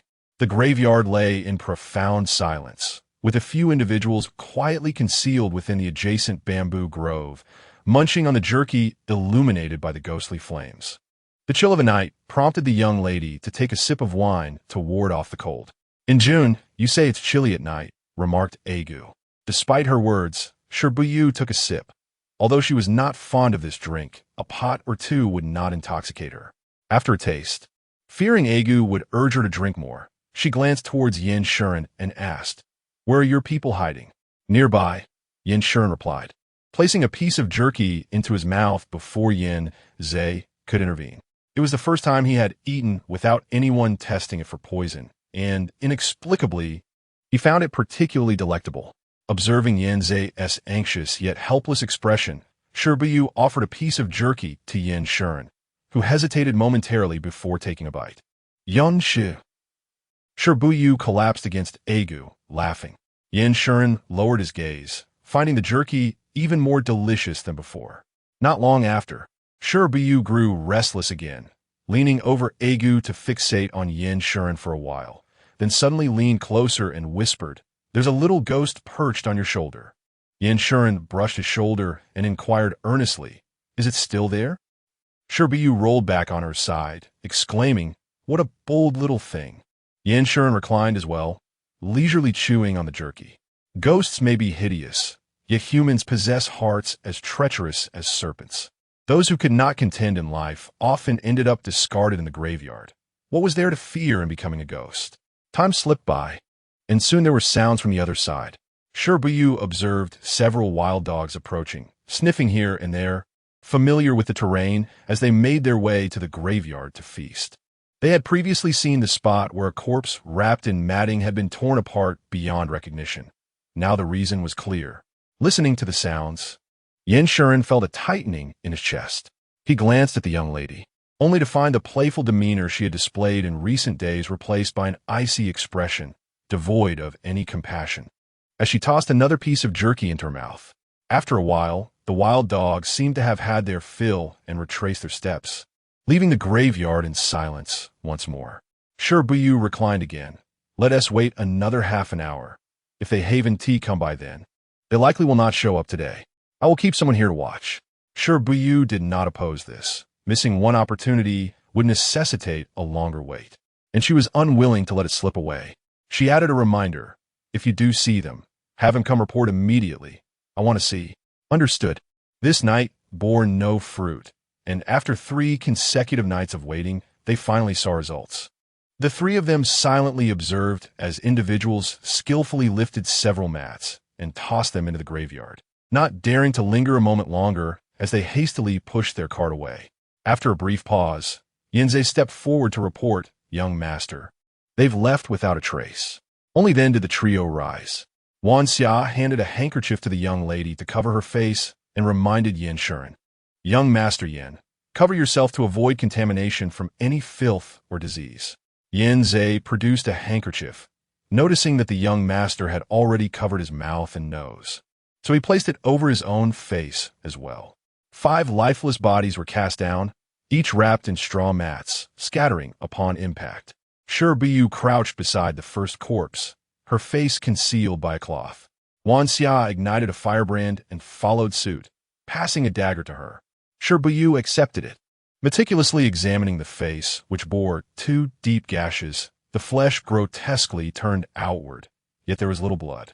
The expression was one of profound agony, the tongue protruding, and marks around the neck suggested strangulation. She lifted the outer garment with the dagger, revealing a coarse brown fabric, common among the lower classes. She then scrutinized the other 4, a mix of men and women, who displayed similar signs of demise. Yin Shan quietly inquired, "Strangled?" Shi Buyu's gaze traversed the 5 faces, a fleeting thought eluding her grasp. She asked, "Aside from the neck bruises and facial injuries, What other similarities do these five share? Yin Shan observed closely. If their faces were not marred, they would be considered quite handsome. Handsome? A spark of insight ignited in Shi Buyu's mind as she lifted the upper garments of several bodies, noting injuries of varying degrees. With a newfound direction, she directed the dagger towards the lower bodies. Wan Xia, quick-witted, grasped her hand, saying, "Rest, I'll handle it. I want to see for myself." Wan Xia shook her head. "Listen, I shall do it." Yin Shan, sensing Shi Buyu's intent, extended his hand. "Let me inspect the men's." Shi Buyu regarded him. "Do you know what I seek?" "I do." Shi Buyu placed the dagger in his hand, examined closely. Yin Shan nodded, evading the approach of Jishu's hand. And as Shi Buyu turned her back, Agu positioned herself behind her for protection, allowing Yin Shan to methodically unveil the lower garments of the three male corpses. Yin Zhe, unwilling to let the young master handle the bodies, removed his outer garment to shield his hands, gently moving the bodies for Yin Shan to observe. The gruesome sight was unsettling, the brutality evident in the mangled lower regions. Covering the bodies, Yin Shan returned the dagger to Wan Xia and stood beside her, stating, "They have all been viciously mutilated. There is not a shred of unscathed flesh below." Shi Buyu displayed no surprise. After Agu examined the other two female corpses and reached the same conclusion, she remarked, "Given such injuries, there must have been a considerable amount of bloodshed. Yet, I noted the garments were clean, indicating they were changed after death. Furthermore, the facial injuries, if inflicted while alive, would have resulted in a bloody visage. Yet there is none. Are there any marks upon their bodies?" Yinja had been observant during the examination, replying, "None were found." No household could continuously dispose of bodies without acquiring new ones, Shi Buyu stated as she moved outward, remaining silent until they reached their destination. Finally, she said, "Have someone monitor the servants of the Zhu family and observe their route out of the city. Transporting corpses requires some assistance. And given Zhu Ling's status as a fifth-rank official, he should lack such capability." Yin Shan nodded. "I will ensure a thorough investigation into Zhu Ling's associates. We must seize the opportunity to visit his household. As time flows, a contemplative thought arises. He has an affinity for poetry and literature, often mingling with scholars. Perhaps a gathering of poets could be arranged in his honor? If such an event were to take place, would you be able to attend? My seventh brother spends his days among literati, crafting sentimental verses, so he should certainly be able to gain entry. I too can manage to attend." Yin Shan quickly identified a potential avenue for progress. He has a nephew who studies at the same academy as I do, and he enjoys a cordial friendship with one of my companions. It should not be difficult to facilitate this endeavor through him. Thus, Shi Buyu decided not to insist further, as it is indeed preferable for outsiders to bear the burden rather than those within the inner circle. Chapter 036. The scheme of Yin Shan's friend, Do Yuancheng, is indeed a rare character, prioritizing romantic pursuits over friendships. Today, however, he seems unhurried to return home to accompany his cousin. Do Yuancheng tossed the reins to a passing waiter and quipped, "Has your cousin grown weary of your company?" "I could very well turn back now," Yin Shan replied. "Dare you?" They laughed as they ascended the stairs. The most exquisite spot in the tavern, of course, was the window-side table on the third floor. After ordering the finest wines and dishes, Do Yuancheng raised his chin and inquired, "What brings you here? Is there truly nothing of concern?" Yin Shan hesitated, rubbing his nose. "My cousin, Xiang He, is quite fond of the small lotus pond at home, often gazing at it for hours. I recall that in previous years, there were lotus viewing banquets in the capital. As you are well informed, do you know which family is hosting this year?" "Ah, all this is for your cousin," Do Yuancheng teased, seeing the effort Yin Shan was making to please her. As a good friend, he naturally wished to lend a hand. After a moment's thought, he replied, "It is most likely the Zhang, Zhu, or Lu families." Yin Shan frowned. "Zhang Shijin has always held a disdain for me. If it were to be at his house, I would prefer to avoid it altogether. But why suffer the indignity of attending a mere lotus banquet if it is hosted by such a petty man?" Just then, the waiter brought their drinks. As he was about to pour, Yin Shan took the jug from him and said, "My cousin is not one for extravagant adornments. She simply delights in the sight of lotus flowers. I wish for her to behold an endless expanse of lotus ponds. Dou Yuansheng regarded him with a knowing smile. You have heard the rumors, suspecting this affair will likely fall into Zhang's hands, and you've come to extract information from me. Haven tea you? You know me well. Yan Shuren replied, clinking his glass against Dou Yuansheng's. Who would want to understand you? Dou Yuansheng retorted playfully, taking a sip from his cup. However, it is not without solutions. Pray tell. The Liu and Zhang families have always been at odds. I shall devise a plan to have Liu Yi disrupt their gathering. Dou Yuansheng grinned mischievously. If neither family gains anything from this, they might just settle down. Yan Shuren chuckled softly, if it could indeed fall into Zhu's hands. That would be splendid, but I have little connection with Zhu Ran. I will need to rely on you to procure a couple of invitations. Such trivial matters need not cause you distress. Merely mention it. I have long found Zhang Shijin to be insufferable. Just the other day, he was boasting about this very issue. It would be delightful to thwart him. Dou Yuansheng scoffed lightly. His joy is my displeasure, and should he be unhappy, I find my own joy in that. Suddenly, Yan Shuren recalled the young lady, and in this regard, Dou Yuansheng bore a resemblance to her. Dou Yuansheng, however, dismissed the thought and filled their cups once more, eagerly inquiring about his primary concern. Has your cousin truly dealt with that Chi-Chi girl? My cousin is of kind nature. Even if she were to take action for my reputation, she would never stoop to torment a weaker girl. It is that Chi-Chi, frustrated by her own unmet desires, in a fit of anger, has sought to tarnish my cousin's name, wishing to make us all suffer. Yan Shuren's expression darkened with indignation, clearly angered by the situation. My cousin has urged me not to take it to heart, but how can I not? Driven by a moment of compassion, the consequences fell heavily upon her. A frail woman. If only time could be reversed, I would surely remain steadfast. My cousin acted wisely. Had Chi-Chi truly remained by your side, Zhang Shijin and his ilk would undoubtedly tarnish your reputation. Dou Yuansheng raised his glass with a smile. Do not blame you for your concern. My cousin is quite discerning. Yan Shan cast him a sidelong glance. She is my cousin. All right, your cousin. Who among us does not have a cousin? Dou Yuansheng retorted with feigned annoyance. Though he could not help but feel a tinge of envy for his friend's state, being able to wholeheartedly care for someone without trepidation was indeed a blessing. For families like theirs, only interests held significance. Everything else was deemed trivial. Dou Yuansheng was a man of his word. While navigating both realms, he skillfully stirred the pot. And ultimately, the Lotus Appreciation Banquet indeed fell into the hands of the Zhu family. Shi Buyu unfolded the invitation to examine. Am I also permitted to attend? The genders were separated, and the female companions were beyond her purview. That makes sense, Shi Buyu nodded. The Zhu family was a fish worth dissecting and studying further. Zhu Ling's associates had been identified. Yan Xian rose to hand her a slender booklet. See if there are any suspicious individuals. Shi Buyu opened the booklet, perusing from start to finish, and after a second glance, she borrowed his desk, unfurling rice paper to inscribe each name, systematically categorizing their factions and alliances. Yan Xian observed and remarked, it appears to be a neutral party, maintaining amicable relations with all, yet having no deep connections with anyone. The court was not devoid of neutral factions, but a true neutral would never be able to extricate a corpse riddled with countless enigmas from the city. Shi Buyu set down her brush. No faction would shy away from recruiting the neutral party to its ranks. Possessing such leverage could render the neutral party incapable of remaining neutral. In other words, he could not possibly be neutral. Yan Xian's gaze fell upon the names Zhang Shuji and Fu Wei, one a prime minister, the other a grand preceptor, both wielding immense power. Who might be the dubious individual? Let us investigate further in the direction of the prime minister, Yan Xian suggested, puzzled. You seem to suspect the prime minister more than the grand preceptor?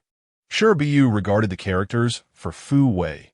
30 years ago, Grand Preceptor Fu led 5,000 soldiers to steadfastly defend a city, besieged for 9 months before reinforcements arrived. If I had to choose between the two, I would sooner trust the indomitable spirit and valor of the Grand Preceptor than the opportunistic Prime Minister, who may offer beauty for advancement. Yan Xian was evidently familiar with the events of 30 years prior.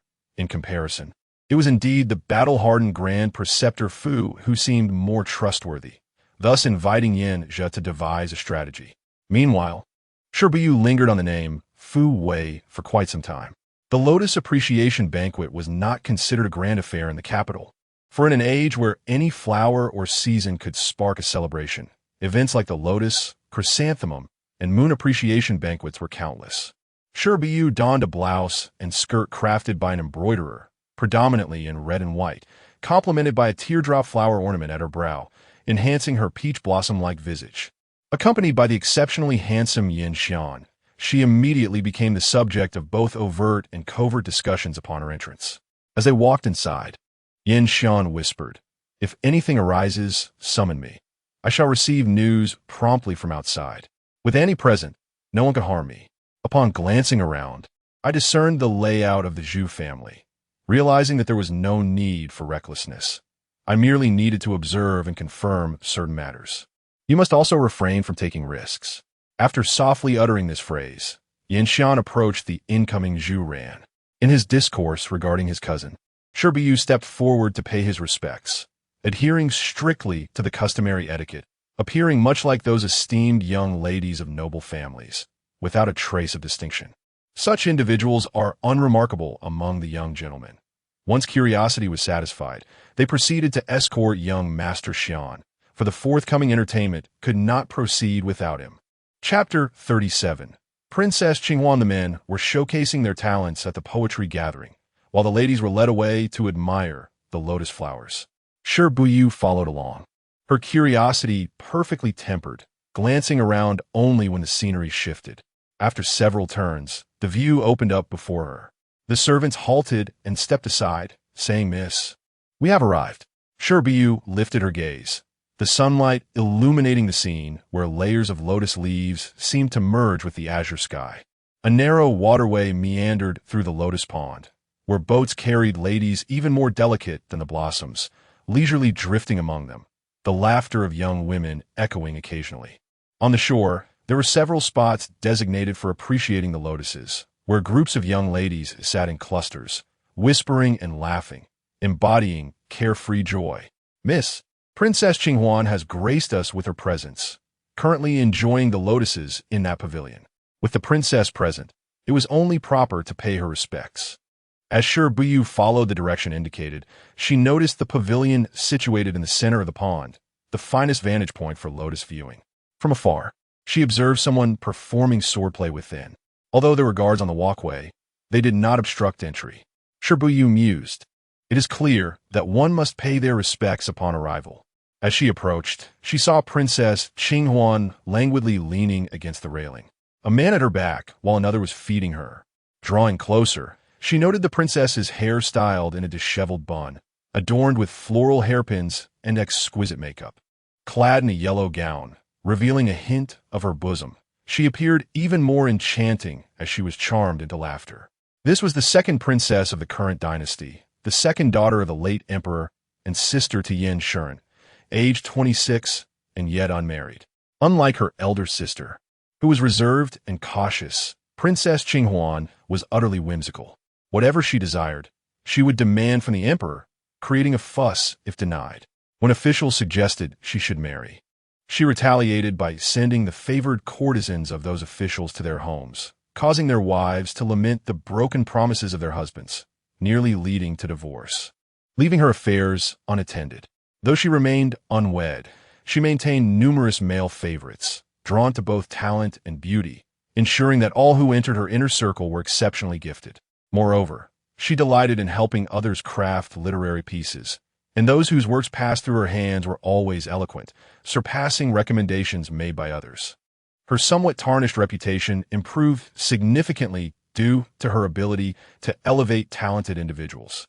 The emperor, particularly fond of her, indulged her every whim, granting her requests and turning a blind eye to her refusal to marry, while lavish gifts flowed into the second princess's residence like a stream.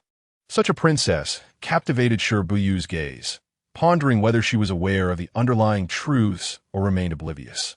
Furthermore, how could a banquet for a fifth-rank official attract her presence? The swordsman concluded his performance, casting a glance at the approaching pair before sheathing his sword. He wore a light garment, his hair loosely arranged, and his features were strikingly handsome. A sheen of sweat lent him a masculine allure, starkly contrasting with the two men accompanying the princess. Shi Buyu thought to herself that such a handsome favorite would not be unwelcome. In her heart swirled a myriad of unspoken thoughts as she stood outside the pavilion, observing the respectful greeting from the Luo family towards the princess. Raising her gaze, Princess Qinghuan regarded her with an unabashed scrutiny, inquiring, "Are you the cousin of young Master Yan Shuren?" The remark was rather intriguing. Noticing three gentlemen's attention directed toward her, a bold idea flickered in her mind, yet she responded, "Indeed, I am." Yet, her demeanor was exceedingly ordinary. The gentleman seated at the front echoed, "Indeed, she cannot compare to the princess." The man behind let out a derisive snort. To compare her with the princess?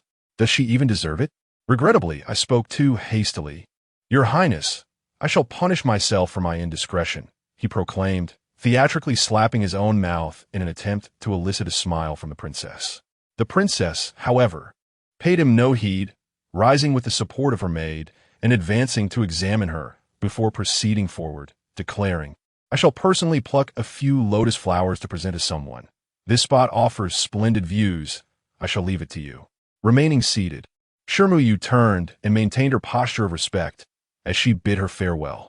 "She is targeting you," Wan Xiao whispered as she helped the young lady to her feet. Shi Buyu laughed as she watched the princess's retreating figure. Yan Shuren likely did not anticipate Princess Qinghuan's arrival. Otherwise, he would have informed me of her intentions to take him as her paramour. Wan Xiao's expression shifted to one of astonishment. Paramour? Upon noticing a maid approaching, Shi Buyu halted her discourse. "Miss Luo, the princess commands you to enter the pavilion and enjoy the scenery. Are you defying her wishes by remaining here?" Initially, Shi Buyu failed to comprehend the gravity of the statement, but the maid's warning clarified the princess's intentions. The most picturesque location in the lotus pond was claimed by the princess, leaving no room for dissent.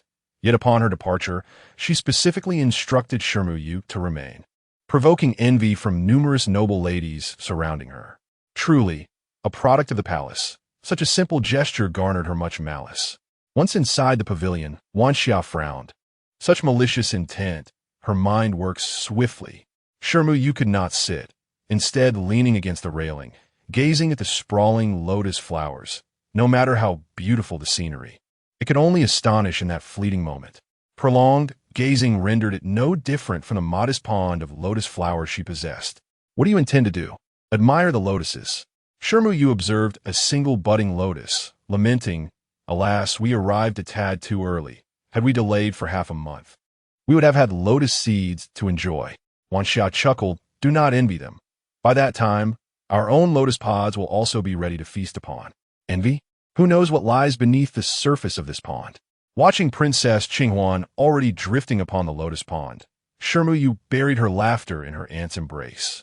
To take Yan Shuren as a paramour, this is a matter I could relish for a lifetime.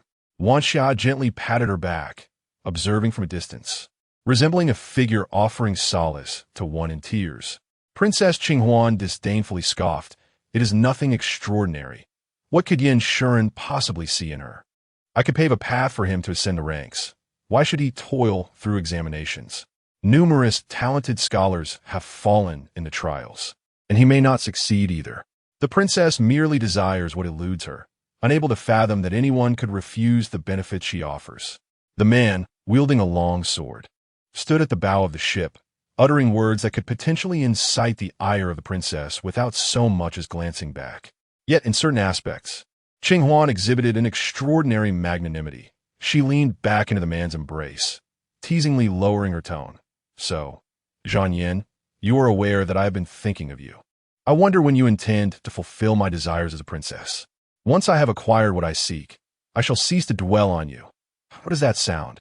I can issue orders at any moment." "No, no, no," Qinghuan interjected, shaking her head and waggling her finger. "Such matters require mutual consent to bear any delight. Anything obtained through coercion is unpalatable to me. There's no rush. This princess is patient." Zhang Yin chose not to respond further. Unperturbed, Princess Qinghuan continued to engage with those around her, for there were plenty of soft-hearted individuals. Why bother with the hard-hearted? Chapter 38. The splendor of the Lotus Pond, as this gathering was a lotus appreciation feast. It was only fitting that poetry would be intertwined with the theme of the lotus. By the meandering waters, Yin Shuren stared at the wine cup that had once again come to rest before him, a smile of helplessness adorning his face. It is evident that you have conspired against me. At last, he had made the realization. The man seated above him laughed heartily. Come, let's hear a fine poem. In the brief time he had been seated, I have already composed 3 verses. Not to mention that my talent may have reached its limit. Even Jiang Lang would chastise you for your bullying. Yin Shuren waved his hands repeatedly. No. Then you must drink 3 cups as punishment. Zhu Ran leaned forward, peering over. Princess Qinghuan has decreed that Master Shi and must compose 5 poems. Should there be one short, you shall be held accountable. But why has Qinghuan come? Countless banquets abound in the capital, and she has never been one to attend without a formal invitation. Yet here she was at this modest gathering. Contemplating her intentions, Yin Shuren lifted his wine cup, appearing hesitant, as if pondering the lines of a poem. After much thought, only one reason emerged. She was here for him. At this moment, the lady had already approached. Given Qinghuan's temperament, Yin Shuren feigned reluctance and recited a poem. Immediately, another round of wine cups remained before him. He seemed prepared, rising to toast the assembly, draining the contents of his cup in one gulp before tossing it aside, effortlessly delivering a 7-character quatrain. His demeanor was markedly different from usual, both proud and wild. Influenced by him, the crowd erupted in cheers, raising their cups in unison to drink deeply. Dou Yuanchang tapped his cup.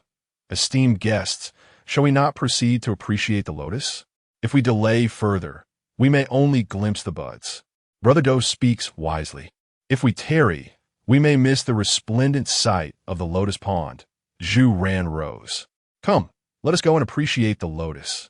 A throng of people moved towards the lotus pond, greeting one another from afar, the gentlemen exuding elegance while the ladies displayed grace and propriety. Yin Shuren scanned the surroundings, noting the absence of the lady. Despite knowing she was not an easy target for bullying, a twinge of worry crept in. For Qinghuan's actions and status were unconventional. Ah, was that not the figure of Princess Qinghuan in the pavilion? Yin Shuren instinctively turned his gaze toward the gazebo. Though obscured from view, he recognized the silhouette clad in a red and white dress, accompanied by a figure in purple. Surely, they were not the lady and her maidservant. Given their purpose for visiting the Zhu residence, occupying the pavilion was not a choice made by the lady willingly. It could only have been orchestrated by Qinghuan. That is my cousin. She is infatuated with the lotus and likely does not even realize how she found herself there. Yin Shuren inclined his hand in a gesture of respect to the gathering. I shall go and take a look. Dou Yuanchang reminded him. You should first pay your respects to the princess. Where's the princess? Zhu Ran had learned from a servant about the earlier happenings. The princess has gone boating to gather flowers. She likely will not return for a while. Let us admire the lotus first, and when the princess arrives, we shall greet her.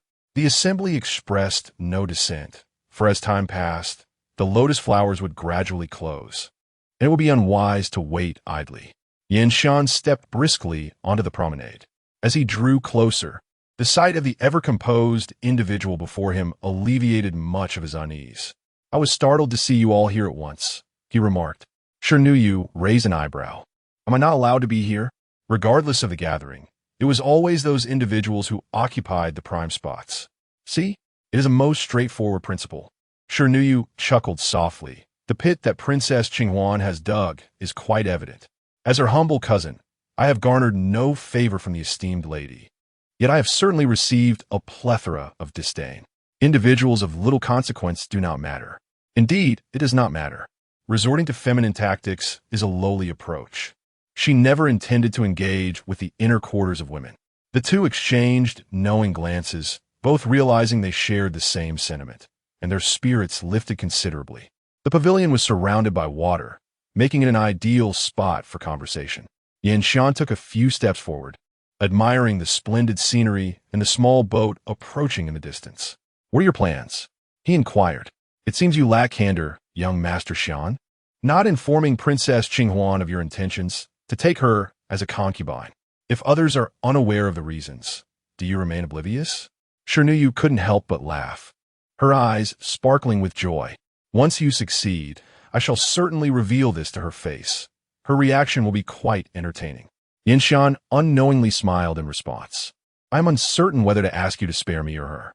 After their light-hearted banter, a silence enveloped them, for this was not a place for idle chatter. As the boat drew near, Yinshan saluted the waving Princess Qinghuan. She directed the vessel to halt before the pavilion and presented him with a bouquet of blooming lotus flowers, lifting them high. Young Master Xian, please accept this.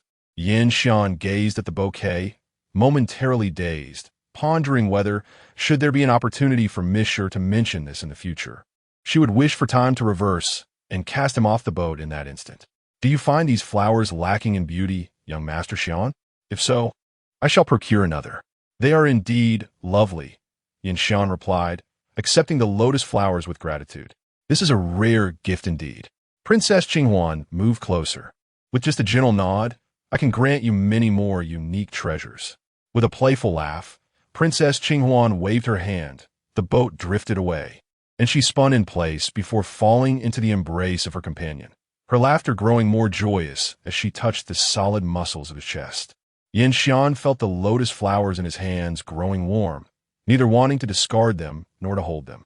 Do you truly find these flowers lacking, young Master Xian? Shi Buyu teased, lowering her head and approaching with a playful tone. If so, I shall go and pick another for you. Which one would you like? I can swim over and retrieve it for you. Yinshan cleared his throat, suppressing a laugh. Would it not be better to pick one at home? No. The lotus pond at home is rather small. Picking one would leave a noticeable gap.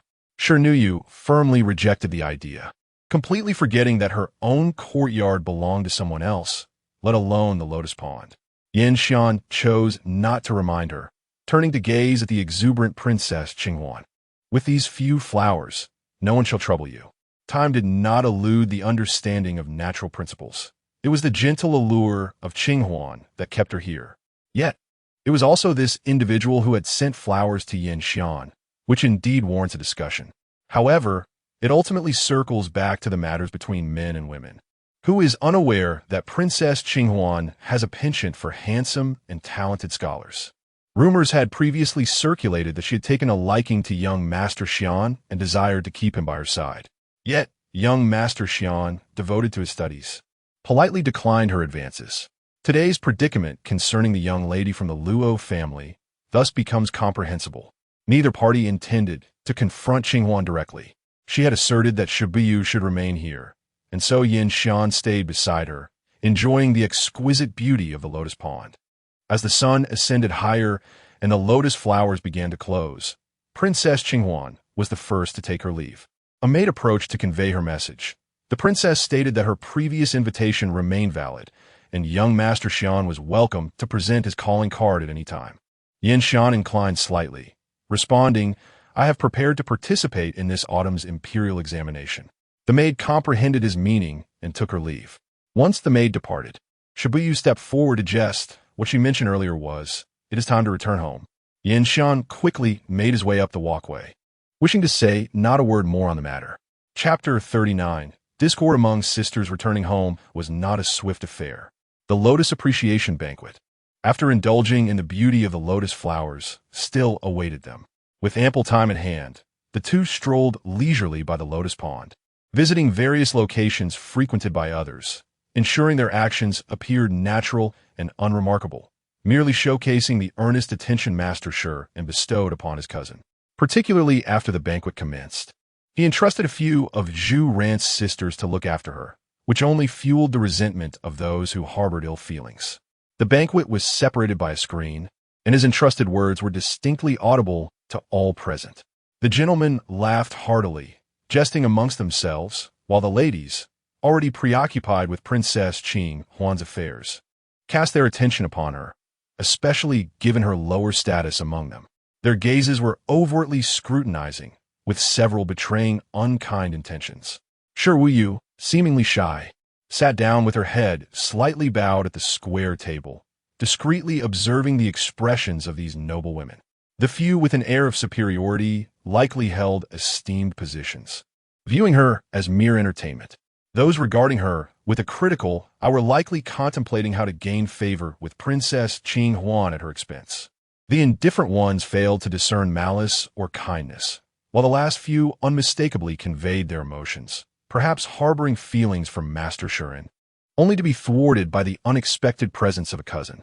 Fortunately, in the Diyu dynasty, both men and women upheld decorum, refraining from uttering harsh words that might embarrass the host or disgrace themselves, thus avoiding becoming the subject of ridicule. They merely conspired to marginalize her, treating her with disdain and as inconsequential. Shi Buyu found herself disheartened, despite overindulging in the banquet's offerings. The fish sashimi was exquisite, delicate, and sweet. Had she not feared alarming them, she could have devoured an entire fish. Once in the carriage, her true nature emerged, patting her stomach in anticipation of the next meal. "Aunt, I wish to eat it again tomorrow. Fish sashimi is raw and shouldn't be consumed so frequently," Xia replied. "How about some lamb soup instead? We can enjoy it again tomorrow." "That will suffice," Shi Buyu conceded, acknowledging that the Zhu family's lamb soup was indeed well prepared, devoid of any unpleasant taste. Warming her body with each sip, Inshur and, riding outside, couldn't help but chuckle at the trivial challenges posed by those self-important individuals. None of their antics held a candle to the significance of a plate of fish sashimi in the presence of Miss Shi. Upon arriving home, Shi Buyu accompanied them to the study, perceiving no signs of abnormality. Leaning against the hidden screen, she mused, "No matter where we go, there is no one watching us. There is no concern about guests wandering to inappropriate places or seeing things they shouldn't." The servants and maids, though unremarkable in appearance, exhibit a demeanor that is notably calm, suggesting that the Zhu family is not a household prone to treating others cruelly. If the Zhu family frequently encountered death, they would not remain unperturbed. Aside from the inner courtyard where the ladies resided, all other areas were accessible. Inshuren recounted his observations. "I first paid my respects to Zhu Ling, and then Zhu Ran led us to his residence, which was entirely unguarded. During this time, I feigned being lost and inquired with the servants for directions. He displayed no suspicion towards me. Everything appeared completely normal, even remarkably candid." Shi Buyu pondered thoughtfully. Is it possible that the Zhu family is merely a transit point? Only in this context does it make sense. I will have someone keep a close watch. The tale has already been revealed. There will inevitably come a time when it can be seized. In moments of calm and urgency, her interest lies with another. When did Qinghuan develop such treacherous intentions towards you? This description is rather. Fortunately, Yin Shuren was already aware that he would need to address this matter upon his return, and without further contemplation, he responded, "In the capital, various banquets and poetry gatherings abound. I refuse some, but attend others. Qinghuan cherishes talent, and is particularly enamored with talented men. Among these, she has a special preference for those like me, who may not boast an illustrious background, yet aspire for a promising future, provided, of course, that one has a passable appearance to catch her eye." Reflecting on the man who wielded the sword, Shuren nodded. "A handsome man can also be a source of calamity." Yin Shuren hesitated to affirm or deny, but continued. "After several encounters, she summoned me and inquired if I would like to take a shortcut. She offered me a scroll, and in return, I accompanied her for a time." Shuren collapsed with laughter onto the couch. Yin Shuren's expression bore a hint of helplessness. "I declined her offer. Fortunately, though she indulges in reckless behavior, she does not possess the intention to force others. When we meet, she still brings it up with a jest. And if I do not respond, she lets it be. She is testing your will, contemplating that you might face some setbacks while leaving you with this avenue of retreat, rendering it possible to sway your resolve. Does this not surpass the allure of coercion?" Shuren mused. Truly a game well played. Yin Shuren glanced at her, his tone seemingly infused with admiration. "Do you think she is aware of the underlying truths?" Shuren shifted his position to settle more comfortably. When she was merely 6 years old, how much could she have comprehended? I find it hard to believe she knew much. Yet those raised in such environments inevitably mature early. I suspect she might have harbored some doubts. Yin Shuren paused. Her various acts of defiance before the emperor seem like tests, testing how far the emperor can tolerate her, or whether he truly indulges her, or if he intends to ruin her. Yin Shuren shook his head. I am uncertain if she harbors such thoughts. I dare not draw too close to her.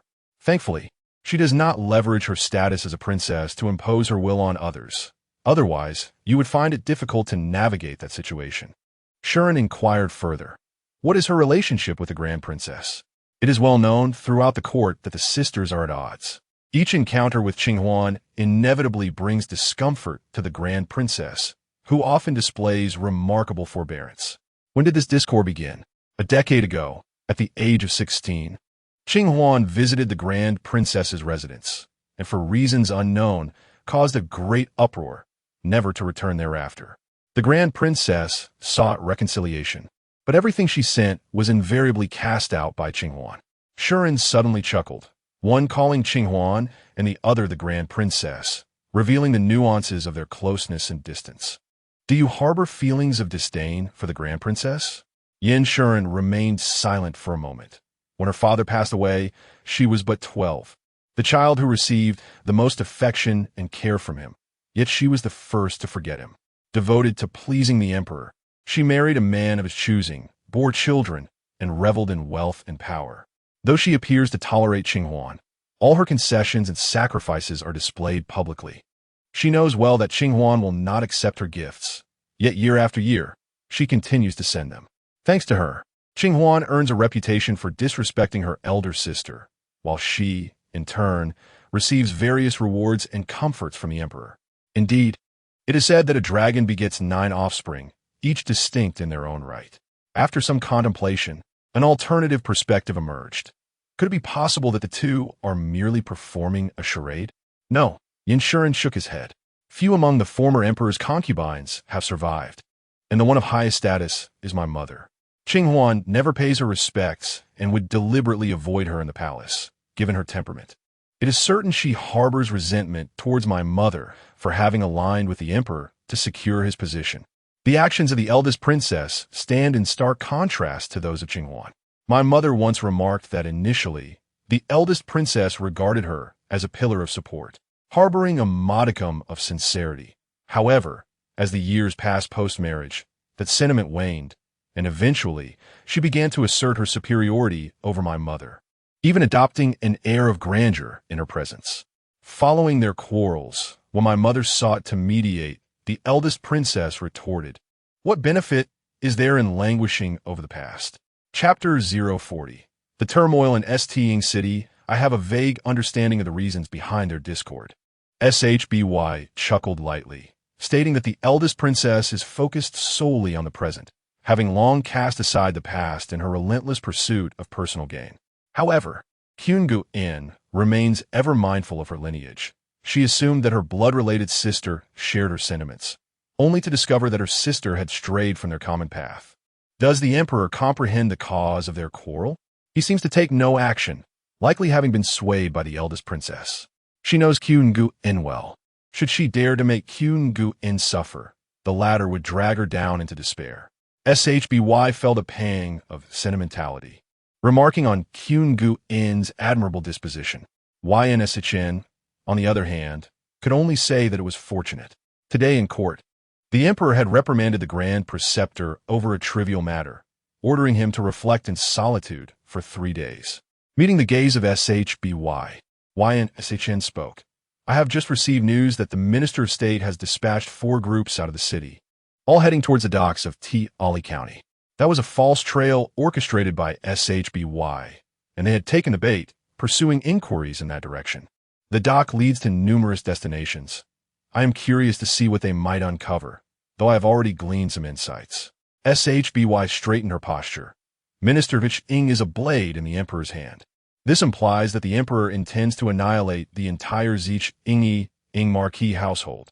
Yin furrowed his brow. Could it truly be that the Ing marquis uncovered something that alerted the emperor? This remains mere speculation, lacking definitive proof. We must wait until we apprehend the family. He shall find no peace and will not remain idle. The initiative lies with us now. Shby's eyes sparkled with a glimmer of inspiration. Perhaps we could devise a plan to draw them out. Yn's interest was piqued. Such as? Let's not rush. Let them seek out their quarry first. Once they tire, we shall offer them a sweet reward. A sweet reward, or perhaps a poison confection. Yin Chen observed the exuberant Shby, who appeared eager to concoct some sugary treats, and he felt a flicker of anticipation arise within him. He had been too passive for far too long. June's weather is capricious. One moment the sun blazes brightly, and the next, torrential rain descends, finally alleviating the rising heat. After days of indulging in novels, Shby was unceremoniously expelled from the house by her impatient aunt.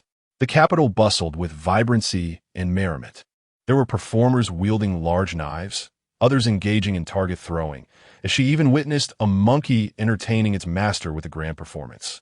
The master spoke with fervor, instructing the monkey when to roll and when to strike a pose, occasionally taking strides that elicited hearty laughter from the onlookers.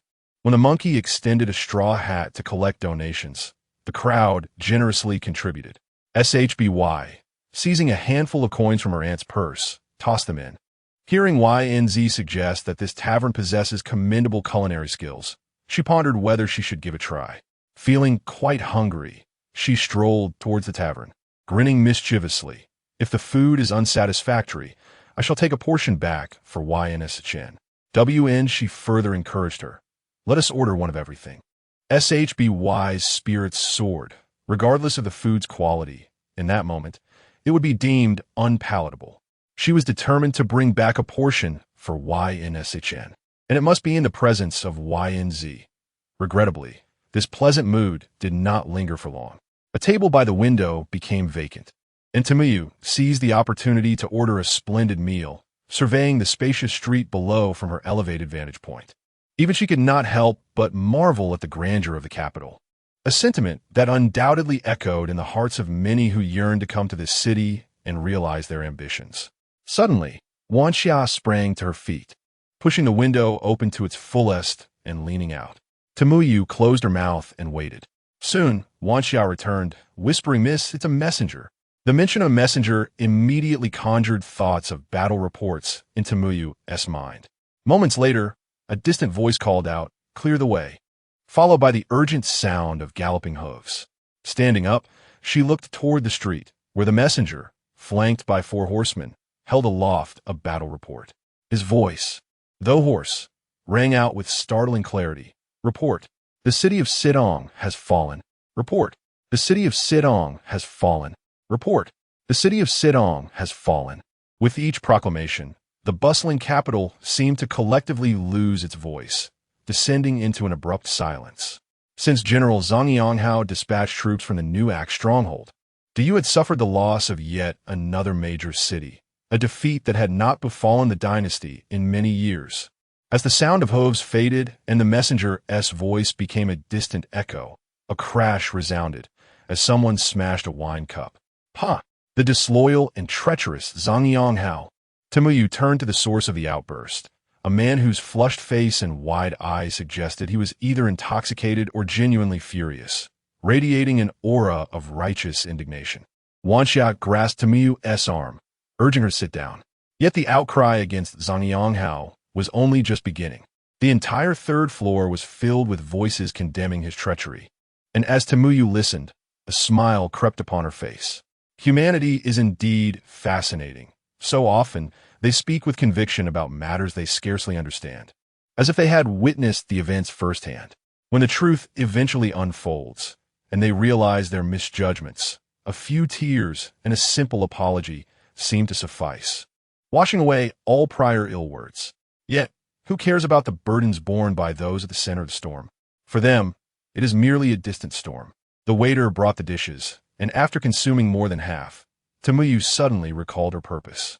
She beckoned the waiter and requested that he wrap one of each dish in oil paper, intending to deceive Yinze. She would forego even using a food box. Wanxia felt reassured. The fact that Tumuyu was still willing to engage in such antics suggested that the situation was not dire. Once they descended the stairs, Tumuyu instructed Wanxia to find the street performer, inviting him to the tavern to perform a tale of loyal ministers and their unwavering devotion, ultimately meeting a tragic end. This made her even more at ease. Her lady had a remarkable trait, When feeling down, she never troubled herself but preferred to stir up others. And once she had vented her frustrations, her spirits would naturally lift. Tomiyu's mood remained largely unaffected, and upon encountering Yanzei, her spirits soared even higher. "Yanzei, has your young master returned?" "Yes, he is in the study." Upon noticing the bundle of oil paper in her hands, Yanzei instantly became wary. "Cousin, what is this?" "Ah, I bought a few things for your young master to see." Tomoyu playfully extended her hand. "It's quite heavy. I would appreciate your assistance, Yen." Yanzei evidently still did not fully comprehend her. Upon noticing her willingness to entrust herself to him, he felt a sense of relief wash over him, and a smile once again graced his face. "Is the young lady enjoying herself?" he mused. Indeed, it seemed so. He had just witnessed a rather splendid display of monkey tricks. Some performances truly were remarkable. Yanzei echoed this sentiment, attempting to glean some insight from the expression on the young lady's face. They had received news that the city of Sitong had fallen, and the scouts had been shouting. The young lady had fortuitously stepped out just then. It appeared she might have just arrived in time. However, at this moment, it seemed as though she remained blissfully unaware of the situation. Upon entering the study, Yanxian was greeted by the sound of commotion and promptly stepped out to observe the young lady's demeanor. "You returned quite punctually," he remarked. Shi Buyu took the items from Yanzei and presented them to him with a cheerful disposition. "I managed to procure some delightful treats. Here, a portion for you." "Young lady," Shi Buyu said, smiling brightly at the wide-eyed Yanzei. "If Master Yin has something to say, please do so. There is indeed something of great significance. What manner of food from outside could possibly be suitable for the young master, especially when it was brought by him?" Yanzei thought to himself, wishing he possessed the ability to ignite the items with a mere glance. Yet, under the stern gaze of the young master, he could only retreat. Chapter 41. Receiving news, an unexpected moment. Shi Buyu intended to tease Yanzei, showing little concern for whether Yanxian genuinely desired to eat. With his objective achieved, he cast the matter aside and took a seat in the study to discuss pertinent affairs. "Have you received any news from those in City? It will be somewhat slower than the messenger, yet should arrive promptly." Yanxian placed the items on a shelf in the corner of the study, then sat down at the desk, observing Shi Buyu, who appeared lost in thought. "Is there something you suspect?" he inquired. "I am contemplating whether Sidu City has fallen or if the news was deliberately conveyed." "I lean more towards the notion that it was indeed lost," Yanxian replied. After the disappearance of the loyal and brave marquis, the military overseer, Lord Chun, temporarily took command. Shortly thereafter, the court dispatched General Duan Shi of the Tiger Might to lead troops there. This is his first time commanding at the border, and given his capabilities, it is unlikely he will manage to hold it. Shi Buyu recognized the name Duan Shi, as described by the old man with the white beard. He possessed a myriad of tricks, yet lacked substance. "The granddaughter of Minister Zhang has married into the Duan family," he remarked. "Is that so?" Shi Buyu lifted his gaze. "Currently, the morale of the Damba kingdom is soaring. Such a position is hardly desirable. Losing one city could place the loyal and brave marquis in a position to be criticized. Losing two cities could serve as a buffer. But if he continually fails to hold the city, the commander will certainly face dire consequences, unless Minister Zhang has an imperative reason to send his own person there." Shi Buyu continued, lightly tapping his fingers on the concealed table, pondering aloud. "If Minister Zhang is akin to a dagger in the emperor's hand, then this hot potato should be handed over to the Grand Preceptor. It would be advantageous for him to eliminate the Grand Preceptor rather than placing his own at the forefront. Should this individual fail to defend the city, they would essentially be rendered useless. To knowingly send one's own into danger." Yanxian's eyes brightened with realization. There must be something of great interest to the emperor there. Shi Buyu nodded slightly, his expression contemplative. "For reasons unknown, I feel there is still something missing in this scenario. I shall send someone to keep a close watch." Rising from her seat, Shi Buyu knew she needed to return and reflect upon these matters. After escorting her to the door, Yanxian approached the pile of food, unsurprised to find the oil paper packages punctured with several needle holes. Yanzei lowered his head, bracing himself for a reprimand, accepting whatever criticism his master might bestow, knowing he must inspect more thoroughly next time. However, after an extended silence, the only sound that reached his ears was that of his master chewing. With no reprimand in sight, stealing a glance, he saw Yin Shan struggling to unwrap the second oil paper package and hurried to assist him. After tasting and evaluating the food, Yin Shan remarked, though the items lack the refinement of those from home, they possess their own unique flavor. Yin Zhe readily admitted his oversight. It was a small-minded act on my part. Not just you.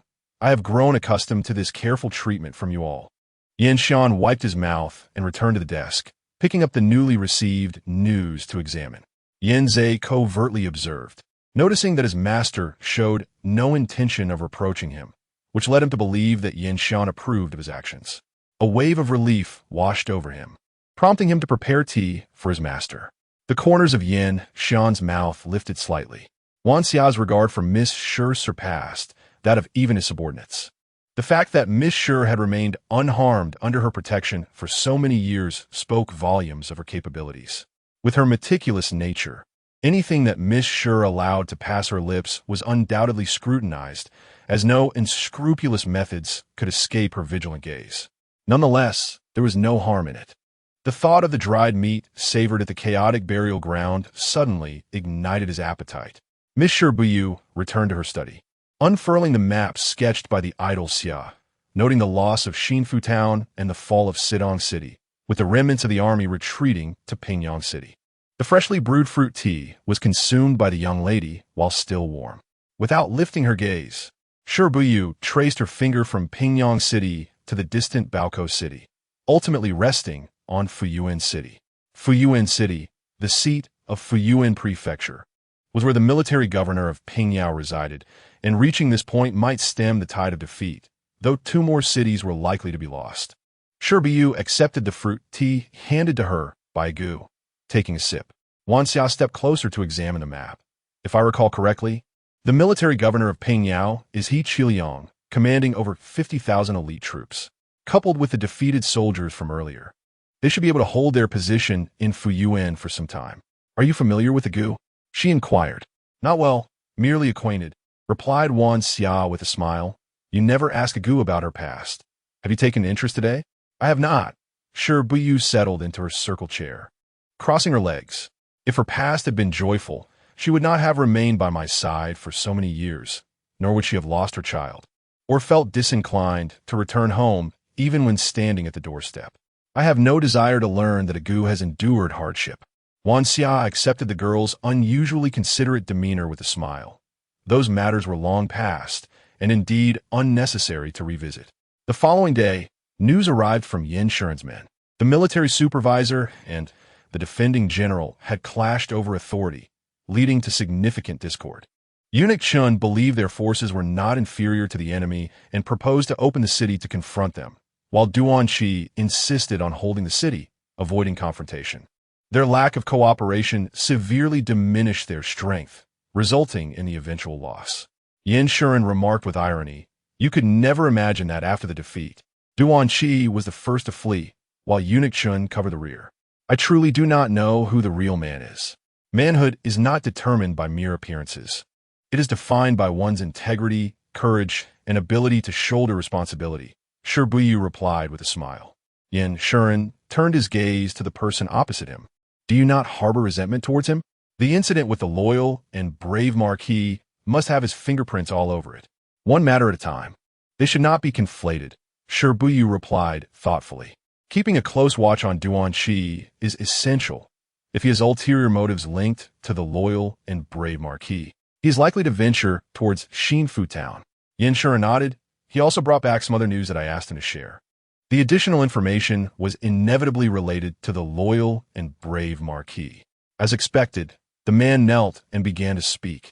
After we arrived at Sitong City, we discreetly inquired and learned that the marquis had abruptly led his troops out of the city. They were unaware of the details, but approximately 2 hours later, the third master of the Shi family, Shi Zheng, also led his troops out and has since not returned. The next day, rumors spread that the marquis had betrayed the Damba kingdom. Initially, no one believed it, for who could doubt the marquis's unwavering loyalty? However, It was not long before news emerged that all members of the Shi family in the army had vanished, which served as the most substantial evidence of the Shi family's treason. On that fateful day, the kingdom of Danba unexpectedly flung open its city gates and boldly marched to the border between the two nations, proclaiming that the valiant marquis of loyalty had been surrendered to them by the king of Danba and was now bestowed the title of protector of the nation. The marquis himself made an appearance, urging the generals of the Dayo army to surrender.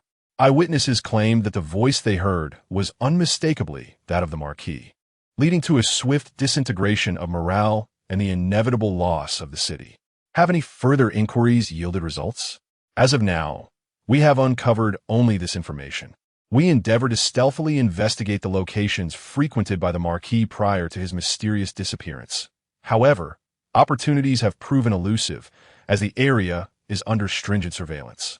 The more they guard, the more it seems there are hidden motives at play. Situ, lost in thought, mused, considering blood relations. There are 11 members of the Shi family serving in the military under the marquis of loyalty. Regardless of whether it is Shi Lai or Shi Zheng as elders, they would never permit all their younger kin to leave the city, particularly the younger ones. While gaining experience is acceptable, sacrificing lives is absolutely forbidden. You should pursue inquiries in this direction. The man glanced at his master, noting his subtle nod, and promptly agreed. Chapter 042. All in the game having obtained only fragmented information, Shi Buyu did not rush to act, continuing her days as usual. However, living under the same roof, Yinsha noticed that her reading had diminished. Most of her time was devoted to the innermost bookshelf, which housed the various pieces of intelligence he had collected. In the meantime, Chi had successfully vanished from the capital as planned. The mass grave had once again become a site for discarded bodies, yet no further information emerged. It was known that the cover for Zhu Ling was provided by a minor general from the Imperial Guard, who disguised himself as a night watchman to smuggle the corpse out of the city at dawn, stopping nearby for a day before returning to dispose of the body. A deeper investigation revealed connections to the Grand Preceptor's faction. However, given the previous incident involving Cheng Jing, both were reluctant to make hasty conclusions and continued to delve deeper to ascertain his true affiliations. Over time, several uncut large sheets of rice paper had been hung on the walls of Shi Buyu's study, adorned with either blueprints or dense inscriptions, to which she occasionally added her own notes. Wan Xia entered, announcing, "Miss, young Master Qi has sent a letter." Shi Buyu scoffed, "Surely. Brother Qi is not inviting me to admire his lamentable poetry. I shall not go." The handwriting appeared to belong to young Master Wu. "Brother Wu?" Shi Buyu swiftly took the letter, confirming the writing on the envelope indeed belonged to him, the seal intact, indicating that Brother Qi had not opened it himself. With a small knife, she carefully slid it open and extracted a thin sheet of paper. "Little 12, I hope this finds you well. I have heard about your recent circumstances from Little 7, and it brings me great comfort. The matters you inquired about were orchestrated by me, so there is no need for further investigation. Although the capital appears tranquil, hidden dangers lurk everywhere. Do not be complacent. Should you encounter difficulties, do not shy away. All 11 of us are your support. Yours, Kuang Jing." Shi Buyu read the letter several times, gradually folding it back along its creases. Wan Xia, who had been observing, remarked with a smile, "Miss, you can be at ease. It is not him." Shi Buyu gently shook her head. Brother Wu never indulges in superfluous words. That phrase, "no need for further investigation," is indeed superfluous. Wan Xia took the letter to read, and, considering young Master Wu's character, agreed that the statement was indeed unnecessary. However, with young Master Wu saying so, it indicates he is on our side. You need not dwell on this matter. Shi Buyu approached the map in silence, a faint conjecture brewing in her mind. Wan Xia glanced at the letter again. Young Master Wu states that all 11 are your support. Does that imply? The crux of the issue lay here. Shi Buyu examined the newly marked Xinfu town on the map with cinnabar. Not all her brothers had entered the fray, for remained by the old man's side, the eldest, Brother San, already in his 40s. She had once asked the old man why Brother San had not yet departed. He simply replied that the time had not come. With Brother Wu's words, did it signify that the time had indeed arrived? Was their entry into the fray related to her? Or perhaps to Yin Xian? Auntie, Wan Xia approached from behind. Annie is here. I feel as though I've stepped into the very center of this game. Wan Xia smiled, her pride barely concealed. When have you not been? Shi Buyu seemed to smile faintly. The old man had indeed orchestrated an extensive game, positioning her at its very heart. Do you think that after everything, the old man would still dare to see me?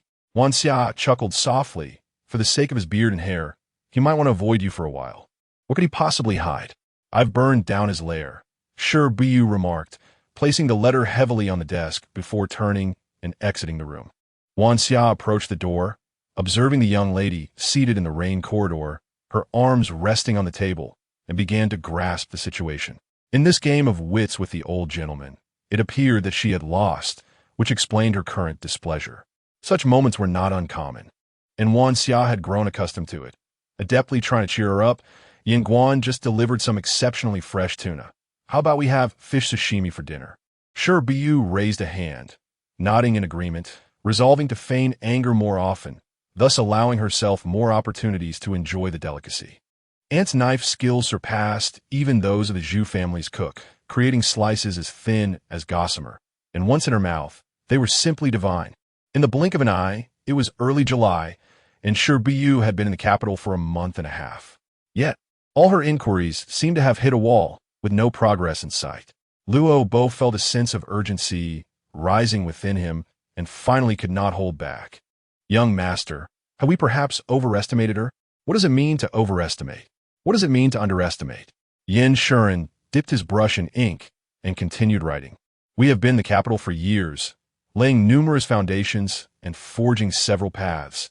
Yet how many actual accomplishments can we claim? She has only just arrived.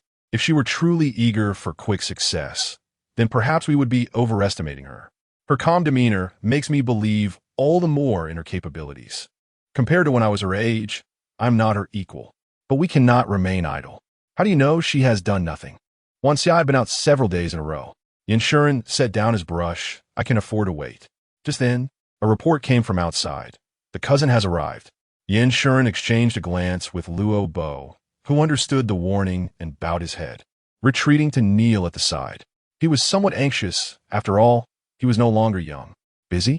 Shi Buyu, well acquainted with the study, walked directly to sit across from him. The autumn examinations are next month, and the teacher has assigned some tasks. Yin Shuren wiped his hands with a cloth, his gaze fixed on the person opposite him. Since their acquaintance, she had always maintained her composure, never once showing any signs of change. Noticing the item in her hands, he inquired, "What is that?" Shi Buyu spread out the drawing paper. I attempted to reconstruct the appearances of the 7 individuals from the mass grave and wanted to enlist a few talented artists to help illustrate them. You wish to investigate their identities? In less than a month, 7 people have perished. At this rate, that amounts to at least 60 or 70 deaths in a year. Shi Buyu turned her gaze toward the bookshelves filled with volumes. Even to avoid causing panic, not all of these individuals could have been from the capital. Previously, I had written to acquaintances from other regions, asking them to inquire about any well-looking individuals who had gone missing, and I just received a reply. She turned back to meet Yin Shuren's eyes. The prompt confirmation is due to a recent incident. A young woman was abducted in broad daylight while selling embroidery in the street. Due to the young lady's striking appearance, she has garnered the affections of many, leading to mutual suspicions that have escalated significantly, even drawing the attention of the authorities. Your intention in rendering their likenesses is to aid in locating the families of lost children, hoping they may recognize their own. Yet, until Zhu Ling inadvertently reveals the truth, we remain unaware of the identities behind this matter. What relevance does it hold for us? I harbor my own suspicions. Yin Xian cast a glance at Robert. Recalling his words, Miss Shi would never remain idle. Placing his hand upon the sketches, Yin Xian refrained from inquiring about her suspicions, simply stating, I shall have several copies made and instruct my subordinates to investigate further. Your men should venture beyond Yinshi County. Again, it is Yinshi County. The tumultuous waters of the Fengxian River, notorious for banditry, lie within Yinshi County, as do the docks where the Shi family departed and the mountain stronghold where they sought refuge. Yin Xian surmised that this county must be well acquainted with individuals closely linked to Miss Shi. Chapter 43. The frog at the bottom of the well time does not wait for anyone, and indeed, there is no cause for haste. If a cataclysmic event were so easily accomplished, she would not be human, but rather a mythical creature. Her confidence stemmed from her own resolve, as well as the words spoken by the white-bearded man the night before her departure. That often unreliable and gluttonous individual, whose teeth were nearly worn down, had proclaimed, "The timing, the advantages of the land, and the harmony among people all lie in your favor. When it comes to fortune, no one in this world can rival you. When you should advance, do so. When you must make a decisive cut, do not hesitate. Even if you ultimately cannot prevail, you still have me." This was her source of strength, yet she would not permit herself to suffer a complete failure in this matter, lest she provide the white-bearded man with an opportunity to mock her. She possessed intellect, cunning, a brother, and acquaintances gathered over the years from various locales. Should she lose despite these advantages, it would be a profound disservice to her moniker as a harbinger of calamity. What does it mean to be a harbinger of calamity? It is to ensure that those who wish her ill do not prosper. Yet, she never anticipated that the turning point would arrive so swiftly. On a night illuminated by the crescent moon, they found themselves once more at the mass grave site.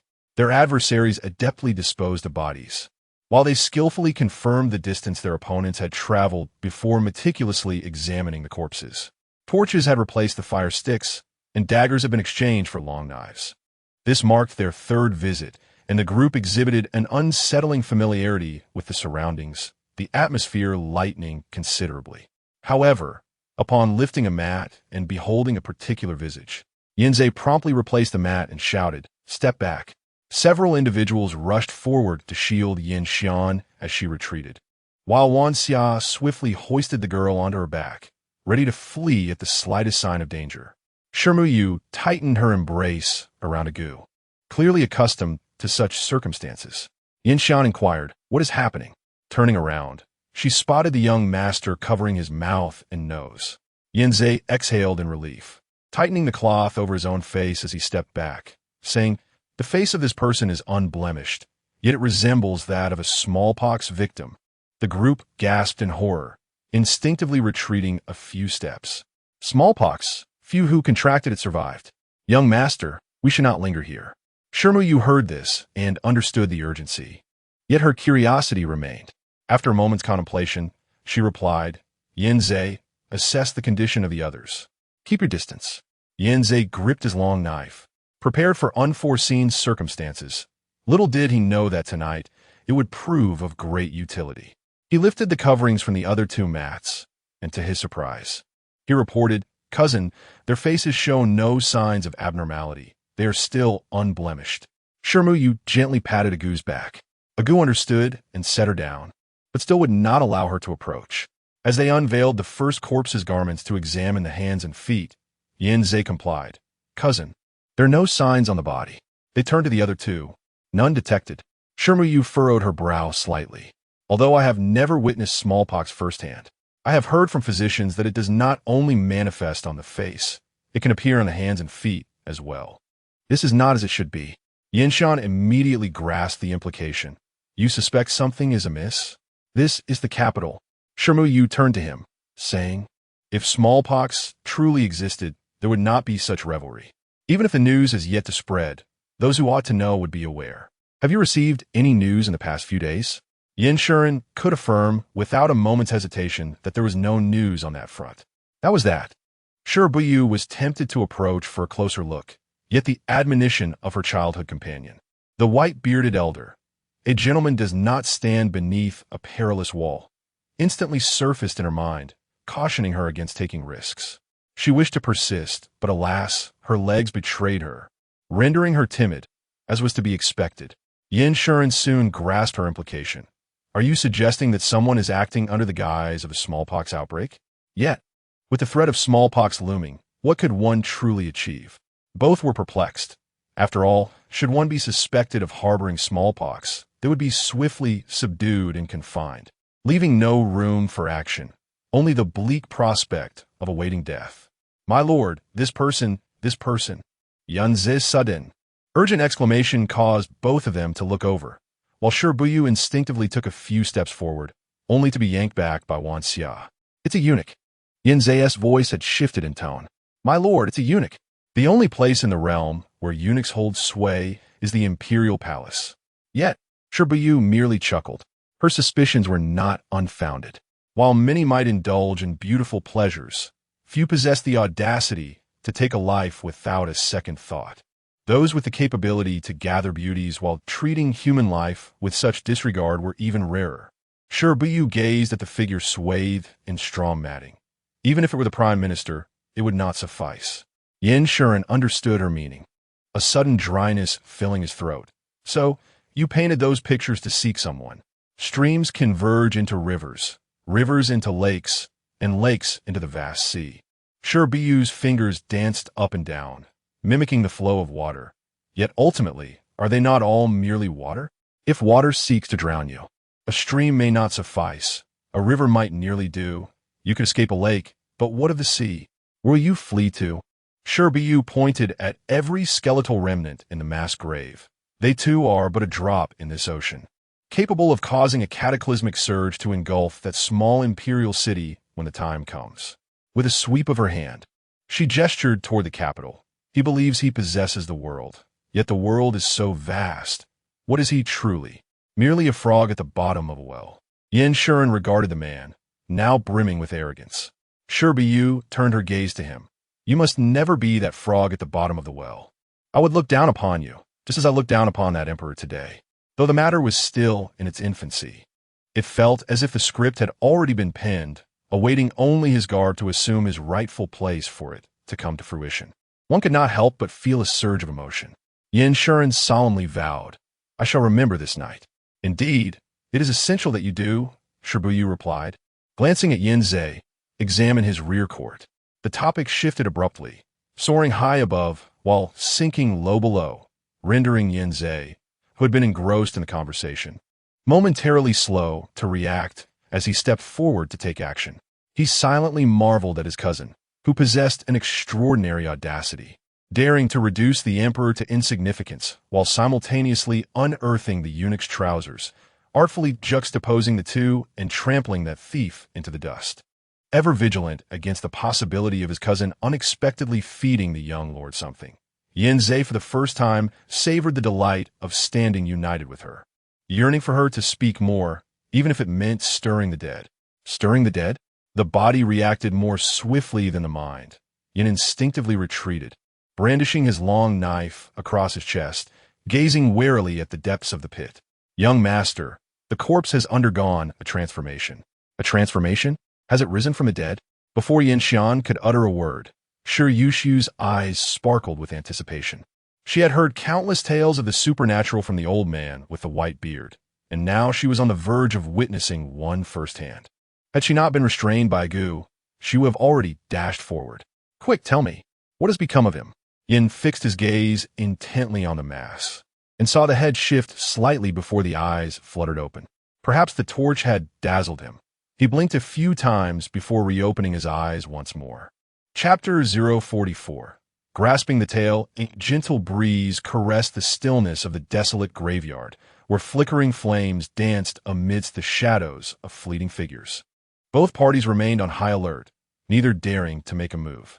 After a considerable pause, the figure on the ground gradually propped himself up, casting a wary glance around before his gaze settled on the two other straw mats, falling into silence. Shi Buyu gently patted a Gu's arm and stepped forward from behind her. Are you aware of your current predicament? The man looked up at the sound, yet remained silent, seemingly cognizant of his circumstances. Shi Buyu nodded. Then it appears your arrival was not by chance. I suspect your facade of grandeur is but an illusion. Still, the man refrained from speaking. A pack of wild dogs will soon arrive. Should you desire our assistance, provide us with a compelling reason. If you believe you can escape their jaws unscathed, then we bid you farewell. Shi Buyu exuded confidence. The signs of wild dogs were evident all around, their distant barks echoing in the air. The man, despite having a destination, would find it no easy task to depart alone without aid. She never anticipated encountering a living soul amidst this graveyard. Through him, she could uncover many answers. If he owed a debt of gratitude, the subsequent inquiries would be easier to navigate. Should he not owe such a debt, she would have to devise means to compel him into one. Noticing his silence, Shi Buyu contemplated various strategies, resolutely deciding that it would be best for him to willingly incur this debt of gratitude. If not, she would ensure he would be left with no choice. As she turned to leave, a hoarse voice interrupted from behind. "It is not a facade." Shi Buyu pivoted to regard the speaker, who, now seated, appeared somewhat diminutive, his stature reminiscent of an unripe child. "What brings you here at this hour?" "Investigating matters." He gestured towards the two individuals nearby. "Are they involved with us?" Shi Buyu replied succinctly, "Indeed." The man did not inquire further into their investigation. "If you lead me away, I shall speak freely." "Agreed." Yinshan gestured for his companions to approach. Despite the man's assertion that he was not a facade, they proceeded with utmost caution, not only covering their own faces but also his, while shedding their outer garments to lift him carefully, mindful of maintaining distance. Upon reaching a place of refuge, illuminated by a bright flame, Shi Buyu finally discerned the pallor of his face, glistening with sweat. "In a moment, allow them to examine your wounds. After dawn, I shall procure some medicine for you, as consulting a physician may prove inconvenient."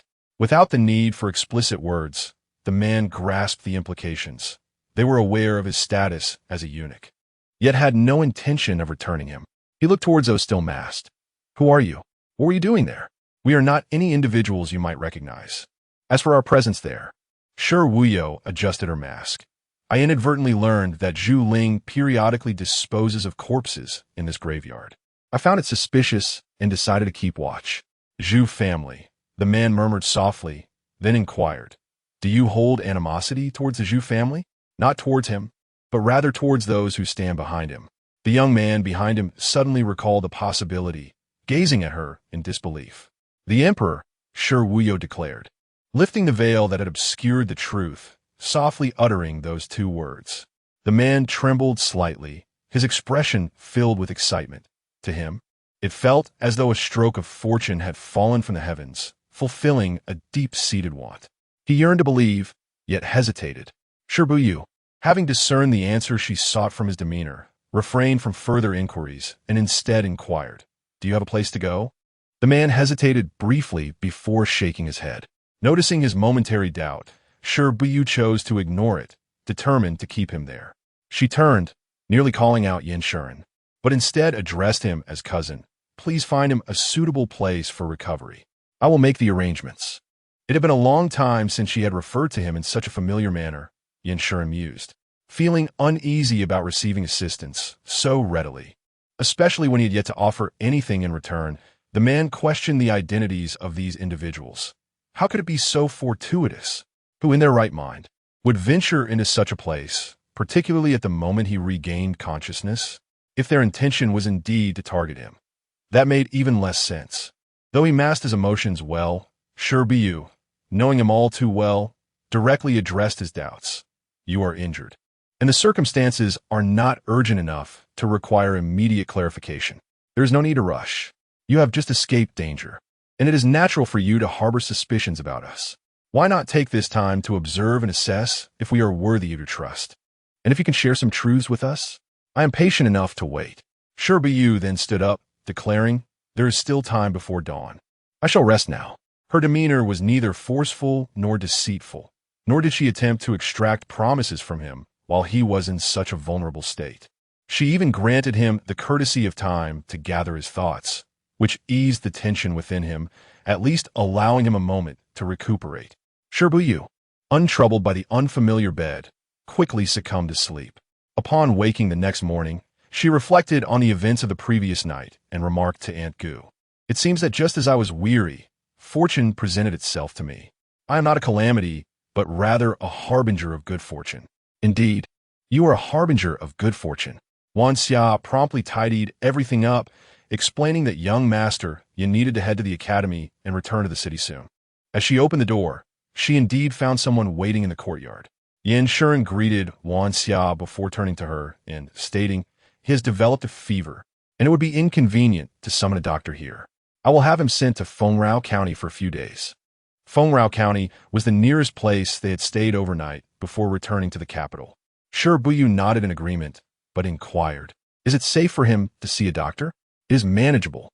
As long as he doesn't expose himself, it is not difficult to keep things hidden. However, this is a detail I should not share with Miss Shi." The location was not secure, and even though Yin Shuren had much he wished to discuss, it was not the right time. It was only by noon, after returning from the academy, that he finally expressed his thoughts freely. If the emperor trusts Zhu Ling so implicitly, why is he merely a fifth-rank official? Moreover, he has not been promoted for several years. Shi Buyu had contemplated these matters throughout the morning and suggested, is it possible that this task was not directly assigned to Zhu Ling by the emperor? Yin Shuren pondered her words. Are you implying that there may be another intermediary involved? From the depiction of the emperor by Whitebeard, it is evident that he is not devoid of intellect. Despite the increasing burdens of cleverly disguised taxes over the years, making life increasingly arduous for the common people, and the frequency of court assemblies escalating from once a day to now convening every 7 days, the power of governance and military has never faltered. Such an individual would unlikely engage in actions that would directly place incriminating evidence into the hands of his subordinates. Yin Shan nodded gently. A mindless emperor could not have usurped the throne and maintained his position for so long. There is no rush. We have caught him by the tail, and he cannot escape.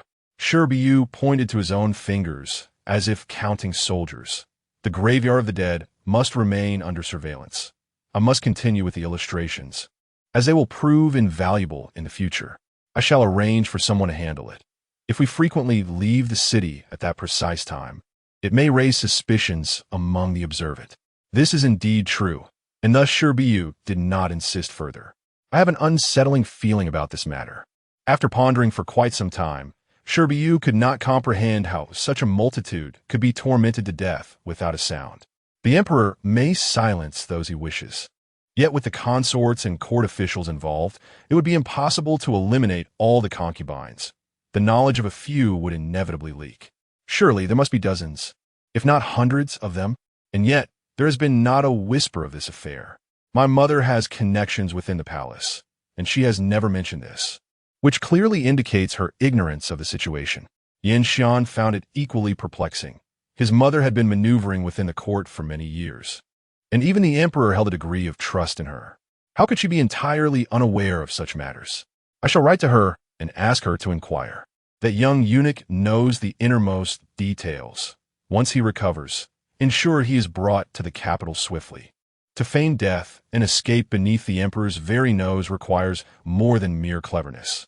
Chapter 045. Seeking the seventh brother, this matter unfolded like the prologue of an intricate tale, filled with numerous threads and suspects that require time to unravel. Shi Buyu, enamored with the art of mystery, reveled in the process of peeling back layers, her demeanor radiating joy, her eyes sparkling with an unusual brilliance, as if she were determined to unveil the emperor's secrets. Yin Xian, experiencing a tumultuous morning, observed the sudden tranquility of this spirited young lady, as if the matter at hand was merely commonplace. Yet, he was acutely aware that anyone else in his company would declare this a significant occasion, urging him to take further action, persistently advising him not to relax his efforts. With a subtle smile, he reflected on the inherent differences among people. Meanwhile, Shi Buyu's thoughts drifted to another concern. How is my business preparation progressing? Everything will be ready by the end of the month, Yin Xian responded. With the autumn examinations approaching in a month, the capital will become increasingly lively. Opening by the months and would be perfectly timed. It must be done, Shi Buyu asserted. This afternoon, I shall seek out the seventh brother for assistance. Yin Xian nodded. I have been frequently attending poetry gatherings and banquets, which may hinder my ability to manage communications promptly. I hope it is not too much trouble for you to help. I can visit your study in your absence, Shi Buyu replied with a sudden smile. Just remember to hide anything you do not wish for me to see, for I shall not hesitate to turn your study upside down. Feel free to rummage, he replied, whether in jest or earnest. Shi Buyu took it to heart. As the afternoon sun became less intense, Shi Buyu ventured out. She did not visit the bookshop, but headed directly to the residence of the seventh brother, where, as anticipated, the host was absent. Fortunately, Cheng Junyu was well acquainted with Xiao Shire and had instructed the household staff to both inform him and provide warm hospitality. They even prepared Xiao Shire's favorite fruit tea, coaxing her to wait a moment, and upon their return, they brought several bags of pastries. Next time, send a message before you come, Cheng Junyu suggested, opening a package of pastries and placing them beside Xiao Shire in an attempt to mask the scent of alcohol clinging to him. No need, she replied, devouring the pastries without hesitation, undeterred by his condition. Cheng Junyu smiled, elevating the pastries to facilitate her enjoyment. You've transferred your alcohol scent onto the pastries, Shi Buyu remarked disdainfully, taking the pastries and motioning for him to keep his distance. If you continue this way, I shall report to fifth brother, claiming you squander your days in debauchery, and he might just send you to work. You little ingrate, consuming my food yet threatening to tell on me, Cheng Junyu teased. What benefit do I derive from enduring such punishment? It brings me solace. You selfish creature, am I not allowed to enjoy myself if you are not? You were indulging long before I sought your assistance, Shi Buyu retorted. It is precisely because of your daily indulgences that I sought your help. The reasoning lies with you. Engaging in a whimsical exchange with Xiao 12, the weariness that had enveloped him seemed to dissipate significantly. Cheng Junyu reclined further, adopting an increasingly relaxed posture. I have found 6 individuals for you, though 3 of them will only make a decision upon seeing the venue. Let us set that aside for now. There are a few I find quite promising, possessing both beauty and talent, albeit with a hint of complication. Can't this be resolved with money? Yan Shuren is exceptionally wealthy, and one need not be frugal with him. You become quite adept at being generous with others' fortunes, Cheng Junyu chuckled. Rest assured, I have never scrimped on his expenses. Otherwise, do you think I could persuade these individuals? However, the issue with these 3 is not monetary. Their mothers insist on accompanying them. In this line of work, mothers often hail from a background of being courtesans themselves, having aged out of the profession, and thus they become guardians. Such individuals are difficult to keep in line. If a benefactor offers a substantial sum, it could easily disrupt the rules you have established. My establishment requires no mothers. Chi-Chi alone suffices. Cheng Junyu expressed some surprise. Is Chi-Chi in charge of your affairs? Did I not mention that? When did you ever say so? Cheng Junyu shot her a disgruntled glance, quickly realizing the implications of their prior discussion. When Chi-Chi was in charge, no one would think to associate it with Yan Shuren. Please do not tell me you intend to place this establishment in my name. Who doesn't know that you're constantly recruiting? Even if you claim this place is not yours, do you think anyone would believe you? Cheng Junyu glanced around and tossed an unopened package of snacks over. Sure you caught it and opened it, exclaiming, "Hey, this is truly sweet." Cheng Junyu had somewhat anticipated that he would become entangled with this establishment, considering he was the one who had recruited them. Yet having a connection is one thing, and being the proprietor is quite another. Brother, you previously mentioned you had no intention of taking the exam. Has your mind changed? Upon hearing this sudden inquiry, Cheng Junyu laughed. If I intended to take the exam, would I still be allowed to be the proprietor? Naturally, Shi Buyu replied, matter-of-factly. If you choose to take the exam, it signifies that you have made up your mind. And of course, your matters take precedence. If you do not plan to take the exam, you're already mingling with those people anyway. It will be better to have your own place, free from the worry of being schemed against. And if there are those you dislike, you can confidently keep them away, which would surely irk them. Her reasoning bore merit. Cheng Junyu regarded her with a bemused smile. From my years of experience, the more appealing Xiao 12's words are, the less likely they are to bode well. Being too familiar has its downsides. Knowing each other too well can be problematic. Yet Shi Buyu was not one to concede easily, playfully retorting, "Then tell me, how could this situation possibly harm you? Are you going to report to the teacher that I lack ambition? When have you ever demonstrated ambition?" Cheng Junyu glared at her. Shi Buyu giggled. Lacking ambition, yet still so formidable. Some individuals who toil daily are far outstripped by you. Does this not highlight your prowess, Brother Chi? Cheng Junyu considered maintaining his facade. Yet he could only sustain it for a brief moment, for Xiao 12 seldom indulged in flattery, and when she chose to, her words rang genuinely sweet. Engaging in this endeavor is not out of the question. However, you must concede to my stipulations. Shi Buyu promptly acquiesced. Very well. But mere agreement from you is insufficient. There's also Yinshan to consider. This establishment belongs to me, and I hold the reins. As my elder brother, it is only natural that you govern it as you see fit. Shi Buyu articulated her rather unreasonable rationale. Brother, you must understand that this place must exude elegance and sophistication, capable of attracting the discerning eyes of high-ranking officials and esteemed young gentlemen alike. If it merely serves as a common brothel, it would be indistinguishable from other establishments, thereby tarnishing your reputation. Should we succeed in cultivating an environment where literary talents engage in spirited competition, it would become a venue of intellectual rivalry, a spectacle only observable in such a setting. Given the prevailing culture of the Dao dynasty, others will inevitably be drawn to it.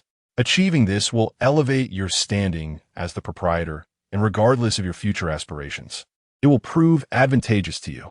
Chapter 046. Here, because of me, Cheng Junyu comprehended that Shao 12 sought a venue where literary talents could engage in spirited contests. A grand and magnificent gathering for the erudite. In the Dao dynasty, where the pursuit of literature was esteemed, anyone capable of composing a splendid article, a beautiful verse, or an exquisite poem would find the gates of esteemed families swung open to them. Moreover, there were instances of scholars who, upon being favored by the emperor for their eloquent writings, transformed their status overnight from commoners to court officials. With such precedents, an increasing number of self-proclaimed talents flocked to the capital, nurturing their dreams of ascending to the emperor's threshold. Whatever Shao 12 aspired to accomplish, her elder brothers would undoubtedly offer their unwavering support. I'm aware of this. Shi Buyu understood this in her heart far better than she expressed outwardly. Among her 11 elder brothers, the youngest, 11th brother, was still 7 years her senior, while the eldest brother was from an entirely different generation. Though their encounters were infrequent, she acknowledged them as brothers. Yet, mere titles were insufficient. Only genuine affection could forge true bonds. At times, she could be quite heartless, often casting aside her family's concerns, as if the Shi surname were but an incidental burden that had befallen her. Conversely, some individuals she cherished deeply, holding them closer than her own life, like the white-bearded elder, her aunt, and her 11 brothers. They might not offer her assistance when she falters, but they would leave footprints along her path, guiding her to follow in their stead. The road she was meant to traverse would not be shortened by even a step. It would be far more manageable. Just like now, they did not hinder her, yet they strived to pave the way for her. Shi Buyu crossed her legs, setting down the slightly tiresome delicacies, and took a sip of tea to cleanse her palate. You need not concern yourself too much, dear brother. Simply enjoy yourself as before. Gathering information is best left to those adept in that arena. Cheng Junyu already had a plan in mind. Creating a conducive environment for leisure was a task he could easily undertake, but if it were to be done, it must be executed to perfection. Inform Yinshan that I shall handle the arrangements. All he needs to do is prepare a substantial sum of silver. He might lack in other resources, but silver would certainly not be an issue.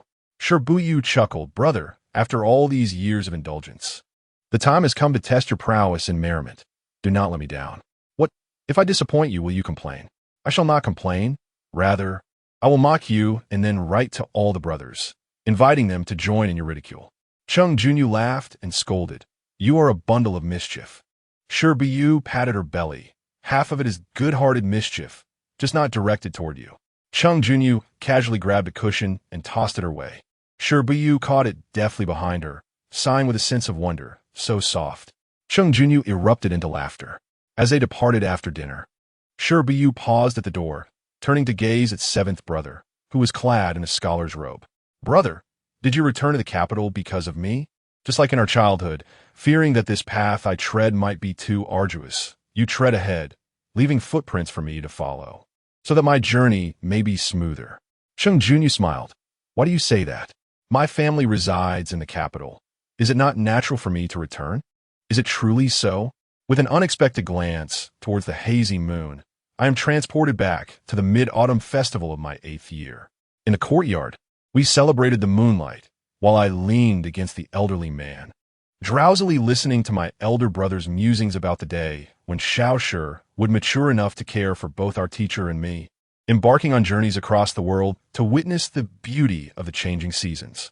The old man inquired if I intended to return to the capital, to which I replied that the capital held little allure compared to the vastness beyond. I turned my gaze towards the solemn faces of those around me. Dear brother, as long as I desire, I possess an extraordinary memory, both for sights and sounds.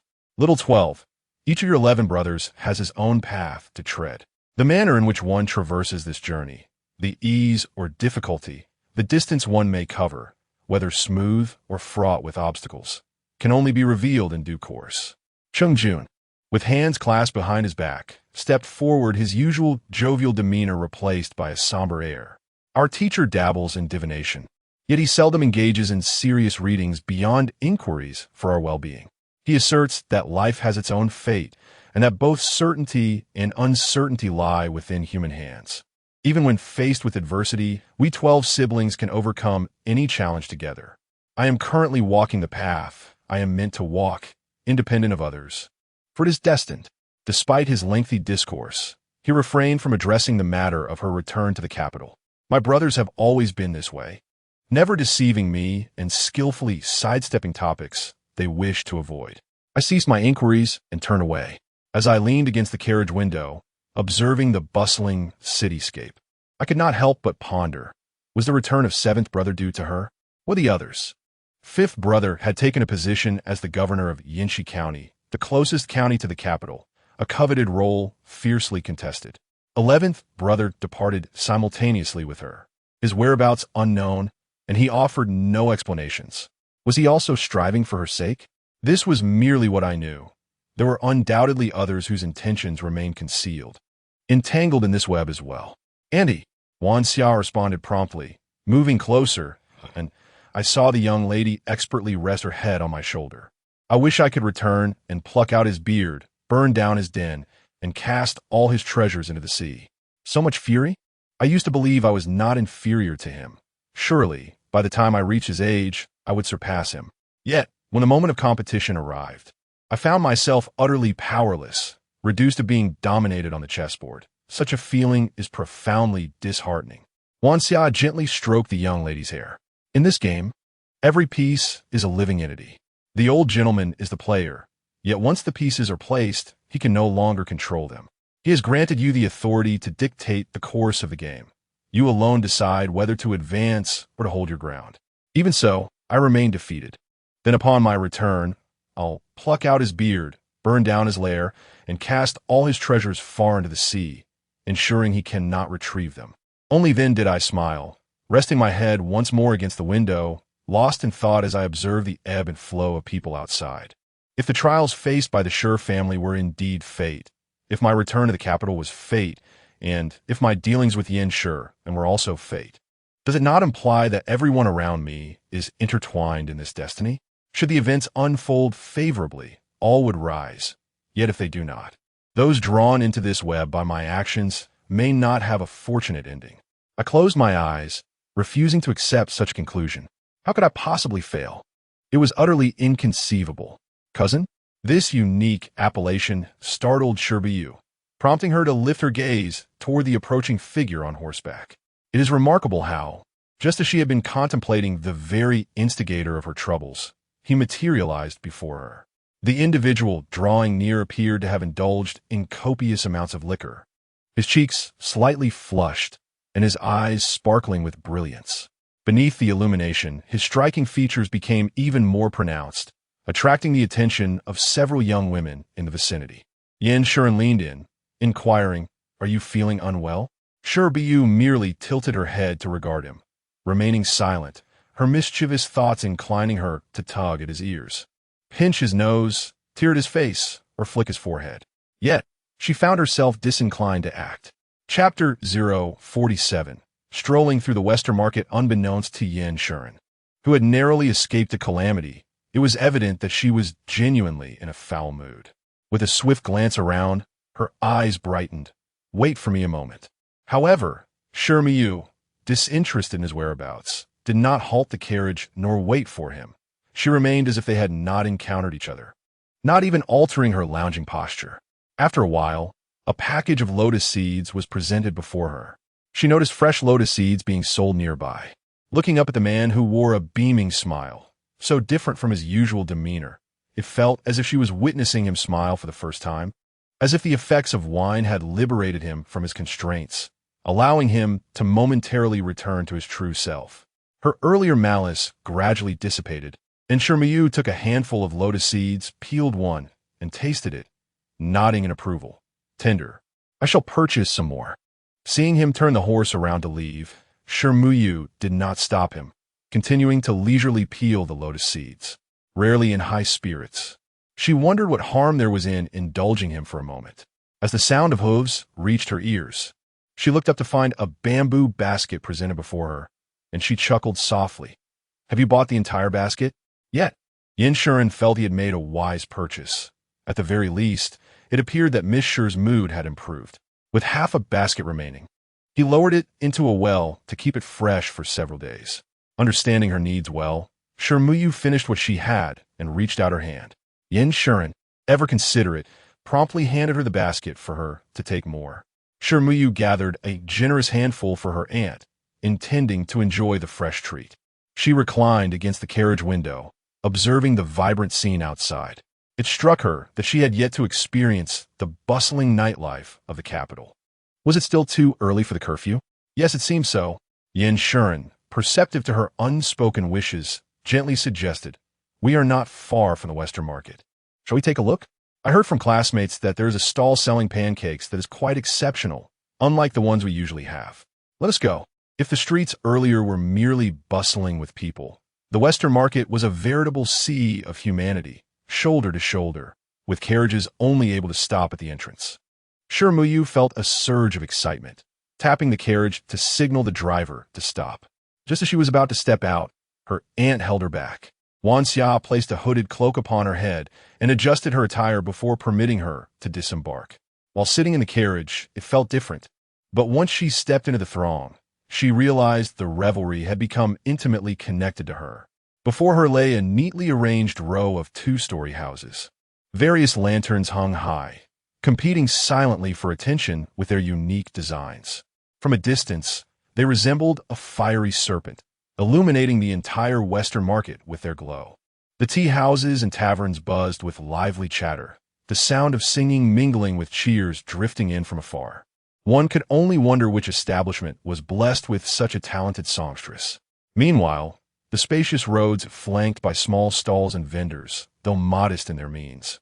Each crafted with care, boasted lanterns shaped like fish, flowers, and ingots at their corners. If someone lingered a moment longer, even without making a purchase, the vendors would beam with joy, as if they had triumphed over their neighboring competitors. As they strolled along the path, an unexpected purchase of a fish lantern brought joy, complemented by delectable pastries recommended by Yin Shuren. A pair of earrings was acquired for Annie, followed by a captivating performance of acrobatics and a challenging dance display. Yin Shuren, ever the thoughtful companion, returned with a string of candied hawthorn, delighting her and eliciting a radiant smile. Yin Zhe, taking care to breathe lightly, stole another glance at Annie Wan, mustering the courage to speak favorably of his companion. My lord has indulged a bit more in drink today. I hope Annie can forgive him. Auntie Wan chuckled softly. As long as the young lady is pleased, such trivial matters need not weigh on your minds. It was not that he wished to dwell on it.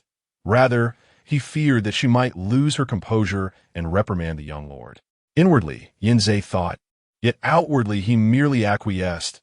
Indeed, and he speaks wisely. Observing the two increasingly drawn to one another, Auntie Wan narrowed her eyes slightly.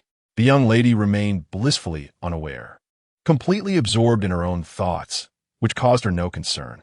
As for Yin Shuren, whether he was aware of his own feelings was uncertain. Yet, based on their time together, he appeared to possess a keen self-awareness, fully cognizant that the matters of marriage were not solely his to dictate. At present, it seemed he held no significant feelings for the young lady, merely a realization that he finally had someone with whom he could converse openly, perhaps leading him to overvalue her presence. A gentle reminder at the right moment would suffice. as the young lady indulged in another handful of sweet rice cakes. Auntie Wan restrained herself from interrupting her delight, diverting her gaze elsewhere.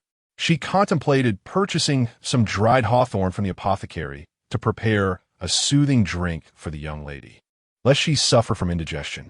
They had arrived a tad late and were compelled to turn back midway. Yet even so, the young lady remained elated, transforming the remnants of frustration from a prior encounter into a renewed sense of determination. Who clings to the past? Those with vision look to the future. The next round shall surely be hers to win. Departing the bustling West Market, they navigated through quieter streets, eventually entering a narrow alley where the noise began to fade, and the Yin residence came into view. Without the cacophony as a backdrop, they gradually regained their composure. Yin Shuren recalled how their interactions in the West Market seemed overly intimate, pondering if an apology was in order. Lost in thought, the carriage came to a halt. As she emerged from the carriage, the young lady inquired, "Where are my lotus seeds? They haven't been lost, have they?" Yin Zhe quickly approached, cradling the bamboo basket. "Cousin, the lotus seeds are right here." Yin Shuren pressed the basket back down. "The courtyard where my cousin resides lacks a well. It would be wiser to entrust them to Yin Zhe. Just let him know when you wish to partake." Another reference to cousin slipped from Yin Shuren's lips. A habit formed over time, while the young lady, having grown accustomed to it in the West Market, nodded in agreement as she walked inside. "Once these are consumed, the ones in my courtyard should be nearly ready."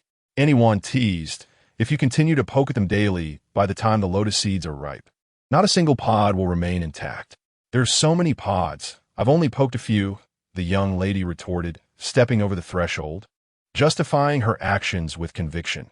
"How can I know if they have secretly ripened without checking?" Yin Shuren laughed heartily, recognizing it as a classic response from the young lady. It was only until they returned to their respective rooms that Yin Shuren recalled the trivial matter that had been troubling him. However, in the presence of Miss Sure, such concerns seemed rather superfluous. Preoccupied with this thought, the following morning, he ventured over under the pretext of delivering lotus seeds. Passing by the lotus pond, he took a moment to glance at it, and, indeed, spotted several lotus pods with holes poked in them. Scattered on the ground were the shells of small lotus seeds. He could almost envision the expression of disappointment on Miss Sure's face upon seeing the empty seeds. Wasn't he here to bring me lotus seeds? Is he planning to pick them fresh for me? As he looked towards the figure emerging from the house, clad in a vibrant green, round-collared robe, she resembled the lively lotus leaves adorned with dew drops in the pond. "I see that in another few days, they should be plump and ready for harvest," he thought, perfectly in sync with the timing. Chapter 048. I shall assist you, Shi Buyu, having received the lotus seeds, did not return to the house, but instead made her way directly to the rain and wind corridor, taking her customary seat and indulging in the seeds, feeding the shells to the fish. "Are you not going to the academy? The teacher mentioned that there are gatherings everywhere lately, which would be more beneficial than remaining at the academy. He encouraged me to broaden my horizons." Yin Shuren found it difficult to sit beside her, so he stood at an angle, observing her movements. It was hard to believe she was the mistress of the estate. She resembled a frequent visitor to the garden. A young man in a green robe swiftly brought over a chair and set it down. Yin Shuren adjusted his chair slightly closer to the seemingly regal Miss Sure and inquired, "Why haven't I seen Auntie? She's gone out on business." Shi Buyu, crossing her legs, leisurely peeled the lotus seeds and replied, "I have made arrangements with seventh brother. The transaction will be under his name. Aside from sending someone to gather intelligence, we will not interfere. As for the rules and methods, he will manage those. Of course, the funds will be your responsibility." "I should express my gratitude to him then." "Thank me instead. I am acting on behalf of my brother." Shi Buyu suddenly adopted a solemn demeanor. "How do you intend to show your gratitude?"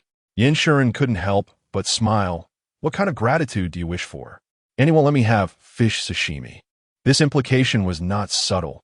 It was quite overt. Yin Shuren clenched his fist to his mouth, suppressing his laughter.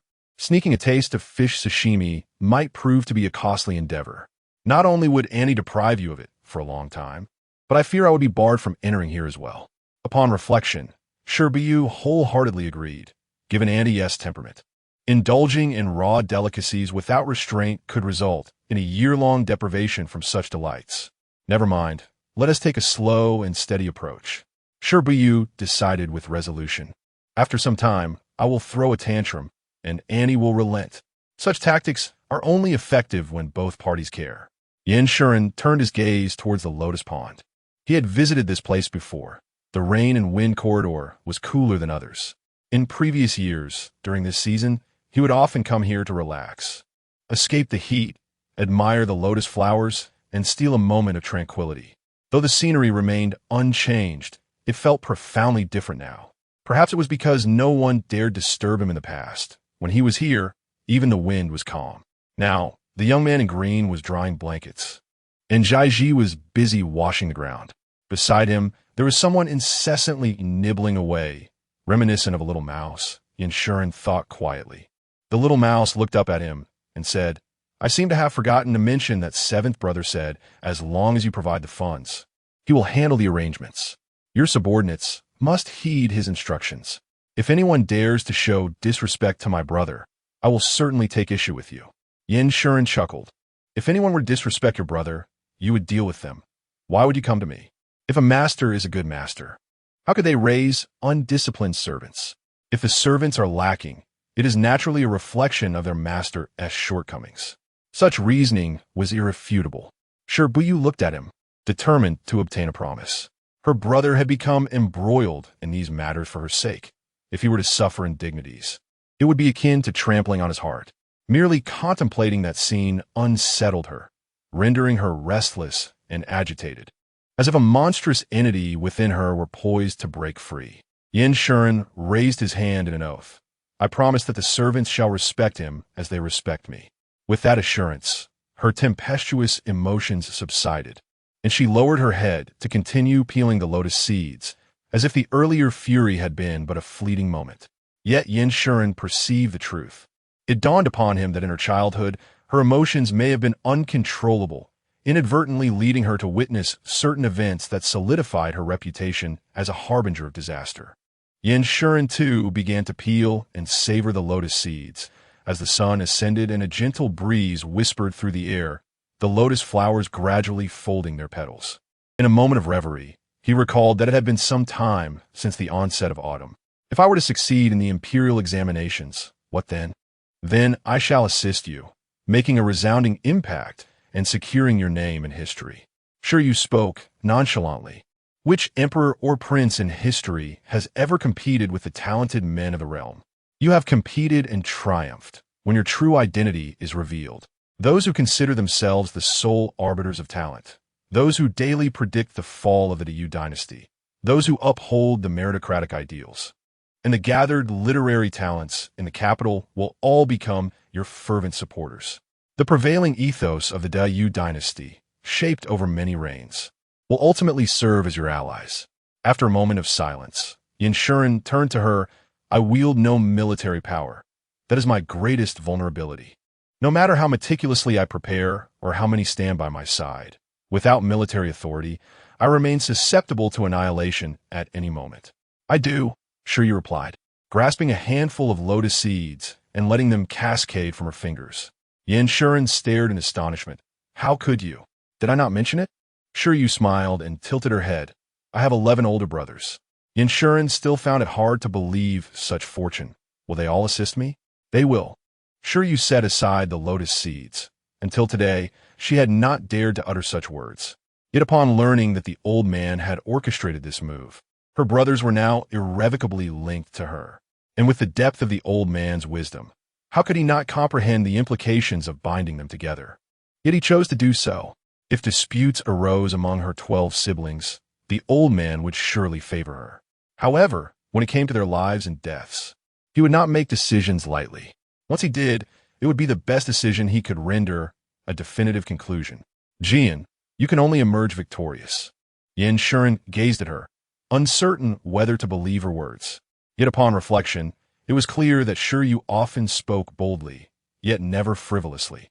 He felt he should trust her, but he still questioned, the military power you speak of, from whom does it derive?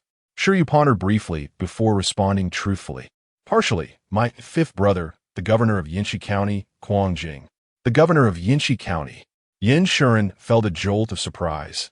In any other context, he would not have been so astonished, but Yinshi County was the closest to the capital, its significance unparalleled to any other county.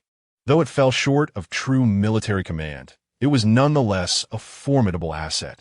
Indeed, it is precisely because her fifth elder brother holds the position of governor of Yinshi County that she is able to locate a refuge for her family, discreetly transport them from the docks within Yinshi County, and swiftly uncover the truth behind the water bandits of Fengxian River, leading to the revelation of the missing persons.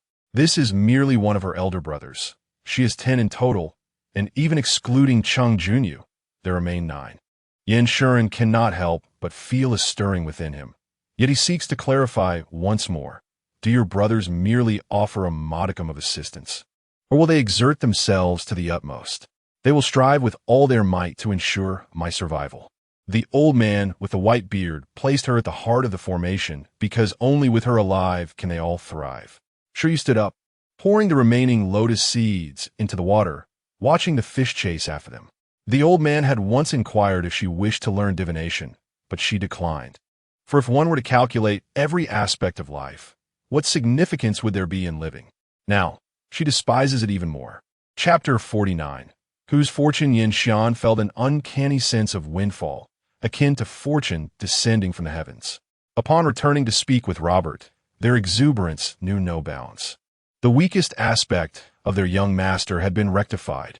Robert interjected, reminding him, "You must inform the lady. Norus, Janxian Diplaiv. I shall mention it when next we meet." He understood his mother well. Should she learn of the formidable allies behind Miss Shi, she would undoubtedly take action. However, she lacked insight into Shi's character. Given Shi's disposition, if she were explicitly informed of difficulties, she might offer assistance. Yet if covert maneuvers were afoot, and she witnessed any malice directed towards those she cherished, she would not hesitate to leap forward. Indeed, she was capable of inflicting harm upon her adversaries, even at a cost to herself. Although their acquaintance had been brief, Yin Xian was confident in his assessment of Shi. She was indeed such a person. Thus, it was perhaps better for his mother to remain unaware or to learn gradually so that Shi's significance would be heightened, enough to deter any rash intentions. Robert, oblivious to his master's thoughts, merely felt that there were increasingly many secrets kept from the lady, and he could only wonder what chaos would ensue should she ever discover the truth. Over the years, the young master had never once gained the upper hand in her presence.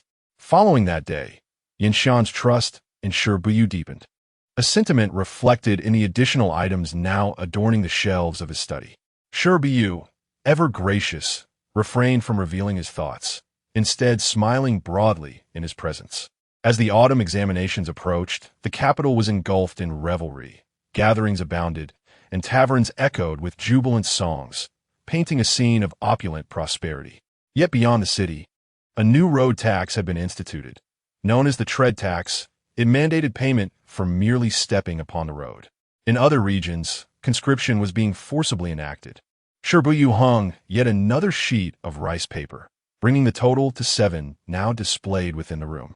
Wan Xia entered, carrying a bowl of silver ear and lotus seed soup, and upon observing the young lady's demeanor, she too smiled. "In high spirits today? Indeed, I am fortunate," Shi Buyu replied. "Having your assistance is my greatest fortune." He couldn't help but grin. "Aunt, your words may inflate my ego. Is there any inaccuracy in my statement?"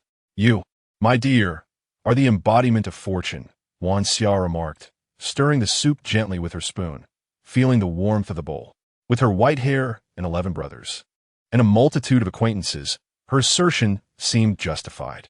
Shi Buyu was easily persuaded, nodding in agreement that she indeed was his greatest fortune. As he settled down and took the spoon to stir the soup himself, he mused, "It seems the capital and its outskirts exist in 2 separate realms, one drenched in opulence, the other struggling for survival.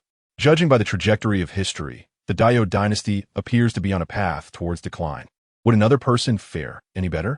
I possess no divinatory skills, nor can I interpret astrological signs, yet the myriad manifestations of Dayo's circumstances indicate a waning dynasty.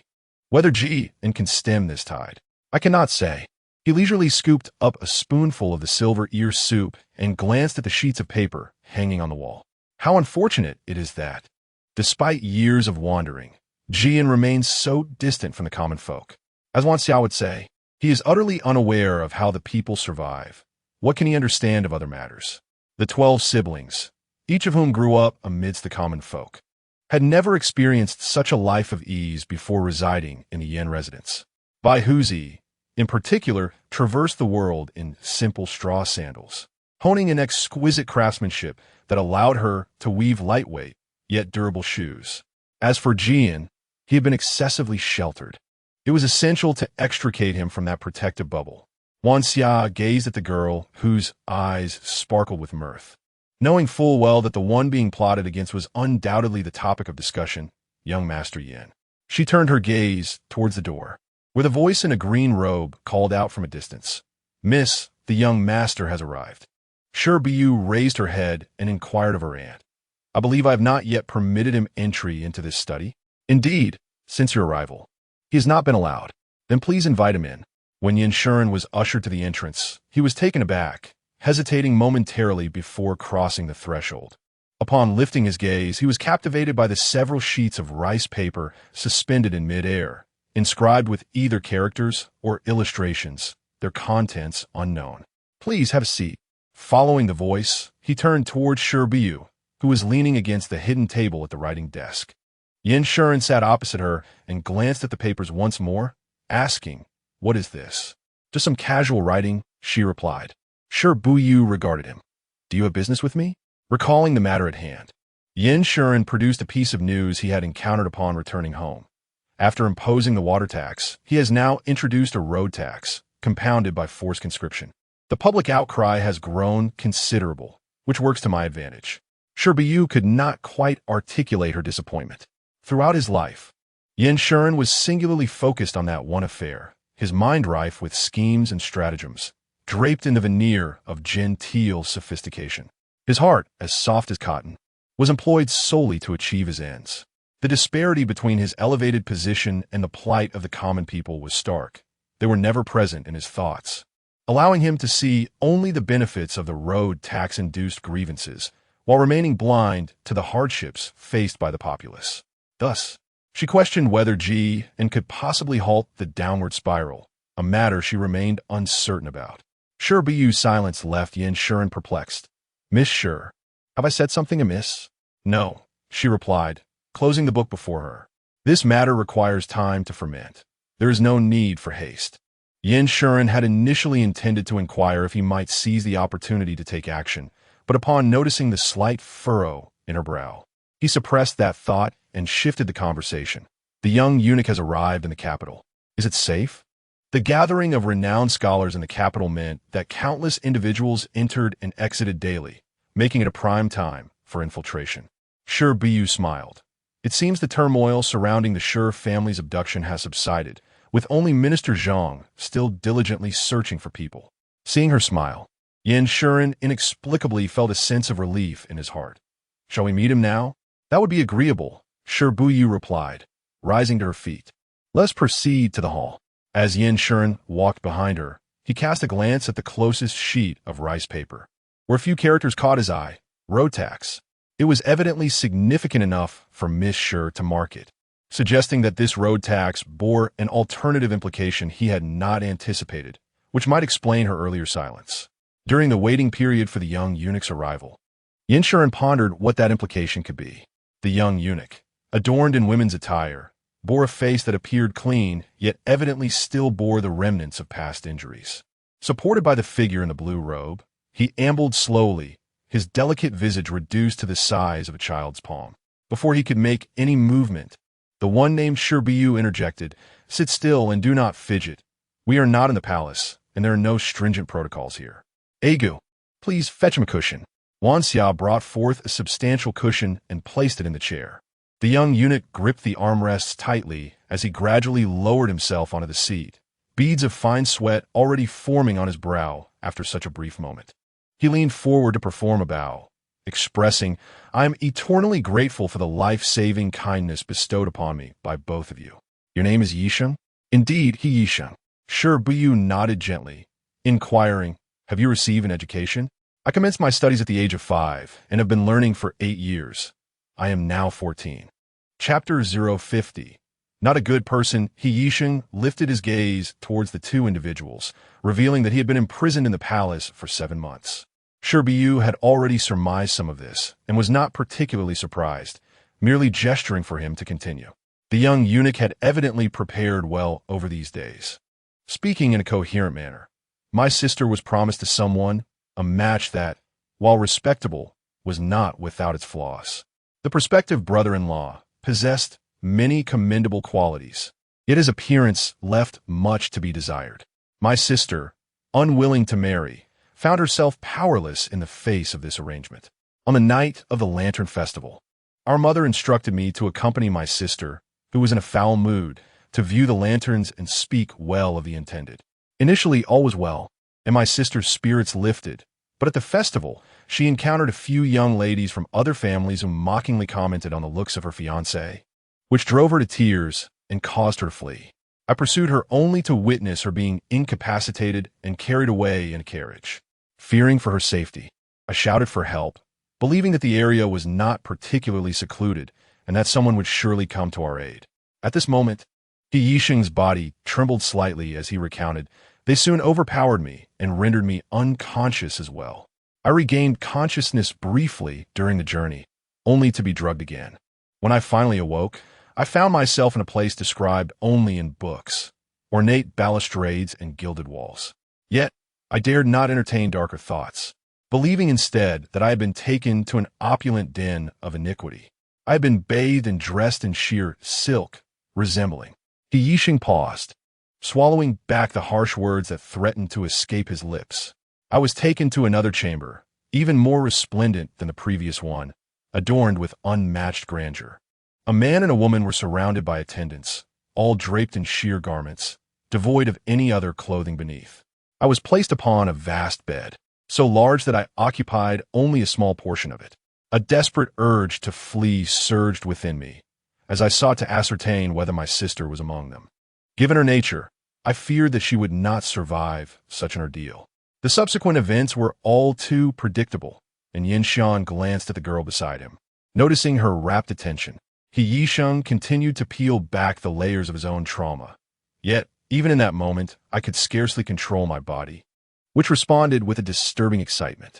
Despite the agony that threatened to consume me and the tears that streamed down my face, I found myself smiling until I eventually lost consciousness. Upon awakening, I felt as though I'd been struck by a heavy object, my entire being aching, particularly in places I dare not name. I believed I would perish, even wished for death, but death eluded me. Their drugs were too potent. Despite my grievous injuries, I was fully healed within 10 days, only to endure further torment. Yin Shan inquired, "And your sister?" "She died," He Yisheng replied, lowering his gaze. "She did not survive her first ordeal. From what you say, you were not cleansed upon your entry into the palace. I was the longest surviving child among those captured under that age." He Yisheng smiled faintly. They did not last long enough for their voices to deepen. But I was fortunate to endure until then. Upon realizing this, they castrated me, unwittingly providing me with a chance for survival. After I was cleansed, the vigilance over me suddenly relaxed considerably. The genuine eunuchs seemed to regard me as one of their own, and their demeanor towards me improved significantly.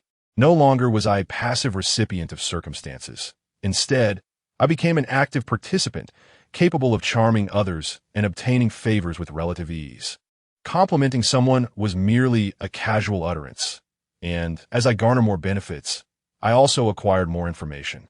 He Yisheng glanced at the two individuals, from an elderly eunuch. I learned that our ultimate destination was the mass grave, and from a managing eunuch, I discovered when people would be dispatched. I had secretly practiced the art of feigning death for quite some time, mastering techniques from holding my breath to remaining completely still and understanding the reactions of a corpse. Subsequently, I coaxed a little maid who had previously assisted me, expressing my desire for some small shrimp, and implored her to discreetly procure a handful for me. I genuinely enjoyed those shrimp, yet I could not indulge. A childhood experience left my face covered in red spots, reminiscent of smallpox, which nearly alerted the authorities. Before being sent away for amusement, I consumed the shrimp, and midway through, I experienced a reaction. Consequently, I was unceremoniously tossed into an empty room where I feigned death for 2 days, not daring to move, successfully deceiving them. I was later transported to the mass grave under the cover of night. Had I delayed just one more day, the redness on my face would have faded, and I would have had to return to life. Everyone feared smallpox, and no one dared approach closely enough to scrutinize me, not even those with disfigured faces. Thus, my visage remained intact. Such was the process. It sounded flawless, and Shi nodded momentarily, only to abruptly inquire, "On the day you awaken from the mass grave, where do you plan to go if we are not there?" Yisheng looked outside, where the sun shone brightly. "Home. Even if the consequences are dire?" "No." Yisheng turned back and smiled. The current Yisheng would never allow such unfortunate events to transpire. "This somewhat resembles you." Shi chuckled. "A person plummeting from great heights to the depths of despair, descending from the earthly realm to hell. How could one still maintain an uncomplicated nature? A simple soul could never escape from such a place." He was indeed not simple. Yisheng smiled again, though there was something ominous about that smile, as if the facade had been seen through. A person who has returned from hell cannot expect to remain untainted. He desires to overturn the world, leaving no trace of life, causing weeping and hatred, instilling fear in those who behold him. "Yisheng, shall we strike a deal? Knowing I am no good person, you still wish to negotiate with me?" Shiyu's eyes sparkled. "Why not? When you were a good person, you likely did not aid others.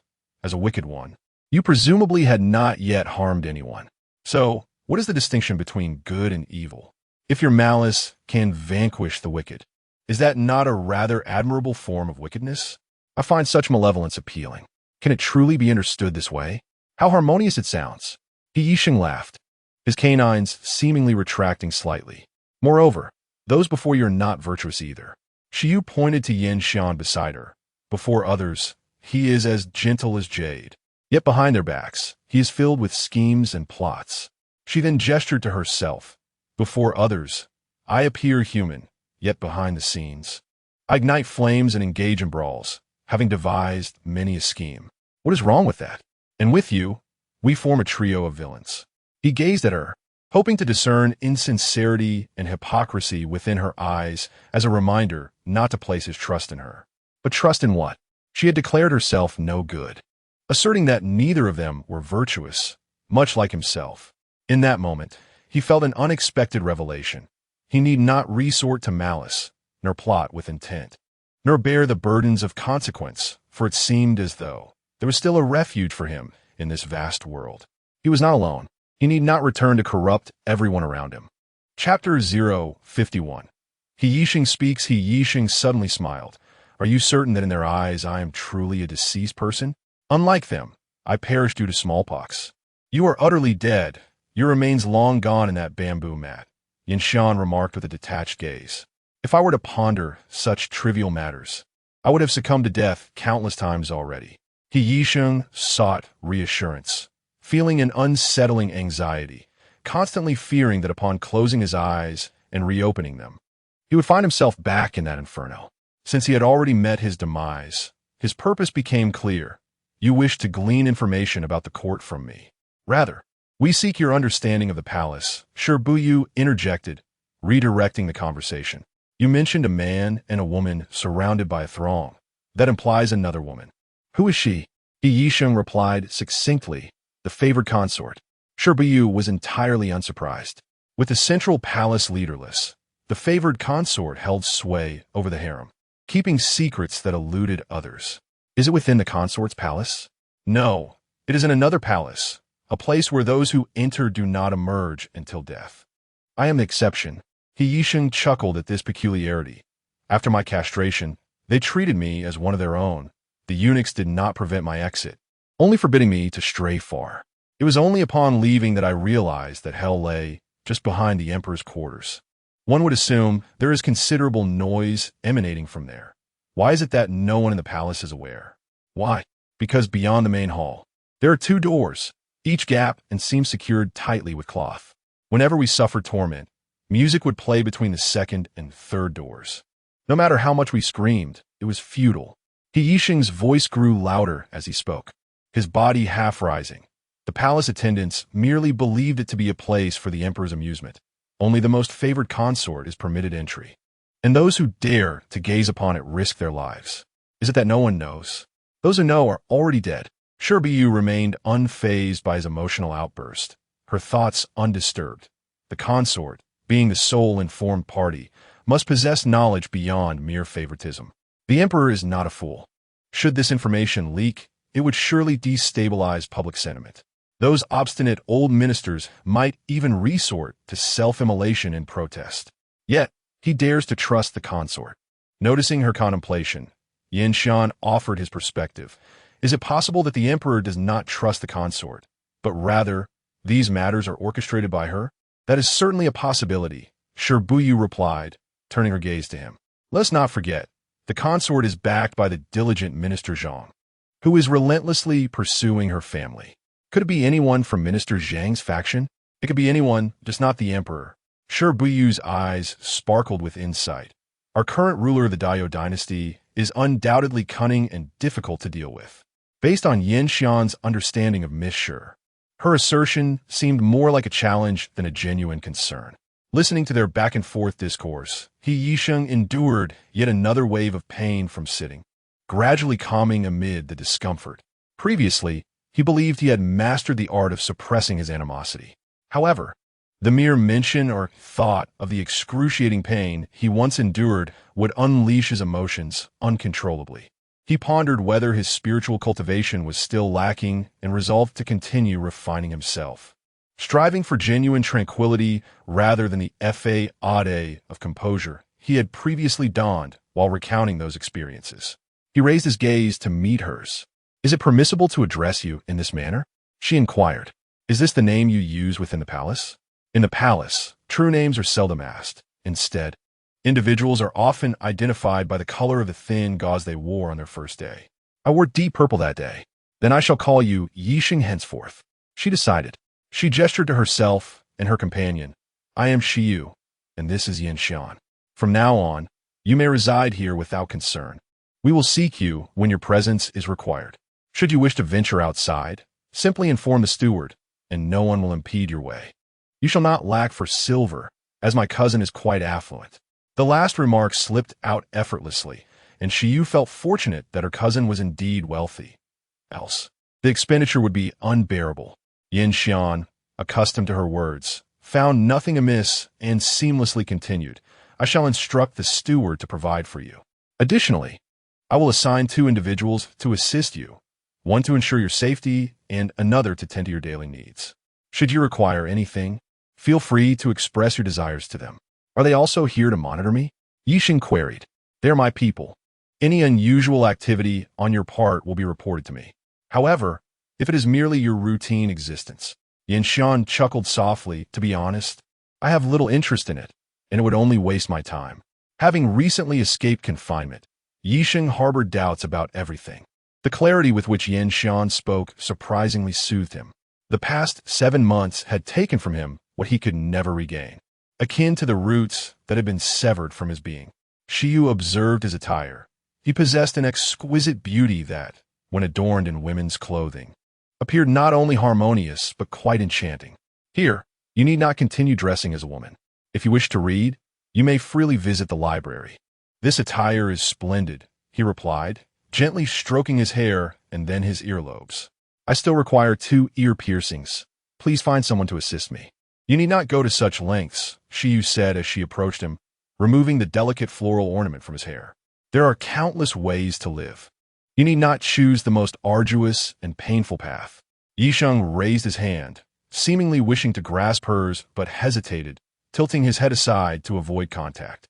Only through enduring the harshest existence do I feel that I am still alive. Perhaps on the day when I exact my revenge, I may choose a different way to live. Shi Buyu did not press further. Instead, she patted his shoulder and walked toward the door, squinting at the brilliant sun above. Turning back, she smiled and remarked, the lotus seeds are ripe. Let us go gather the seed pods. Yinshan rose to follow, laughing. I must count how many remain untouched by your fingers. Surely, there are many more than those you have prodded, she replied. Qingshan, Zhaiji, assist Yixing over here. Let us all share in the joy of the harvest. If this is considered a harvest, what then can be said of the esteemed Lord Ju's yield? What defines a true harvest? I planted 10 seedlings, and 9 of them bore abundant, heavy grains of rice. That is a bountiful harvest. You insist on comparing my modest 3-mu lotus pond with vast expanses of lotus fields. How can such comparisons hold any merit? Yin Shuren, intrigued, inquired, have you ever planted seedlings? Indeed, I have engaged in sowing, transplanting, and harvesting rice. There was a year when all I consumed was from my own cultivation. As I reminisced about those joyful moments, my smile became unrestrained. While weeding, I could not discern the difference between the weeds and the rice seedlings, and I inadvertently uprooted quite a few healthy plants, prompting my elder with the white beard to chase after me in vain. He could never catch up, and we both erupted in laughter. Wanxia recalled that those seedlings were later replanted by the young master, and the duo returned home, covered in mud from their playful scuffle. Chapter 052. No rush. Yixing listened to the conversation between the two and gradually approached the lotus pond, pausing at the stone-carved bridge to observe them. He felt compelled to question their abilities. They were far too young, even exulting over a large lotus pod, as if they were merely playing house compared to the esteemed individual in the palace. Yet, he pondered, why should he question? Perhaps there were others who wished to rebel, but for now, he could only grasp the two before him. Moreover, they did not appear to be acting recklessly, after he shared so much. They selectively inquired only about the pertinent matters, avoiding unnecessary questions about the palace, thus preserving a semblance of dignity in a situation that could hardly be deemed respectable. Better than anyone else's, he exclaimed. Aunt, bring these two over to Yixing. Yixing watched as his smiling aunt approached with the lotus pods, extending his hands to receive them, careful not to touch her. She, however, seemed entirely unconcerned with such trivialities, closing his palms around the pods. This gesture reminded him of the times she had affectionately ruffled his hair or patted his shoulder. They did not mind his dirtiness, yet he found himself disdaining it, feeling thoroughly soiled. Yixing lowered his gaze to the lotus pod in his hands. It was quite large, with plump seeds that made the round holes even rounder. The part against his palm felt warm, as if still imbued with the sun's heat. What are you dawdling for? It's for you to eat, not just to look at, Shi Buyu remarked, tossing him an empty shell. Although it did not travel far, the sound it made was quite loud. Yixing obediently peeled the seed and placed it in his mouth, expecting sweetness. Unfortunately, he had been fed too many oddities and strong medicines, leaving his palate dulled, unable to discern its sweetness. Even when he tasted the lotus heart separately, he could not detect its bitterness. Is it sweet? Yixing looked up. Sweet. I'll have someone bring you a few every day. We must cherish what we have from this little lotus pond. Yin Shuren smiled. Change to a different courtyard for your stay, and I'll have the adjacent courtyard connected, creating a larger lotus pond. Next year, there will be plenty to eat. I won't change. If there are too many, I won't appreciate them. Shi Buyu cradled 4 or 5 lotus pods in her arms, walking up to Yixing, and with one hand, she placed one in his palm. I'll give you one more, no more than that. It's sunny, go rest. See them off in your blue robe. Indeed, Yixing felt a bit unsteady and, before departing, remarked, feel free to come if you have any questions. No rush. We must first investigate the matter of the imperial concubine. You should focus on your health. Cousin, find him a good doctor to help him recuperate. Yin Shuren agreed, bringing both lotus pods and seeking a doctor. Were it anyone else, he might perceive this as an attempt to win hearts. Yet curiously, Shi Buyu's actions did not evoke such feelings. It was simply her nature to do as she pleased, and contemplating the reasons behind her actions seemed superfluous. The room felt stifling. Shi Buyu directly went to the wind and rain corridor, peeling lotus seeds while watching Yixing move away. It was the season of bougainvillea in full bloom, transforming an entire wall into a vibrant sea of red flowers. The slender boy walked unsteadily, taking slow steps as he passed through a sea of flowers. He paused to gaze upward briefly before continuing his slow exit. Shi Zhou peeled a lotus seed, but did not consume it. Yin Shan took one and joined her in the task. After a while, She remarked that someone in the palace was assisting him. Yinsha nodded, for he was more familiar with the palace and understood that his departure had been remarkably smooth. Entering and exiting the palace was notoriously difficult. This was one point. Furthermore, do you recall his state upon awakening? Yinshan contemplated briefly and realized. He claimed to have feigned death, yet if that were true, he should not have opened his eyes while we were still present. Either he overheard our previous conversation and sought to use us for escape, or he was not merely pretending to be dead, but had employed other means to simulate death. Shi Buyu nodded, noting that he must have been in a state of recent awakening. Surviving in such a place, I firmly believe he is exceedingly clever. Yet at just 14 years of age, and having been in peril for merely 7 months, not 7 years, the time to devise such a grand scheme is too brief to support his actions. Thus, someone within the palace must be aiding him. The palace is teeming with maidservants and eunuchs, from his earlier words. It is evident he has indeed utilized these individuals for assistance. Logically, if there were other eunuchs aiding him, there would be no need for concealment. The two exchanged glances, both evidently contemplating this realization. There is no rush. The truth will eventually surface. Yinshan suddenly smiled. Shi Buyu popped a lotus seed into her mouth, her eyes inquiring the reason for his mirth. When matters are unclear, you always say to remain patient. The unraveling of mysteries cannot be hastened. Haste leads to error, and I possess great patience. Shi Buyu smiled, and Yinshan noted that she always bore a smile when speaking of the old man with the white beard. The old man said that affairs are governed by people, whose natures change by the moment, and thus circumstances are never immutable. In this moment, I find no clues, yet, in the next, the situation may transform, perhaps revealing what I seek. Therefore, one must learn to wait patiently, without haste. Yinshan placed the peeled lotus seeds into Shi Buyu's bowl, feeling a twinge of envy. I do not have a wise old man like that. You certainly do not. He is mine. Shi Buyu stood and stretched, shifting to a more serious tone. Such brazen captures, and given the duration of their occurrence, their audacity must have grown. They will no longer exercise the initial caution. You should send more people to investigate. Suddenly remembering something, she turned to Yinshan. Do we have enough personnel? If I were to say insufficient, would you lend me some? Shi Buyu firmly declared. I have no one. Yinshan raised an eyebrow, clearly skeptical. I truly have no one. Even if I did, they would not belong to me. Yinshan mimicked her, standing and stretching, though her movements were less practiced, her arms dropping midway. When I was younger, my maternal grandfather continuously acquired and trained individuals, a practice that remains unbroken to this day. Shi Buyu placed her hands on her hips. Listening to you, were I not privy to the details, I might think your grandfather was plotting a rebellion. He is exceedingly cautious. I am unaware of where he has undergone his training. When he deems it appropriate, he will deliver it to my side. As for any malicious intent, should I fear his ambition to wield the emperor's power to command the realm? I have contemplated this, yet it cannot be said that I am afraid. Yinshan gazed at her with a knowing smile, remarking, to command the world, one must first ascertain whether one can indeed hold the emperor in sway. I am not one to be easily manipulated. If the old man with the white beard were here, he would pat your shoulder and say, you possess a commendable ambition. As Shi Buyu gathered the lotus seeds and pods, preparing to return indoors, she paused beside the man and stuffed the remaining 2 lotus pods into his embrace. Chapter 053. The Ruthless Mother at an Unexpected Hour. Shi Buyu entered the study, cradling a bowl filled with lotus seeds. She glanced at each sheet of rice paper before finally settling at the writing desk.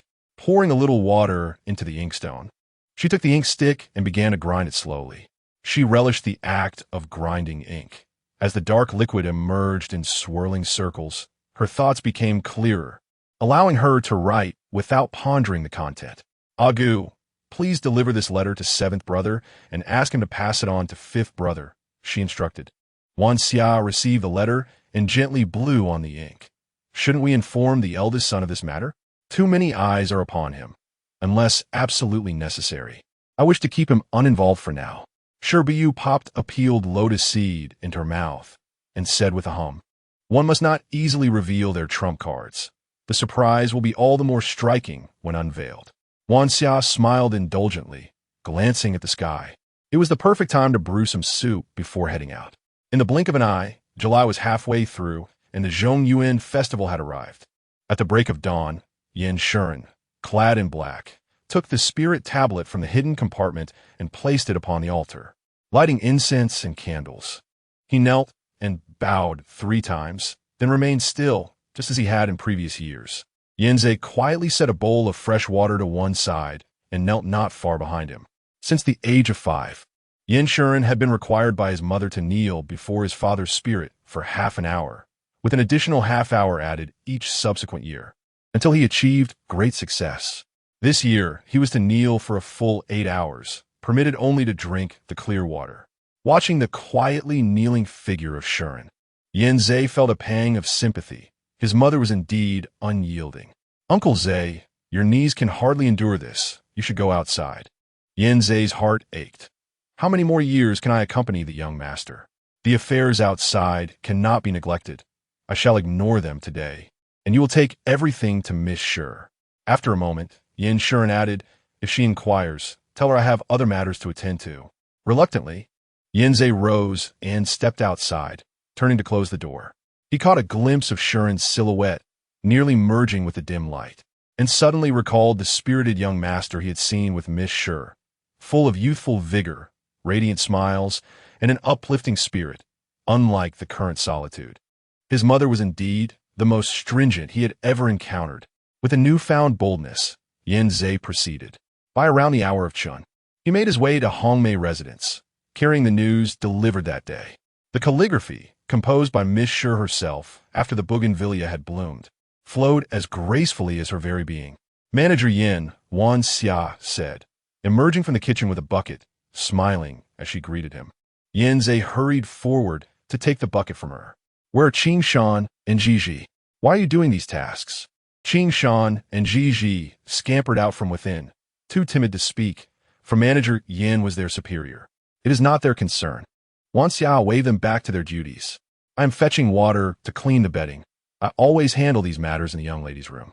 She is in the study. Manager Yin, please come with me." As Shi Buyu emerged from the house, drawn by the sounds within, she beheld the wooden box in Yin Zhe's hands and smiled. "What mischief has your young master been up to today? Is he attempting to shirk his duties again, casting his burdens upon me?" Yin Zhe, with a hint of guilt for betraying his mistress, handed over the box and replied, "Today is the ghost festival. The young master must kneel before his father until the hour of high.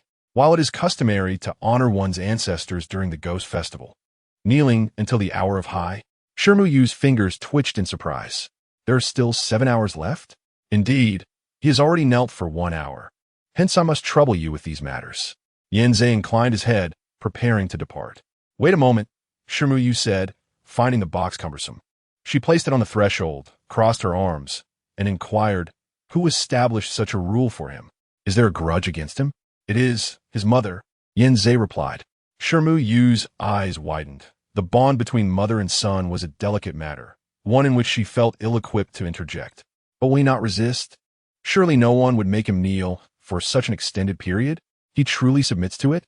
"Yes, he continues to kneel until the time is fulfilled."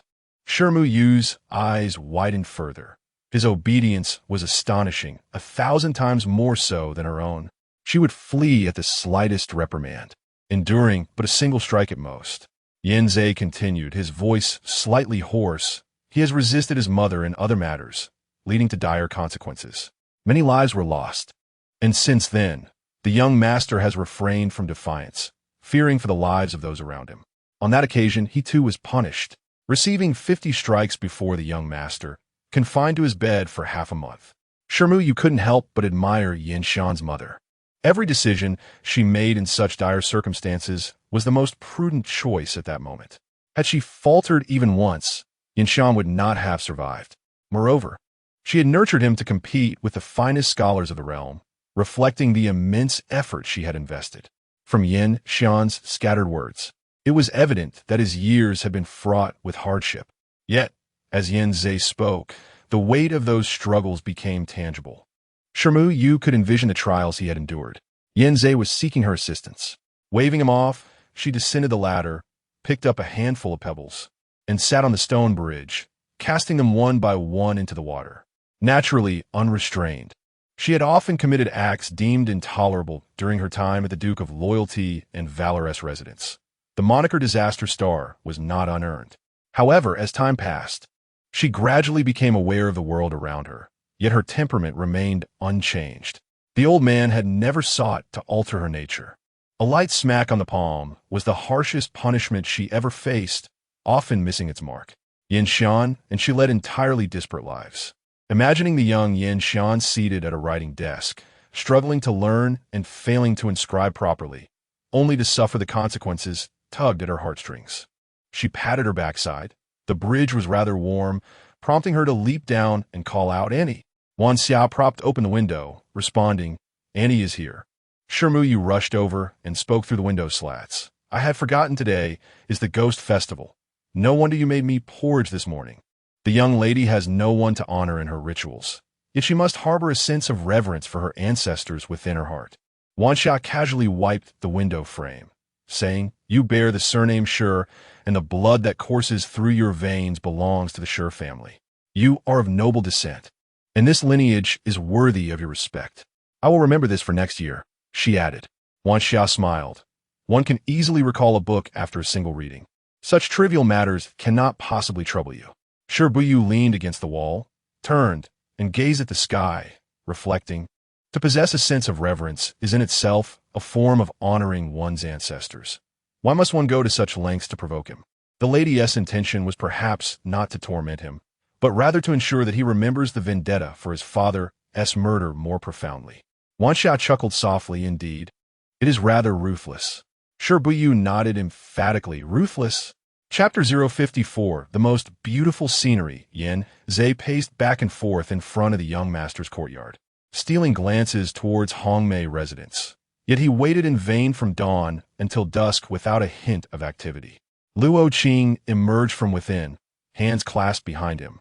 Observing Yin Zhe's agitation akin to a restless ant on a hot pan. "Are you not afraid that the mistress might once again stir up trouble?" he inquired. Previously, I feared it was due to the young master's frailty, leaving him without means to resist, but now Yin Zhe approached him, whispering audacious words. "Now, the mother is weak, and the son has grown strong. The young master has begun to extricate himself from the mistress's grasp for the past 2 years. Just look, what can the mistress do now?" In essence, he had gained strength, developed a spirit of defiance, and acquired the ability to resist. Luo Qing observed the approaching figure from a distance. He not only refrained from obstructing, but also welcomed the development. A young eagle had matured. How could it continue to be bound by maternal command? Although they had all been sent to the young master by the mistress in various ways, their true allegiance now lay with him. Should great matters come to fruition in the future, it was solely the young master who could achieve it. Yin Zhe followed his gaze, his eyes glimmering as he stepped forward, a joyful exclamation escaping his lips. "Aunt Wan, what brings you here?" Wan Xia nearly burst into laughter, holding back before replying. "The young lady has discovered a crucial lead and sent me to summon young Master Yin for a discussion." Yin Zhe blinked. "Could we not discuss it tomorrow?" "No." The young lady emphasized its urgency and may need to leave the city shortly thereafter. Then Yin Zhe glanced back at Luo Qing. Visibly hesitant, "Please wait a moment, Aunt Wan. I shall report to the young master." "Luo Qing, please escort Aunt Wan inside." Yin Zhe hurriedly ran, lifting the hem of his garment. Luo Qing guided her indoors, murmuring his thanks. Wan Xia smiled. "Young Master Yin is indeed a commendable master, which is why you all stand by him so steadfastly." Luo Qing nodded in agreement. Although the young master was strict with his subordinates, he was fair in rewards and punishments, truly a good master. Meanwhile, Yin Zhe gently pushed open the door, kneeling beside the young master to deliver the message. "Cousin sent Aunt Wan to convey that she has discovered a significant lead and requests your presence to discuss it." Yin Xian remained silent, pondering. Fearing the young master might not respond, Yin Zhe added, "Aunt Wan came in person." Yin Xian glanced at the spirit tablet, as if smiling.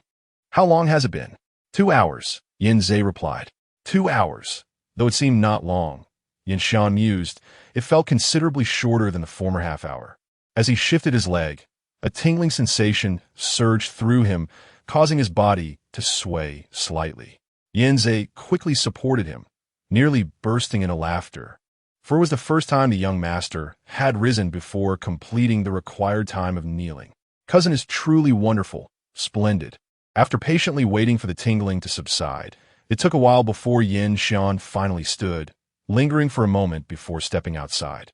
In the cool shade, Wan Xia regarded the young master, clad in black, as he walked with a steady demeanor.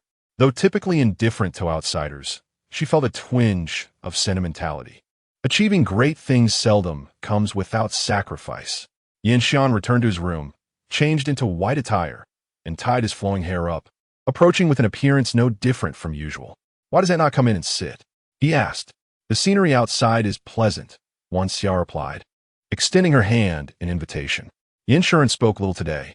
Upon arriving at Hongmei residence and beholding the wall adorned with crimson blossoms, a smile graced his face as he read the 3 characters. It seemed the flowers had never bloomed so splendidly in years past. According to Qin Shan, this courtyard had once been uninhabited. It was said that people nurture the house, and the house nurtures people, and with the infusion of human warmth, the flowers flourished. Agu was indeed correct. As they passed through the bougainvillea that concealed the corner gate, Yin Xian lifted his gaze and spotted the man beckoning him from the rain corridor. "Come, let us engage in a game." Yin Xian approached, finding the chessboard already set and an empty chair awaiting him. "You are white attire. Thus, the white pieces are yours." Without hesitation, Sure you made a decision and placed the first piece. Yin Xian took his seat, following suit with the white pieces. Neither inquired nor spoke as they engaged in a strategic battle on the board, countering each other's moves with equal prowess. When mealtime arrived, they naturally found themselves at the same dining table. Sure you relished lively gatherings and preferred not to share meals, a habit to which Yin Xian had long since grown accustomed. The table bore a modest array of vegetarian dishes and a bowl of congee. For a glutton, the meal was rather meager, yet the flavors were exquisite. Even a simple bowl of plain congee was delightful. They consumed their meal with great satisfaction. Sure you remarked, "Grandfather has poor dental health and a love for food. To coax him into eating a bowl of congee he despises, Agu has exerted considerable effort. It is quite delicious. Next time you wish for some, let Agu prepare it for you." Sure you rose, saying, "Let's venture outside the city." Yin Xian glanced at her, questioning if she had truly discovered a lead. Yet, Sure you offered no explanation and hurried out. The two mounted their horses, while Wan Xian followed at a measured distance. Upon exiting the city gates, Sure you cracked her whip. "Let us race." Although Yin Xian felt little enthusiasm, he did not wish to dampen her spirits and replied with a whip of his own. Both rode exceptional steeds, at times chasing each other, at times riding side by side, chasing the sun. The world behind them blurred into oblivion, with only the rushing wind filling their ears. As he once again overtook the rider beside him, it felt as though he was the sole occupant of the universe. He yearned to continue this exhilarating ride indefinitely, to disregard grand ambitions, to ignore the fates of others, to cast aside the burdens of familial vengeance. A person he had never encountered before had become the entirety of his existence. How absurd! Why should it be so? Why indeed? If the essence of his life was merely this, limited to such. Yin Xian, "I'm exhausted." A sharp voice jolted him from his reverie. Sure you hurled another stone from her hand, aiming only at him, not his horse. "You must stop this instant." Yin Xian reined in his horse, turning to confront the glare of the person behind him. Despite emerging from the same stable, how could her horse outpace his? Yin Xian laughed heartily. "This is not about the horse. It's a matter of riding skill. Cousin, your technique is vastly inferior to mine." "Impossible." Sure you secretly urged her horse ahead of him, suddenly squeezing the horse's belly and shouting, "Let us race again." Yin Xian truly had no intention of allowing her to catch up today, spurring his horse onward to leave her behind once more. Resigned to this fate? Not at all. Shiming stubbornly protested, declaring, "It's the horse's fault, not my riding skills." Laughter erupted, dissipating the gloom that had surrounded Yin Xian. He reflected that while he could not alter the past, he held the reins to his future. "Yin Xian, come quickly and take a look," called the person ahead. raising their whip high in excitement. Yin Xian urged his horse forward, following her as they rounded a bend, revealing a vast expanse of golden fields that dazzled the eyes, more radiant than sunlight itself. A gentle breeze caressed the landscape, causing the grains to sway gracefully. Farmers, adorned with straw hats, moved along the ridges, occasionally lifting a stalk of rice to inspect it. This was the most exquisite scenery he had ever beheld in his life. Chapter 055. The most valuable transaction. Every time I witness such a scene, a profound sense of satisfaction envelopes me. Shi Buyu patted her chest, exclaiming, "It is truly abundant here." Yin Shuren glanced at the person beside him, whose face radiated joy. She was genuinely elated by the bountiful harvest before them. Initially, he found the sight merely beautiful, yet in this moment, he suddenly comprehended her joy, feeling a shared sentiment. Harvest is a word that brings happiness just by hearing it. "Come, let's take a look," Shi Buyu urged, dismounting her horse without a backward glance. "Hurry up." Yin Shuren observed her dash down the narrow path, which was somewhat steep. As she sprinted too swiftly, it appeared she might tumble down the slope. He hurriedly raced over, grasping her just before she fell. "Be careful. The ground is soft. You won't hurt yourself," Shi Buyu replied nonchalantly. Spotting a narrow bridge ahead, she did not release his hand, but instead grasped his wrist, saying, "The bridge may sway a bit. Be cautious not to fall." Yin Shuren looked at his wrist being held and responded softly. The narrow bridge was constructed from trees as thick as a man's arm, and it was indeed not very sturdy. Beneath the bridge, a stream flowed gently, its crystalline waters reflecting the silhouettes of the two as they supported each other. Lost in thought, Yin Shuren stepped awkwardly, causing Shi Buyu to tighten her grip, and he quickly steadied himself using her support. "If you were to pull me into the water, Egu would surely scold you," Shi Buyu remarked, glancing at Egu, who remained above and did not come down. "When I grow up, she forbids me from going into the water." "Did you often play in the water when you were younger?" "I adored the summer and winter seasons when I was little. In summer, we would have water fights, and in winter, snowball fights. But as I grew older, Egu prohibited me from playing in the water and having snowball fights, so I lost interest. Summer is unbearably hot, and winter is freezing. Autumn is the most pleasant." Yin Shuren chuckled. Shi Buyu's preferences were simple, clear, and easily understood. Her happiness was paramount. Her carefree spirit, in truth, was contained within certain boundaries, yet those surrounding her provided an expanse so vast that it fostered her sense of freedom and joy. The more he learned, the more intrigued Yin Shuren became by the old man with the white beard. He yearned to understand what kind of wise teacher could nurture such a profound thinker like Kuang Jing and simultaneously guide someone as spirited as Shi Buyu. Beyond the narrow bridge lay a field. Shi Buyu released him and, striking a pose, gestured with her fingers. "This is merely 4 mu of land." "Is that so?" "I know much more," she replied, walking toward a farmer approaching them. "Uncle, is this your field? What a splendid harvest this year." The farmer, nearing 50, with a slight hunch in his back, initially regarded them with some caution. However, upon hearing her words, his face instantly transformed into a broad smile. "Indeed, it is mine. The heavens have been kind.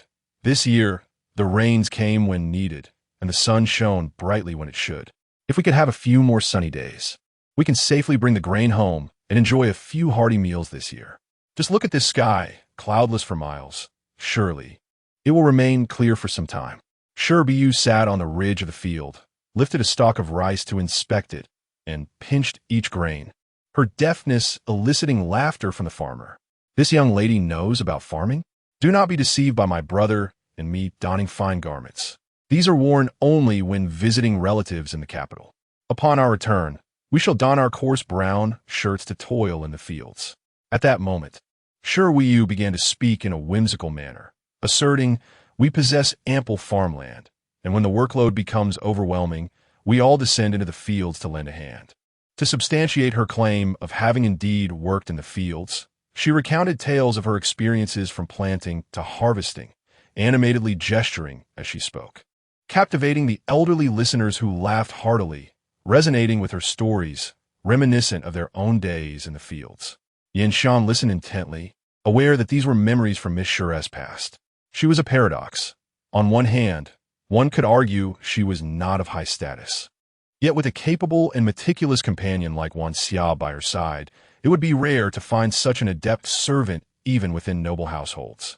Conversely, to assert her high status seemed equally unjust, as she had engaged in the laborious task of fieldwork, something even families of modest means would not permit their daughters to undertake.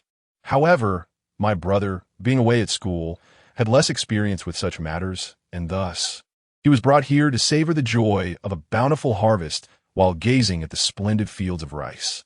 Addressing the elder, Yin Xian, now assuming the role of brother, smiled and said, "Good day, sir."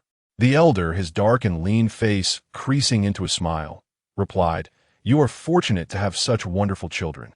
Shi Buyu, delighting in the elder's praise, pretended to wipe away sweat, ultimately revealing her true intent. "Do you reside nearby? Might we trouble you for a sip of water?" "Not at all. My home is just beyond that grove, quite close indeed," the elder replied as he led them in that direction, adding, "Though autumn has arrived, the days remain quite warm. It is only in the evenings that the coolness descends."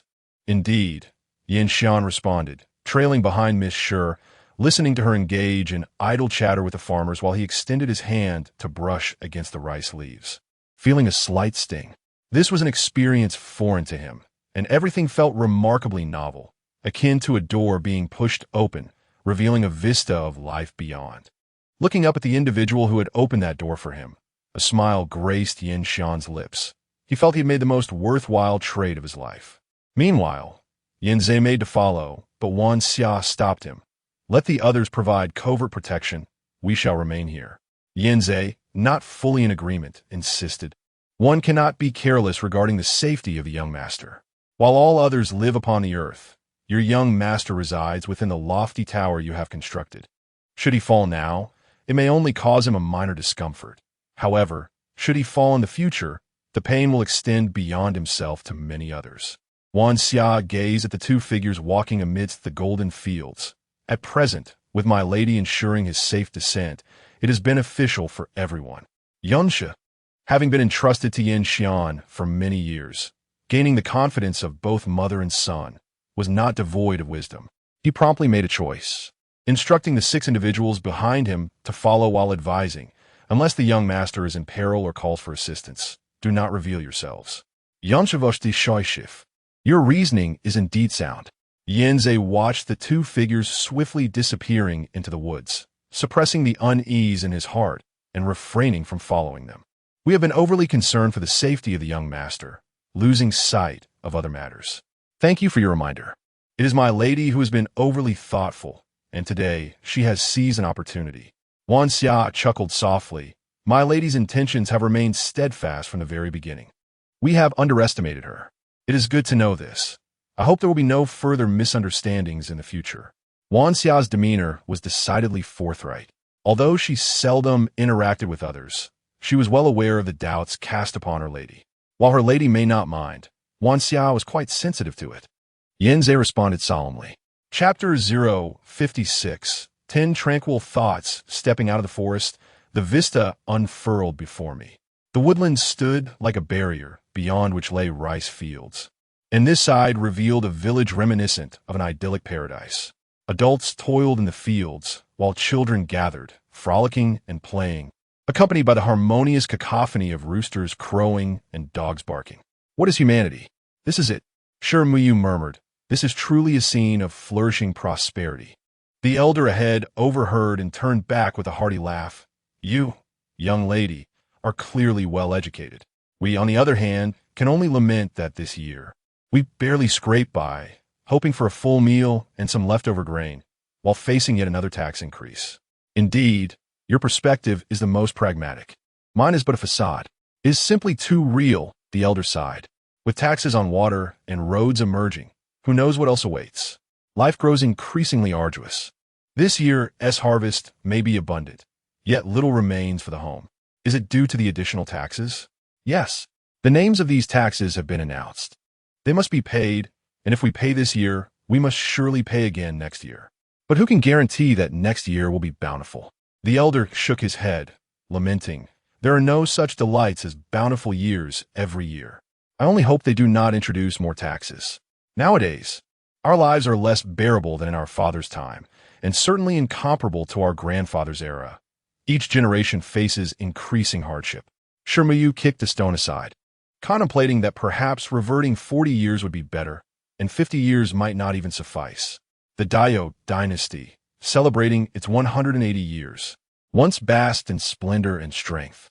Yet, around 120 years ago, internal and external turmoil erupted simultaneously, leading to nearly a decade of chaos.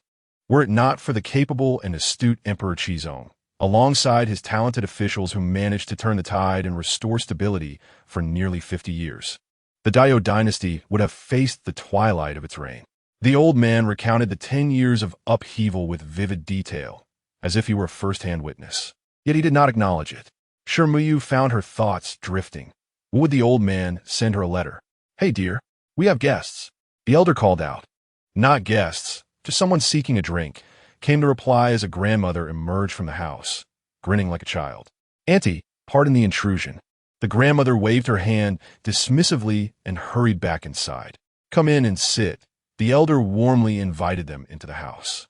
"Sit here. The breeze flows through best."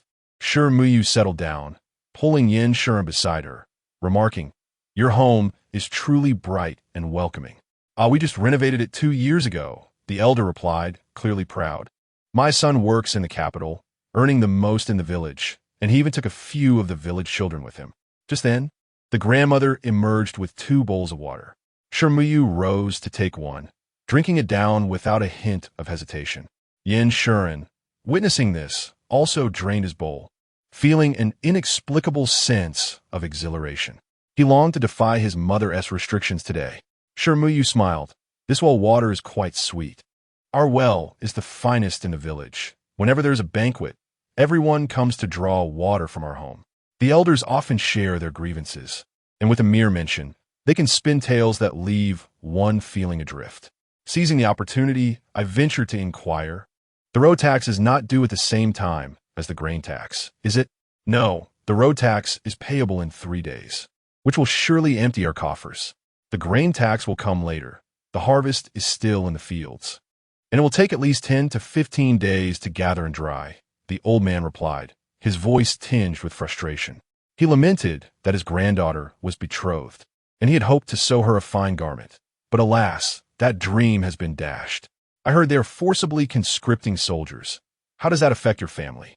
"I have only one son, so we are relatively safe, but families with multiple sons cannot escape this fate."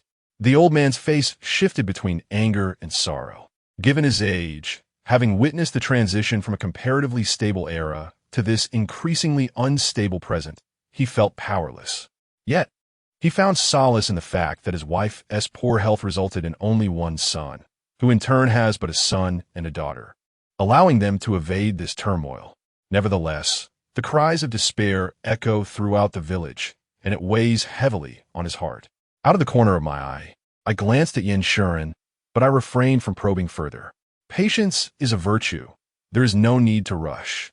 I redirected the conversation towards matters that brought the old man joy, gently coaxing him to share that his name is Jiang Lian. We meandered through the fields and around the village, becoming acquainted with the village chief and gathering details about where his son works. As we departed, I left a lingering promise. We often visit relatives in the capital. When we do, I shall return to beg for water. I hope you won't find me bothersome. Come whenever you wish. There is always water for you, Jiang Lian replied, growing increasingly fond of the girl, feeling as though she were one of his own kin, and he truly looked forward to seeing her again. However, her brother appeared less amiable. As we left, I discreetly took a handful of coins from my brother's pouch and placed them on the table while the old man was distracted. We retraced our steps, standing amidst a field of golden rice. I remarked, if only there were no road tax, life would be easier for them. The water tax is unwarranted. Water descends from the heavens and rises from the earth. If taxes must be levied, let it be collected by nature itself, not by us. I smiled at him. Is it not unjust for the common folk? Indeed, it should not be so. Yet last time, you only wished for the commoners to resent you because it served your interests. Yin Shuren, with a deep sense of understanding. Suddenly grasped that the silence of Miss Shi during that previous encounter stemmed from his single-minded focus on his own advantages, neglecting the profound impact these taxes have on those who bear the burden. Miss Shi did not demand he act according to his lineage. Rather, she hoped for him to adopt a ruler's mindset, for he might one day occupy such a position simply because he is Jian. Yet, even with this expectation, she never imposed it upon him, nor did she demand he conform to her ideals, as if he were unable to refuse due to his status. Instead, she led him to the rice fields and in front of the common folk, allowing him to see and hear their plight. She regarded him simply as Jian. How delightful it is! Yinshan pondered. Regardless of her internal scheming or calculations, there existed in this world an individual who regarded him solely as Jian, unaffected by others. In that moment, he lived not for anyone but for himself. Unforeseen, Shi Buyu was momentarily taken aback, turning to gaze at him, for Yinshan seldom addressed her in such a manner. I wish to bestow upon you a singular power. Yinshan looked at her. Whenever you perceive me to be in the wrong, no matter the time or circumstance, pull me back. Have you lost your senses? Shi Buyu retorted with an eye roll. By the time you ascend to that position, I would have long departed, unconcerned with you. Our agreement does not extend that far. Is that so? Yinshan chuckled softly, yet he no longer shared that belief. What to do then? Chapter 57. The confrontation between mother and son, gazing upon the expanse of golden fields, Yinshan felt a twinge of reluctance to depart. His spirit, rarely at ease, found solace in the moment, prompting him to sit upon the ground and playfully resist leaving. He lifted a stalk of rice and asked, "Can you teach me how to discern the quality of this rice? Is that not simple?" Shi Buyu replied as she seated herself beside him. Taking the stalk from his hands, she placed it in her palm. Observe, this entire ear is nearly filled with plump grains, with hardly a vacant one in sight. When you squeeze it, you'll find it solid within. She continued, in times of poor harvest, the opposite is true. The empty grains outnumber the full ones, and the weight is significantly lighter. Handing the stalk back to him, she queried, "Does it not feel heavy?" Yinshan weighed it in his hands. Lacking a point of comparison, he could not discern its weight, yet the sight of the fully laden stalk conveyed a sense of gravity, to which he nodded in agreement. Farmers rely on the heavens for their sustenance, and this year, indeed, the skies had been generous. Shi Buyu rose and surveyed the golden vista, an unspoken satisfaction gleaming in her expression. Alas, grandfather cannot witness this. Are such moments rare? She mused. It is not often that the rice bears such abundance. With a playful nudge, she urged him, "Let us return. I wish to paint."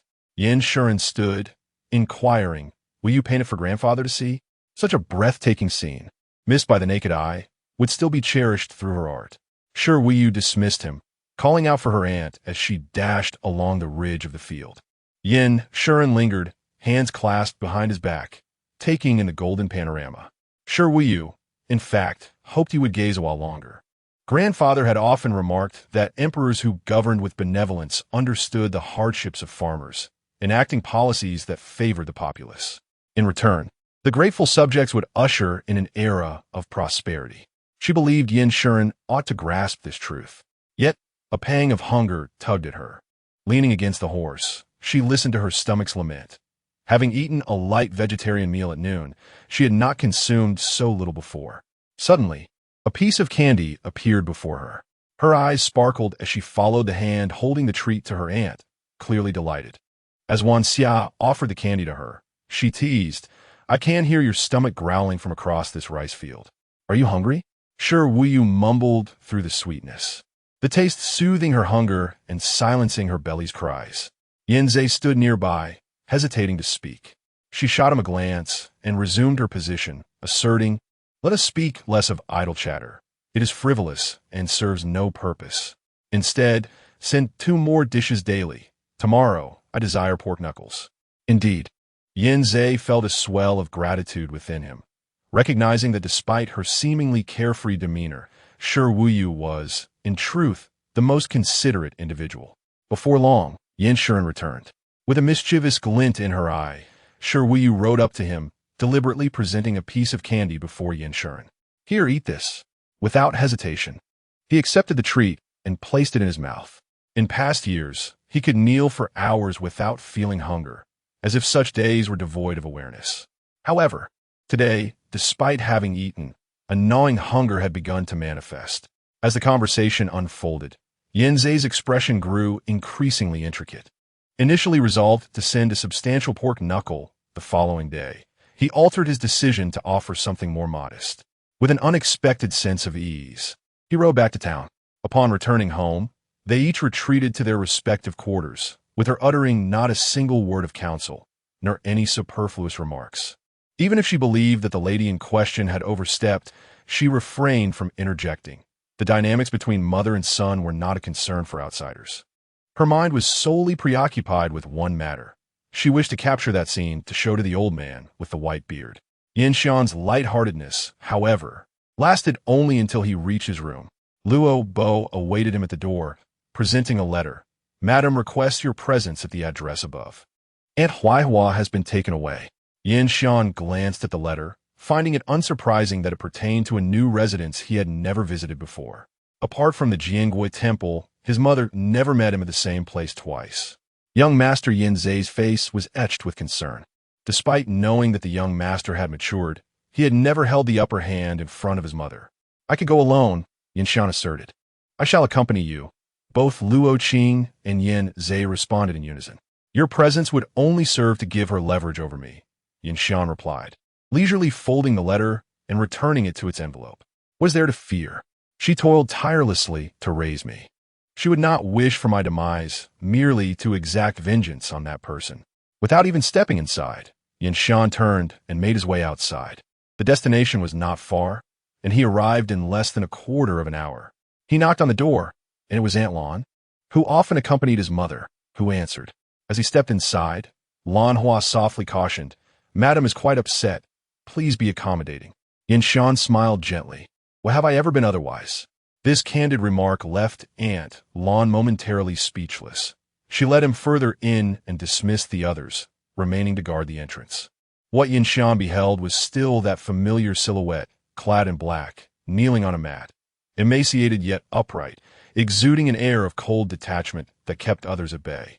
The individual kneeling beside her was none other than Aunt Huaihua, who, it seemed, had not yet faced punishment. Mother, a hoarse voice commanded, kneel. With no mat beneath him, Yanxian knelt directly on the ground. Please take care of your health. You have knelt for only 2 hours today. The remaining 6 shall be completed here. Forgive my mother. There are many matters at home that require attention. Silence enveloped the room, and after a moment, the woman stood and turned to face him. It seemed she had not smiled in quite some time.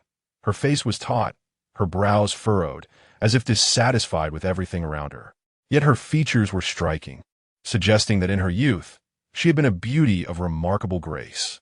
Has time caused you to forget those lessons? Yanxian looked up at the familiar, yet unfamiliar figure. Mother, how long has it been since you last beheld my face? The woman did not grasp the meaning of his words, her gaze growing ever more severe. You frightened a 7-year-old child, one who feared for the lives of those around him, and could only submit to your will. Yanxian rose, lowering his gaze to meet hers. Look again. I am now taller than you by a head. Should you choose to slaughter everyone before my eyes, what would it matter? You have already slaughtered. Would you not send me another group for my use? If you remain dissatisfied with me, simply continue your slaughter. However, should you decide to pursue that position on your own, then feel free to eliminate me as well. I wonder if I would even blink in response. Jihan, my son is here. Please speak. The woman's expression transcended mere difficulty, embodying a tempestuous foreboding. Was she the one who incited you? I should not have allowed her to remain. Yanxian chuckled. Why would you think that someone you have nurtured could be easily swayed by one whom they have only known for a few months? If my resolve were so weak, would it reflect my inherent inadequacy, or rather, a failure in your teachings over these years? Chapter 058. Stanching blood with blood, the woman let out a laugh and extended her hand. Huaihua hurriedly rose to assist her in sitting down. Having endured the palace intrigues in her youth and spent years teetering on the brink, do you think your trifling tricks could deceive me? You chose to provoke me to reveal my mistakes. even risking the lives of those around you to protect her. The woman looked at him. Have you taken a liking to her? I am unworthy. Yin Shuren sat opposite her, his posture tense and unwavering, a mere puppet in someone else's hands, should fortune favor her and she survives. Living each day would merely serve as a vivid illustration of being not in control of one's own destiny. If she were to perish in the process, it would be unjust to drag an innocent into this deadly game. Are you blaming me? I would not dare, but had you asked me before my birth, I would have preferred never to have been born. Yin Shuren feigned ignorance to his mother's suddenly altered expression, his fingers interlaced on his lap, appearing both relaxed and taut. At 20 years of age, I remain oblivious to my own preferences in food and drink. I do not know the essence of joy, nor the taste of inebriation. I have never experienced the sensation of being sheltered by another, nor have I ever reveled freely, nor felt the warmth of parental love. Yin Shuren lowered his gaze to his interwoven fingers, raising his hands for the other to see. I possess nothing. Even my existence feels ephemeral. Speak of my absence, and I shall vanish. The woman pressed her lips tightly together, her grip on the armrest of her chair tightening in a display of utmost restraint. However, you say I am protecting her. That is indeed true. Yin Shuren seemed determined to voice all his thoughts today, continuing. After all, with your temperament, once you harbor doubts about someone, you would not hesitate to take their life. Knowing this, you still wish to protect her? Yin Shuren remained calm, his tone unyielding. Yes, I intend to protect her. The woman produced a dagger, placing it against her wrist. What if I do not agree? Yin Shuren, with a sudden burst of fervor, drew a dagger from his boot and slashed at his own arm, blood gushing forth. Then I shall die alongside you. You would rather harm yourself than heed my words. The woman stared at him, bewildered, as if gazing upon a stranger.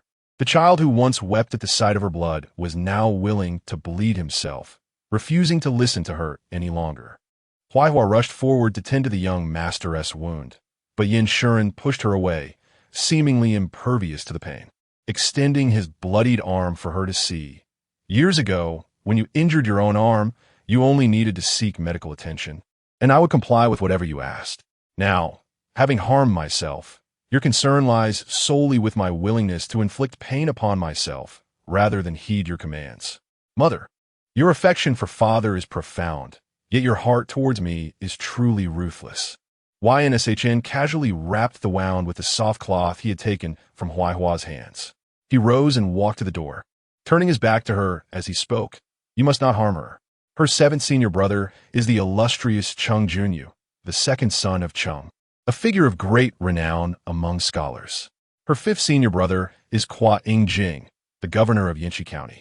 She has many such brothers, and even her servants are skilled fighters. As for her, her mind is as intricate and delicate as I have ever encountered. With her assistance, my chances of success are greatly enhanced. Even if you harbor disdain, for the sake of our grand undertaking and the blood feud of our father, you must endure. The woman approached the door, clutching the wooden frame, watching him stride away. She longed to call out to him, but it felt as though she had been rendered mute, unable to utter either Jian or Chen. Their relationship felt so estranged, resembling that of adversaries who wished ill upon one another rather than a mother and son. As these thoughts consumed her, she could no longer suppress the itch in her throat, leading to a series of escalating coughs. Lan Hua hurried over, bringing her medicine tea to drink. After a while, the coughing subsided, and she murmured, He hates me. He truly hates me. Lan Hua, with red-rimmed eyes, embraced her mistress, reflecting on the years of deep-seated obsession that had made her mistress focus solely on the grievances of the late emperor, while neglecting the fact that her child would eventually grow up. Over the years, both the mistress and the young master had suffered. She lifted her gaze to Huaihua and said, You may return now, but in the future, do not conceal anything from me. After speaking, she glanced at her mistress and blinked.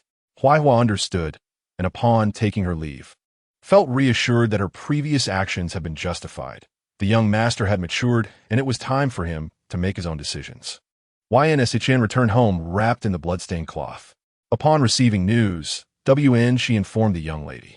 SHBX had just completed a painting, and gazing at the solitary figure in the predominantly yellow artwork, remarked, from a strong mother and a weak son to a weak mother and a strong son. There must always be adaptation. If a little bloodshed can shift the balance of power, then it is a smooth transition. We are outsiders in this process and need not interfere.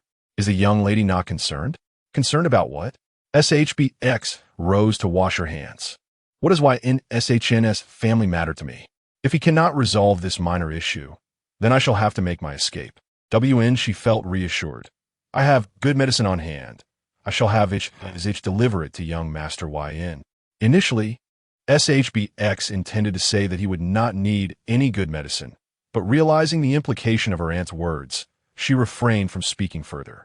Living under the same roof, one could not pretend to be blind. After a moment of contemplation, she suggested, shall I deliver it personally? WN, she attempted to dissuade her, but was unprepared for the young lady's resolute determination.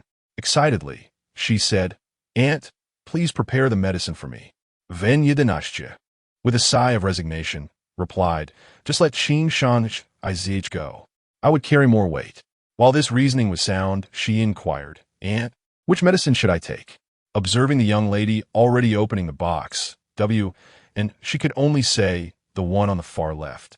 SHBX opened it, inhaled deeply, and sneezed loudly before quickly closing it again. Aunt, please help me collect this painting and deliver it to Seventh Brother, asking him to send a reliable person to deliver it to the old man with the white beard. Understood. Tom did not hesitate to bring the small porcelain bottle to Yin Shan's courtyard. Yin Zai's eyes were red, and when he called out to the young lady, his voice was hoarse. Was the injury that severe? Tom did not allow him the chance to stop her and pushed past him into the room. Remembering his master's earlier instructions, Yin Zai hurriedly stepped forward to block her. The master is resting. Perhaps the young lady could come back tomorrow? Tom scoffed lightly, revealing the small porcelain bottle to him. This is a miraculous medicine passed down from my aunt's family. Will you let me in? Yin Zai gritted his teeth and stepped aside. Nothing was more important than his master's health. Tom entered the room smoothly, but the teasing words that were on the tip of her tongue vanished upon seeing the wound. She had not anticipated it to be so long. A mere scratch. It hasn't damaged the tendons. After cleaning the wound, beads of sweat appeared on Yin Shan's forehead, his lips pale, yet there was a faint smile lingering on his face. Tom approached and sat on the floor, removing the cork from the small porcelain bottle and evenly sprinkling the medicinal powder onto the wound. This time, even Yin Zai did not step forward to intervene. Chapter 059. If it were me, he gestured for the physician to wrap his wounds with a soft cloth. Shi Buyu suddenly raised his head and remarked, inflicting harm upon oneself is a foolish tactic. If I cannot hurt her, I must wound myself. Yin Shan observed the gruesome injury being bandaged. It must have been painful, yet curiously, he felt none of it. She punishes me with self-inflicted pain, and I retaliate in kind. It is indeed a foolish approach, yet it remains the only effective strategy. Her mind was consumed by a singular obsession, leaving no room for me to entertain other thoughts. To her, that matter was of utmost importance. Everything else was mere distraction, unworthy of existence. Once the physician finished wrapping the cloth, he bowed and took his leave, and then signaled for the others to depart as well, hoping that Miss Shi would employ her cleverness to help the young master overcome this hurdle. After retaliating, what did he feel? An unparalleled sense of exhilaration. Yin Shan chuckled softly. I even wished to inflict another wound before her, to let my blood splatter upon her, to repay her for the times she forced me to bleed, to make her experience the feelings I once endured. I wonder if she would feel a twinge of pain, if her countenance would change, if she might, like me in the past, yield. Yin Shan looked at her and asked, is this excessive? Shi Buyu countered, I cannot even utter the word mother. Do you think I am excessive? Yin Shan shook his head. It is not a matter of comparison. Though you cannot voice it, your contributions to the Shi family are unparalleled. You excel at finding excuses. Perhaps you should search for some for yourself. Shi Buyu shifted onto a cushion, pulling a blanket over herself to avoid suffering. I do not know how others interact, but for me, it is simple. If you treat me well, I shall return the favor, even if you are a feared villain. If you treat me poorly, I shall respond with even greater malice, tenfold or 100-fold. You ask if I am excessive. I believe you are mistaken in your inquiry. Had my mother treated me thus since childhood, I would never become like you. Yin Xian, intrigued, inquired, what would you have become? Shi Buyu contemplated for a moment. Perhaps a murderer, a fire starter, a scourge upon the earth. Yin Xian felt his emotions almost dissipate with her words. I have never encountered anyone who so belittles themselves. If I were treated in such a manner, I would devise every means to escape, and I would surely succeed. For your mother would not dare to search for me openly. Once free, I would never easily trust others, likely ending up fighting beggars for scraps, acquiring a host of undesirable habits. Yet, my wits would serve me well, and I would inevitably develop a heart full of malice, ultimately becoming a murderer, a fire starter, a scourge upon the earth. Yin Xian chuckled slightly. By your logic, am I not quite fortunate? Indeed, no one else could become as you are. Shi Buyu's gaze fell upon his wound. Every day, you strive to live, and everything you know is hard-won. The suffering is yours to bear alone, and the pressures are not shared. Ultimately, it is your own efforts that have shaped you, and it has nothing to do with anyone else. You need not loathe yourself because of her. She does not live your life for you. Yin Xian's expression was one of bewilderment. How could she perceive even his disdain for her? In a moment of seriousness, the malice within him resurfaced as he crouched before him, lightly tapping his wound. Does it hurt? Yin Xian wanted to assert that it did not. He had felt no pain until that very moment when her touch ignited a heart-wrenching agony, as if flames were consuming his injury, scorching his very being, igniting a fervor within him. Yin Xian, I do not converse so frivolously with just anyone. Gather your spirit. Do not let such trivial matters bring you down. If our endeavors ultimately fail, it would cause me to owe many an apology. She remained crouched, cradling her knees as she spoke to him. I dare to assure you of your success, not merely out of confidence in myself, but also because the old man sent me to find you, indicating his faith in you. Does he truly believe in me? Yin Xian pondered. Were it not for his belief, he would not have made me aware of your existence. He would not have risked my well-being.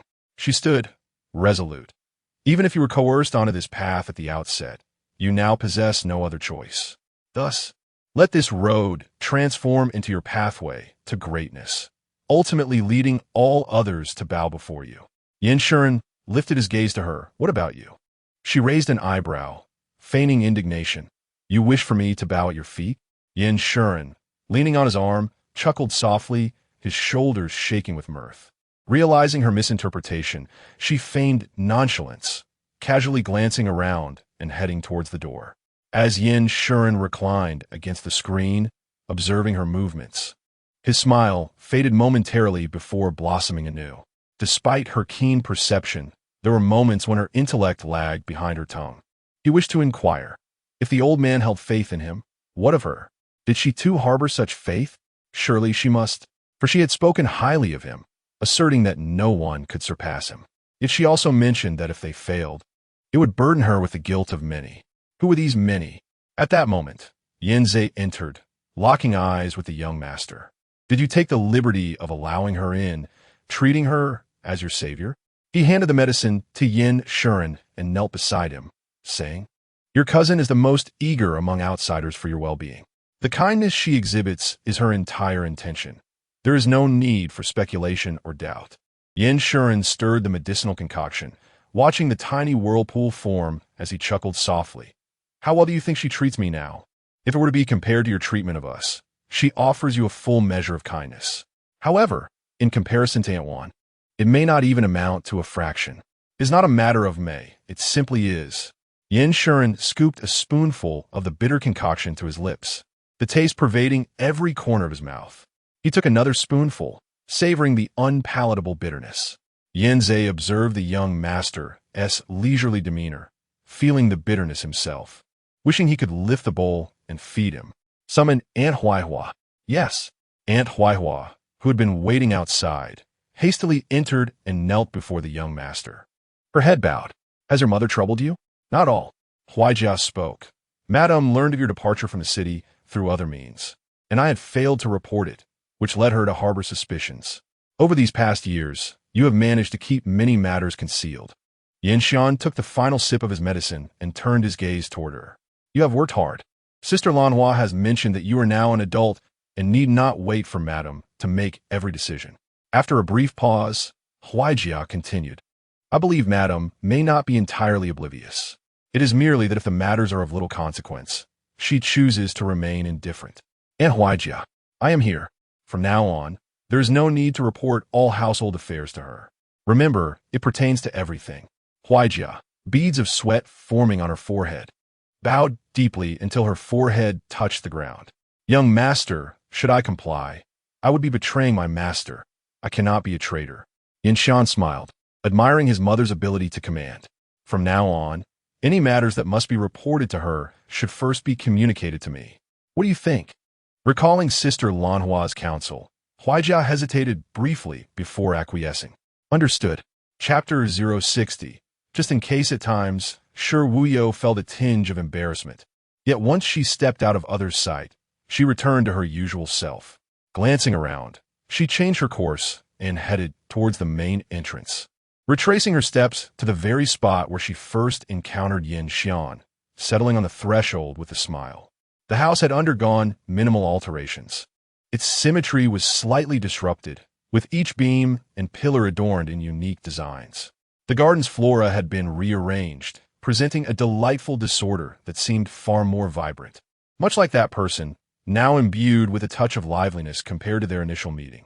She hoped that the lady would come to realize that if Yanxian were merely a compliant individual, he would achieve nothing, and she herself would find no appeal in such a character. Shouldn't those who assist her be extraordinary individuals, indeed? Miss, what brings you here? Wanxia approached briskly. Young master Wu sent a messenger with a letter. Shi Buyu rose to accept the letter, opening it with a chuckle. At this rate, I might begin to suspect he has been retained as a son-in-law.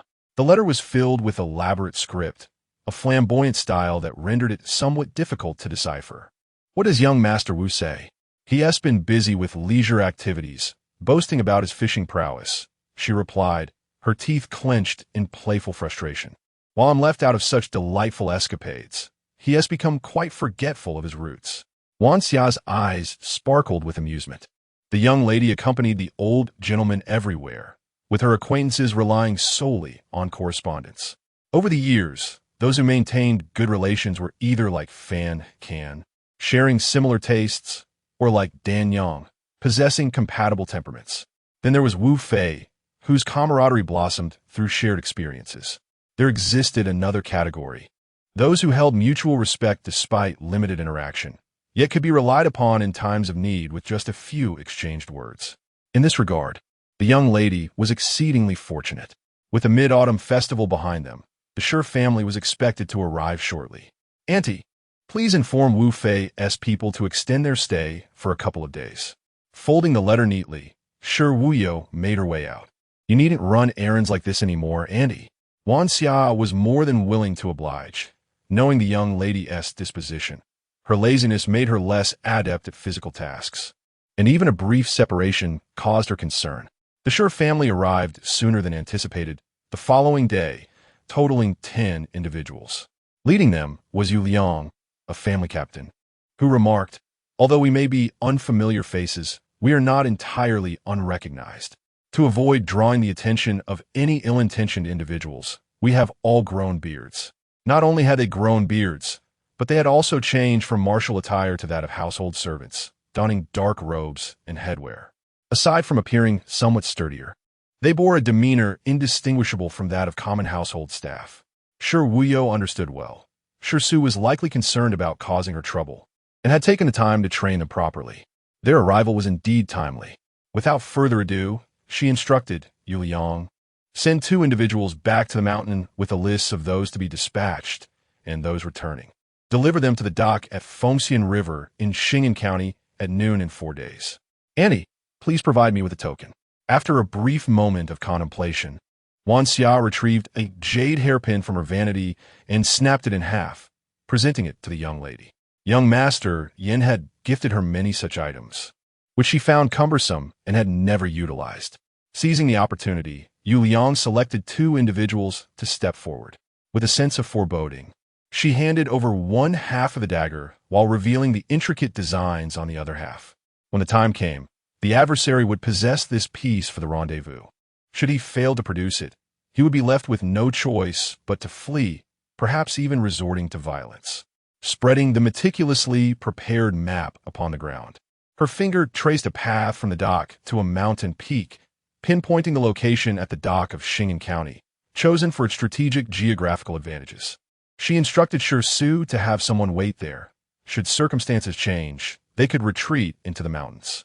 From there, a westward dash would lead them over several mountains to the county seat of QNGP in YNX Prefecture. Upon reaching the back door of the official residence, they were to seek out Governor Kwong, identifying themselves as associates of the Little 12. Yu Liang listened, his heart racing. Do you imply that there may be danger? Better to be cautious, she replied, rolling up the map and handing it to him. I am in the capital and cannot ascertain how many of Zhang Xianghua's agents lurk within YNX Prefecture. If you happen to encounter them, won't you be forced to flee? It was merely a precaution, yet she had already made extensive arrangements. Yu Liang accepted the map with both hands, recalling how they had similarly prepared for the prisoner rescue, establishing multiple escape routes. The second young master had mentioned that the girl had rehearsed the plan countless times in her mind, accounting for every possibility, which had ensured their smooth departure from the capital.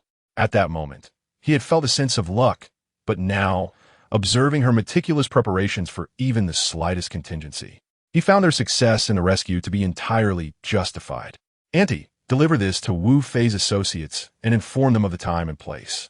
Wan Xia smiled in agreement, reminding her, shall we not send a reply to young Master Wu? No reply, she retorted. Let him stew in silence. With a huff, she resumed her conversation with the others. Have any updates from those who left? Yu Liang shook his head, none. She was not surprised. The hideout was a sanctuary, and Shi Yan would not allow outsiders to send messages back. Moreover, he had taken only a handful of people with him. Barring an urgent matter or the discovery of a clue, it was unlikely they would send anyone back in the near term. Then there is nothing more to inquire about. A few faces flashed through her mind, and she paused, shifting the topic. Here, do not feel like guests under someone else's roof. Be polite to the host family, and interact with others as you normally would. Avoid places you should not go and refrain from probing into matters that do not concern you. Understood. She looked at Andy, who was accustomed to freedom and had little experience in a position of authority. Thus, her guidance was limited. Wan Xia took the lead. Many here possess considerable skills. We should inquire where Yin and the others usually practice. Your primary purpose in coming here is to ensure the young lady's safety, and we must not be negligent in this regard. 10 voices echoed in agreement. The subsequent matters would be managed by Andy, and Shi Buyu did not need to exert further effort, quietly attending to the thread in her hand with care. There was little she could do at present, but offering a suite to Zhang Xianghua seemed timely. It would conveniently relocate the people of Shingen County and enhance the safety of the Shi family. Qing Shan, a voice called from outside. Qing Shan, the young lady summons you. Yixing, why did you not announce your arrival? Guomeyin, Qing Shan, please fetch your master. As time flows, the window frame is propped open, allowing a glimpse of the lotus pond. Alas, the seeds have been entirely consumed, leaving but a sparse scattering of blossoms in the water.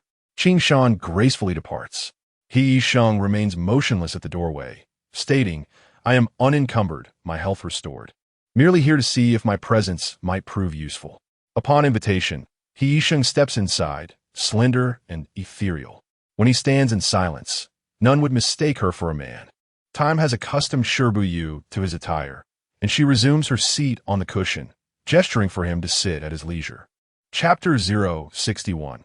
A sweet offering. He Yisheng shifted his seat, positioning himself to the left and slightly behind. Shi Buyu turned her head, and with her keen intellect, she understood his intentions without hesitation. Placing down the pen she had just picked up, she turned to him and inquired, Why choose me over Yinshan? He can offer you much that I cannot. He Yisheng replied candidly, Following you, I have an escape route. With him, that is uncertain. Shi Buyu nodded. Returning to her seat, she picked up her pen and resumed her writing and sketching. He was entirely correct. Following her meant they could part ways in the future. whereas aligning with Yinshan could lead to a life of servitude. Uncertain if her silence indicated agreement, He Yixing chose to remain quiet, kneeling beside her in companionship. Yinshan arrived, now entering the study with an air of casualness. He raised an eyebrow in mild surprise upon seeing He Yixing. For now, he is following me, Shi Buyu stated, without needing to look up to sense his curiosity. She blew on the ink of the paper and handed it over, saying, Zhang Xianghua has been toiling outside for quite some time. I feel a bit sorry for him and plan to present him with a gift. Yin Shan examined the paper, revealing a map. Where is this? He asked. It's a location where Lu Shilang of the Ministry of Revenue conceals his treasures, and it is home to many beauties. Since it's not far from the capital, he visits when he can, but the place is well guarded, not spoken of by outsiders. Shi Buyu chuckled. Isn't it a coincidence that he is still under Zhang Xianghua's command? Intrigued, Yin Shan asked, if it is so well guarded, how do you know about it? Blame my fifth brother for situating it in Yinshi County. He has a habit of thoroughly understanding the people of any place he visits, who could be manipulated, who to ally with, who is trustworthy, and who may stab him in the back. He is particularly attentive to those who are secretive. Indeed, he is quite capable, Shi Buyu remarked, lifting her chin. Of course, who else but a capable person could be my brother? A smile crept onto Yin Shan's face. Are you suggesting that Zhang Xianghua should raid the hideouts of his subordinates? Yes, and since this occurs in Yinshi County, whatever Zhang Xianghua intends to do cannot escape my fifth brother's notice. He will undoubtedly be aware of my intentions and will surely make a commotion. In the end, the gold, silver, and beauties will be laid bare before the world. Shi Buyu imagined the scene and found it delightful. If Zhang Xianghua wishes to silence my fifth brother, he must offer him something substantial. My brother is not one to be easily bought with trifles. Even if he were, he possesses countless methods to leak news far and wide. That is truly ingenious, Yin Shan remarked with enthusiasm. What can I do to assist? Your presence was summoned for a reason, Shi Buyu replied, her eyes twinkling with mischief. You have ample manpower. Devise a way to lure Zhang Xianghua's men to that location. As for the subsequent matters, you and my fifth brother can coordinate from a distance. Yin Shan grasped the plan. She conceived the idea while he and her fifth brother would take action, as always, with her merely directing while others did the legwork. When shall we commence? Immediately. The news must reach Zhang Xianghua within 3 days. Yin Shan calculated that the time was rather tight, yet not entirely unfeasible. He rose to his feet and declared, I shall make the necessary arrangements. Shi Buyu glanced at the soft cloth in his hand and inquired, How is your injury? Much improved, Yin Shan replied, gently caressing his wound, his gaze softening as he looked at her. Andy's medicine works wonders. Indeed, Shi Buyu waved him away. But we must prioritize the more pressing matters. Once Yin Shan departed, Shi Buyu stretched lazily, supporting herself on the desk as she turned around, only to remember that He Yixing was still present in the room. In her study, she had yet to acclimate to the presence of anyone other than Andy. Thus, she decided to sit back down. Andy has taken care of everything for me. What can you possibly assist with? He Yixing contemplated seriously. I can handle the tasks that the Duke manages. But you're not the Duke. Why would you bother learning such things? Shi Buyu responded matter-of-factly. You can dress in women's attire, but since I have no maidservants around, you may as well take on their duties. As for what those duties entail, she scratched her head. You can ask Annie when she returns. He Yixing almost smiled, though it had been ages since he last did so. The smile lingered at the corners of his lips, merely lifting them from their downward droop. Understood. I shall inquire with Annie Wan. Wan Xia did not oppose this endeavor. During this period, He Yixing's temperament had become sufficiently apparent to her. Twisted, cruel, and deeply scheming, driven by hatred in his actions. Under normal circumstances, she would never permit such a person near her, let alone beside a young lady. However, given that he shared the same objective as the young lady, owed his life to her, and sought her assistance, he posed no threat to her until his vendetta was fulfilled. Moreover, his ruthlessness and cunning might, at times, serve to protect the young lady, and for this reason alone, Wan Xia was willing to teach him diligently. Gradually, Shi Buyu grew accustomed to having someone by her side. While reading, she had company, Even when two individuals occupied the study, the silence was akin to that of solitude, undisturbed by one another. When she ventured out, having a maidservant at her side made it easy to share whispers and turn to fulfill her wishes. Shi Buyu relished the benefits of this companionship, finding herself more inclined to keep him close, for there were matters Annie would not indulge her in. Yet He Yixing would. On this particular day, Yin Xian hurried in, a look of delight gracing his features. I have just received news. Everything has unfolded as you predicted. Minister Liu has fallen. Shi Buyu rested her chin on her hand. Will there be court tomorrow? Minister Liu is to petition for his bones. Do you think the emperor will grant it? I suspect he desires to. Once this request is approved, the situation with Prime Minister Zhang will become manageable. Shi Buyu chuckled softly. How could we allow him his wish? I have my own desires. Yin Xian understood the distinction. Should Liu succeed in his plea for pardon, it would signify a safe return home, which was not the outcome they sought. They must ensure he had no opportunity to plead for his bones. After a moment of contemplation, Shi Buyu asked, Did this news come from your subordinate? Yes. He rode swiftly to inform me of the outcome. Then it cannot have reached the capital so quickly. This news must be relayed to the Grand Tutor, and the result must be Minister Liu's imprisonment. I am eager to witness how Prime Minister Zhang intends to rescue the very man he sent into the fray. Time did not hesitate to gaze at the leaking pot in the corner of the room. The day after tomorrow, July 24th, the Floating Life Collection will commence. The name, Floating Life Collection, was derived from Chengjuan's suggestion. After much contemplation, Time could not conceive a better name, thus acquiescing to it. Yin Xian followed her gaze. All my arrangements have been made.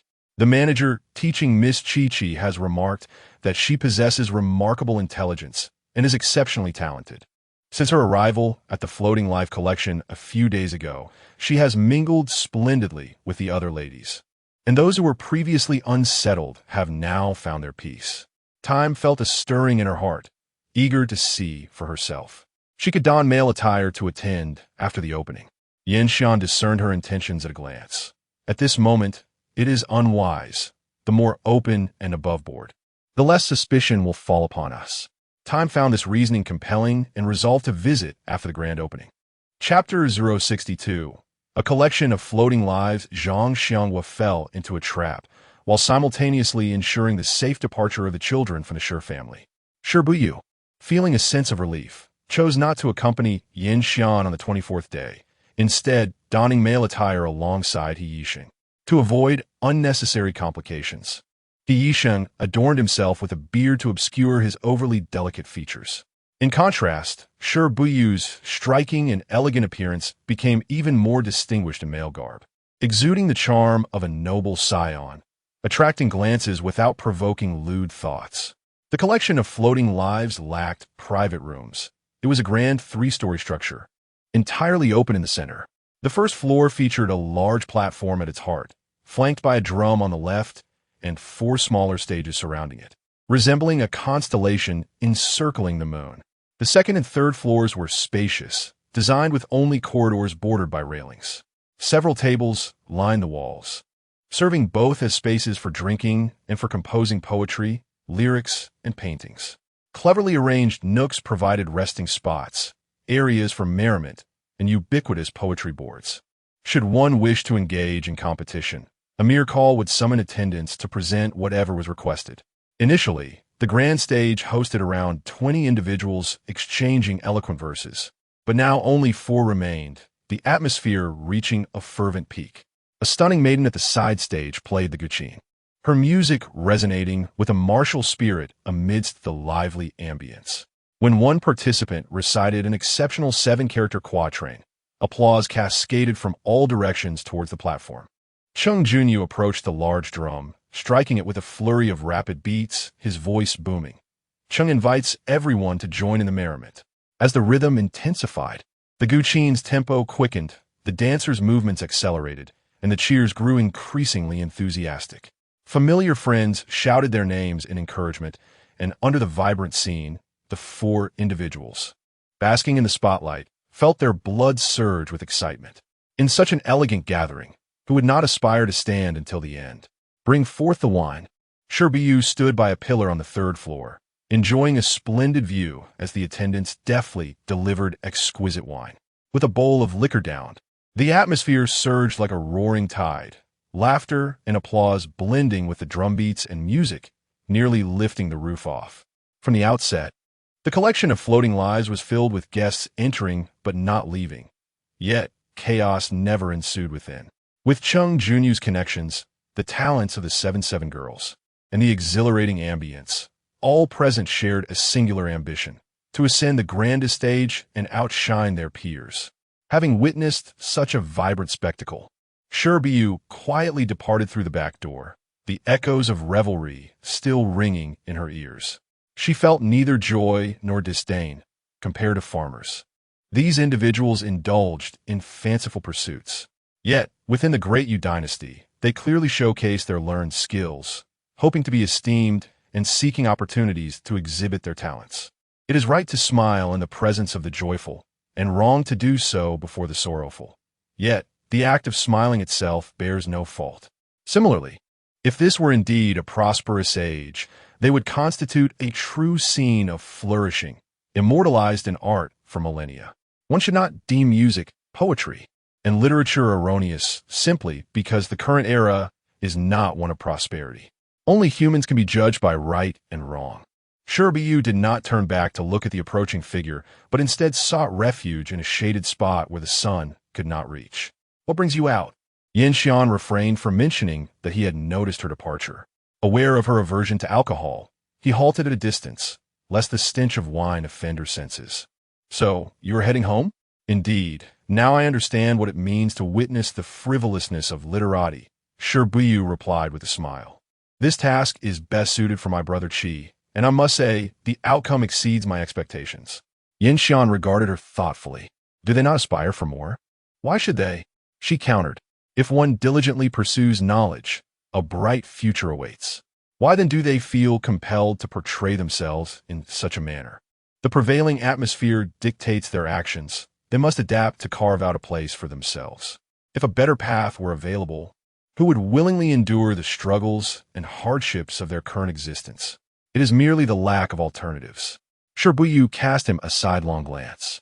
"If you possess such capability, then endeavor to change this prevailing attitude. If such a day were to come," he replied. The conversation shifted as he inched closer, positioning himself sideways to pose the question that weighed on his heart.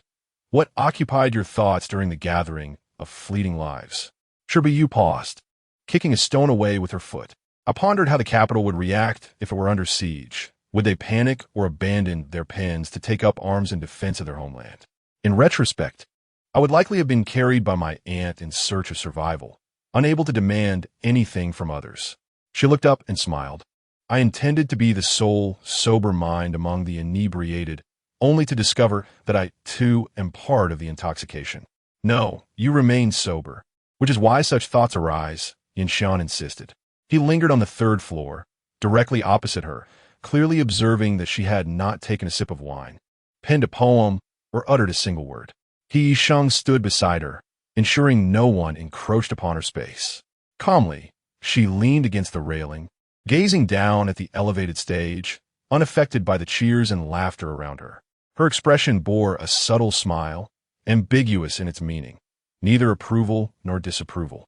It was not until Chung Junyu ascended the stage that her smile transformed into something genuine.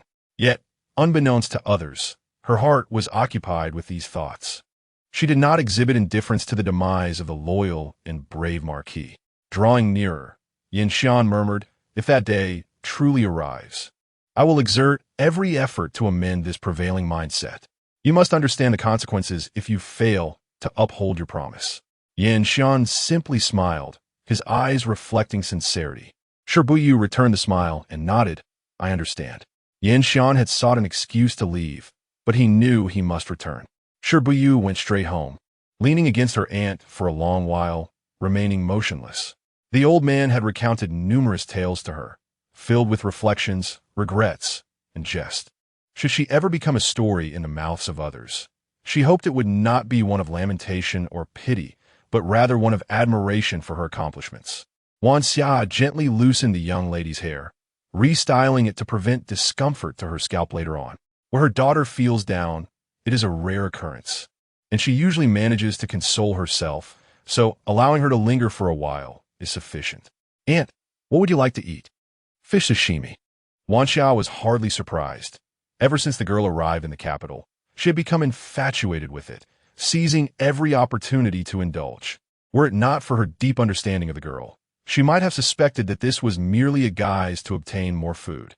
"How about some lamb soup?" The lamb soup is also one of her favorites, and she felt a sense of delight in the notion of receiving two pleasures from one choice, instantly lifting her spirits. Chapter 63.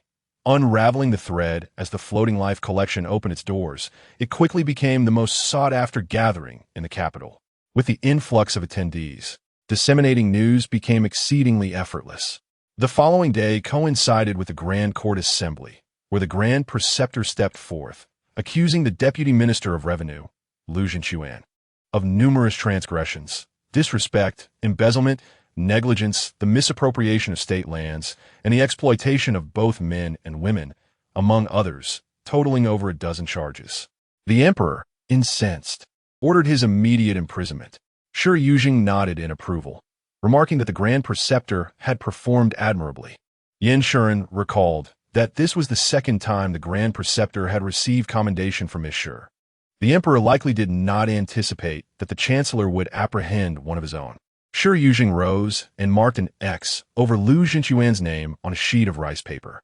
Observing her actions, Yan Shuren commented, "The chancellor will surely devise a means to safeguard him." "He cannot," Shi Buyu replied, moving to another sheet bearing the names of officials aligned with the Grand Preceptor. With evidence provided directly by the Grand Preceptor, investigations would undoubtedly delve deeper, solidifying the case against Lu Zhenquan. Even if the emperor ultimately recognized him as one of the chancellor's associates, he would be unable to protect him. Shi Buyu chuckled softly. "Do you believe the emperor does not wish for the chancellor to sever his own strength?" Yan Shuren nodded gently. "He seeks to utilize Zhang Shuji. It will not permit him to dominate entirely. The emperor holds significant sway in the court, and the favored consort wields her influence as well. Surely, he has his designs.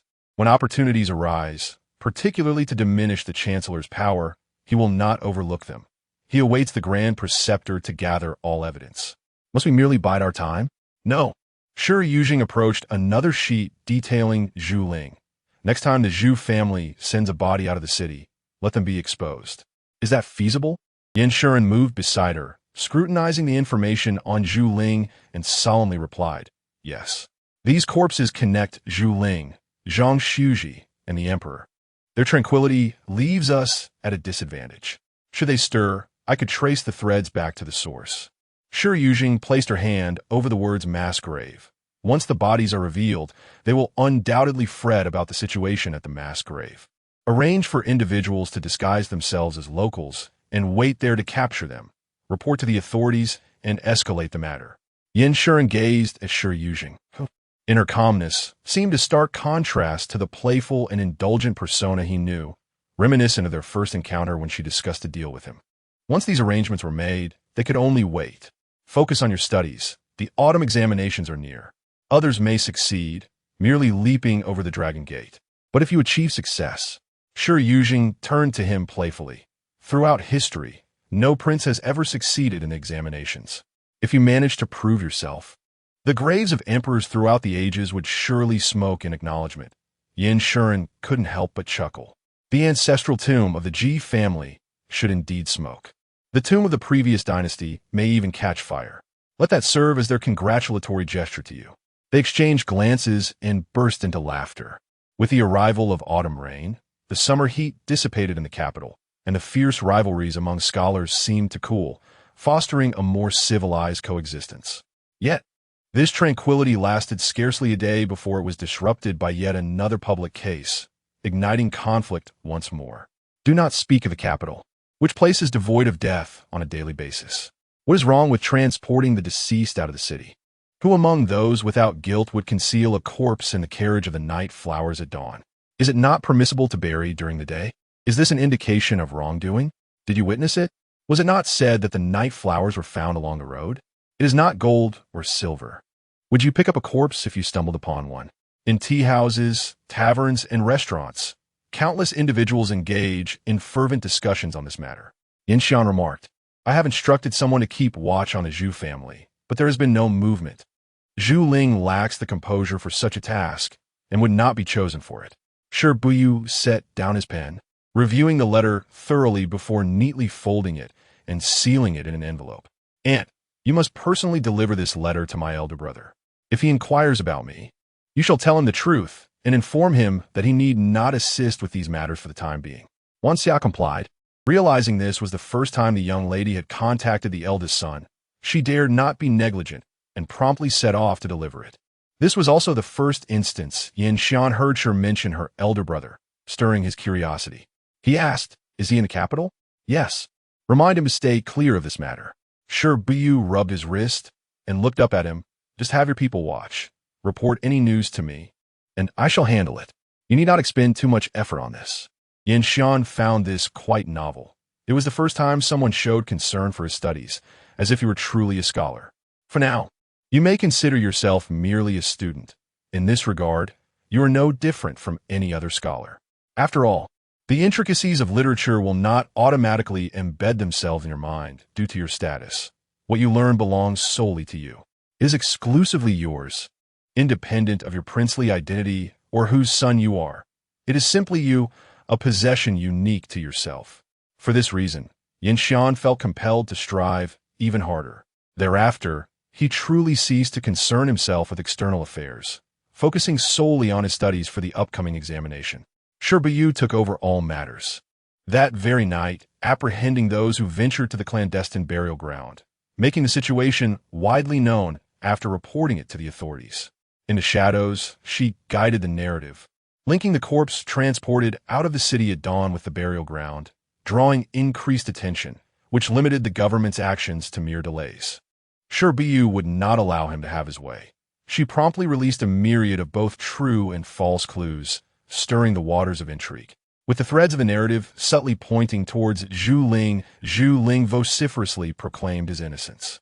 Meanwhile, Zhang Xianghua, having just lost the support of Minister Liu, faced scrutiny from his own allies. He was compelled to protect Zhu Ling at all costs.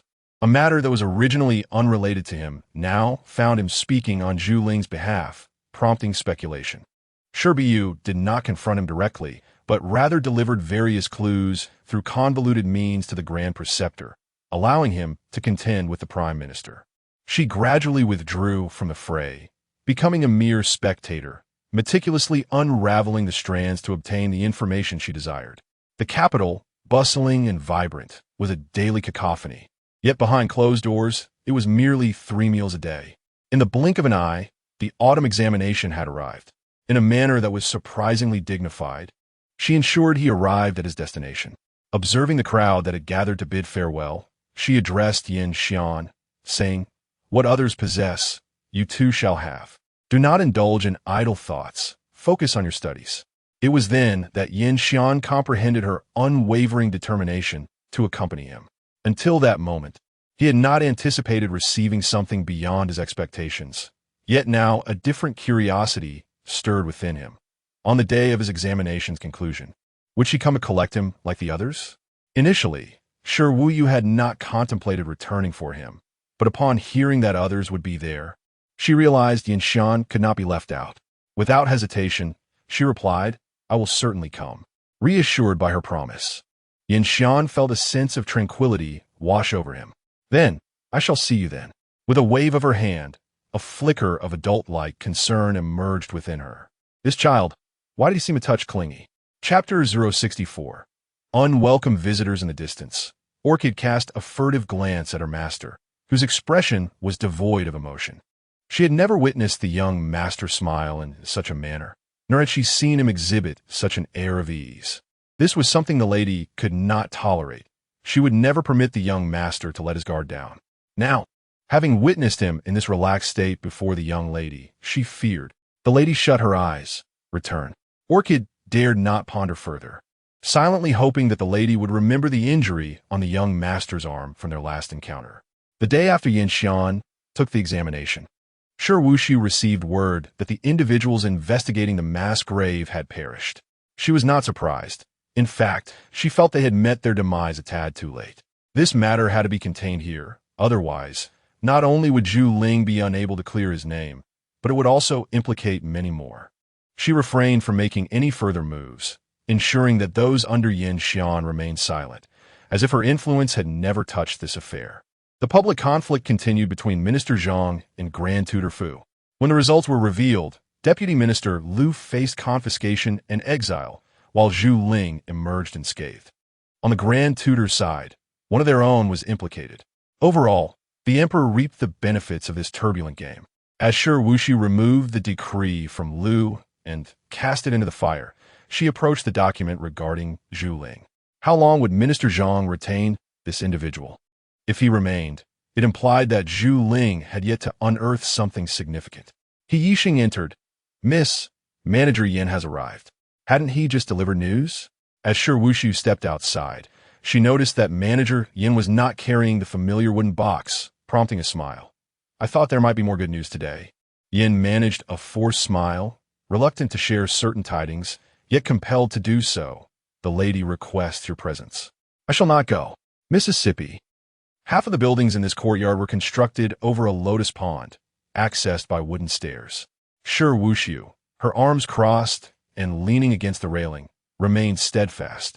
I remain here because of a transaction with Yin Xian, but that agreement does not entail seeking to please his mother. If she resides here, a visit to pay my respects would be appropriate. She has come from elsewhere. As a guest, it is customary to greet her. However, whether I choose to meet her elsewhere is my prerogative, not hers. Yin listened, feeling both relieved and anxious. The lady is strong-willed. If you do not go, she may. If I do not go, will she come to kill me or strike me? Shi Buyu laughed softly. The lady seems to have forgotten that I am a guest, an outsider. If any outsider dares to harm me, I possess the means to retaliate in kind. Shi Buyu leisurely descended the steps. Let us see whose consequences are more burdensome for her to bear, or for me. Manager Yin, do not feel the need to soften my words. Please convey my message exactly as I've stated it. I have respected her for many years. I also ask that she understands my position as an outsider, one not subject to her dominion. Yin bowed respectfully, aware that these words would undoubtedly enrage the lady. Yet he felt gratitude. For the first time in his life, she was unable to seize what belonged to him. Rest assured, no one in the household would dare harm you. If Yin Xian cannot maintain this level of control, what else can he claim to manage? With a flick of her hand, she urged her to go, reminding her that every word mattered. Wan Xiao approached the young woman. Her brow furrowed. You are here to assist young Master Yin. If she wishes to succeed, it would be inappropriate for her to trouble you. A person who clings to a single thought for decades is not far from madness. Shi stepped outside the courtyard, observing the back of the unfamiliar woman beside Yin Zhe. Yin Shuren grew up under her control, yet last time he chose self-harm over submission to her, an act that occurred after my arrival. She surely holds me responsible for this. It is utterly absurd that young Master Yin would remain a mere puppet in her grasp. She turned her gaze towards the blooming bougainvillea, its beauty overwhelming, and wished to embrace it. With this thought, she instructed the attendant in the green robe to fetch a ladder, climbed up, and spread her arms to hug the bougainvillea. Flowers blossom from tiny buds to radiant blooms. How much more so for a person? Once one accumulates enough skill, do they not grow wings? Meanwhile, Lan Hua returned to her mistress's side. Noticing she had not brought anyone, the lady regarded her with a quiet intensity. Gritting her teeth, Lan Hua relayed the words she had heard to her mistress without embellishment. The lady's face turned ashen. How many years had it been since anyone dared to oppose her so? Good indeed. Such a disposition is precisely what is needed to provoke her son's interest. In her fury, the lady suddenly coughed violently. Mistress, heed my advice. Lan Hua softly urged while patting her back. While young master is away, act against those around him. If he returns and learns of this, he may distance himself from you. That young woman, fully aware of your identity, still dares to speak so boldly, which only indicates her lack of ulterior motives towards young master. If she had any other intentions, would she not endure whatever difficulty you imposed upon her? She views this merely as a transaction, and she is committed to fulfilling it. What could be wrong with that? It is indeed wrong. The lady's voice was hoarse. How many young ladies in the capital admire him? Have you seen him grow close to anyone? He is soft and gentle in front of Shi Buyu. How can he be so pliable? If his resolve is dulled by such tenderness, how can he achieve greatness? Mistress, no need to say more. The lady coughed again. I will not allow it. Lan Hua felt anxious. Her mistress's temper had flared, and she was unsure how to proceed. Shi Buyu had not anticipated encountering that lady that very evening, and she boldly knocked on her courtyard door. With all due etiquette, Shi Buyu welcomed her inside and offered her the host's seat, performing a formal bow. Having met the lady before, Shi Buyu observed her with a wary eye. Noting her silence, Shi Buyu remained unfazed. She had fulfilled her formalities and took a seat below, awaiting the lady to reveal her purpose. Wan Xia stood guard beside the young woman, wary of any potential outburst. After young master Yin mentioned you as an old acquaintance, I wonder which old friend has taught you such disregard for propriety. Is not the refusal to accept the lady's hostility a breach of etiquette? Shi Buyu smiled. If my mentors were to learn of this, they would commend my actions. If in a lady's heart she holds herself in high esteem while regarding others as mere trifles, then I must express my relief that Yin Shuren was not raised in her presence. He possesses a greater capacity for empathy than the lady herself. Is it not precisely this awareness that emboldens her to threaten the lives of those around him? What a sharp tongue she wields. The lady's ire deepened. Her son had confided such intimate matters to an outsider. Shi Buyu's smile remained unyielding, for the lady disapproved of me. Whatever I said was deemed erroneous. It would be better for her to take her leave, lest she be subjected to more unwelcome words. Chapter 065. The good do not come. A lady had never been subjected to such humiliation throughout her life. As a daughter in her parental home, she was cherished by her father and mother, and her brothers surrounded her like stars around the moon. Later, upon entering the palace, she ascended smoothly from a consort to a favored wife. Despite the political intrigues, the emperor's protection allowed her days to pass comfortably. Even when misfortune struck and she lost everything, the new emperor still treated her with respect due to her initial conduct. However, today, she found herself cornered by a mere junior. She was not an impulsive person. Otherwise, she would not have reached her current standing. Yet at this moment, the only thought in her mind was to strike this person down. With such an individual around her son, she could already foresee the deterioration of their mother-son bond with each passing day. What right did this insignificant young girl have to be her son's advisor? If she were to heed this girl's advice today, then tomorrow she would be bound to follow her orders. Should there come a day when this girl persuades her son to abandon everything and live a peaceful life with her, he might very well acquiesce. Years of effort could be undone in an instant. How could she possibly endure that? The more she pondered, the more she felt this person could not be allowed to remain. Yet, she did not wish to create enmity with her son, so she said, "If you agree to leave the capital, we can consider this matter closed." Shi Buyu laughed lightly. "I wonder what you mean by closed. Shi Buyu, do you think that because your surname is Shi, I would refrain from taking action against you? Tian has been fooled by you, but I will not be. If you truly possessed such great abilities, how could you fail to protect your own family? A person who cannot even safeguard their kin dares to claim they will assist others in seizing power." The lady snorted softly. The remainder of her words need not be uttered, yet they were sufficient for comprehension. She looked down upon me, just as I could not fathom how the lady before me could be the same Li Fei who, under dire circumstances, managed to protect her child. Shi Buyu rested her chin on one hand, tilting her head slightly, as if genuinely contemplating, yet unable to grasp the truth. In my imagination, the Li Fei was far-sighted, beautiful, and wise, akin to a celestial being descended upon the earth, deserving of the late emperor's favor and the current emperor's respect. Yet, she appeared nothing like this narrow-minded and obstinate person. Frankly, I was somewhat disappointed. You have shattered my idealized vision of you. Lan Hua could not help but raise her brows at the audacious girl who spoke so boldly. She had dealt with various women and encountered all sorts.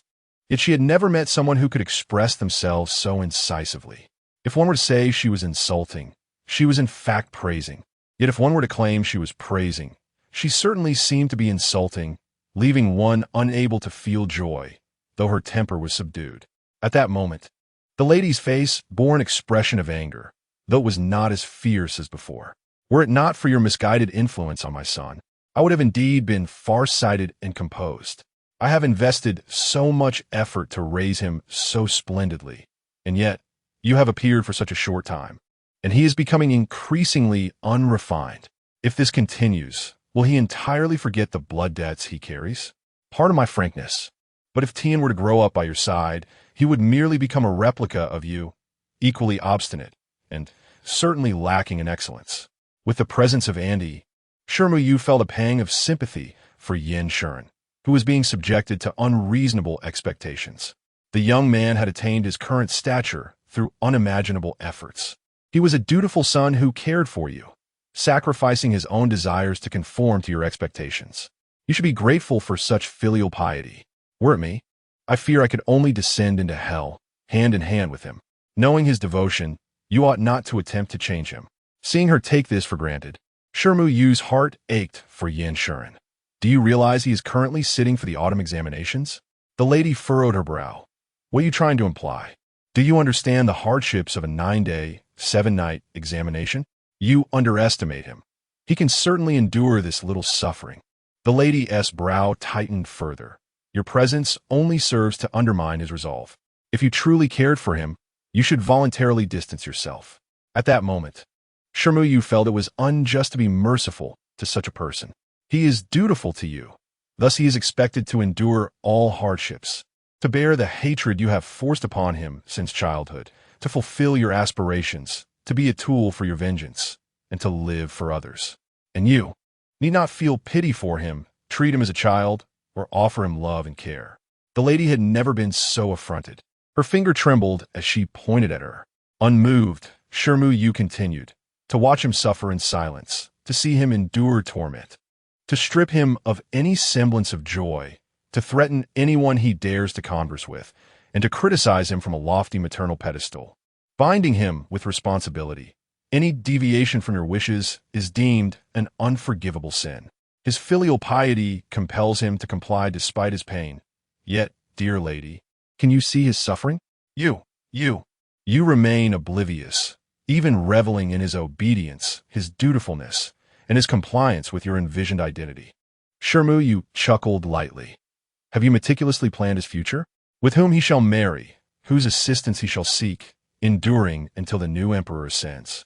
You have prepared for that moment, seizing it as the best opportunity. And after that, who will sit upon the throne, him or you? Silence. Enough. With a crash, the teacup was swept to the ground by the lady. Unfazed, Shi Buyu pressed on.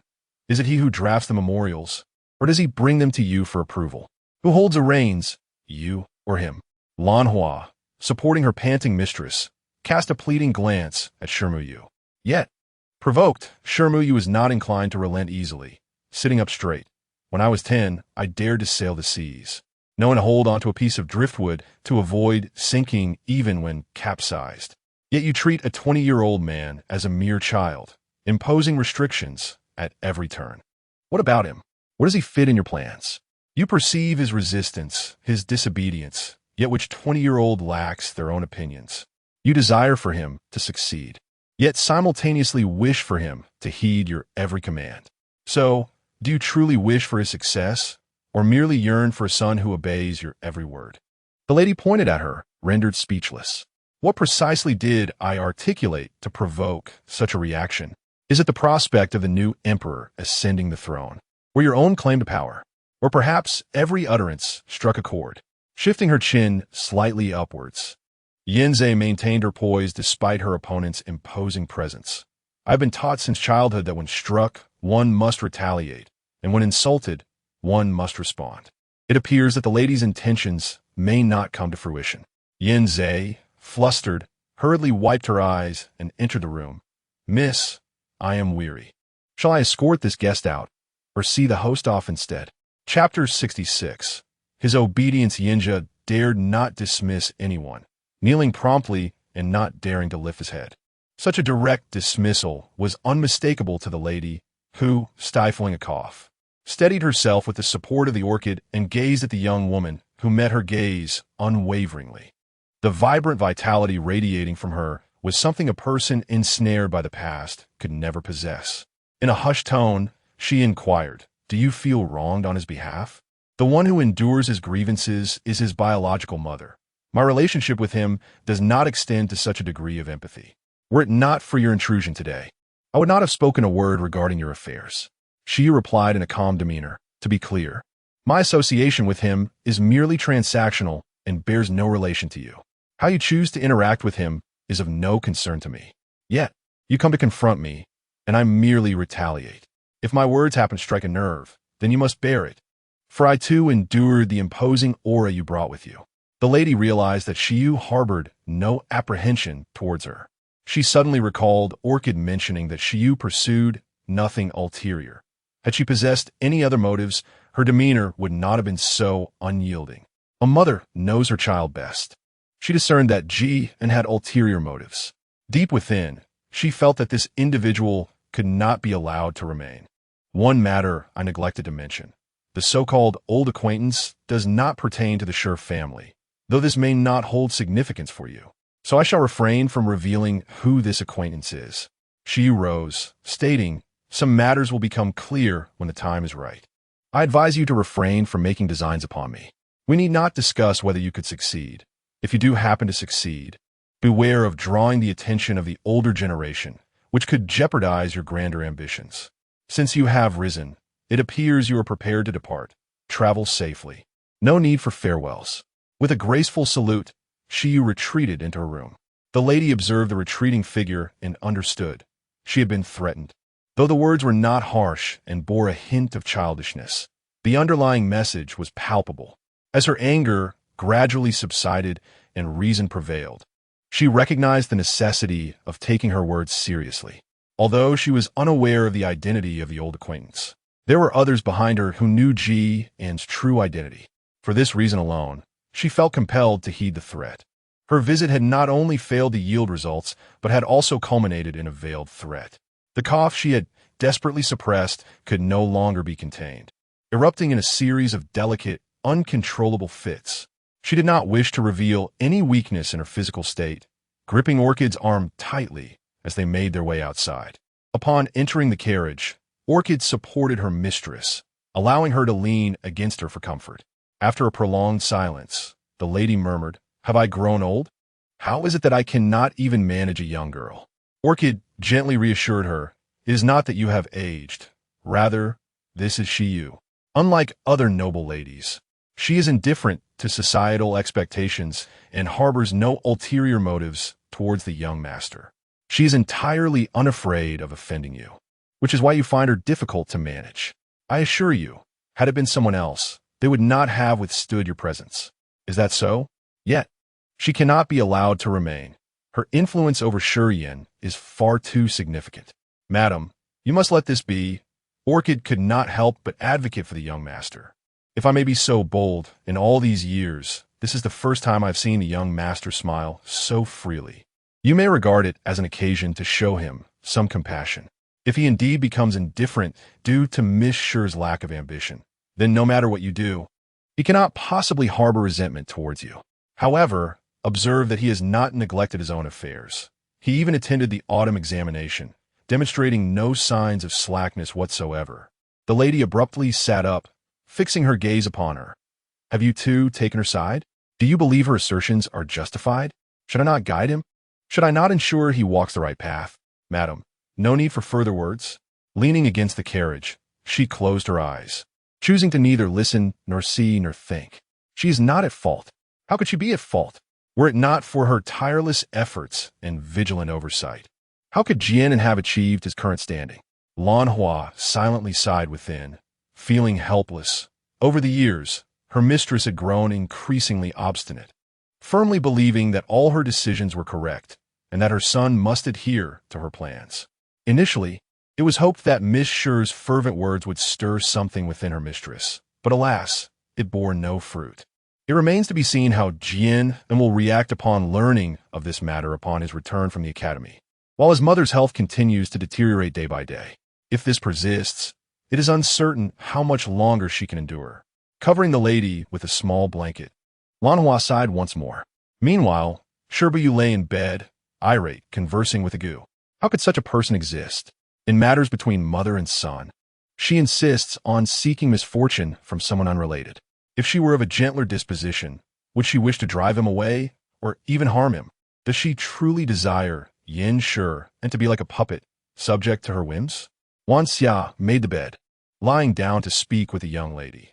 In her maiden family, she was a lady of high birth, and upon entering the palace, she became a favored consort, enjoying status and the emperor's affection. Her conduct during the crisis showcased her courage, discernment, and quick wit. Subsequently, she began to attribute Yin Gongzi's excellence to her own tutelage, gradually elevating her self-perception, believing that all her words and actions were unequivocally right, and that those around her must comply, especially Yin Gongzi, who could not dare to dissent. Over time, this has resulted in the current situation.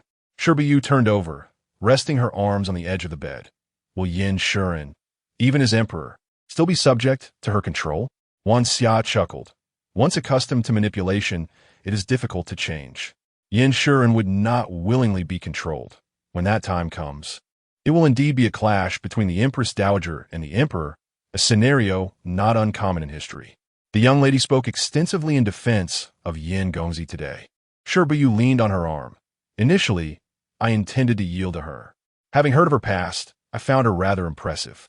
Thus, even when she confronted me with an accusatory demeanor, fully aware that my relationship with Yin Shi was merely transactional, and still attempting to dismiss me, I chose to overlook her transgressions. However, as time wore on, I began to feel she was undervaluing Yin Shi. Regardless of their familial ties, such treatment is unwarranted. Yin Shi is, in truth, quite obedient. Shi Buyu shifted her position to face Agu. At times, I find myself comparing him to me, and I feel he is far too obedient, while I am rather flawed. Occasionally, I even ponder why the old man took me to so many places, yet never to Bai Shui County. Had we met in our childhood, I would have taken him far and wide, much like Fan Shun, to a place where even his family could not find us. I would have sought out the wise elder and my brothers to lend him their support. Together, we would have played polo, providing him with numerous mallets and balls and the finest steeds, ensuring that when he reminisced about the sport in later years, it would be with joy rather than regret.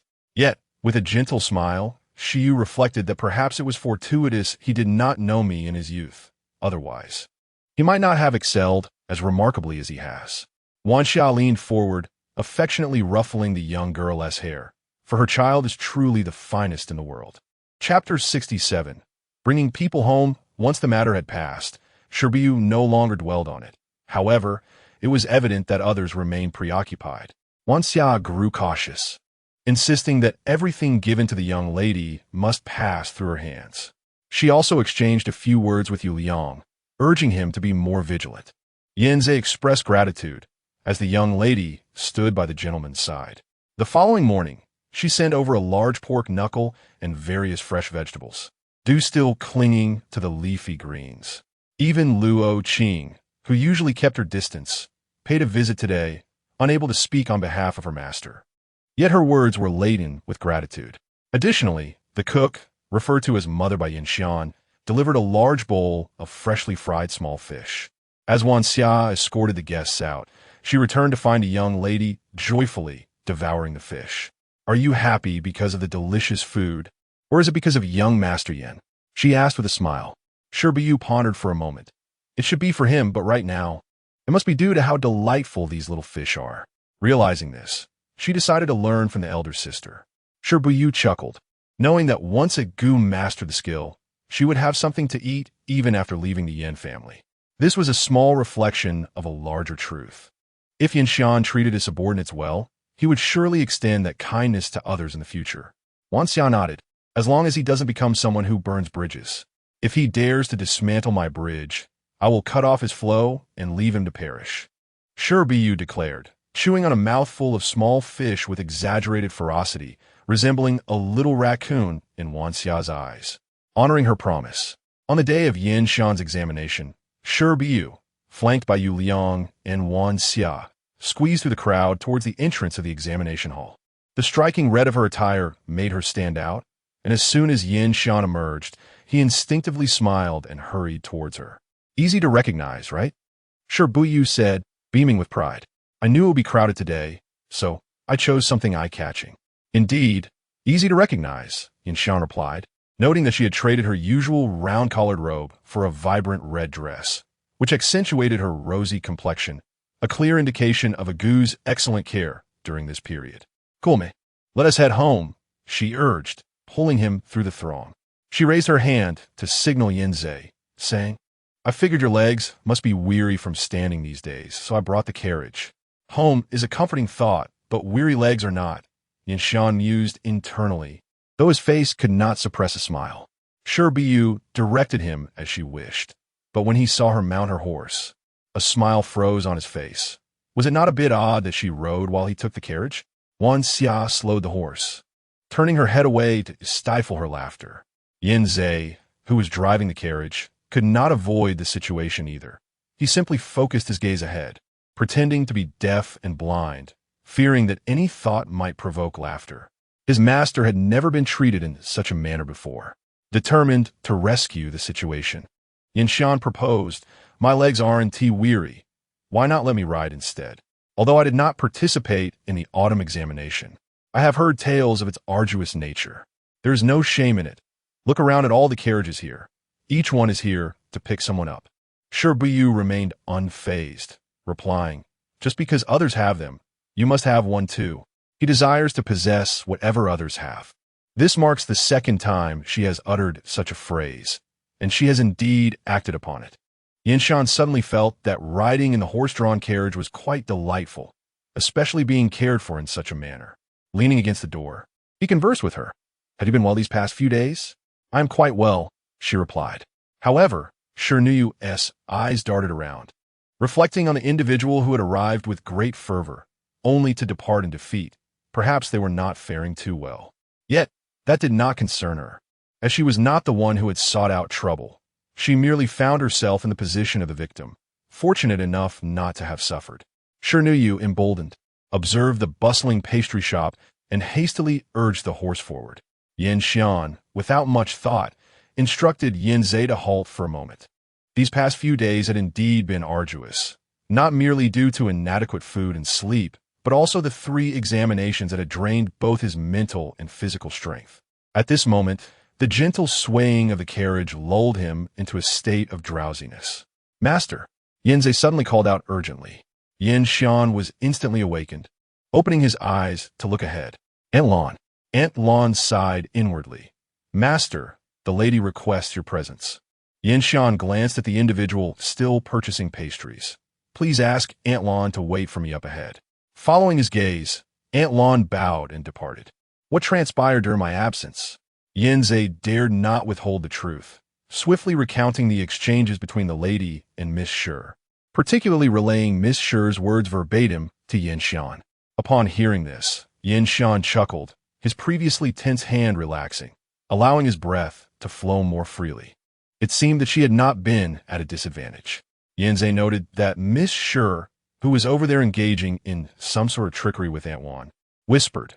To be precise, it was the lady who could not gain the upper hand against Miss Shi and was instead met with a merciless rebuttal. Quite well, Yin Xian acknowledged.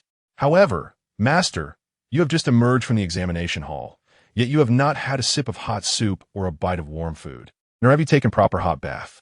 How can you?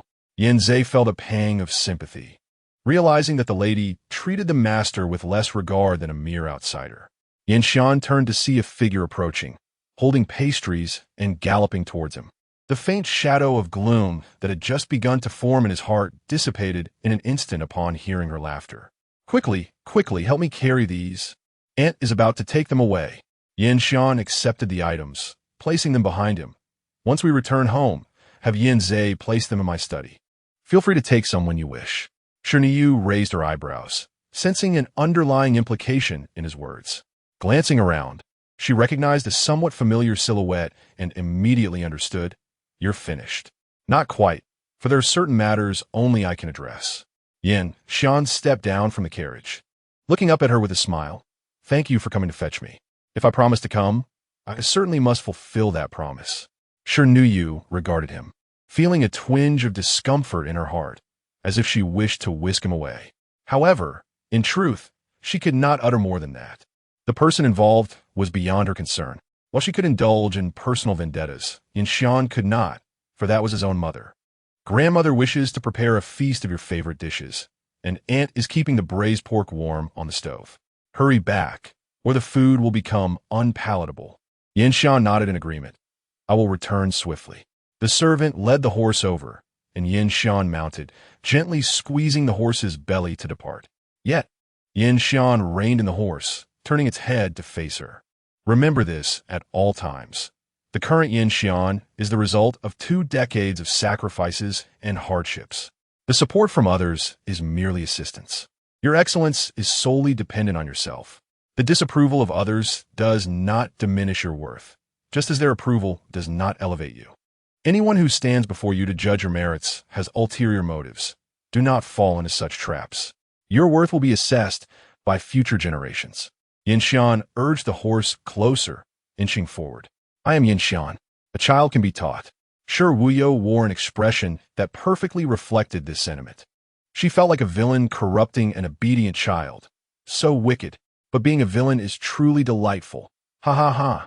Chapter 068. Do not move unpredictably in this encounter. They found themselves in yet another unfamiliar setting. Yin thought, somewhat inappropriately, how fortunate it was that in previous years they rarely met even once a year.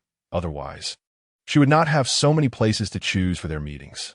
Yet, before him stood the same frail silhouette. Yin could not help but ponder that she must be aware of her own frailty, hence always presenting him with her back, waiting for him to soften and then immediately voicing her demands, knowing he could not bear to refuse. Kneel. The command was the same as before. Without hesitation, Yin knelt, as he had done on every previous occasion, patiently awaiting her enumeration of his transgressions. How did you fare in your examinations? Acceptably. Do you have confidence? All I can promise is to exert my utmost effort. If he had indeed performed well, brimming with confidence, how could he lack assurance? It was likely that his results did not meet such expectations. The two exchanged words, their tone as estranged as that of strangers. Yet they spoke of matters that only those intimately acquainted would concern themselves with. After a moment of silence, it was the lady who could no longer restrain herself. Her voice low and firm. Send Shi Buyu away. Mother, forgive me. I have prior dealings with her, and she is of assistance to me.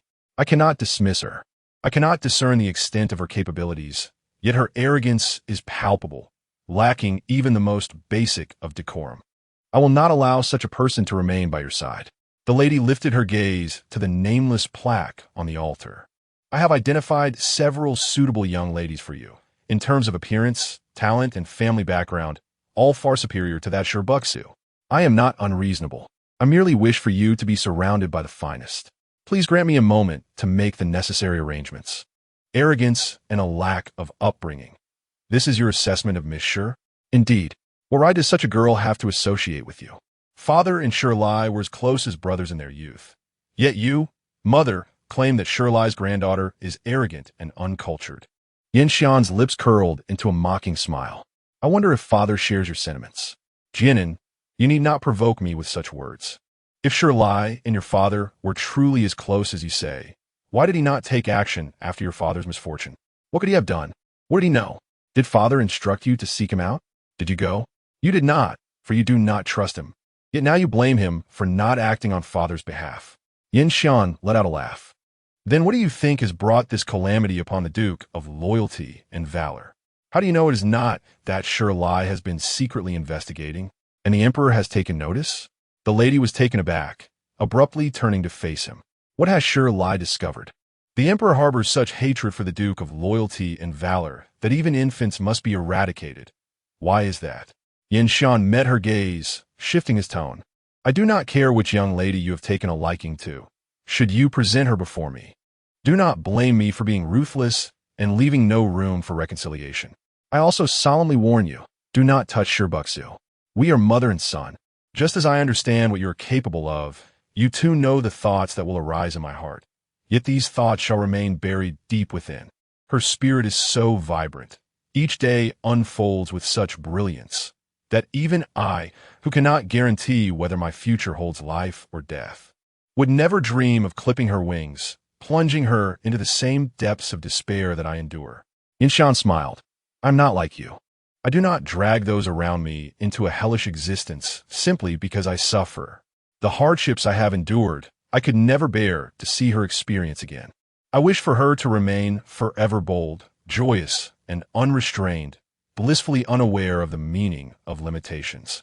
I long to see her smile, not her resentment.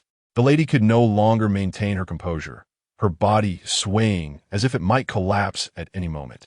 My mother had never inquired if I was weary, nor had she considered whether I could endure the trials of 9 days. Yet I still felt compelled to inform her that I was indeed exhausted. Yinshan rose. At this moment, I yearned for a warm meal, a hot bowl of soup, a soothing bath, and a restful sleep. Have you prepared any hot food or soup for me? The lady fell silent, as if the thought had never crossed her mind. It appeared she had not. Yinshan bowed. Forgive me, dear mother, for my mind is clouded at present, and all I desire is a moment of respite. Once I have rested, I shall return to pay my respects. Jian. Yinshan paused, waiting, but after a considerable time, she did not continue. He bowed again and strode away, longing to return to the home where someone awaited him. He craved a warm meal, hot soup, a comforting bath. He yearned to see her smile, to hear her call his name. Yinshan, as if his thoughts had materialized. He reined in his horse and turned to see someone approaching. Why are you still here? Shi Buyu raised the oil paper bag in his hand. I heard that those who finish their exams should eat the top scholar cake, so I went to buy one. If others have it, then so must I? Of course, if others have it, why should you not? You are no less than anyone else. Shi Buyu offered the top scholar cake for him to hold. I waited a long time. Many people were buying, but thanks to Agu's nimbleness, I managed to grab this one. Otherwise, I would have had to wait for the next batch. Uninformed onlookers might have thought it was won by her cunning. Yinshan chuckled and thanked Agu, who had followed closely behind. It was uncertain whether it was the cake's reputation or its taste that drew them in. But Yin Gongzi was willing to indulge in it. Wan Xia laughed. The elder sister's meal should be ready. Let us head back. With food to be had. Shi Buyu dashed ahead. Let us go. Let us go. The tofu pudding from grandmother is best enjoyed hot. Yin Xian followed at a leisurely pace. The contrast between his current state and the previous one was akin to two entirely different realms. His mother, a favored daughter of heaven, had received endless affection and possessed so much, forever ignorant of the warmth that another could provide. Yet, what had he ever truly owned? It was precisely because he had never possessed anything that he did not dare to cling to desires. He accepted whatever was offered, fearing to hope for more. Yin observed as the two returned together, their radiance nearly illuminating the world around them, eagerly attending to him, as if they would gladly tread the path for Shi Buyu. Shi Buyu laughed heartily, giving him a playful kick. Whereas Yisheng, call him to join us in the merriment. Young lady, I am here. Yisheng emerged from the kitchen, carrying a bowl. Upon hearing that the young lady still remembered him at that moment, his expression softened considerably. How industrious! Shi Buyu stepped forward to peer into the bowl, discovering it filled with chicken, for the grandmother was particularly skilled at preparing various dishes. A chicken leg rested at the edge, directly opposite him. Yisheng gestured to guide her, watching with delight as the young lady took the chicken leg, as if savoring the joy of eating it himself. This meal was not served in portions. Instead, a grand 8 immortals table was set, laden with an abundance of dishes. Aside from the two main hosts, all those close to them gathered around the table. Yin Shuren's side included Luo Qing and Yin Zhe, along with the grandmother. On Shi Buyu's side were Wan Xia, Yisheng, and Yuyang. Although the outcome of the exams remained uncertain, and there seemed little to celebrate. When Shi Buyu raised her glass, everyone promptly followed suit, lifting their glasses high. No grand titles were necessary. The mere act of gathering together on such a clear autumn afternoon to share a meal was worthy of celebration. Cheers! Chapter 069. For him, having indulged in a warm meal, savored a soothing soup, and relished a fine wine, Yinshan found himself enveloped in a state of bliss as he submerged in warm water. It felt as though the voids he had longed to fill were finally addressed, allowing him to experience the essence of fulfillment. How rare it was for such a notion to grace his life. With a smile, Yin Xian surrendered to the joy of the moment, only to awaken the following dawn, propped against his bed, with no recollection of the journey from the bath to his chamber. "Young master, you are awake?" He sprang up from the floor, pouring a glass of water and presenting it to him. Yin Xian accepted it and took a couple of sips. "What time is it?" "It is nearly the hour of the hare." "Is it still so early?" A sense of aimlessness washed over Yin Xian, yet he had no desire to retreat to the study and confront the endless matters awaiting him. Observing Yin, stifling a yawn, he suggested, "You may rest a while longer." He shook his head. "You retired early yesterday and did not dine. Are you hungry? I can fetch you something to eat." "I'm not hungry." Yin Xian gestured toward the stool. "Sit with me and converse." Hearing his command, he took a seat, awaiting the young master's words. "Aside from my mother's visit, has anything of note transpired these past few days?" He pondered for a moment before shaking his head. "Nothing of significance has occurred." "Nothing from the cousin?" He hesitated, then inquired, "Young master, what would you consider noteworthy regarding the cousin?" "That is an excellent question," Yin Xian mused. "I believe anything could be deemed significant." Then recounted events leading up to the young master's departure. The cousin took Yixing to Yixing bookstore, returning with a cart full of books. To accommodate these new volumes, she relocated some of your existing books to your study. The bougainvillea blossomed splendidly. The cousin even took it upon herself to prune it, though the results were less than satisfactory, prompting Aunt Wan to send her down. Yin Xian chuckled, vividly picturing the scene. "And what else?" Continued. "The cousin proclaimed that the fish in the lotus pond were the finest, prompting Aunt Wan to craft several fishing rods. Everyone caught fish except for the cousin, who, after exchanging rods with others, still had no luck. She then persuaded Aunt Wan to make a net, vowing not to cease until she had caught some fish. Subsequently, she purchased fish fry to release into the pond, ensuring there would be a bounty next year." Noticing the young master's interest, Yi grew more animated. "A few days ago, during the Mid-Autumn Festival, the cousin learned to make mooncakes from Aunt Wan. She selected the most presentable ones to send to Miss Chi, stating that the girls at Fu Shangji should sample them. The least appealing ones were given away, and she returned after dining out, organizing a moon-gazing celebration with us. Most likely, she sought her seventh brother. Yin Xian contemplated, for during the Mid-Autumn Festival, an occasion for family reunions, she would not disturb others. The Mid-Autumn Festival. In previous years, it was merely a time to savor a mooncake, but this year, amidst examinations, it had scarcely crossed his mind. "The cousin also saved you." As he met the young master's gaze, a spark of inspiration struck him. "I shall retrieve it for you at once." Yin Xian waited for a while, but, not seeing anyone return, found it difficult to remain idle. Thus, he rose and moved to the outer room, where he seated himself at the table facing the door. After a brief interval, He finally returned, and upon noticing the young master had risen, hastened to explain, "I heated the mooncakes." Yin Xian's gaze fell upon the two mooncakes in the bowl. They were the most peculiar shapes he had ever encountered. One was flat with two corners, adorned with what appeared to be eyes and a nose, though the design was so crooked that it required a moment to recognize. The other, meanwhile, seemed to strive for roundness, yet remained distinctly oval. "Are all of them like this?" he inquired. He promptly replied, "Each one is unique.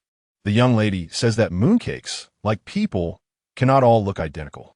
Yin Xian chuckled, recognizing this as her typical reasoning. His aunt had always indulged her in such matters, likely even echoing what the young lady says is true, thus fostering her sense of ease.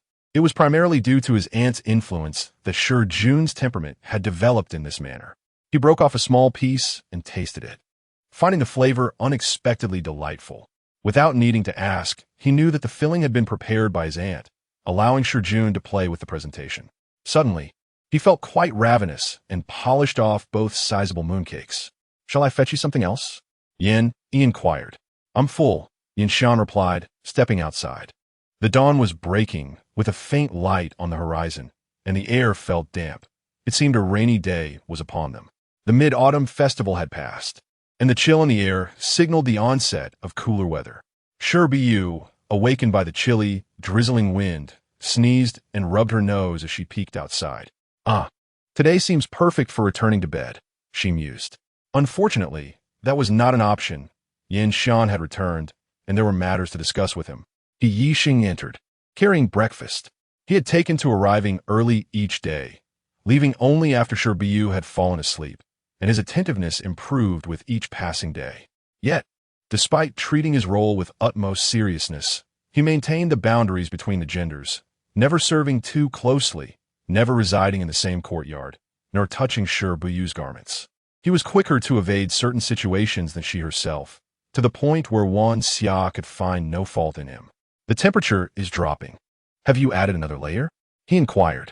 I have, she replied, resting her chin upon her hand as she regarded him. You truly see yourself as my servant, don't you? There is nothing wrong with that. I feel at ease in your presence, he responded, laying out the meal.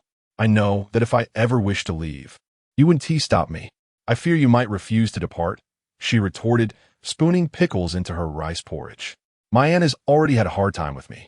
Adding you to the mix would certainly lead to complications. Yi Sheng's expression remained placid, though a semblance of a smile was beginning to emerge. It seemed she had never contemplated the possibility of being unable to leave, never considered that someone might hinder her, perhaps someone specific.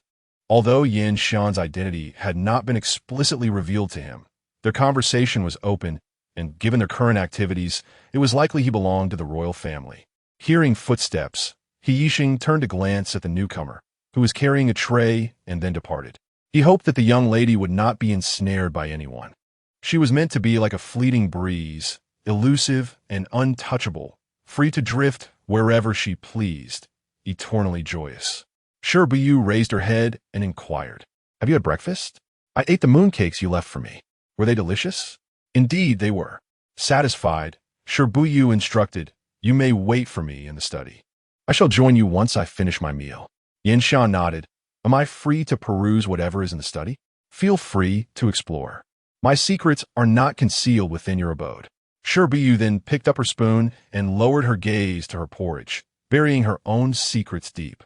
Chapter 070. Deceiving oneself. Yin Shan, of course, would never truly search her study. She merely examined each piece of rice paper with great care, piecing together a semblance of her thoughts based on the current circumstances. Yet, she remained perplexed as to why certain individuals had suddenly come under suspicion. For instance, Zhu Ling. Observing the prominently displayed piece featuring Zhu Ling, Yin Shan turned to the newcomer. What mischief has he been up to now? I am still waiting. Shi Buyu let out a hiccup and remarked, If I were Minister Zhang, I would certainly not retain Zhu Ling. Even if I did not seek to eliminate him, I would ensure he was removed. Yet, he has yet to take any action. As she spoke, Shi Buyu hiccuped once more, patting her chest before continuing. Zhu Ling gives me an impression of audacity. I cannot help but suspect he holds some leverage over Minister Zhang, enough to render Zhang hesitant to act against him. Considering Minister Zhang's prowess, Zhu Ling's threat to him equates to placing the entire Zhu family on the path to ruin. Hiccup. There must be some matter between these two that we have yet to uncover. I will have someone keep a close watch. Yin Shan, observing her incessant hiccups, furrowed her brow and inquired, Did you eat too quickly? I merely caught a chill after eating. It is of no consequence. Shi Buyu waved her hand dismissively, unconcerned, as she recounted recent events. We must exercise patience for a while. Minister Zhang has suffered repeated setbacks and is bound to grow suspicious. Hiccup. According to my seventh brother, this period leading up to the announcement will see the most gatherings of the elite. You should attend as many as possible to enhance your reputation. The more renowned you become, the better. Hiccup. Should your identity be revealed in the future, that fame will serve as your shield. Even if he wishes you dead, he cannot simply extinguish your life, as one might crush an ant without a sound. He desires to eliminate you while also silencing public opinion, which will compel him to engage in a battle of wits with me. This is your opportunity for survival. Hiccup. I comprehend your meaning, Yin Shan responded, turning away. I shall summon Aunt Gu to devise a plan for you. Shi Buyu felt she had conveyed everything necessary, Whatever remained unsaid was inconsequential, so she focused on her hiccups. Wan Xia arrived promptly, allowing the young lady to lean against her while she applied pressure to the Zhuanzhu acupoint. Yin Shuren watched Wan Xia's deft movements and asked, "Have you done this before?" "I suffered greatly as a child due to this. I eventually learned to eat more slowly and to avoid cold air after meals." Wan Xia replied, observing the young lady's condition improving. "It has significantly cooled today. You were careless." Shi Buyu closed her eyes and feigned unconsciousness, fully aware that she would not admit to any wrongdoing. Wan Xia chose not to chastise her further, trusting that this incident would serve as a lesson. "I may have arrived a tad too early," Yin Shuren admitted with a hint of guilt, committing to memory Shi Buyu's need to avoid cold air after meals. "It is a trivial matter. I had forgotten myself," Shi Buyu said, patting her chest. "That will suffice, Aunt Gu." Wan Xia pinched her cheek, advising, "Stay indoors today to avoid further mishaps." "I understand. I will not be my own worst enemy." Wan Xia believed her, for the young lady typically adhered to her own comfort, never imposing unnecessary hardship upon herself. Once Wan Xia departed, and with the hiccups subsiding, Shi Buyu felt invigorated, finally voicing the question that had lingered in her mind since yesterday. "Did your mother instruct you to drive me away?" From Zishu, I learned that my mother had directly told Miss Shi to leave. When she inquired about it, I did not conceal the truth and nodded, saying, "No one has ever disregarded her words as you do. I have never encountered anyone who holds their own words in such high regard." Shi Buyu rested her hands on the desk, supporting her chin, and remarked, "What astonishes me most is her belief that whatever she says is right, and that we must comply. To disregard her is to be in the wrong." As she spoke, her gaze wandered to the doorway. Yin Shan turned a glance back, asking, "What is it?" "I fear that Auntie might enter and overhear me speaking ill of her. She would surely serve me bitter tea." It was evident that she had been subjected to such treatment before. Yin Shan chuckled. "This is not slander. It is the truth. She is indeed such a person." "And how did you respond to her?" I replied, "I need your assistance. I cannot allow you to leave." Shi Buyu stifled a laugh. Did that make her even angrier? "Fortunately, she may slowly be getting accustomed to my disobedience." Yin Shan gently adjusted the hem of his garment. "Long ago, 2 years passed. I ceased to heed her every word. She is not entirely unaware. She simply deceives herself into believing she has let me go. When faced with actual circumstances, her true nature is revealed. Yet, she perceives it as me failing to meet her expectations." Shi Buyu pondered. "She believes she has taught you when necessary and released you when appropriate? Does she think she has done well?" "Indeed." Shi Buyu clicked her tongue inwardly, marveling at the extent of her own self-deception. "Do not concern yourself with her words. I will not allow her to seek you out again. I am untroubled by her visits. She is no match for me." Shi Buyu chuckled, for the one at a disadvantage would not be her. Yin Shan also smiled, recalling the words Zishu had taught him. Every phrase spoken by Miss Shi resonated deeply, making him feel she was advocating for him, expressing her sympathy. Even if it were mere illusion, he wished to indulge in the deception. Truly, they are mother and son, Yin Shan thought, both adept at self-deception. As he departed, Yin Shan strolled under the eaves, easily noticing the less appealing areas meticulously tended by Miss Shi. Auntie attempted to conceal them, yet the missing patch of flowers remained conspicuous against the backdrop. In the days that followed, Yin Shan found himself at home less frequently. Initially, he made a name for himself at various elegant gatherings, eventually becoming a regular at the Floating Life gathering. Though it was his domain, the theme of the day, be it poetry or prose, was decided on the spot by the attendees, and his achievements depended solely on his own capabilities. Fortunately, his childhood reputation as a prodigy was not unfounded. Mr. Qixin took him as a disciple due to his undeniable intellect in scholarly pursuits. He did not win every contest, but he consistently ranked among the last 3 or 4 competitors. In such a talented assembly as the Floating Life gathering, by the time the results were announced in October, his reputation had already spread throughout the capital, garnering him wider recognition. Shi Buyu secretly attended several sessions, witnessing his arrogance, his nonconformity, and the exuberance with which he triumphed over his rivals. She also witnessed the disguised Princess Qinghuan, observing the admiration in her eyes as she gazed upon Yin Shuren. Yet she refrained from intruding. Shi Buyu held a deep respect for this quality in Qinghuan. She would not demean others. What captured Shi Buyu's attention the most was Yin Shuren, who would frequently visit her, sometimes engaging in conversation, other times simply sitting in tranquil silence. A stark contrast to his demeanor during their encounters at the Floating Life collection. Moreover, he appeared increasingly gaunt. Yanzhe remarked that his young master spent his nights engrossed in books, composing poetry and lyrics at home, accumulating a substantial pile. Shi Buyu created a painting and entrusted Yanzhe with delivering it to the lady. Chapter 071. A poisonous counterattack. The painting was delivered to the lady, yet she refrained from opening it for quite some time. She held no affection for Shi Buyu, and similarly, he did not cherish her. What could two individuals, who regarded each other with disdain, possibly offer one another? Perhaps a vial of poison might be plausible. However, it was precisely because she understood that he would not seek to please her that the unexpected arrival of the painting piqued her curiosity. After glancing at it several times, she gestured for Lan Hua to unveil it. Her heart was laden with trepidation, but upon seeing the painting, she was momentarily taken aback. The artwork was divided into two segments. In the upper section, a spirited young man stood upon a platform, wielding a drumstick and pointing a drum, while the surrounding crowd erupted in jubilant cheers.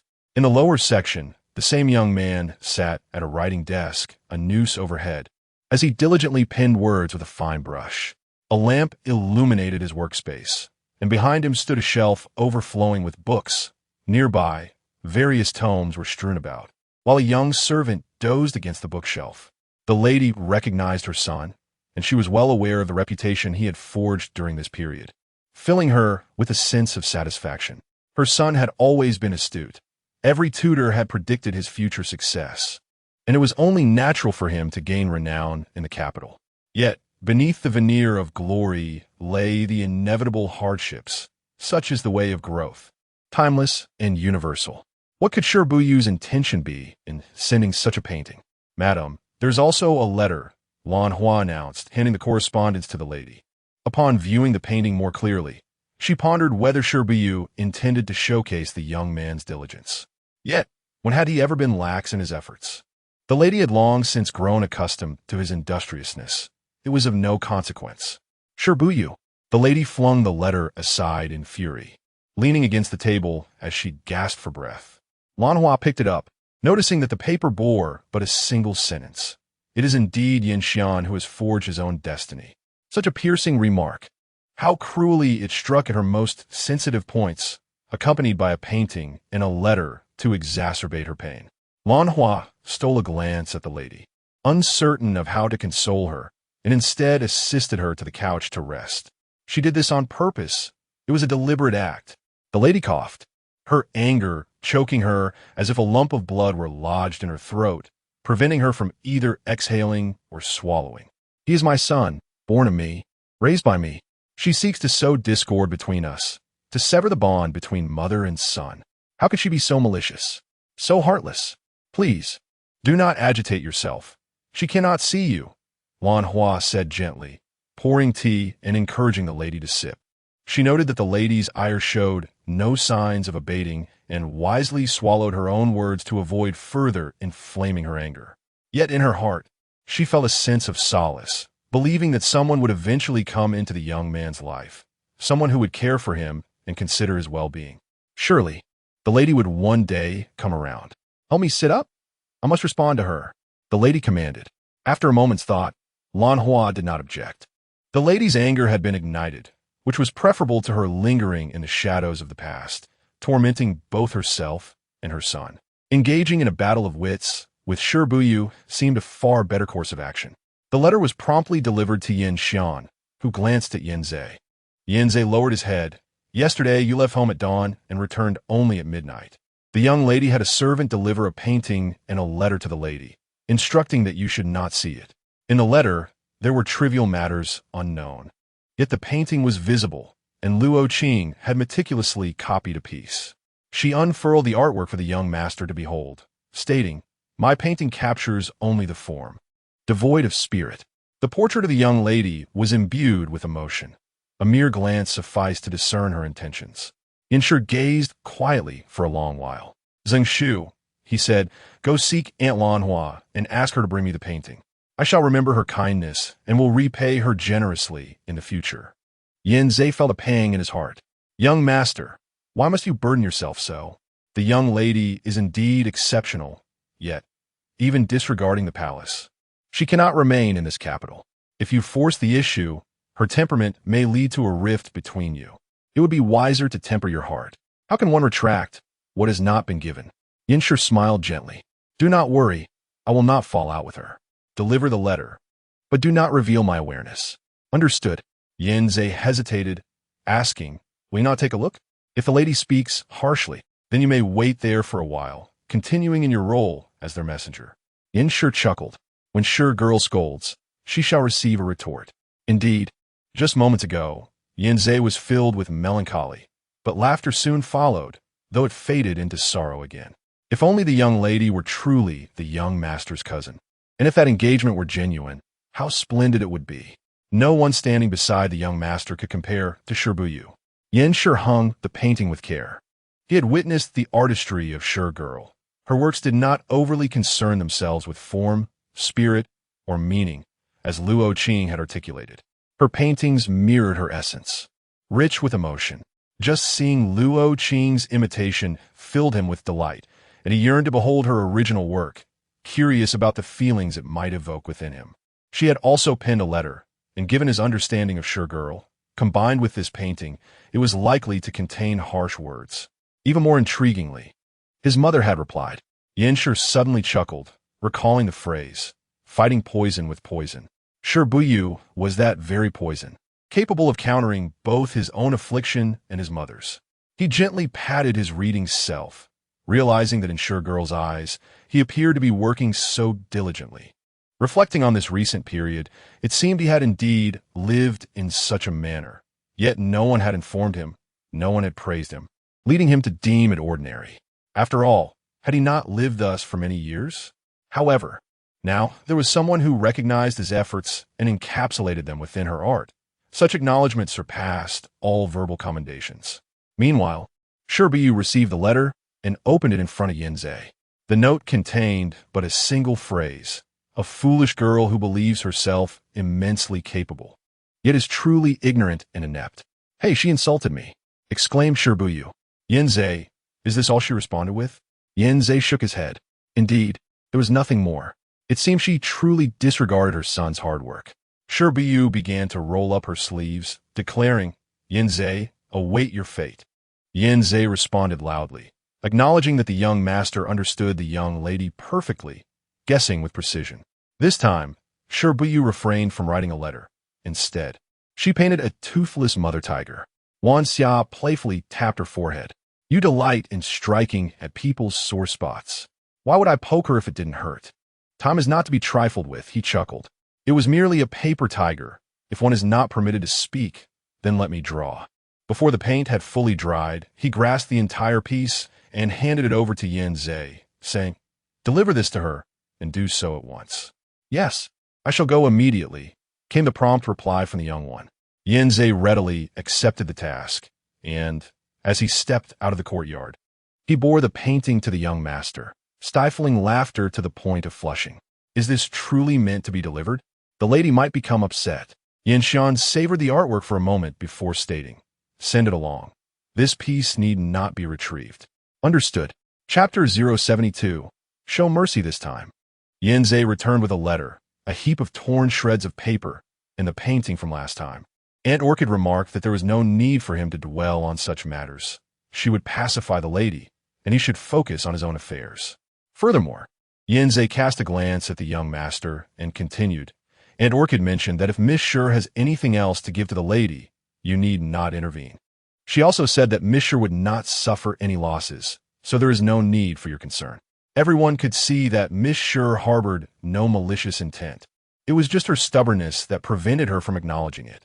Yanshi raised his chin slightly, saying, send it to Miss Shi. There is no need for concealment. Understood. Yanzei carefully wrapped the parcel. If Miss Shi has another letter, shall I continue to act as a messenger? This time, it should be the last, Yinshan smiled, reflecting that she was the victor and would likely be radiantly happy.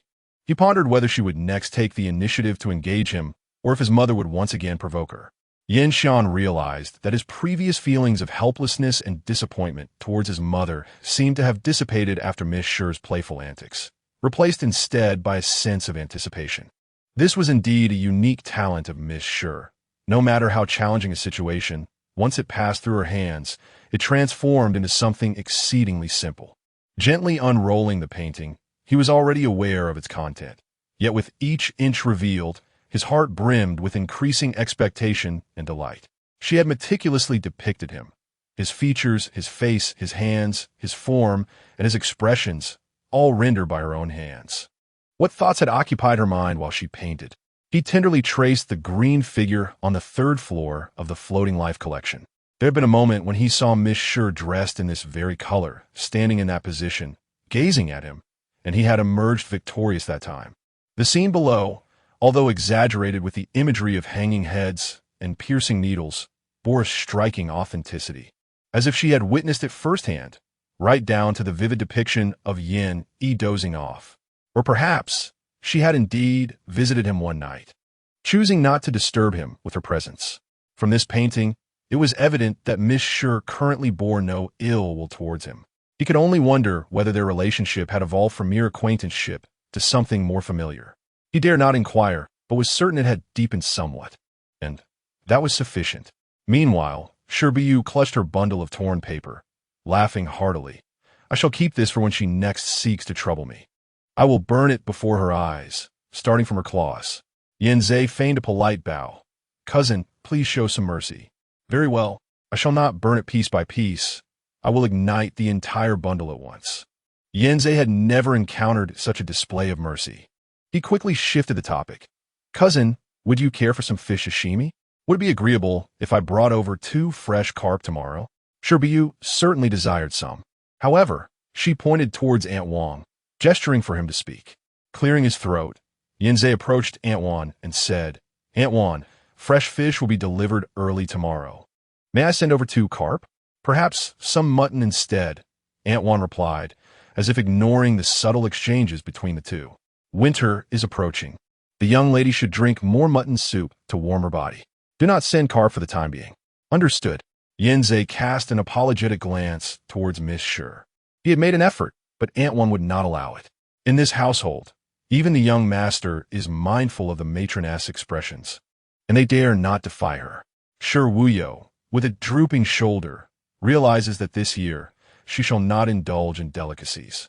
As she gazes at her cousin, she finds her increasingly agreeable, completely overlooking the fact that her cousin had secretly given the young master food from outside. She is tempted to procure 2 fish for her grandmother to prepare, yet ultimately hesitates, clasping her hands before hastily departing. Wan Xia approaches and playfully pokes the girl's forehead, causing her to bounce back like a weeble once the weather cools. You must refrain from consuming those raw and cold foods. If you truly desire them, I shall accommodate you, but you must accompany me for an hour of practice each day. No more. No more. Aunt, I do not wish to practice. Shi Buyu, having endured the hardships of physical training, would rather suffer from hunger than endure the toil. Why must one choose to embrace such discomfort when sitting brings ease and lying down offers comfort? I refuse. I refuse. Wan Xia gives her a reproachful glance. Such a lazy bones you are. Even her flesh seems to echo her idleness. Unable to contain her laughter, Wan Xia gives her another poke before busily attending to her tasks. Shi Buyu secures her bundle, tossing it lightly before glancing into the room. Finding that no matter where it is placed, it feels superfluous. Ultimately, she discards it onto the ground, kicking it beneath the cabinet. Out of sight and therefore out of mind. Before long, it is already October. As the announcement of results draws near, the literati of the capital awaken from their indulgent stupor, beginning to discuss the prospects of this examination. Some are determined to succeed. Others are filled with trepidation. And some feign indifference, claiming that if this attempt fails, they shall return next time. During this period, Yan Xian, who has been the center of attention, is besieged with inquiries upon stepping outside, prompting him to retreat into the tranquility of his home, though there are still a few who cannot be deterred. It has been some time since I last visited. Upon entering today, I nearly thought I had gone astray. Do Yuancheng grins flamboyantly. Having an engaged fiancé, he makes a world of difference. Even the household appears more pleasing. Yin Xian, feigning ignorance, eagerly seeks a compliment. Better than before? Of course. In the past, visiting your home felt like I had to measure each step meticulously, as if taking an extra step with one foot would necessitate compensating with the other. Was it truly that severe? Yin Xian chuckles. I never heard you express such sentiments. Why would I criticize your home when visiting? That would be unreasonable. Suddenly, Do Yuancheng leans in closer. Not long ago, I heard something intriguing. On the 9th day of the 9th month, Zhang Shijin hosted a rather grand chrysanthemum banquet, inviting Princess Qinghuan. Guess what happened? Upon hearing this, Yin Xian senses trouble and inquires further. What transpired? Zhang Shijin has always been at odds with you. That day, amidst a crowd of sycophants praising him, he uttered several unflattering remarks about you, which Princess Qinghuan overheard, leading to a rather scathing retort. The words went something like this. Only those with pure intentions can embody an ethereal grace, while those with a heart filled with filth will have their foulness spill forth from their mouths, eyes, and ears. It is said that the scene was quite embarrassing. After her remarks, Qinghuan departed, and the mood soured, leaving the banquet in disarray. It sounds like quite a commotion. How come I was unaware? You have been so preoccupied with the bustling life at Fushingji that you hardly have the heart to concern yourself with such matters. Do Yuancheng jestingly remarked. Indeed. It has not spread far. The banquet hosted by the Zhang family was attended solely by those on good terms with them. Subsequently, Master Zhang personally entrusted each guest with his requests, and while everyone publicly showed their respect, a few whispered their thoughts in private. However, this will only intensify Zhang Shijin's animosity towards you. Yin Shuren chuckled softly, it matters not. Do Yuancheng shrugged, choosing not to dwell further on this distasteful individual. Chapter 073. The fiancé. After some back-and-forth conversation, Do Yuancheng decided to dispense with the pretense and directly asked, the list will be announced tomorrow. Do you feel confident? About 50-50, Yin Shuren replied. Nonsense, Do Yuancheng scoffed. The odds of success and failure are inherently equal. You needn't state the obvious. Yin Shuren chuckled. Your inquiry is rather superfluous. Whether I succeed hinges on two factors, my performance and whether I correctly grasp the questions posed. The third factor depends on what the examiner prioritizes. I can only assure you of my utmost effort in the first two. The rest is beyond my control. That certainly sounds promising. Yin Shuren shot him a sidelong glance, noting that his concern was excessive, as was his presence. What is with that look? I'm only worried about you, Do Yuancheng replied. If Zhang Xian passes and you do not, he will be insufferably proud. He's not any better than I am. Yin Shuren countered. Unlike Zhang Shijin, he had a favorable impression of Zhang Xian. Although somewhat aloof, Zhang enjoyed the competition, and when he lost, he worked even harder to improve for their next encounter. Over 4 years of camaraderie, their victories were split 8-2 in Yin Shuren's favor. Furthermore, Zhang Xian's father, Zhang Zheng, was the distinguished magistrate of Dali, known for his integrity and good reputation. Believe it or not, if you both pursue officialdom, it may not be so easy to outshine him in the future, Do Yuancheng teased, playfully patting his friend on the shoulder. Aren't you considering a well-connected bride? Yin Shuren brushed his hand away. I already have a fiancée. First, marry a powerful and influential wife. Then take your childhood sweetheart as a secondary spouse to enjoy the best of both worlds. Hey, don't get physical. Do Yuancheng leaned back to evade him. I'll stop. Truly, you don't appreciate good intentions. I'm merely looking out for you. I suspect you cannot bear to see my household in peace. Only a true brother would understand my thoughts. Do Yuancheng laughed, turning to call for Yin Zhe. It's been ages since we had Auntie's special dish.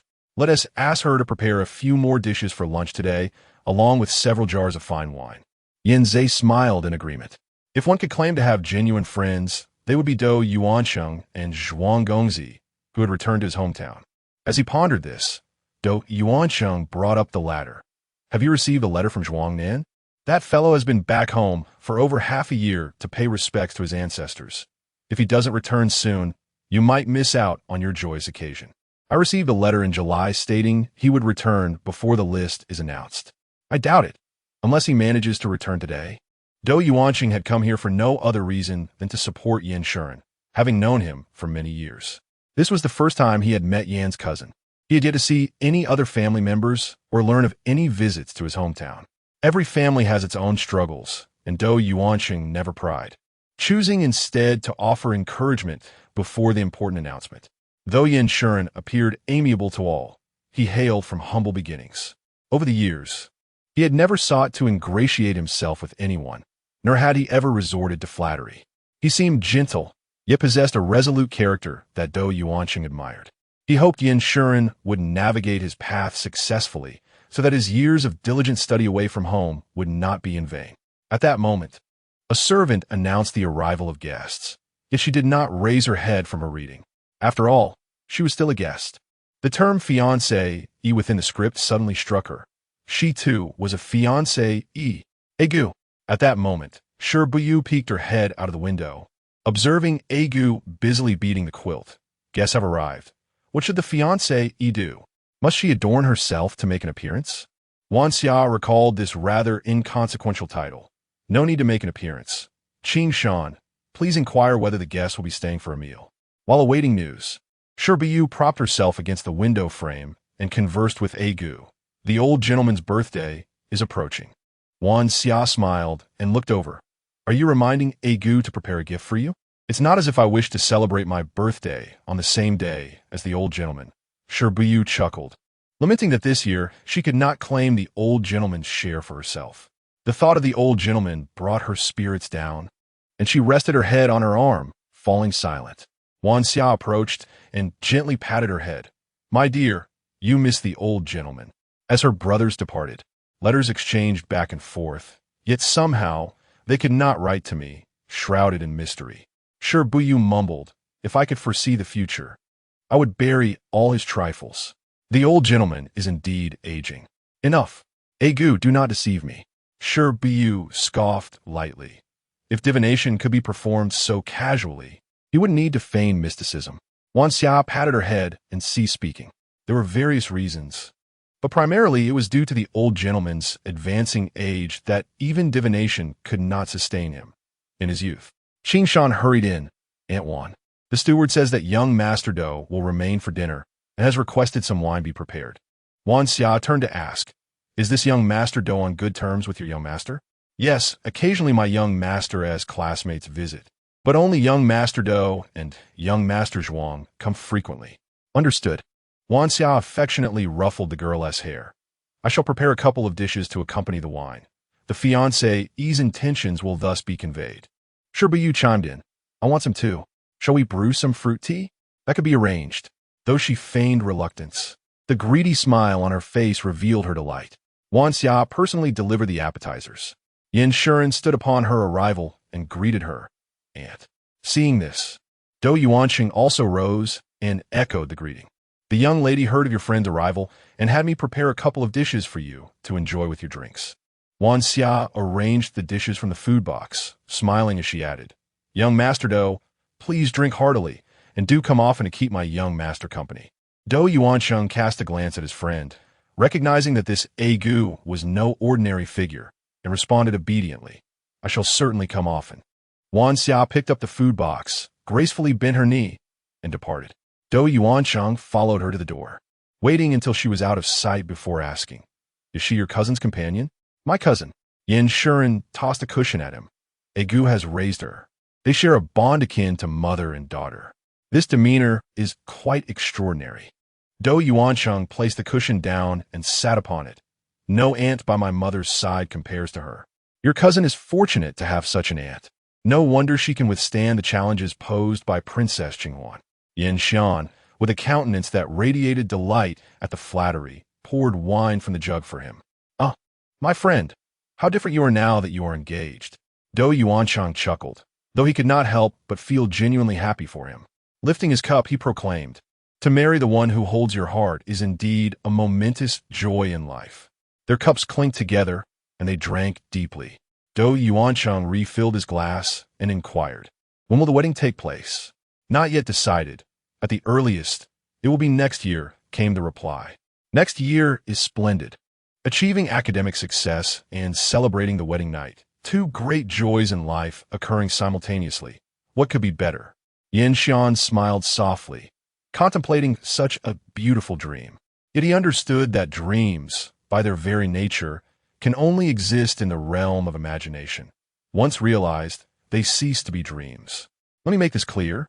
Should that day ever arrive, I shall be your best man, he declared, raising his cup to clink against Dou Yuancheng's, who agreed, if that day comes, absolutely. Chapter 074. The matchmaker under the rankings on the 5th day of October, at the break of dawn. A throng of people had already gathered before the eastern wall of the Ministry of Right's southern courtyard. Alas, I have arrived too late. Dressed in male attire, I steadied my cap and jumped down from the carriage, beckoning Yin Shuren to squeeze through the crowd with me. Yin Shuren willingly shielded me as we pushed our way to the front. On such a day, having someone to await the outcome, whether jubilant or disappointing, alongside him was the best thing for him. "Shuren, my brother." Upon hearing my voice, Yin Shuren promptly donned his customary smile. "Zhengge." After exchanging greetings, Zheng Xian turned his attention away, joining the throng as we awaited the opening of the examination hall. Though Shuren appeared calm, I noticed his fists clench and release, then clench again, betraying a heart that was anything but tranquil. I gestured for Yin Shuren to lean closer, whispering in his ear, "Is it a classmate with whom you share a strained relationship?" The warmth of his breath against my ear was both comforting and slightly ticklish. I stifled the urge to touch him as I replied softly, "Yes, a classmate, neither too close nor too distant." Understanding dawned upon me as I nodded, recognizing it as a typical classmate relationship. Yin Shuren and I turned our gazes toward the same direction, a tinge of anxiety washing over him. If he were to fail, what would Miss Sher think of him? Moreover, her subsequent plans would be difficult to execute. "They are coming. They're coming." The crowd erupted in excitement as the examiners posted 4 sheets of yellow paper. Eagerly, everyone surged forward. I, unwilling to be left behind, pulled Yin Shuren along, rushing to the first sheet, disregarding any thoughts of his potential lower ranking. As my gaze swept down the list, I quickly spotted the name. 4th. Yin Shuren. You are 4th. I leapt into the air, pointing excitedly at the name. "Look here. Here. Do you see it? 4th. Yin Shuren struggled to smile, his lips stiff, unable to form a proper grin. 4th place, he had actually achieved such a remarkable rank. Initially, he had only hoped to pass. Never had he imagined securing the 4th position. "Why are you holding back? This is joyous news, smile." Yin Shuren looked at me, gently patting my head, and finally broke into a smile. One of us laughed with composure, while the other was exuberantly lost in joy, resembling the very person who had just succeeded in the examination. Renowned for his talents and reputation in the capital, Yin Shuren had recently shone at an elegant gathering, his fame spreading far and wide. Standing amidst the crowd, he appeared like a crane among chickens. And as the results were announced, even more eyes turned towards him.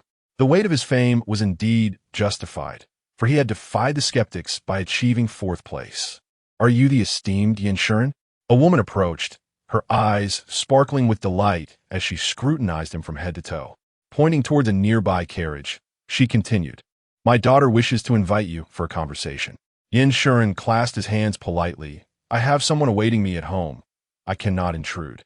"My daughter's surname is Zhang," the woman replied, her smile unwavering. "There is no need for hasty refusals. Please take a moment to reconsider." The matchmaking beneath the rankings was indeed afoot. As time passed, a realization struck her. A few words flashed through her mind, and her eyes sparkled as she looked at Yin Shuren.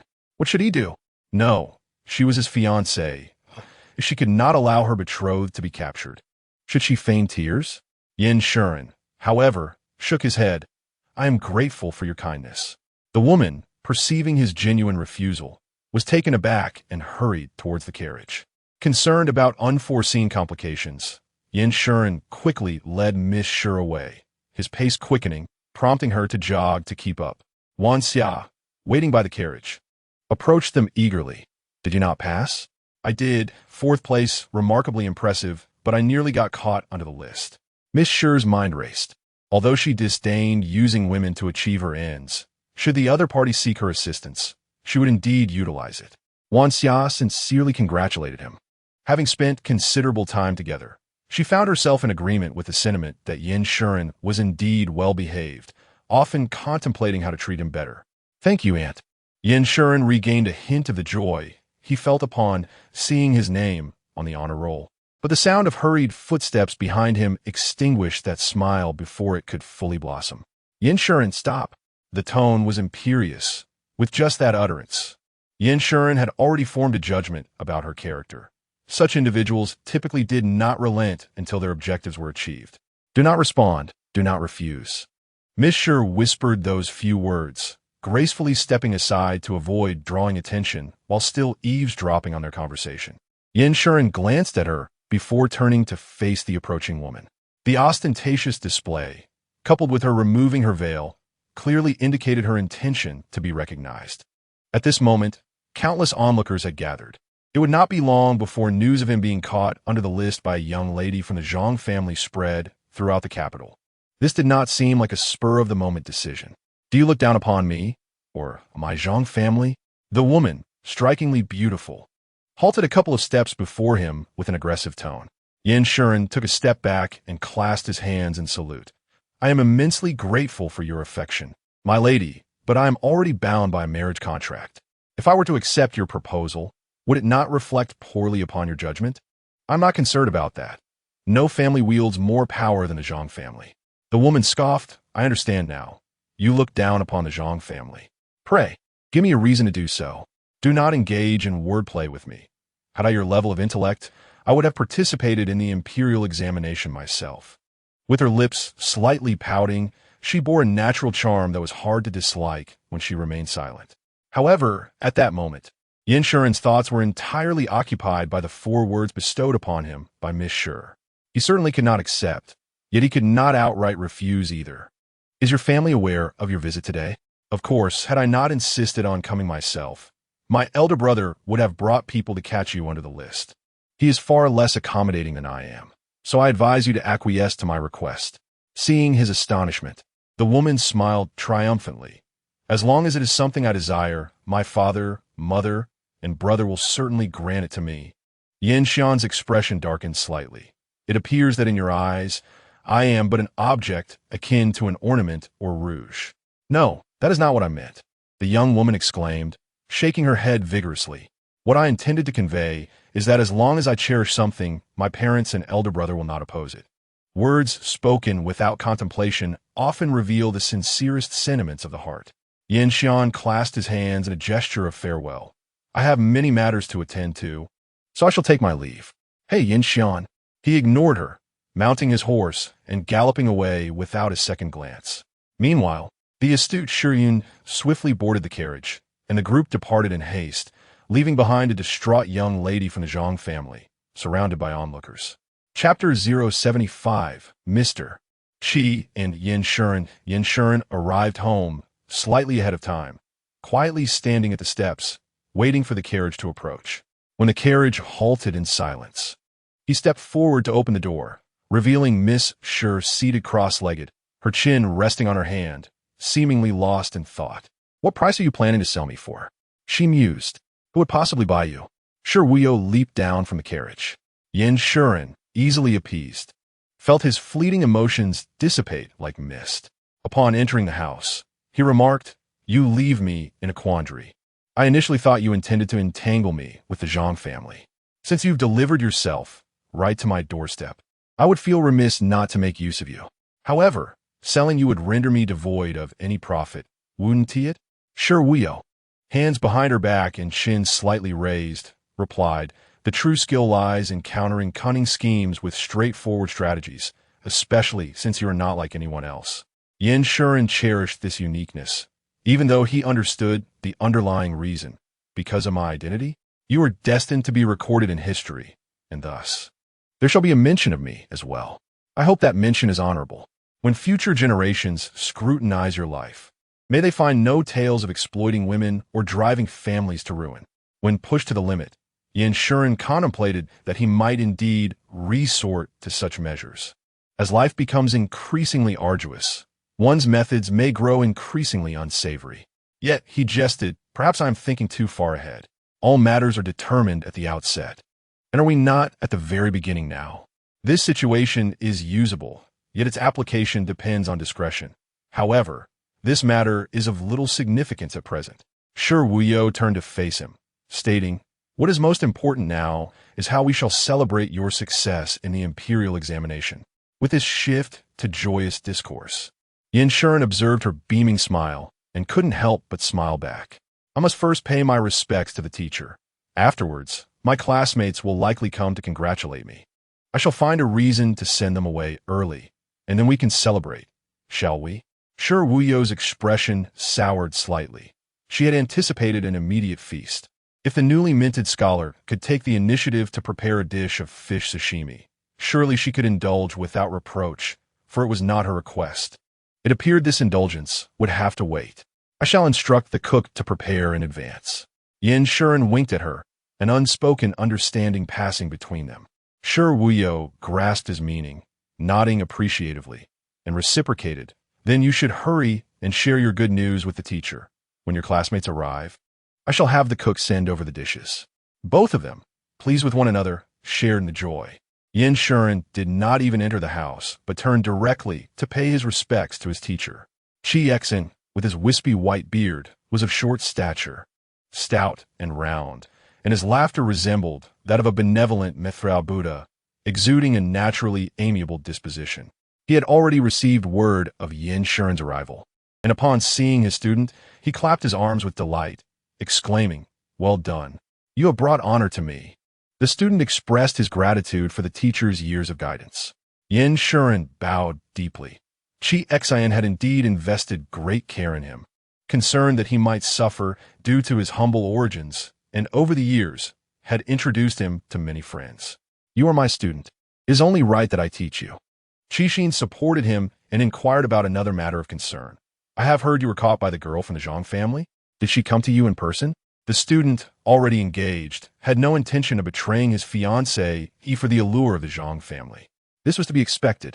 Qixin gestured for him to sit. "With your temperament, should you pursue such an elevated branch, it would only diminish your spirit, ultimately leading to your ruin. However, the fact that the Zhang girl dared to come personally suggests that she has had her sights set on you for some time, merely awaiting the right moment to seize her opportunity. While you may have turned her away for now, it seems unlikely you can prevent her from visiting you." Yin Shuren smoothly followed up with, "In your opinion, teacher, what should I do?" "It's a difficult situation," Qixin replied, shaking his head. "If the Zhang family were to pressure you with their influence, I could lodge a complaint on your behalf. But as the one approaching you is the Zhang girl, this becomes a matter of romantic entanglement. To put another way, if she is infatuated with you, it may be hard for her to restrain herself. On the other hand, it could also be said that the Zhang girl is merely bold and carefree, needing some guidance. Yet, given the current atmosphere of the Dayo dynasty, there may be those who would applaud her actions. We must take it one step at a time." Qixin looked at his young disciple. "I shall ask you once more. Do you truly have no interest?" "Absolutely none," Yin Shuren replied without hesitation. "My heart belongs to my cousin. Had she not been in mourning for 3 years, we would have been wed long ago. Given the nature of the Zhang girl, she would pursue you regardless of your marital status." Qixin felt both relieved and anxious. He did not wish for his student to become entangled with the faction of Zhang Xianghua. An old adage states that what rises to great heights must eventually decline, and Zhang Xianghua's power had reached its zenith, while his son fell short of his father's legacy. In Qixin's eyes, the future held too much uncertainty. Yin Shuren's lack of interest brought him joy, yet evading the Zhang girl's advances would prove to be no easy feat. "What is your fiancée's temperament like?" The mere thought of her softened Yin Shuren's expression. "Gentle, yet resolute." Qixin was taken aback. These were two words nearly opposite in meaning, yet the student applied them to the same individual. If he was not simply blinded by affection, she must be a woman capable of shouldering responsibilities and maintaining a household. Should the Zhang girl seek her out, she would be able to handle it. Yin Shuren smiled. Rest assured, she is not easily trifled with. Qixin shook his head. The Zhang family will not allow their daughter to embarrass them indefinitely, unless she relinquishes her pursuit of you. Neither your fiancé nor you may find a favorable resolution. Do not provoke her. I will consider a solution. You worry too much for me, teacher. You are my student.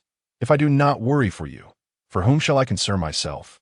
Qixin thought of the yellow list and felt a surge of happiness. He had only taken 3 students. 2 regarded fame and fortune as trifles. One had become a mountain leader, while the other traveled the world. The last correspondence he received from the traveler was last year, and now he was uncertain of his whereabouts. Thankfully, his youngest disciple had finally brought him some pride, returning with a commendable 4th place. Otherwise, his reputation would have been tarnished by his student's shortcomings. Tomorrow at the looming banquet, keep a low profile, Qixin advised. Li Sheng, the magistrate of Jingzhou, is affiliated with the Zhang family. Should they genuinely wish to advance your union with the Zhang girl, he may use this matter to mock you. Yet, if he brings it up, it will cease to be a jest. Prepare yourself accordingly and think of how to respond. The student understood. A delightful occasion has unexpectedly taken a turn, casting a shadow over the joy that should have been felt. Xin cast a glance at the student, pondering the reason for his striking good looks. Now there is the added concern of being forcibly wed. Enough of this. Your classmates must be anxiously awaiting you. Go and indulge in the festivities. Other worries can be addressed when the time comes. Yin Shuren once again bowed deeply, for in his heart, the teacher was both a mentor and a father figure. Chapter 76. For the sake of Shuren, the path to the imperial examination is fraught with difficulties. It is not uncommon for one to have graying hair before achieving success. To triumph in the examination at an age under 20 is a matter worthy of grand celebration. Even a banquet of flowing wine would be acceptable. Yet, within the residence of Yin, an unusual stillness pervaded, as if no momentous event had transpired. The matriarch, filled with sympathy for her son, found herself at a loss without senior family members to advocate on his behalf, and with no response from the lady of the house. After much contemplation, she sought assistance from Shi Buyu. Though fully aware that her cousin was merely a pretense, and that the fiancé was a fabrication, both Yin Zhe and Luo Qing, united in purpose, directed the matriarch towards this course of action. Shi Buyu perceived nothing amiss. After all, such an occasion ought to be celebrated with exuberance. With a graceful wave of her hand, she loaned her ante for the preparations and instructed Yin Zhe to enlist the help of Dou Yuansheng to invite familiar friends and classmates. For Wanxia, this task was exceedingly simple. She had the servants tidy the main hall, lay out the banquet, arrange fresh flowers, display fruits, and adjust the dishes as per the matriarch's preferences, adding a touch of red to enhance the festive atmosphere. As Shi Buyu strolled about with her hands clasped behind her back, she sensed that the ambience was still lacking in liveliness. After a moment's contemplation, an idea struck her. Since the study of Yin Shuren was nearby, she made her way there with familiarity, seated herself behind the desk, and cut rice paper into small slips, inscribing a few words on each. This was a game she often played with acquaintances, preparing various treats and activities, with the slips indicating what to eat, what to play, or even mischievous tasks, such as barking like a dog or tickling someone. On one occasion, a slip read to pull a strand from an old man's beard, and she had indeed drawn that particular paper, resulting in a loss of 1 hair from the old man's beard. On this day, however, such childish games would not suffice for the occasion. In addition to poetry and song, she wrote prompts such as drink a cup of yellow lotus juice, tell the person to your left that they are truly ugly, and perform an act you were least skilled at, ensuring that merriment would ensue. Thus, when Yin Shuren returned home, he was greeted by a scene starkly different from the norm. Every individual moved with light steps, their faces adorned with smiles as they saluted him. And he was engaging several servants nearby, while Yin Zhe observed, nodding occasionally in agreement. Upon noticing him, Yin Zhe hurried over, preemptively announcing, "Your cousin is in your study." Yin Shuren swiftly made his way to the study, requiring no further inquiries. The presence of Auntie indicated that this matter was undoubtedly connected to Shi Buyu. Back already? Shi Buyu looked up, a mischievous smile playing on her lips. Yin Shuren approached her slowly. "Yes, I have returned. Come help Shi Buyu commanded without hesitation. Roll up these slips of paper like this, and then find a small box or case to hold them. Yanshi and settled beside her, observing as she wrote. Stick a floral ornament on the third person to your right. What is this for? He inquired. For playing, Shi Buyu replied, contemplating what to write next while explaining her arrangements. Now you think of something to write. I'm out of ideas. Concealing his delight, Yanshi took the pen and began to write. In an unforeseen moment, Shi Buyu began to roll up the meticulously crafted notes one by one. Anku often criticized her for her ineptitude, claiming that even pruning a bougainvillea could leave it barren. Yet when it came to playful endeavors, she exhibited a certain talent. Each time Yanshi penned a note, she would glance sideways, inwardly scoffing at its elegance. What was amusing about drawing a turtle on the back of one's hand? It was far more entertaining to draw on one's face. Balancing a bowl was nothing, but doing so while standing on one leg was a true challenge. Her disdain was palpable, and Yanshi could not help but notice. Cough, is it not suitable? He inquired. With his question hanging in the air, Shi Buyu naturally voiced her opinions, prompting Yanshi to tear up the notes and rewrite them according to her suggestions. Thus commenced a delightful collaboration, with Yanshi offering ideas and Shi Buyu embellishing them. In the absence of appropriately sized boxes, Yanshi unearthed a rather large wooden chest, neatly arranging the rolled notes within, filling it to nearly half capacity. Upon a rough count, there were likely around 200. At the appointed time, allow everyone to choose freely. There is no need for a specific order. As for the penalties for those who cannot participate, that is for you to decide, Shi Buyu declared, rising to stretch her legs after a prolonged squat. Just as Yanshi was about to speak, Luo Qing hurried over, announcing at the door, Young Master. Young Master Zhuang has returned. Zhuang Nan and Dou Yuancheng did not require prior notice. By the time the news reached them, they were nearly at the main house. Yanshi was taken aback by Zhuang Nan's timely return, and a smile instantly graced his face as he explained to those nearby. Zhuang Nan was once my classmate. Though he preferred wielding swords and clubs over studying, dozing off at the sight of books. He barely managed 2 years before dropping out. Yet we have maintained our friendship. Shi Buyu drew a comparison. Is your relationship with him akin to that with Dou Yuancheng? More or less. They're the only ones I can truly consider friends. He replied, this is indeed a benefit of your status. Unfortunately, Jian struggles to make friends. Shi Buyu, listening to the commotion outside, muttered, what now? There's no avoiding it. Yanshi candidly expressed his selfish thoughts. No matter, you've already met Dou Yuancheng at the Zhu residence. It is only fitting you meet Zhuang Nan today.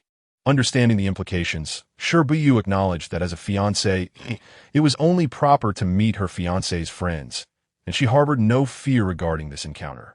However, she glanced down at her attire. She favored worn clothes at home, soft, comfortable, and consisting of a round-collared robe, which might seem somewhat inappropriate for receiving guests. Sensing her thoughts, Yanshi reassured her, it matters not.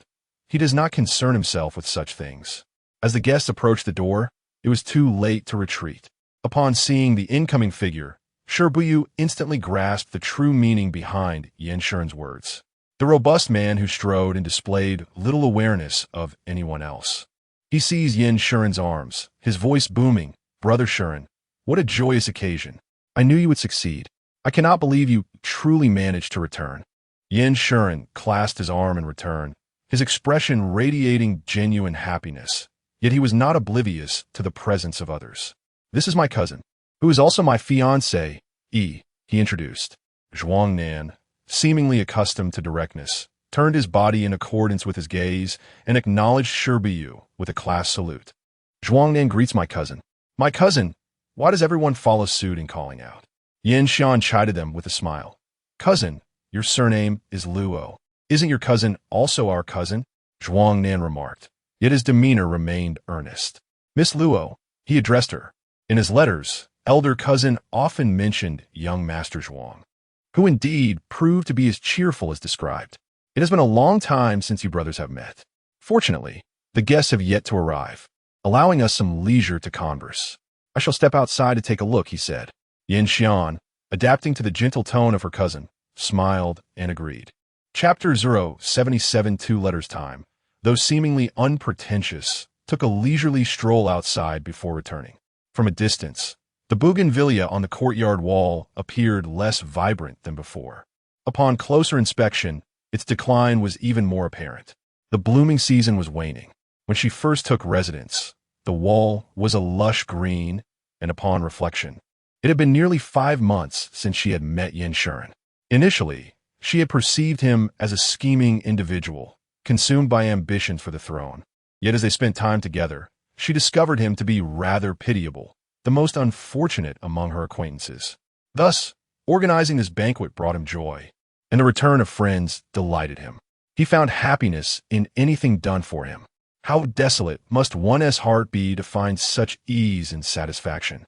Leaping up, she plucked a branch, caressing the wilting bougainvillea, and felt that Yin Shuren was much like this fading flower, evoking a desire within her to share delightful treats and amuse him.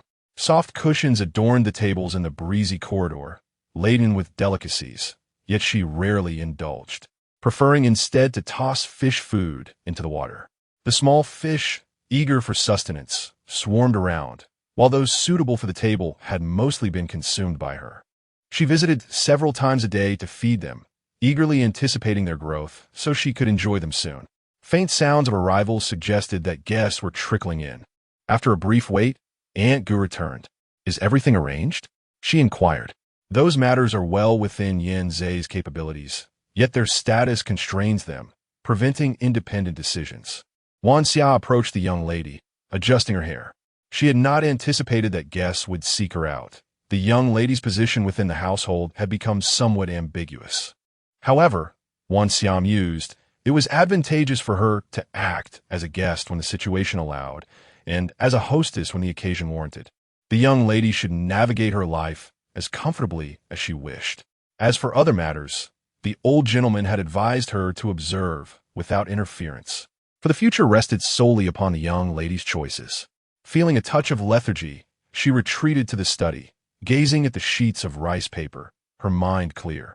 Presently, the morale of the Danba kingdom surged, and they would not remain idle before the winter ceasefire. Previously, there had been no news of reinforcements in the court. The Grand Master struggled to manage affairs, and the supplies sent to the front lines fell short, further dampening morale. Countless spies from Danba were undoubtedly scouting in Dayo, waiting for the opportune moment to strike.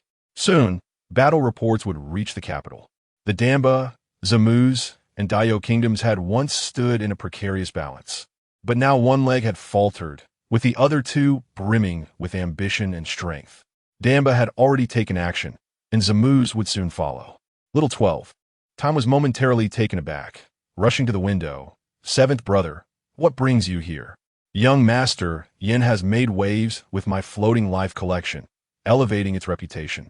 And now that he has achieved success, I have come to partake in the celebratory wine."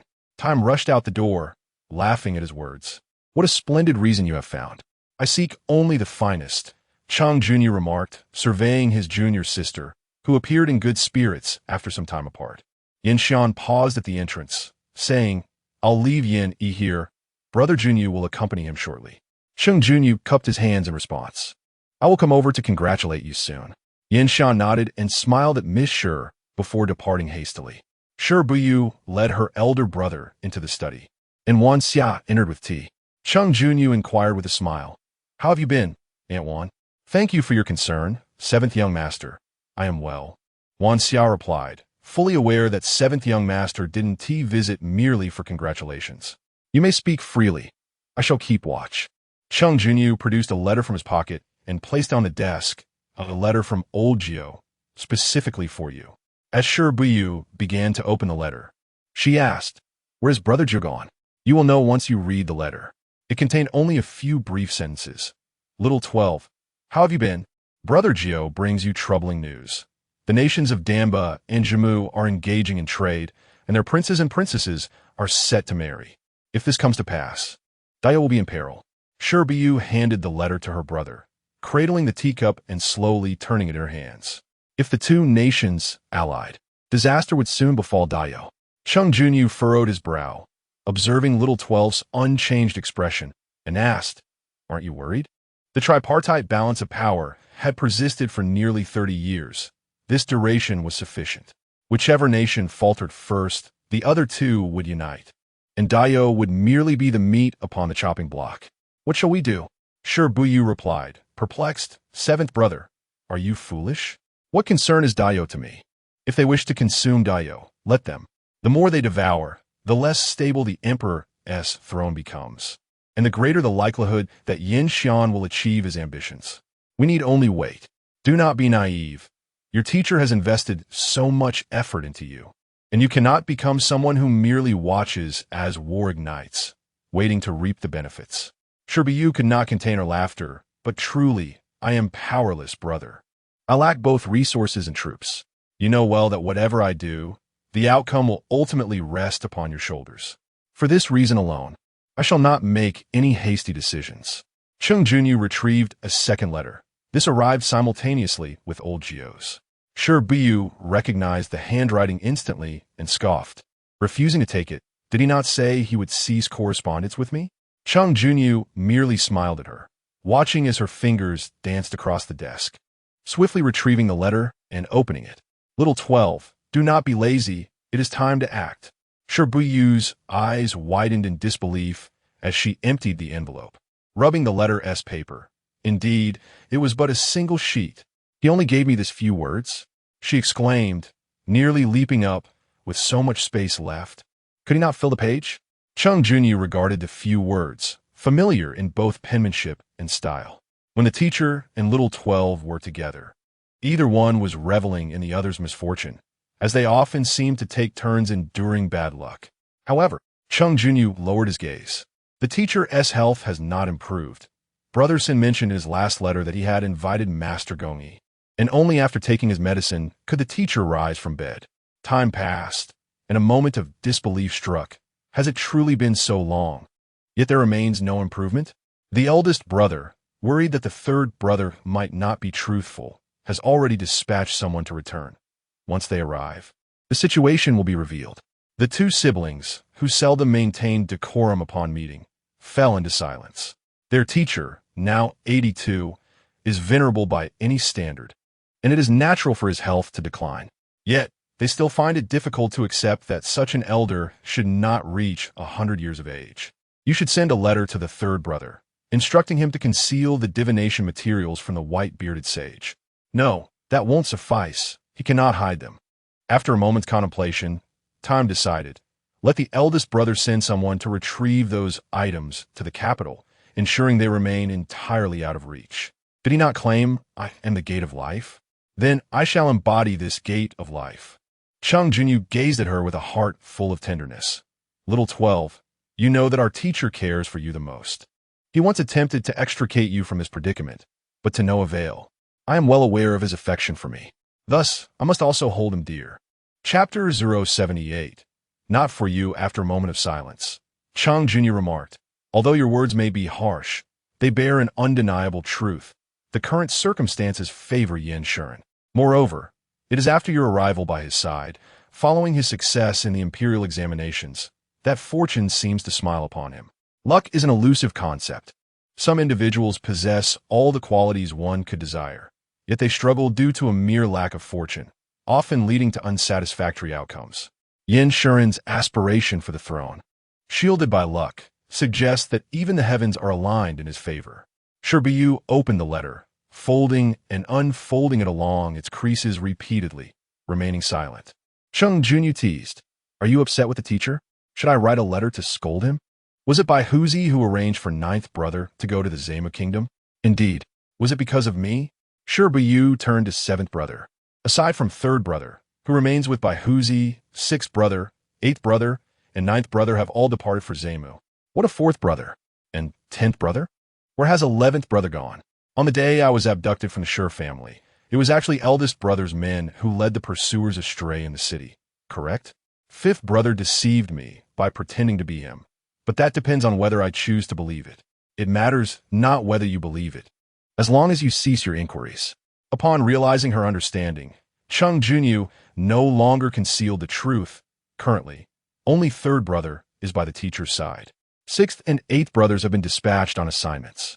Shi Buyu refrained from inquiring about their destinations, much like ninth brother. She would learn what she needed to know in due time.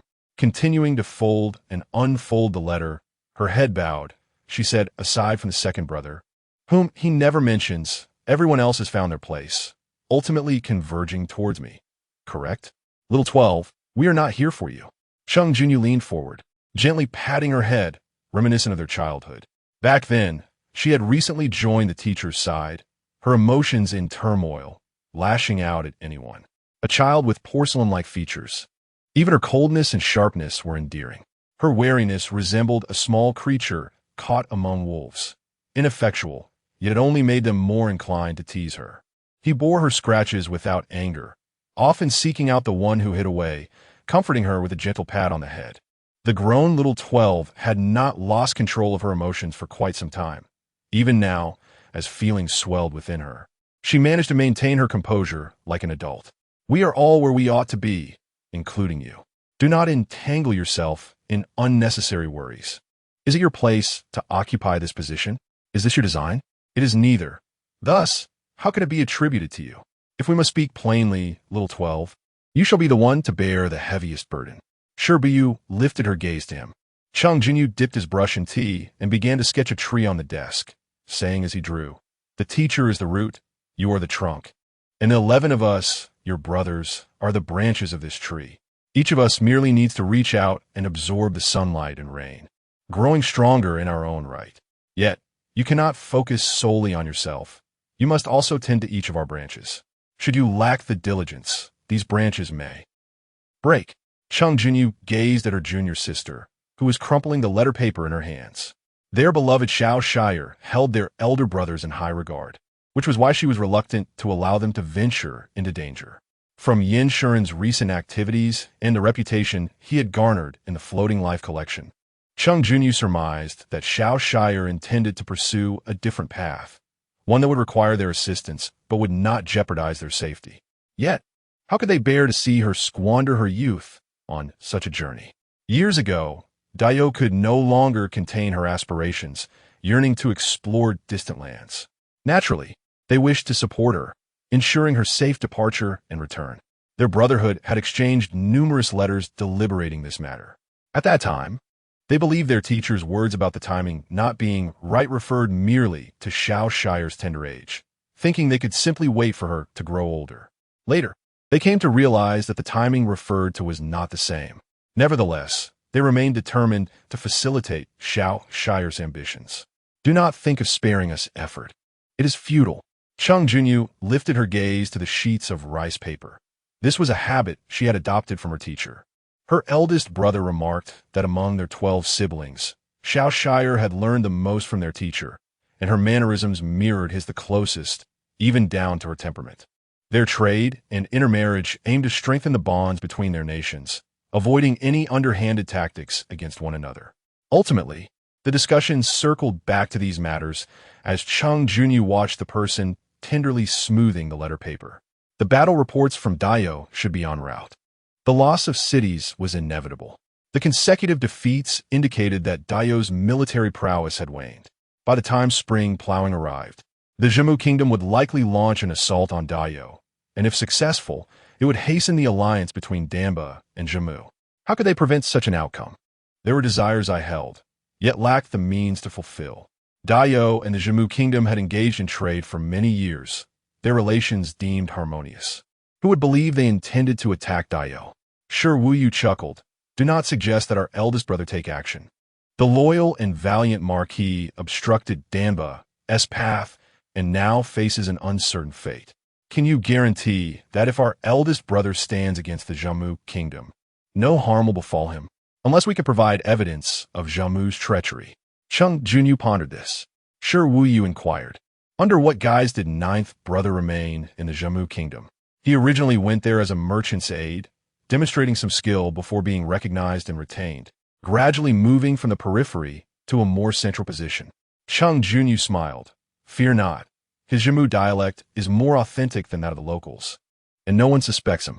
Shi Buyu refrained from asking who the target was. For one who could acquire information about trade between the two nations was not an ordinary individual. In such places, even correspondence could heighten ninth brother's peril. I will speak with Yin Shuren. He has connections everywhere. Chung Junyu nodded. Yin Shuren has surpassed my expectations. I did not anticipate his scholarly prowess. My acquaintances hold him in high regard. His recent success in the imperial examination has certainly enhanced his reputation. I hear he's been ensnared by the Zhang family's daughter? Shi Buyu laughed. It seems this news is already common knowledge throughout the city. Chung Junyu harbored some concerns. It was nearly time, and the Zhang family would likely prove difficult to shake off. With your engagement looming, it was highly probable that she would come seeking trouble. While there was little to fear at home, one must certainly take extra precautions when venturing outside. One could never predict the lengths to which they might go. I am aware. Egu is on guard, he replied. Chung Junyu felt it was inappropriate to linger any longer. He rose and said, I shall head to the front. If you wish to respond to the teacher, please pin your letter and have Yin Shuren deliver it to me. Shi Wu waved his hand, contemplating how to craft a reply that would convey her profound anger to the old man with the white beard. Chapter 079. The handkerchief headband Shi Buyu lay still for a considerable time, contemplating her frail body and the well-being of her elder brother Ji. She also pondered the possible whereabouts of several other brothers at that moment. Ultimately, she reflected upon herself. If she were the trunk that bore the lives of her 11 brothers, she must be robust enough to withstand any attempt to sever her. Yet, what indeed did the white beard intend? As she opened the letter and gazed at the few words inscribed within, a surge of malice welled up from her heart. She took a sheet of paper and filled it with commas, dotting an entire page. Auntie, Wan Xia called from a distance, entering with something in hand and placing it on the table outside.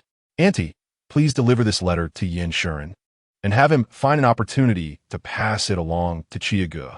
Observing the flamboyant characters of white beard on the envelope, Wan Xia suppressed a laugh and pulled the young lady outside, taking a seat at the table.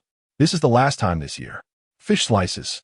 Shi Buyu turned and embraced her aunt, declaring, once I finish this, I shall no longer crave it. Truly not craving? Wan Xia regarded her from top to bottom, amusement evident in her eyes. With the little flirtations you have with young Master Yin, even the fish in the lotus pond would not be deceived. Shi Buyu brushed past her aunt and began to eat, prioritizing the satisfaction of her current desire, leaving future cravings for another day. Watching her enjoy her meal with a brightened expression, Wan Xia felt a surge of joy. Her young lady ought to possess such vigor. With the entertainment provided by Shi Buyu, the gathering at the Yin residence was more lively than anyone had anticipated, with each individual becoming somewhat lost in the merriment. Even those who typically bore ill feelings towards one another found it impossible to maintain their cold demeanor today. The smiles were simply too infectious, causing grievances to dissipate inexplicably. As night approached, the guests gradually departed. Yin Shuren, having refreshed himself and shaken off some of the effects of the wine, could hardly contain his eagerness as he headed toward Hongmeiju. The door stood ajar, seemingly left open just for him. As he thought this, warmth surged within him, and his steps quickened. Young Master Yin, Wan Xia called from the corridor, the young lady is waiting for you in the study. Though Yin Shuren had indulged in quite a bit of drink, he was not intoxicated. Upon hearing this, he felt a renewed clarity. Recalling that Chung Junyu had visited earlier, he pondered further before entering the study and inquiring, what has transpired?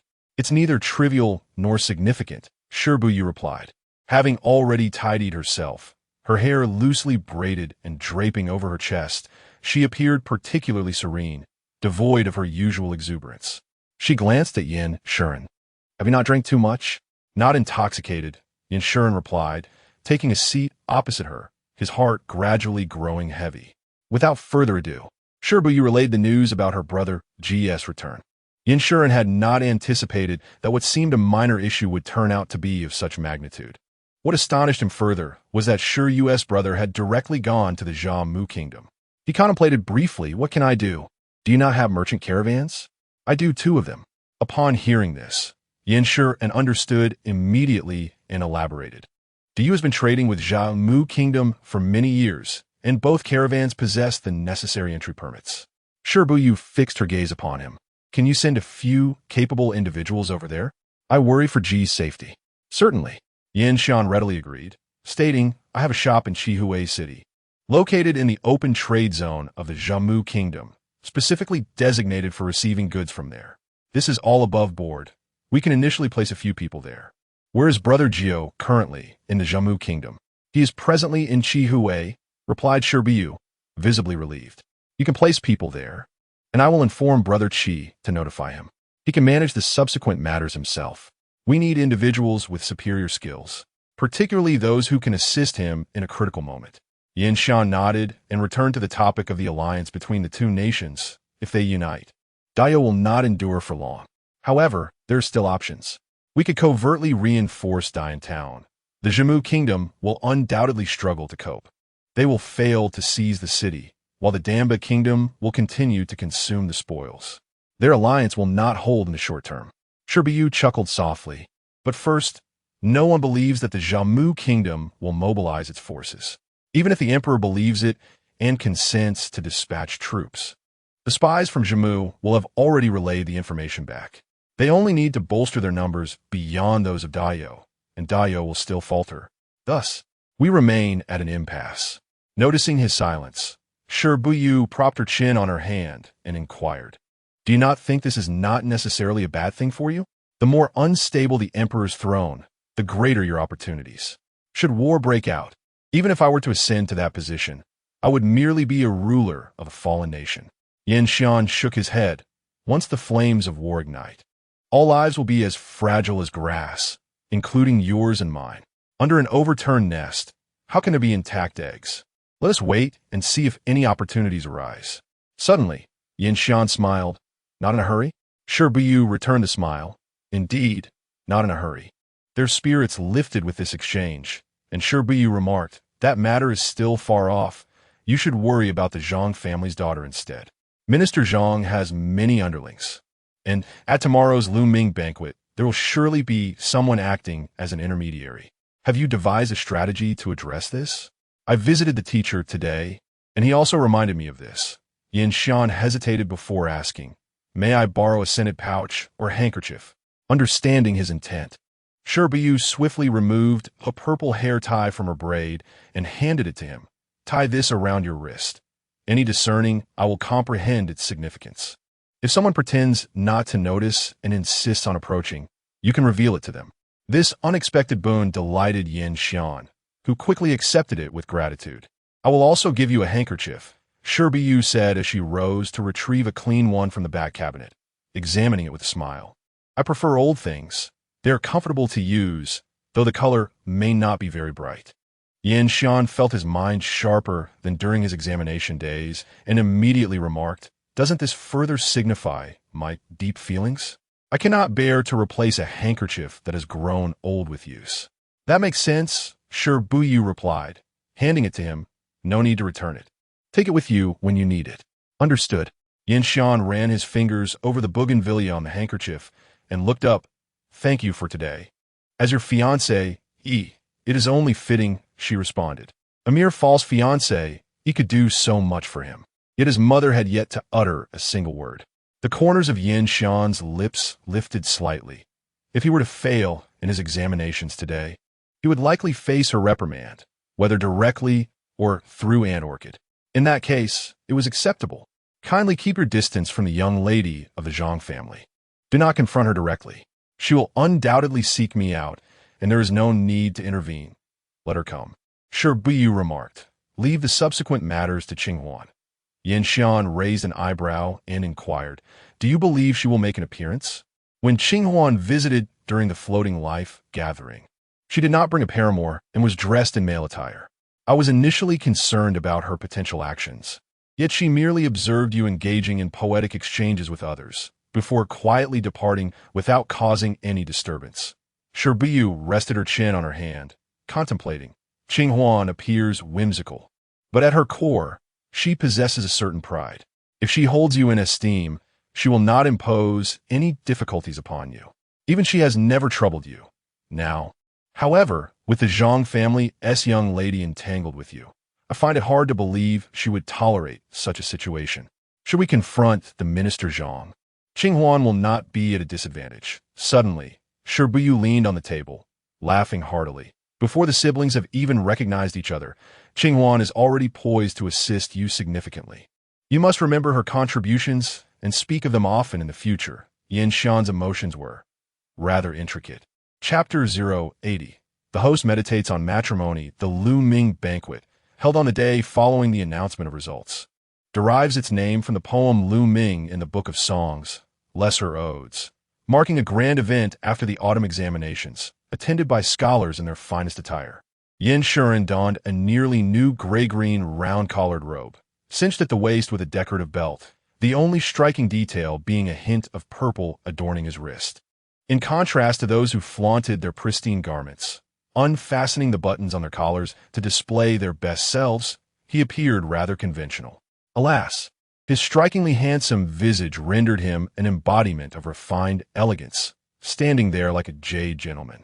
Moreover, with the granddaughter of Minister Zhang personally seeking him as a suitor, his prominence eclipsed even that of the top candidates, making him the focus of many curious gazes as he arrived. Yin Shuren chose to remain oblivious to the attention, waiting patiently in a less crowded corner as the hour had yet to arrive. "Brother Shuren," he heard a voice call, turning to see Zhang Xian approaching. "Brother Zhang," he replied, "I hastily failed to congratulate you the other day. Once again, you have triumphed."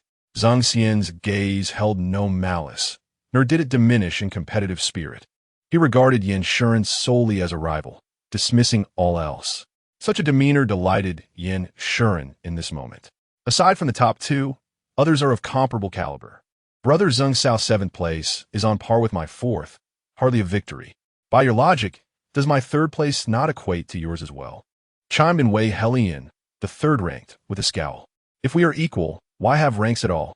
We could simply be of the same title. Before Yin Shuren could interject, Zhang Xian scoffed, "Brother Shuren is merely granting me face. I did not expect an outsider to take it so seriously. Do you believe yourself significantly superior to us? Choose any poetic challenge. I, the 7th, shall engage you to see just how much stronger you truly are." Wei Helian, no fool, recognized the peril of provoking Yin Shuren, who, despite his illustrious reputation, hailed from a modest background. He was merely seeking a chance to retaliate for the recent grievances he had endured. However, he dare not challenge Zhang Xian, whose status as a member of the renowned Zhang family rendered him untouchable. Yet, with so many eyes upon him, he felt compelled to accept the challenge. Just as he was about to grit his teeth in acceptance, laughter erupted in the distance. From afar, it seemed someone wishes to duel. Is this not a sign that the autumn examinations were insufficiently thrilling? The spring examinations await in February. You must all bide your time. A group of several individuals approached, laughing, with the esteemed Jingzhao Li Sheng at their center. While he appeared to address the crowd, his gaze invariably settled upon Yin Shuren, a figure unmistakable in the throng. Yin Shuren inclined his head in greeting, maintaining a serene countenance, avoiding Li Sheng's gaze while subtly adjusting his sleeve to reveal the full splendor of the purple adornment on his wrist. Upon the arrival of Li Sheng, others naturally gravitated towards him. He acknowledged the names of Jie Yuan and Yi Yuan, exchanging a few light-hearted remarks before calling upon several candidates to offer encouragement, ultimately landing on Yin Shuren.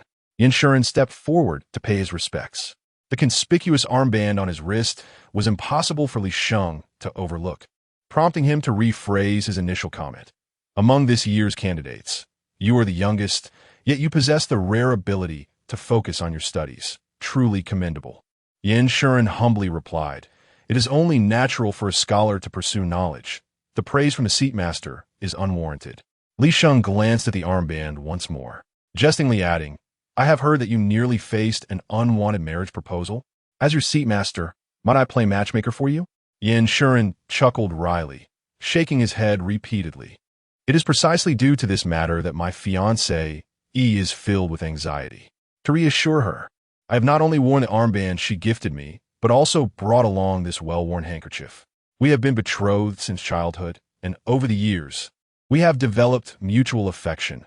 I would never entertain thoughts of betraying her. I cannot accept Miss Zhang's generous affections." His words were both reasonable and heartfelt. Anyone attempting to meddle would be deemed a villain. Li Sheng, sensing the delicacy of the situation, clapped him on the shoulder, and laughed. "Ah, young man, there are many days ahead. Let us see how things unfold." At that moment, an observant individual reminded everyone that it was time to commence the feast. Li Sheng cast one last glance at Yin Shuren before proceeding to the head table. It was evident to all that the Jingzhou Yin treated Yin Shuren with a certain distinction. Jie Yuan and Yi Yuan regarded him with growing resentment, despite their superior achievements. The benefits had all been bestowed upon one who placed fourth, leaving them quite vexed. Meanwhile, Yin Shuren remained vigilant, occasionally tugging at his sleeve and producing his handkerchief to dab at his mouth, constantly signaling his commitment. On the other side, Shi Buyu awaited the anticipated arrival of someone. She had forego comfort that morning, deliberately dressing up in new attire, adorning herself with jewelry, and applying a delicate makeup that made her appear frail, as if she might faint at any moment. She looked beautiful, yet she hardly recognized herself. When silent, she seemed like a different person altogether. However, upon speaking, she sounded entirely familiar. There was no rush. She would let it simmer a bit longer, allowing her to become even more frustrated. He Yixing cherished hearing Shi's words of patience. Whenever he heard her utter those phrases, he felt a sense of tranquility. As he noticed the tea had cooled, he replaced it with a fresh pot, only to return and find the young lady, who had previously worn a mischievous expression, now bearing a solemn demeanor. Her gaze was fixed on the news that had just arrived. "Yisheng, we shall venture outside the city tonight." He Yixing knew full well what this meant. Another body had been discarded in the palace. This time, it had not been thrown into a mass grave, but buried in a remote mountain area. Had they acted sooner, they would not have drawn my scrutiny. Shi Buyu folded the note and placed it aside after reading it. "Come with me to identify the body." He Yixing nodded in agreement. After perusing a few other messages, Shi Buyu leisurely made her way outside. Just as she reached the door of the guest house, a bowl was hurled from within. Wan Xia swiftly stepped in front of the young lady, narrowly preventing the bowl from striking her. She immediately frowned, secretly on guard. How dare the Luo family keep me waiting for so long? What audacity! In her heart, she chuckled, knowing their daring was far beyond mere recklessness. However, she maintained a facade of innocent grievance. "I have no relatives or friends in the capital, and rarely does anyone come to visit. Unexpectedly, Miss Zhang pays a visit, and I naturally require a moment to prepare for her reception to avoid any semblance of neglect. Does Miss Zhang believe I have erred in this regard?" Miss Zhang, whose given name was Su, was accustomed to being doted upon and rarely engaged in deep thought. At this moment, her anger flared. She found logic in the words spoken, yet for reasons unknown, her ire only intensified. Consequently, she smashed the plate of fruits once more. Chapter 081. Shi Buyu. There was no need for Shi Buyu to feel any remorse. After all, it was not her family's wealth at stake. Yin Shuren had brought this romantic entanglement upon himself, and thus, it was only fair that he bore some consequences. Yet that was insufficient. Encouraged by her inner voice, she thought of causing greater havoc. Though her expression betrayed a semblance of grievance, she lamented her lack of tears, for otherwise, she would surely weep like a flower in the rain. How could Ms. Zhang dare to seize my fiancé and then come to my home to insult me? What kind of reasoning was this? Were it not for the fact that the young ladies of the capital behaved in such a manner, the implications of her words were quite clear. Ms. Zhang, in a fit of rage, smashed another plate of fruits. "Are you cursing me? Who do you think you are to insult me?" Shi Buyu, even more aggrieved, retorted, "I did not curse you. You are utterly unreasonable. You capture my fiancé under my very nose, knowing fully well he was betrothed, and yet you still dared to come here to humiliate me. Is this how the Zhang family educates their daughters? Since he is my fiancé, he remains so. If he chooses me, it only signifies he has no feelings for you. What fault lies with me? Yet, he has rejected you, and you continue to pursue him.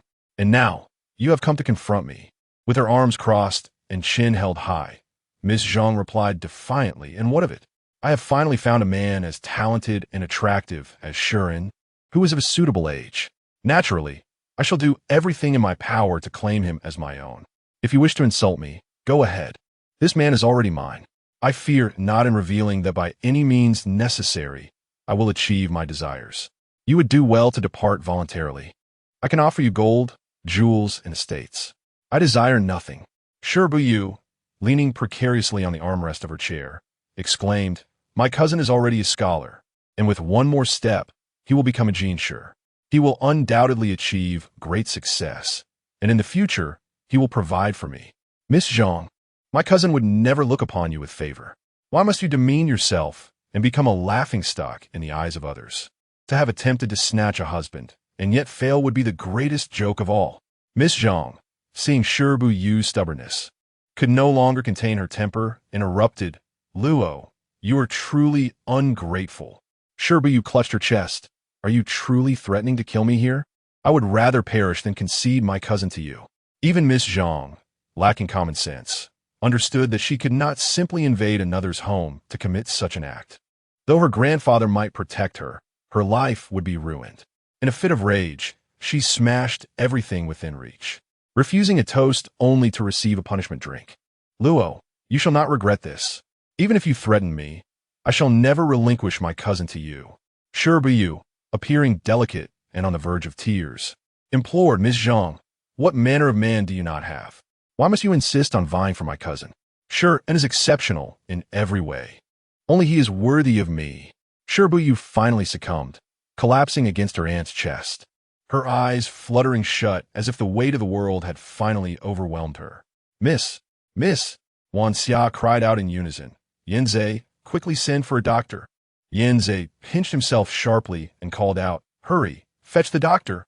In the midst of chaos, Wan Xia lifted the young lady, while Yisheng supported her, and the trio hurriedly departed. It appeared that the others had suddenly found tasks to occupy themselves with, each engrossed in their own endeavors, leaving the main hall devoid of attendants. Standing amidst the disarray, Zhang Susu was so incensed that she felt dizzy, and she plopped down heavily, with her wet nurse hastily supporting her.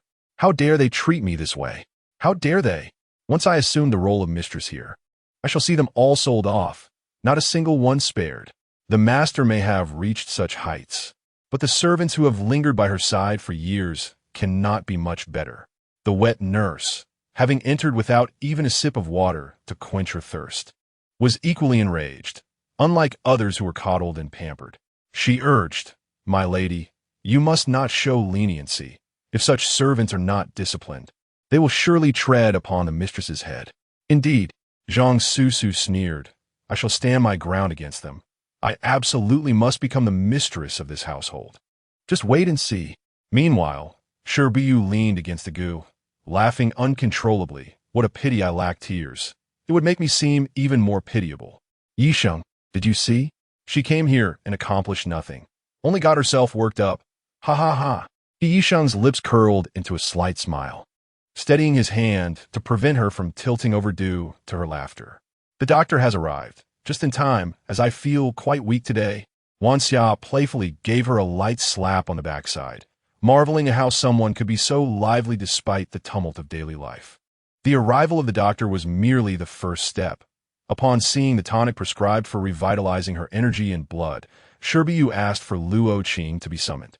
Many matters at Yanxian's end were actually overseen by Luo Qing, though he seldom made appearances, which made the task seem more abundant than they truly were.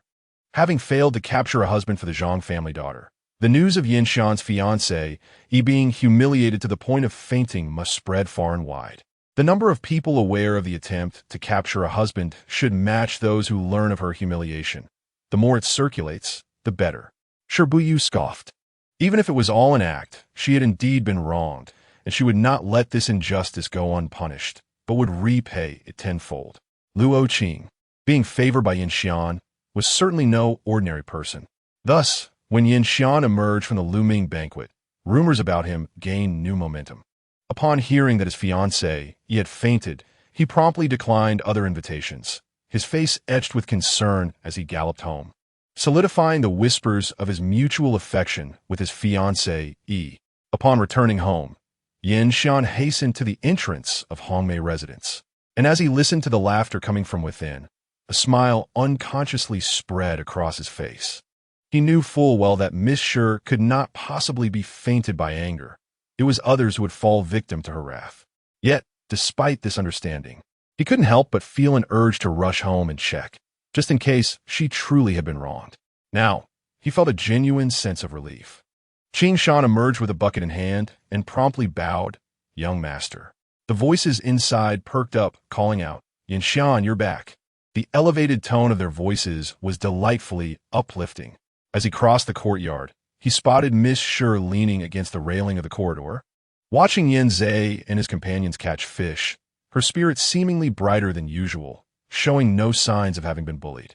As he approached, he inquired, "Haven't you finished the fish in this lotus pond yet? There are still some that have slipped through the net." Shi Zhong pointed at herself, saying, "Just like me." The phrase sounded familiar, and Yin Shan recalled that during their first meeting, Miss Shi had described herself in the same manner. She appeared to be in high spirits. Exceptionally so.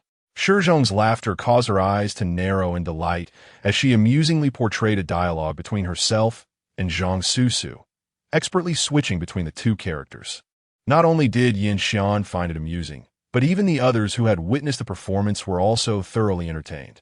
Yin Shan remarked, "I believe she ought to consult a doctor." Shi Zhong nodded in agreement. With such a fiery temperament, she certainly could benefit from a few doses of cooling medicine. They exchanged glances and burst into laughter. Chapter 082. Unyielding nature. Yin Zhe finally captured the elusive fish, and gazing at the murky waters of the lotus pond, he felt a sense of accomplishment. This fish was adept at evasion, making its capture no easy feat once Xia called them over for ginger soup and reminded her daughter, "The wind has picked up. Do not linger on the corridor." Shi Buyu obediently stepped out from the wind and rain corridor, casually stating her condition, "I wish to have a bowl of clear fish soup." Wan Xia readily agreed, believing that as long as her daughter refrained from eating raw fish, any manner of consumption would suffice, and soup was indeed the best choice. The girl should drink more to nourish her health in these days. Shi Buyu ushered Yin Shi and into the study, handing him a wooden box. "Take a look. Is there important news?" "One could say so." In Shi's eyes, any news was significant, and thus it was unlikely to be trivial. Yin Shi, adhering to her method of categorizing information by importance, directly perused the critical details. Moments later, as he looked up to speak, he was momentarily taken aback. Previously, Shi had been lively and playful, and apart from noticing her deliberate attire today, he discerned nothing amiss. However, her current demeanor was calm, revealing a stark contrast. She appeared unusually frail, far from her usual self. Upon meeting his gaze, Shi Buyu, after a fleeting moment of doubt, chuckled, "Can you hardly recognize me? I didn't dare believe it was I when I looked in the mirror this morning." Yin Shi hastily averted his eyes, clearing his throat to say, "I apologize for my rudeness. It's nothing." I even grinned at my reflection to convince myself it was truly me. Shi Buyu dismissed any offense with a wave of her hand and returned to the matter at hand. "Tonight, I will take Yisheng to recognize some individuals." After a period of quietude, the handling of corpses has resumed, indicating that the emperor's affliction has returned. Wherever there are deaths, there must be new souls to fill the void, and thus the abductions cannot cease, albeit they shall become more clandestine. Shi Buyu turned her gaze towards him. "My fifth brother is already assisting in locating individuals, yet he is not in the capital. Think of a way to see if you can catch this elusive tale." Upon hearing this, Yin Shi immediately understood. "We will follow them and expose them during their abductions?" "Precisely. The emperor's actions are inhumane. Yet he must be aware that this cannot be disclosed. The common folk cannot retaliate against him, but the foundation of Daiyou has yet to be thoroughly dismantled. There are still seasoned officials from the Qizong era within the court, and he fears the pen held by the historians. He will undoubtedly seek to conceal this matter, and once he attempts to do so, actions will follow." Shi Buyu smiled slightly. To remedy a situation is far from simple. Wherever he attempts to mend, I shall strike. The more he seeks to cover up, the greater his efforts will need to be. Yin Shi followed her line of thought and habits. Once an action is taken, there will be traces left behind. The more he attempts to remedy, the more options we will have. Our confrontation with him is not a matter of life and death. Shi Buyu shifted the rosewood inkstone screen between herself and Yin Shi. He could devise ways to end our lives, while we can only bring about his disgrace. Until you truly occupy that position, you have no authority to decide his fate. Until that moment, it is we who may perish, and he will remain unscathed. Any act of disloyalty or disrespect towards the emperor is akin to rebellion. Once rebellion is declared, all your advantages will be lost. Time did not permit Su to gaze at Yanxian. For every ounce of malevolence he exhibited, you must embody an equal measure of benevolence and integrity. For every instance he degrades the populace, you must demonstrate unwavering compassion towards them. For every act of folly he commits, you must display equal wisdom. Furthermore, your own scholarly achievements have garnered you fame throughout the realm.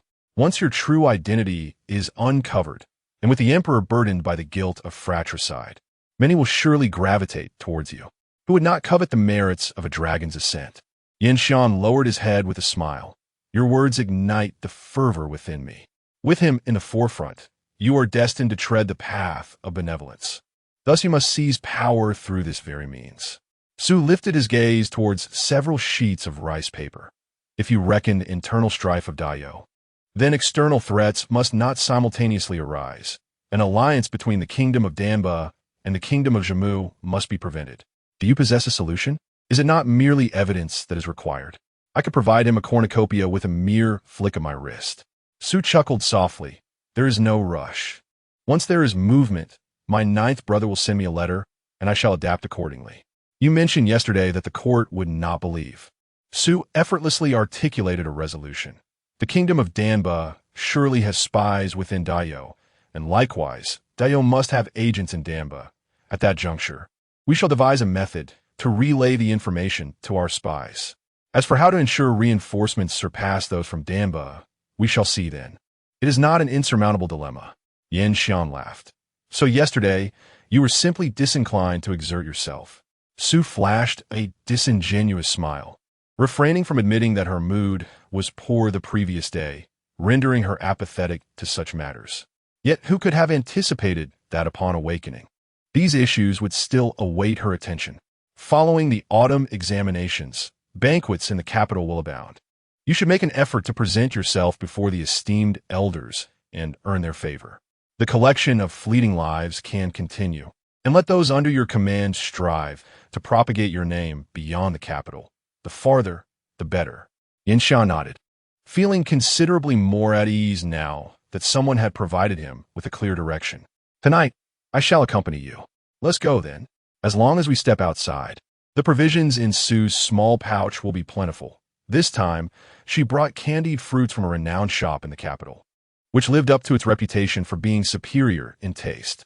Upon reaching the foot of the mountain, she pinched a piece in her hand, and when Yanzhe glanced over, she promptly popped it into Yanxian's mouth, her smile as sweet as the confection. Yanzhe opened his mouth, then closed it. He opened it once more, only to close it again.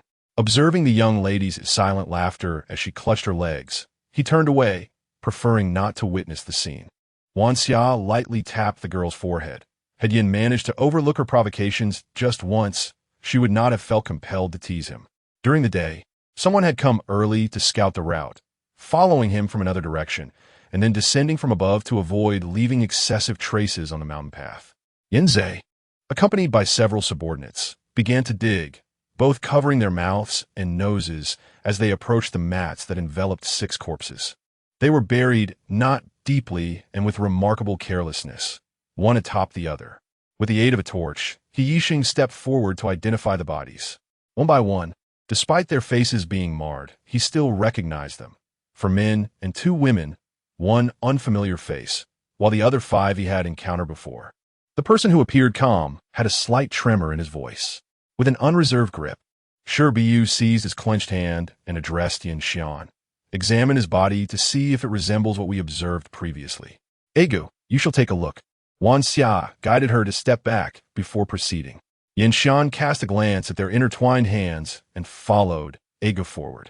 After a thorough inspection, Wanxia turned back and reported, "It is the same." Yanxian concurred, "Indeed, it is unchanged." With a cold chuckle, Shi Buyu remarked, "Even the heavens conspire against him. Bury it again, erase all traces, and continue to monitor them." Chapter 083. Another malicious scheme from that day forward, Shi Buyu spent even more time in the study, and several more sheets of rice paper hung on the wall. He Yisheng quietly knelt to one side. As long as Shi Buyu did not call upon him, he could remain there indefinitely. The progress he had made in calming his temperament had regressed overnight. Among those individuals, was there anyone capable of aiding his escape? He Yisheng blinked, returning to his senses. Shi Buyu turned to face him, shifting his seating position to sit cross-legged on the floor. The palace was difficult to enter and even harder to leave, particularly in your situation, where you were undoubtedly under constant scrutiny. It was hardly feasible to feign death and depart so easily. However, since you seem reluctant to speak, I shall refrain from pressing you further. He Yisheng lowered his head. Shi Buyu gently patted his head with a bit of force, causing it to tilt. Do not worry. I shall not pressure you. Just do not place undue pressure on yourself. It was not her. Had she perished, she would not have departed in such a manner. Having opened the floodgates of conversation, the subsequent words flowed more easily. She had mentioned that she learned medicine from her father since childhood, demonstrating exceptional talent, particularly in the study of ancient prescriptions, effectively applying them to modern times. Her father had foretold that she would become a legendary physician. When she was 15, her father passed away, and she took over his medical practice, living with her younger sister. She was unremarkable in appearance, while her sister was extraordinarily beautiful. Fearing misfortune, their father had her face painted yellow from a young age, forbidding her from practicing medicine like her sister, relegating her to the back room to prepare and brew medicine. After her father's death, concerned for her sister's safety, she scoured ancient texts and devised a new prescription, exhausting their family fortune to create 3 pills. After testing one herself, her sister remarked that both her breath and pulse were nearly imperceptible, with a duration of effect lasting 2 hours. They devised a plan. Should calamity strike, they would consume 1 pill and then inflict a wound on herself in a manner that would suggest death, allowing her to survive without truly passing away. If she awoke to find herself still in peril, she would take another, giving them a total of 4 hours to evade danger. She remarked that fate can be cruel. Everything had been meticulously calculated. Yet she had not anticipated the stirrings of youthful affection. Her sister revealed herself before someone she admired, leading to their subsequent abduction. She was cast into the role of a laundry maid in the palace, and from that moment forth, she never saw her sister again. My acquaintance with her stems from an old eunuch. At this juncture, He Yisheng paused, and Shi Buyu did not urge him to continue. When I departed, she happened to be delivering garments and stole several glances at me. I initially presumed she looked down upon me, but later she approached and spoke to me. After that, whenever I ventured out, I would invariably encounter her. Perhaps I was overly cautious. She remarked that I bore a resemblance to her sister and shared these details with me. I sought the pill she possessed, while she longed to know if her sister was within that grand hall. For I was the sole individual capable of emerging from it and wandering within a limited scope. She had awaited my arrival for a considerable time. Seeing him halt his narrative, Shi Buyu finally inquired, "Did you reveal the truth to her?" "Of course, why would I conceal it?" He Yisheng scoffed, yet there was no trace of smile on his face. "It has been over 4 years. Countless people have come and gone. It is improbable that her sister is still alive. Did she truly give you the pills? You actually took them?" "She handed me both. I used the first one the night I left the palace, and the second when I was sent to the mass grave. In any case, death was inevitable, so I might as well take a chance." Shi Buyu appeared somewhat taken aback. "I thought she would only give you one. She probably never intended to leave that place alive." He Yisheng, mimicking Shi Buyu's demeanor, removed the seat and sat on the ground. She, an inexplicably abducted individual, managed to secure the position of a palace matron in just 4 short years. That chief eunuch even greeted her with a smile, and every time I stepped out, she would conveniently cross my path. Her intellect and cunning were far from ordinary. Previously, she had strived to find her sister, and now, knowing her sister was most likely lost, she would undoubtedly seek revenge. Even if it is akin to a mantis trying to stop a chariot, even so, like a mantis attempting to halt a chariot. He Yisheng remarked. She mentioned her mother passed away early, and her sister was 3 years younger, almost raised in her embrace. Moreover, She said her sister was exceptionally obedient. Whenever she wished to step outside for fresh air, she would refrain if her sister disapproved. Later, their father also passed away. They became each other's lifeblood. Now that her life is gone, her own existence holds little significance. Shi Buyu gazed at him, again and again. I have a slight inclination. Yisheng lifted his head, a hint of a smile gracing his lips. Are you thinking of joining forces with her? Yisheng is truly astute. Shi Buyu fully affirmed this, then said, our objectives align. Joining forces would not be akin to a mantis trying to stop a chariot. She should be willing, but unless one of you can enter the palace, she will never escape it. As for those who can enter, there are indeed some. Shi Buyu stroked her smooth chin, a surge of scheming bubbling within her. She pivoted halfway around and returned to her writing desk, hesitating between drawing and writing. Though she yearned to sketch, she ultimately decided to write, as the matter was complex, and she found drawing beyond her comprehension. Suddenly, Shi Buyu turned back. Bring me a token, otherwise, how would she believe you? Yisheng pondered for a moment, then stood. I will step out for a while. Shi Buyu asked no further questions and swiftly put pen to paper. Wan Xia, having listened to the entire conversation outside, entered with a smile. Indeed, the young lady is a natural-born lucky star. Just as she dozed off, someone brought a pillow. I too believe I'm a lucky star. Whatever is lacking comes to me. Shi Buyu chuckled. The palace was a realm she could not reach, yet if she had someone on the inside, it would be akin to adding wings to a tiger. Wan Xia glanced at the letter S header, her eyes sparkling with mirth. Her young lady possessed a rebellious spirit. The more you disapproved of her, the more she would provoke you. If you deemed her actions wrong, she would do even more. If you attempted to discipline her, she would turn around and put you in your place. Her rebelliousness was quite formidable. However, if you treated her kindly, she would be exceedingly docile. Ruffling her hair, Wan Xia decided to prepare some fried fish for the hardworking young lady. After a while, Yisheng returned, handing her a small gourd. Shi Buyu observed that one side of the gourd bore the character, while the other side depicted a medicinal furnace, accompanied by the charactering. She knew her name. Her surname was Ying, given name Dongqing. In the palace, she was known as Sujuan, the palace matron of the laundry palace. Nodded slightly, retrieving a small box to carefully store the gourd, and called out, Qing Shan, summon Yanzei. Yanzei seemed to have been waiting nearby at the Hongmei residence. Arriving swiftly, you must personally deliver these 2 items to the lady. They are of utmost importance and pertain to the court. Initially, Yanzei had been contemplating the ongoing contest of wits between the young lady and the matron, anticipating some lively entertainment ahead.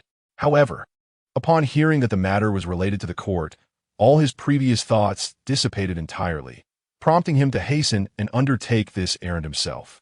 Chapter 084. Commanding tasks. The madam now finds herself in a dismal mood at the mere mention of an unexpected name, and she is utterly disinclined to receive the letters sent her way. She fears that what might have been 3 to 5 years of life could be reduced to merely 3 to 5 days due to the vexation she experiences.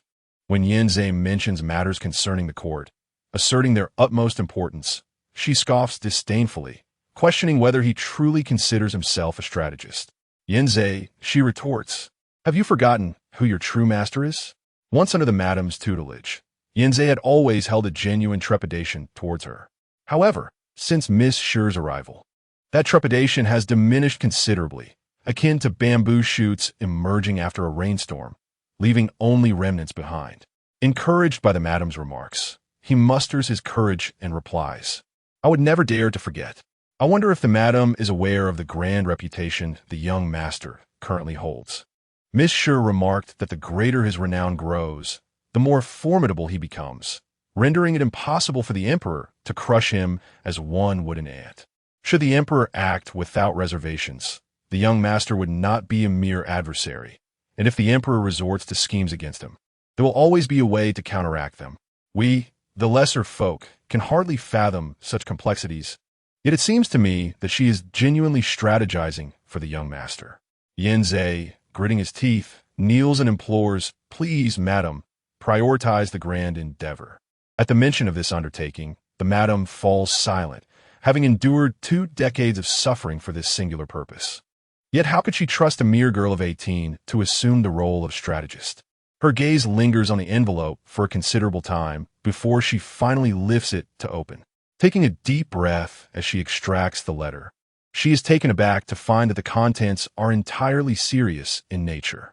Madam, there is one within the palace, a lady of a laundry palace named Su Wan, whose sister perished at the hands of the emperor. She seeks vengeance. Please allow her to see the gourd you carry. If she inquires, simply mention the word Zi Sheng. This matter can only be resolved by you. Sincerely, Shi Buyu. The madam reads the letter again and questions, how had she come to know of these events? Miss Shi encountered a person who had escaped from the palace at the mass grave site. Yanzhe carefully relays the details surrounding He Sheng, fully aware of how to shield both Miss Shi and the young master, withholding any information that should not be disclosed, such as the fact that the young master had also ventured there, while only revealing the truth. Is this Su Wan reliable? The madam opens the box and examines the gourd closely. Miss Shi, being exceptionally cautious, would not dare take such risks if she did not trust it. You seem to have completely sided with her. The madam remarks with a slight huff. I shall enter the palace tomorrow. Indeed, madam, it is a burden you bear. It is indeed Miss Shi who can incite the madam to tear her painting to shreds, yet also compel her to undertake tasks. Yanzhe feels himself leaning further towards Miss Shi's perspective. What is the situation with Zhang Su? Has she dared to intrude? I hear she has even summoned a physician. Is she not quite capable? Why is she proving to be so ineffectual? Rest assured, everything is within Miss Shi's calculations. When have I ever been unconcerned? The madam tosses the letter onto the table. Was she plotting against Zhang Su? As the madam's confidant, Yanzhe is naturally well informed about these matters. After a moment's contemplation, he states, Miss Shi is targeting Princess Qinghuan. The madam is taken aback. Qinghuan? Miss Shi contends that with the power of the Zhang family, she and the young master would only suffer losses in confrontation. Yet Princess Qinghuan would not. Thus, she intends for Qinghuan to confront Zhang Su. Did she anticipate that Qinghuan would act in such a manner? Yanzhe intended to cultivate the lady's trust in Miss Shi, and once these events transpired, the lady would undoubtedly become aware. Thus he chose to be entirely forthright. Miss Shi remarked that Princess Qinghuan possesses an innate pride. She desires to take a gentleman as her consort, but never imposes her will. While the gentleman shines brightly in the floating life collection, the princess remains present, yet she does not intrude. Although she is enamored by beauty, she equally cherishes talent, and she never degrades others.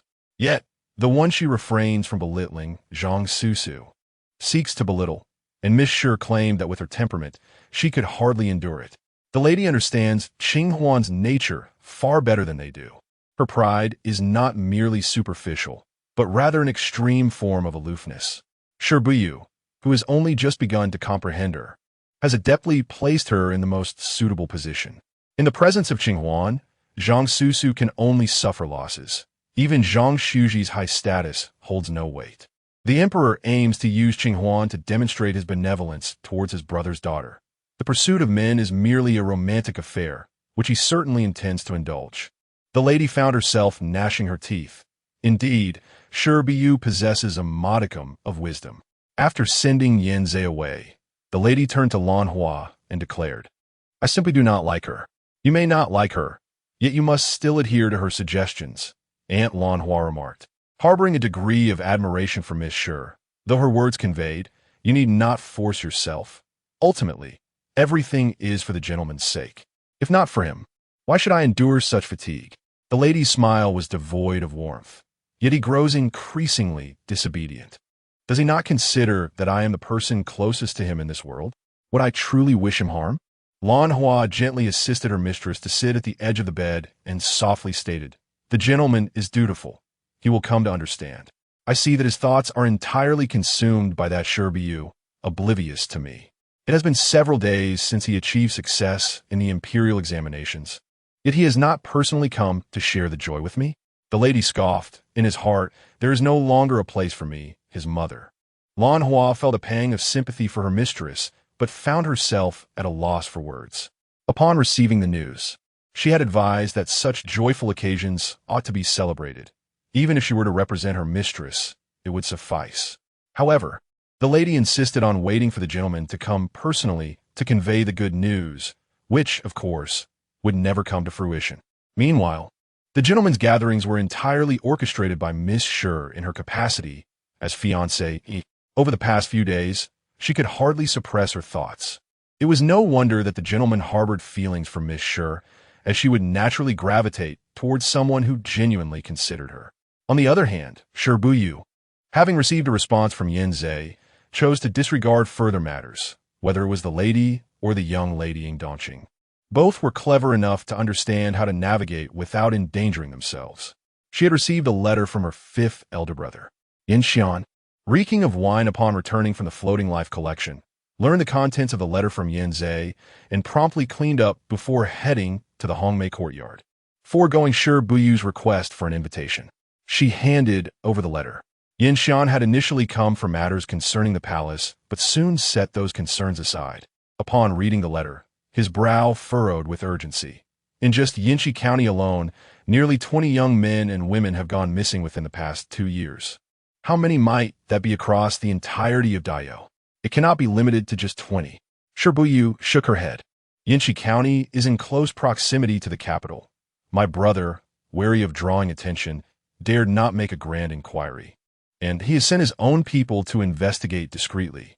I inquired about Yi Sheng, and he mentioned that everyone he knows within the palace is literate, indicating their discerning nature. They likely do not venture into impoverished areas. Beauty requires a certain level of financial backing, as those from destitute families, weather-beaten and sun-kissed, tend to lose their allure and are likely overlooked. In relation to this, he casually informed him about Ying Dongqing. Your mother has consented to my request and shall enter the palace tomorrow. Yin Shuren lowered his head and smiled. It seems his mother has encountered a formidable opponent, unable to scold her effectively and compelled to comply with her wishes, an experience that likely frustrates her deeply. Nevertheless, a mother who exhibits anger is preferable to one who wields cold words. Chapter 085. A grand performance time unexpectedly placed Brother A's letter into the box, revealing that Zhu Ling had not only escaped eradication, but was also involved in the disposal of bodies. It was puzzling why nothing special about him had been uncovered. Yin Shuren shook his head, stating, I have been particularly vigilant, and so far, no significant findings have emerged. I dispatched someone to probe into his hometown, which is quite distant, so we must wait a while longer. I increasingly sense he harbors a considerable secret. Time produced an invitation card and handed it over. On the day after tomorrow, Brother Qi intends to host a grand gathering at the Floating Life Assembly. And ladies are welcome. Yin Shuren paused and looked up. Will Qingwan be attending? I suspect Zhang Susu will also be present. Time smiled. I have set the stage for them. I hope they perform splendidly. If they call my name at that moment, what should I do? Since ladies are welcome, you must certainly bring me along.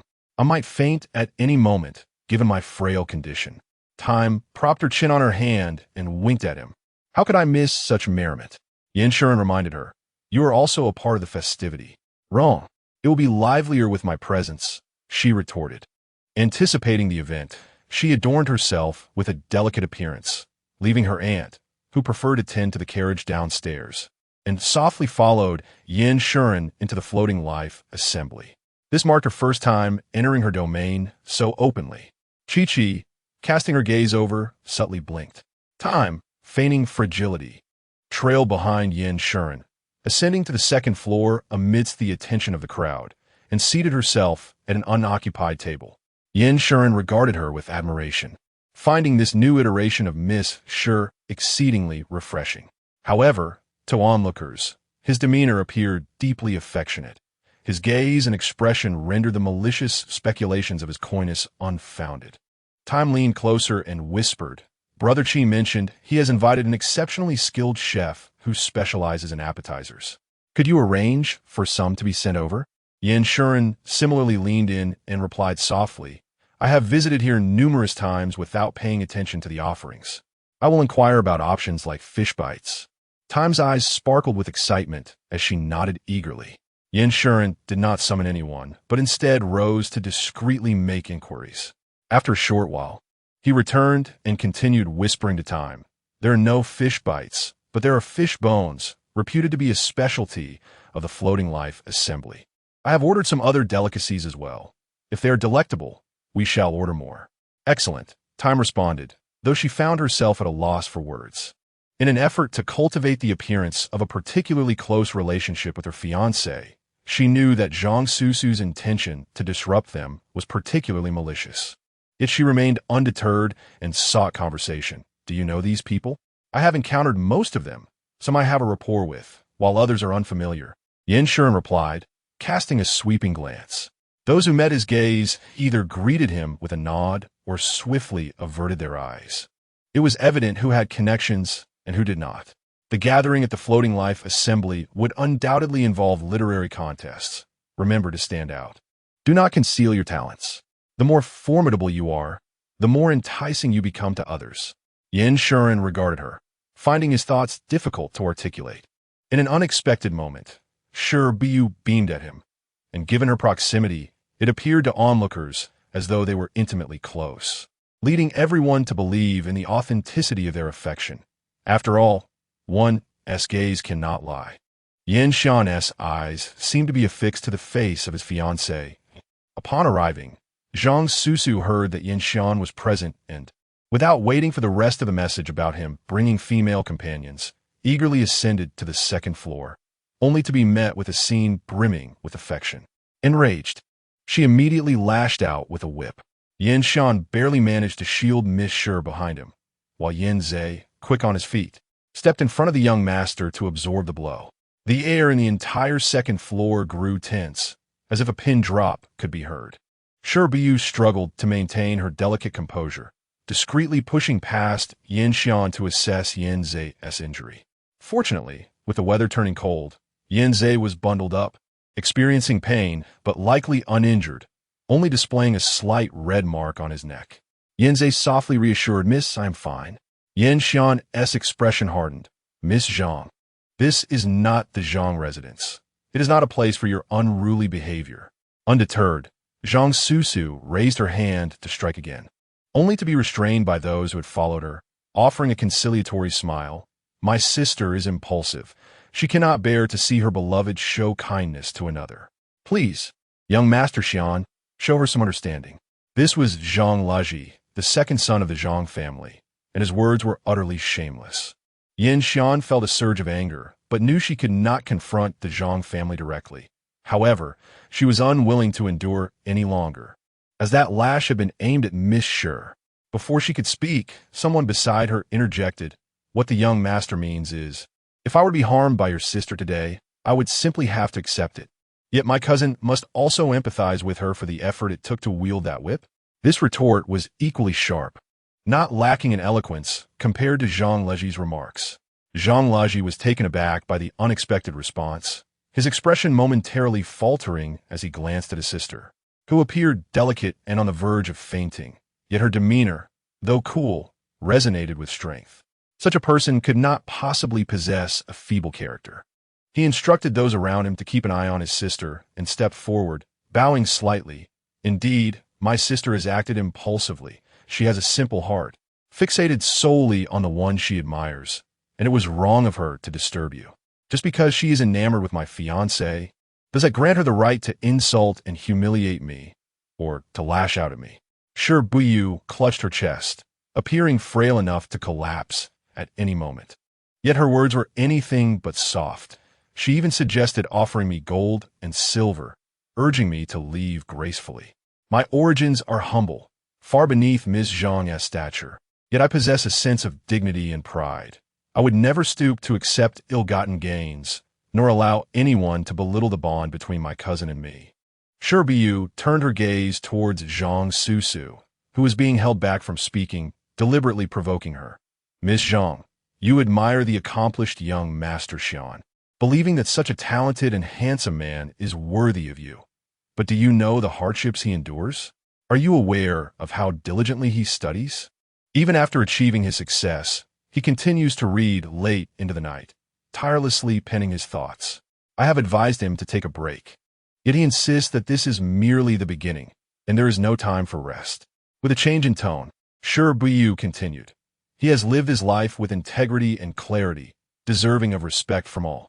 Just because you have taken a liking to him, you force him to abandon his fiancée against his will, and yet you persist in your pursuit. If you were to have your way, any future accomplishments he may achieve would forever be tainted by your actions. This is not love. You are clearly causing him harm. You speak nonsense. If he were with me, I could provide him with everything he desires. Shi Buyu leaned against Yan Shuren, pointing at her as if she were at a loss for words. You can provide him with everything he desires? The voice of Qing Huan arrived before her presence was felt. Shi Buyu secretly chuckled. Everyone had gathered. Qing Huan ascended the steps and waved her hand at the crowd who were bowing in greeting, turning to Zhang Susu, who had also risen, and asked, "Did this princess summon you to rise?" Chapter 086. The wrath of Qing Huan. Princess Qing Huan's reputation in the capital is far from commendable, particularly among the womenfolk who regard her as a paragon of moral decay and personal indiscretion. While they feign deference in her presence, they readily criticize her when she is out of earshot, influenced by the sentiments of the inner court ladies. The majority of young women in the boudoir also look down upon her. However, among the few exceptions is Zhang Susu, who harbors aspirations to emulate Princess Qing Huan by surrounding herself with numerous suitors, believing such a lifestyle to be that of a celestial being.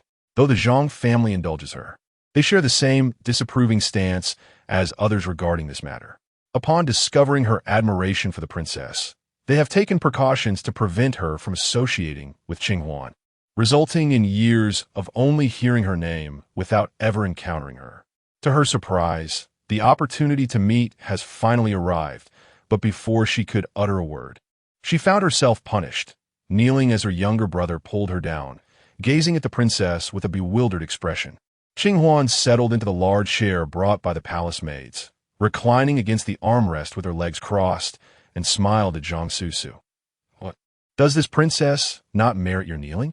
Zhang Leji, concerned that his sister's temper might provoke the princess, quickly interjected, "Your Highness, my sister has long admired you, and upon finally meeting you, her awe has rendered her speechless. There is no disrespect intended. Does she truly possess such discernment?" Qing Huan appraised Zhang Susu from head to toe. "Is this genuine?" Had she been asked this before the public humiliation, Zhang Susu would have readily affirmed it. Yet now, subjected to such treatment and met with a condescending gaze, she felt not only a lack of admiration, but also a burgeoning resentment. Where had she ever been treated in such a manner, being pursued and revered at every turn? Seeing her sister's silence, Zhang Laji grew anxious and whispered, "Did you not often say you wished to meet the princess? Why do you now remain silent before her?" "That was a childhood fancy," Zhang Susu replied, suppressing her anger to avoid confronting the princess, yet she was unwilling to concede to his words. Qing Huan, being a person of keen intellect, saw through her attitude and rested her chin on her arm with a smile. "How amusing, truly amusing. Tomorrow, I shall pay a visit to the Zhang family to inquire how your audacity has grown to such proportions. Do share the secret with me, for I cannot promise to fulfill the whimsical notion that I can grant you anything you desire." Zhang Leji's expression shifted dramatically, kneeling to speak. But Qing Huan interrupted with a cold snort. "If you wish to kneel, do so properly. Speaking will only harm your mouth." Zhang Susu, who often displayed a fierce demeanor towards outsiders but was gentle with her family, felt a pang of guilt seeing her brother reprimanded on her behalf. She promptly declared, "This humble daughter does not merit the princess's favor and is willing to accept punishment. Please do not implicate my brother." Inwardly, she urged herself to be more resolute and not to show weakness. Qing Huan, knowing well that she preferred softness over rigidity, would have let the matter pass had Zhang Susu offered a few conciliatory words, considering they were merely attending a gathering and not seeking confrontation. Yet, Zhang Susu's stubbornness led her to believe she had already softened her tone, while her demeanor and attitude remained unyielding. Qing Huan, perceptive as she was, found it hard to let the matter slide. "Ah, delightful. More of this, please." As events unfolded precisely as she had anticipated, Qing Huan's laughter grew even more exuberant. "What you imply, dear lady, is that my lack of fondness for you justifies tormenting you. Tormenting your elder brother?" Zhang Susu clenched her hands into fists at her sides, pressing her lips tightly together. Although she remained silent, her posture conveyed more than any words could express. I find myself curious, Zhang. What have you done to elicit such disdain from me? To warrant this torment of both you and your brother? Recalling the prior rumors, Zhang Susu blurted out. It is because the gentleman I admire, young Master Yin Xian, was someone you previously wished to take as your favored consort. You are incensed that I dare to compete for him. The onlookers, who had been engrossed in the spectacle, swiftly shifted their gaze from the two women to Yin Xian, their minds conjuring a single phrase, a beautiful disaster.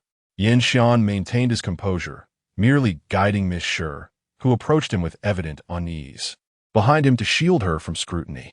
This assertion was not without merit. To everyone's surprise, Qinghuan conceded, indeed, young Master Yin possesses both talent and charm. It is entirely natural to be fond of him, as many in this capital are. Yet even I, with my position, can only tempt him with incentives and promises of benefit. He remains resolute in his pursuit of righteousness, and while I lament this, I respect his decision and shall not intrude further. But what of you? Your relentless pursuit, your harassment, your violent actions. One can only imagine the base tactics you may resort to in the future. Qinghuan, no longer reclining lazily, sat upright, her demeanor now devoid of indolence. Her gaze directed coldly at Zhang Susu, resembling a celestial being. The Luo family was unworthy of young Master Yin. However, she had to concede that one thing she said was indeed valid. To this day, young Master Yin remains unblemished, continuing to study diligently even after achieving success. Destined for greatness. Only such a man is deserving of my regard. Should he truly bow to power, forsake his betrothed, and become a heartless traitor, he would be nothing more than an inconsequential man. Your self-serving obsession is tarnishing the prospects of a noble youth with aspirations for his country. Bring forth the officials. A lady-in-waiting stepped forward. Please, your highness, give your command. Deliver Zhang Susu into the hands of her parents and inquire how they have raised their daughter. Tomorrow, I shall personally visit to hear their explanation of what it means to give anything desired. I hope what I seek is within their means. Although Princess Qinghuan maintained a favored consort and had a strained relationship with her sister, exhibiting petulance in front of the emperor, she would not trouble anyone unless they provoked her. Witnessing her blatant disregard for the esteemed Zhang family, the crowd exchanged incredulous glances. Meanwhile, Zhang Susu, indignant, thought to herself that her grandfather was a high-ranking official, and the favored concubine of the palace adored her, often bestowing gifts upon her. How dare Qinghuan treat her with such disdain? Just as she was about to argue her case, the lady-in-waiting, having received her orders, would not afford her the opportunity. As soon as the princess's words fell, she waved her hand, and 4 palace maids advanced, skillfully covering Zhang Susu's mouth, restraining her hands, and twisting her body, lifting her from the second floor. Zhang Susu immediately burst into tears, exclaiming, "It hurts. Princess, have mercy." Zhang Leji, performing a grand gesture of supplication, pleaded, "My younger sister has been overly pampered and lacks decorum. Upon our return, I shall ensure that our parents discipline her properly. Had it not been for my mercy, it would not have been I, the princess, who graced the threshold of the Zhang family, but rather your parents who would have sought an audience to plead for forgiveness." Qinghuan let out a cold snort. "You claim to be able to grant any desire, but what if others aspire to revolt? Would your Zhang family dare to comply?" This remark left Zhang Leji utterly astonished, prompting him to prostrate himself on the ground, his voice trembling. "I beseech the princess to discern. The Zhang family harbors no ulterior motives. Then you must diligently instruct your foolish sister on what words are permissible and what are not," Qinghuan retorted, no longer casting him a glance. She turned to Yin Xian. "Young Master Xian, might I be fortunate enough to witness your triumph at today's elegant gathering?" Yin Xian bowed deeply. "I shall exert every effort." Chapter 087. For you, Shi Buyu followed suit with a bow and expressed her gratitude, saying, "Thank you, Princess, for speaking on behalf of my cousin." "There is no need for you to thank me," Qinghuan replied, resting her chin on her hand and scrutinizing her. "She is of no extraordinary beauty, not even comparable to Master Yin Xian. What is it that you find appealing in her? Shi Buyu lowered her head, overwhelmed with sorrow. Yin Xian cast a glance at her, his gaze imbued with profound emotion.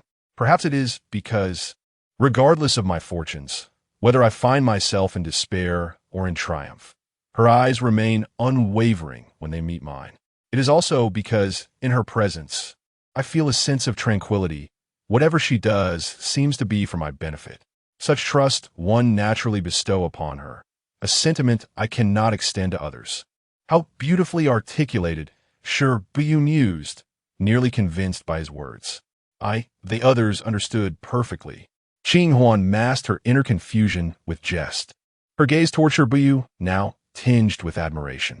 Though you appear to be one who readily yields in the face of adversity, you have never genuinely backed down before me, and you even dare to argue your case against the Zhang family. This reveals your commendable qualities. As time unfolds, I shall observe how far such affection can carry you. Qing Huan's smile was like a gentle breeze. I hope that the silver-haired master, Yin Xian, retains the same resolve in his twilight years. Yin Xian and Shi Buyu bowed in unison. Very well. I shall no longer dwell on you. Qing Huan dismissed with a wave of her hand, reclining once more on the broad chair. Bring forth some fine wine. Summon Zhang Yin to keep me company. Yin Xian escorted Miss Shi back to their previous position. The others, no longer staring brazenly in their direction, engaged in laughter, some paying their respects to the princess, while others conversed. Yet, no matter their activities, their attention subtly lingered on this pair, compelling Shi Buyu to maintain her delicate facade and stay close to Yin Xian.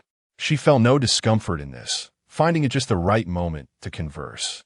What do you think of my strategy? It worked splendidly, didn't it? Shi Buyu covered her mouth to suppress her laughter, lest it become too evident. The princess no longer harbors thoughts of you, and the Zhang family will not dare to pursue you further. A perfect two birds with one stone, exceeding all expectations. At last, the waiter delivered their meal. Yin Xian paused his conversation, and, as the waiter departed, he placed a fishbone before Miss Shi and continued. The Zhang family will receive quite the lesson this time. They have dared to encroach upon my territory, so I must retaliate. Shi Buyu picked up a piece of fishbone, examining it. The large bone still bore some flesh. She took a bite, her eyes lighting up as the bone crumbled delicately, delicious. You should try some too. With that, she seized another piece, thinking it the perfect opportunity to showcase their affection in public, and offered it to Yin Xian's mouth. Yin Xian regarded her,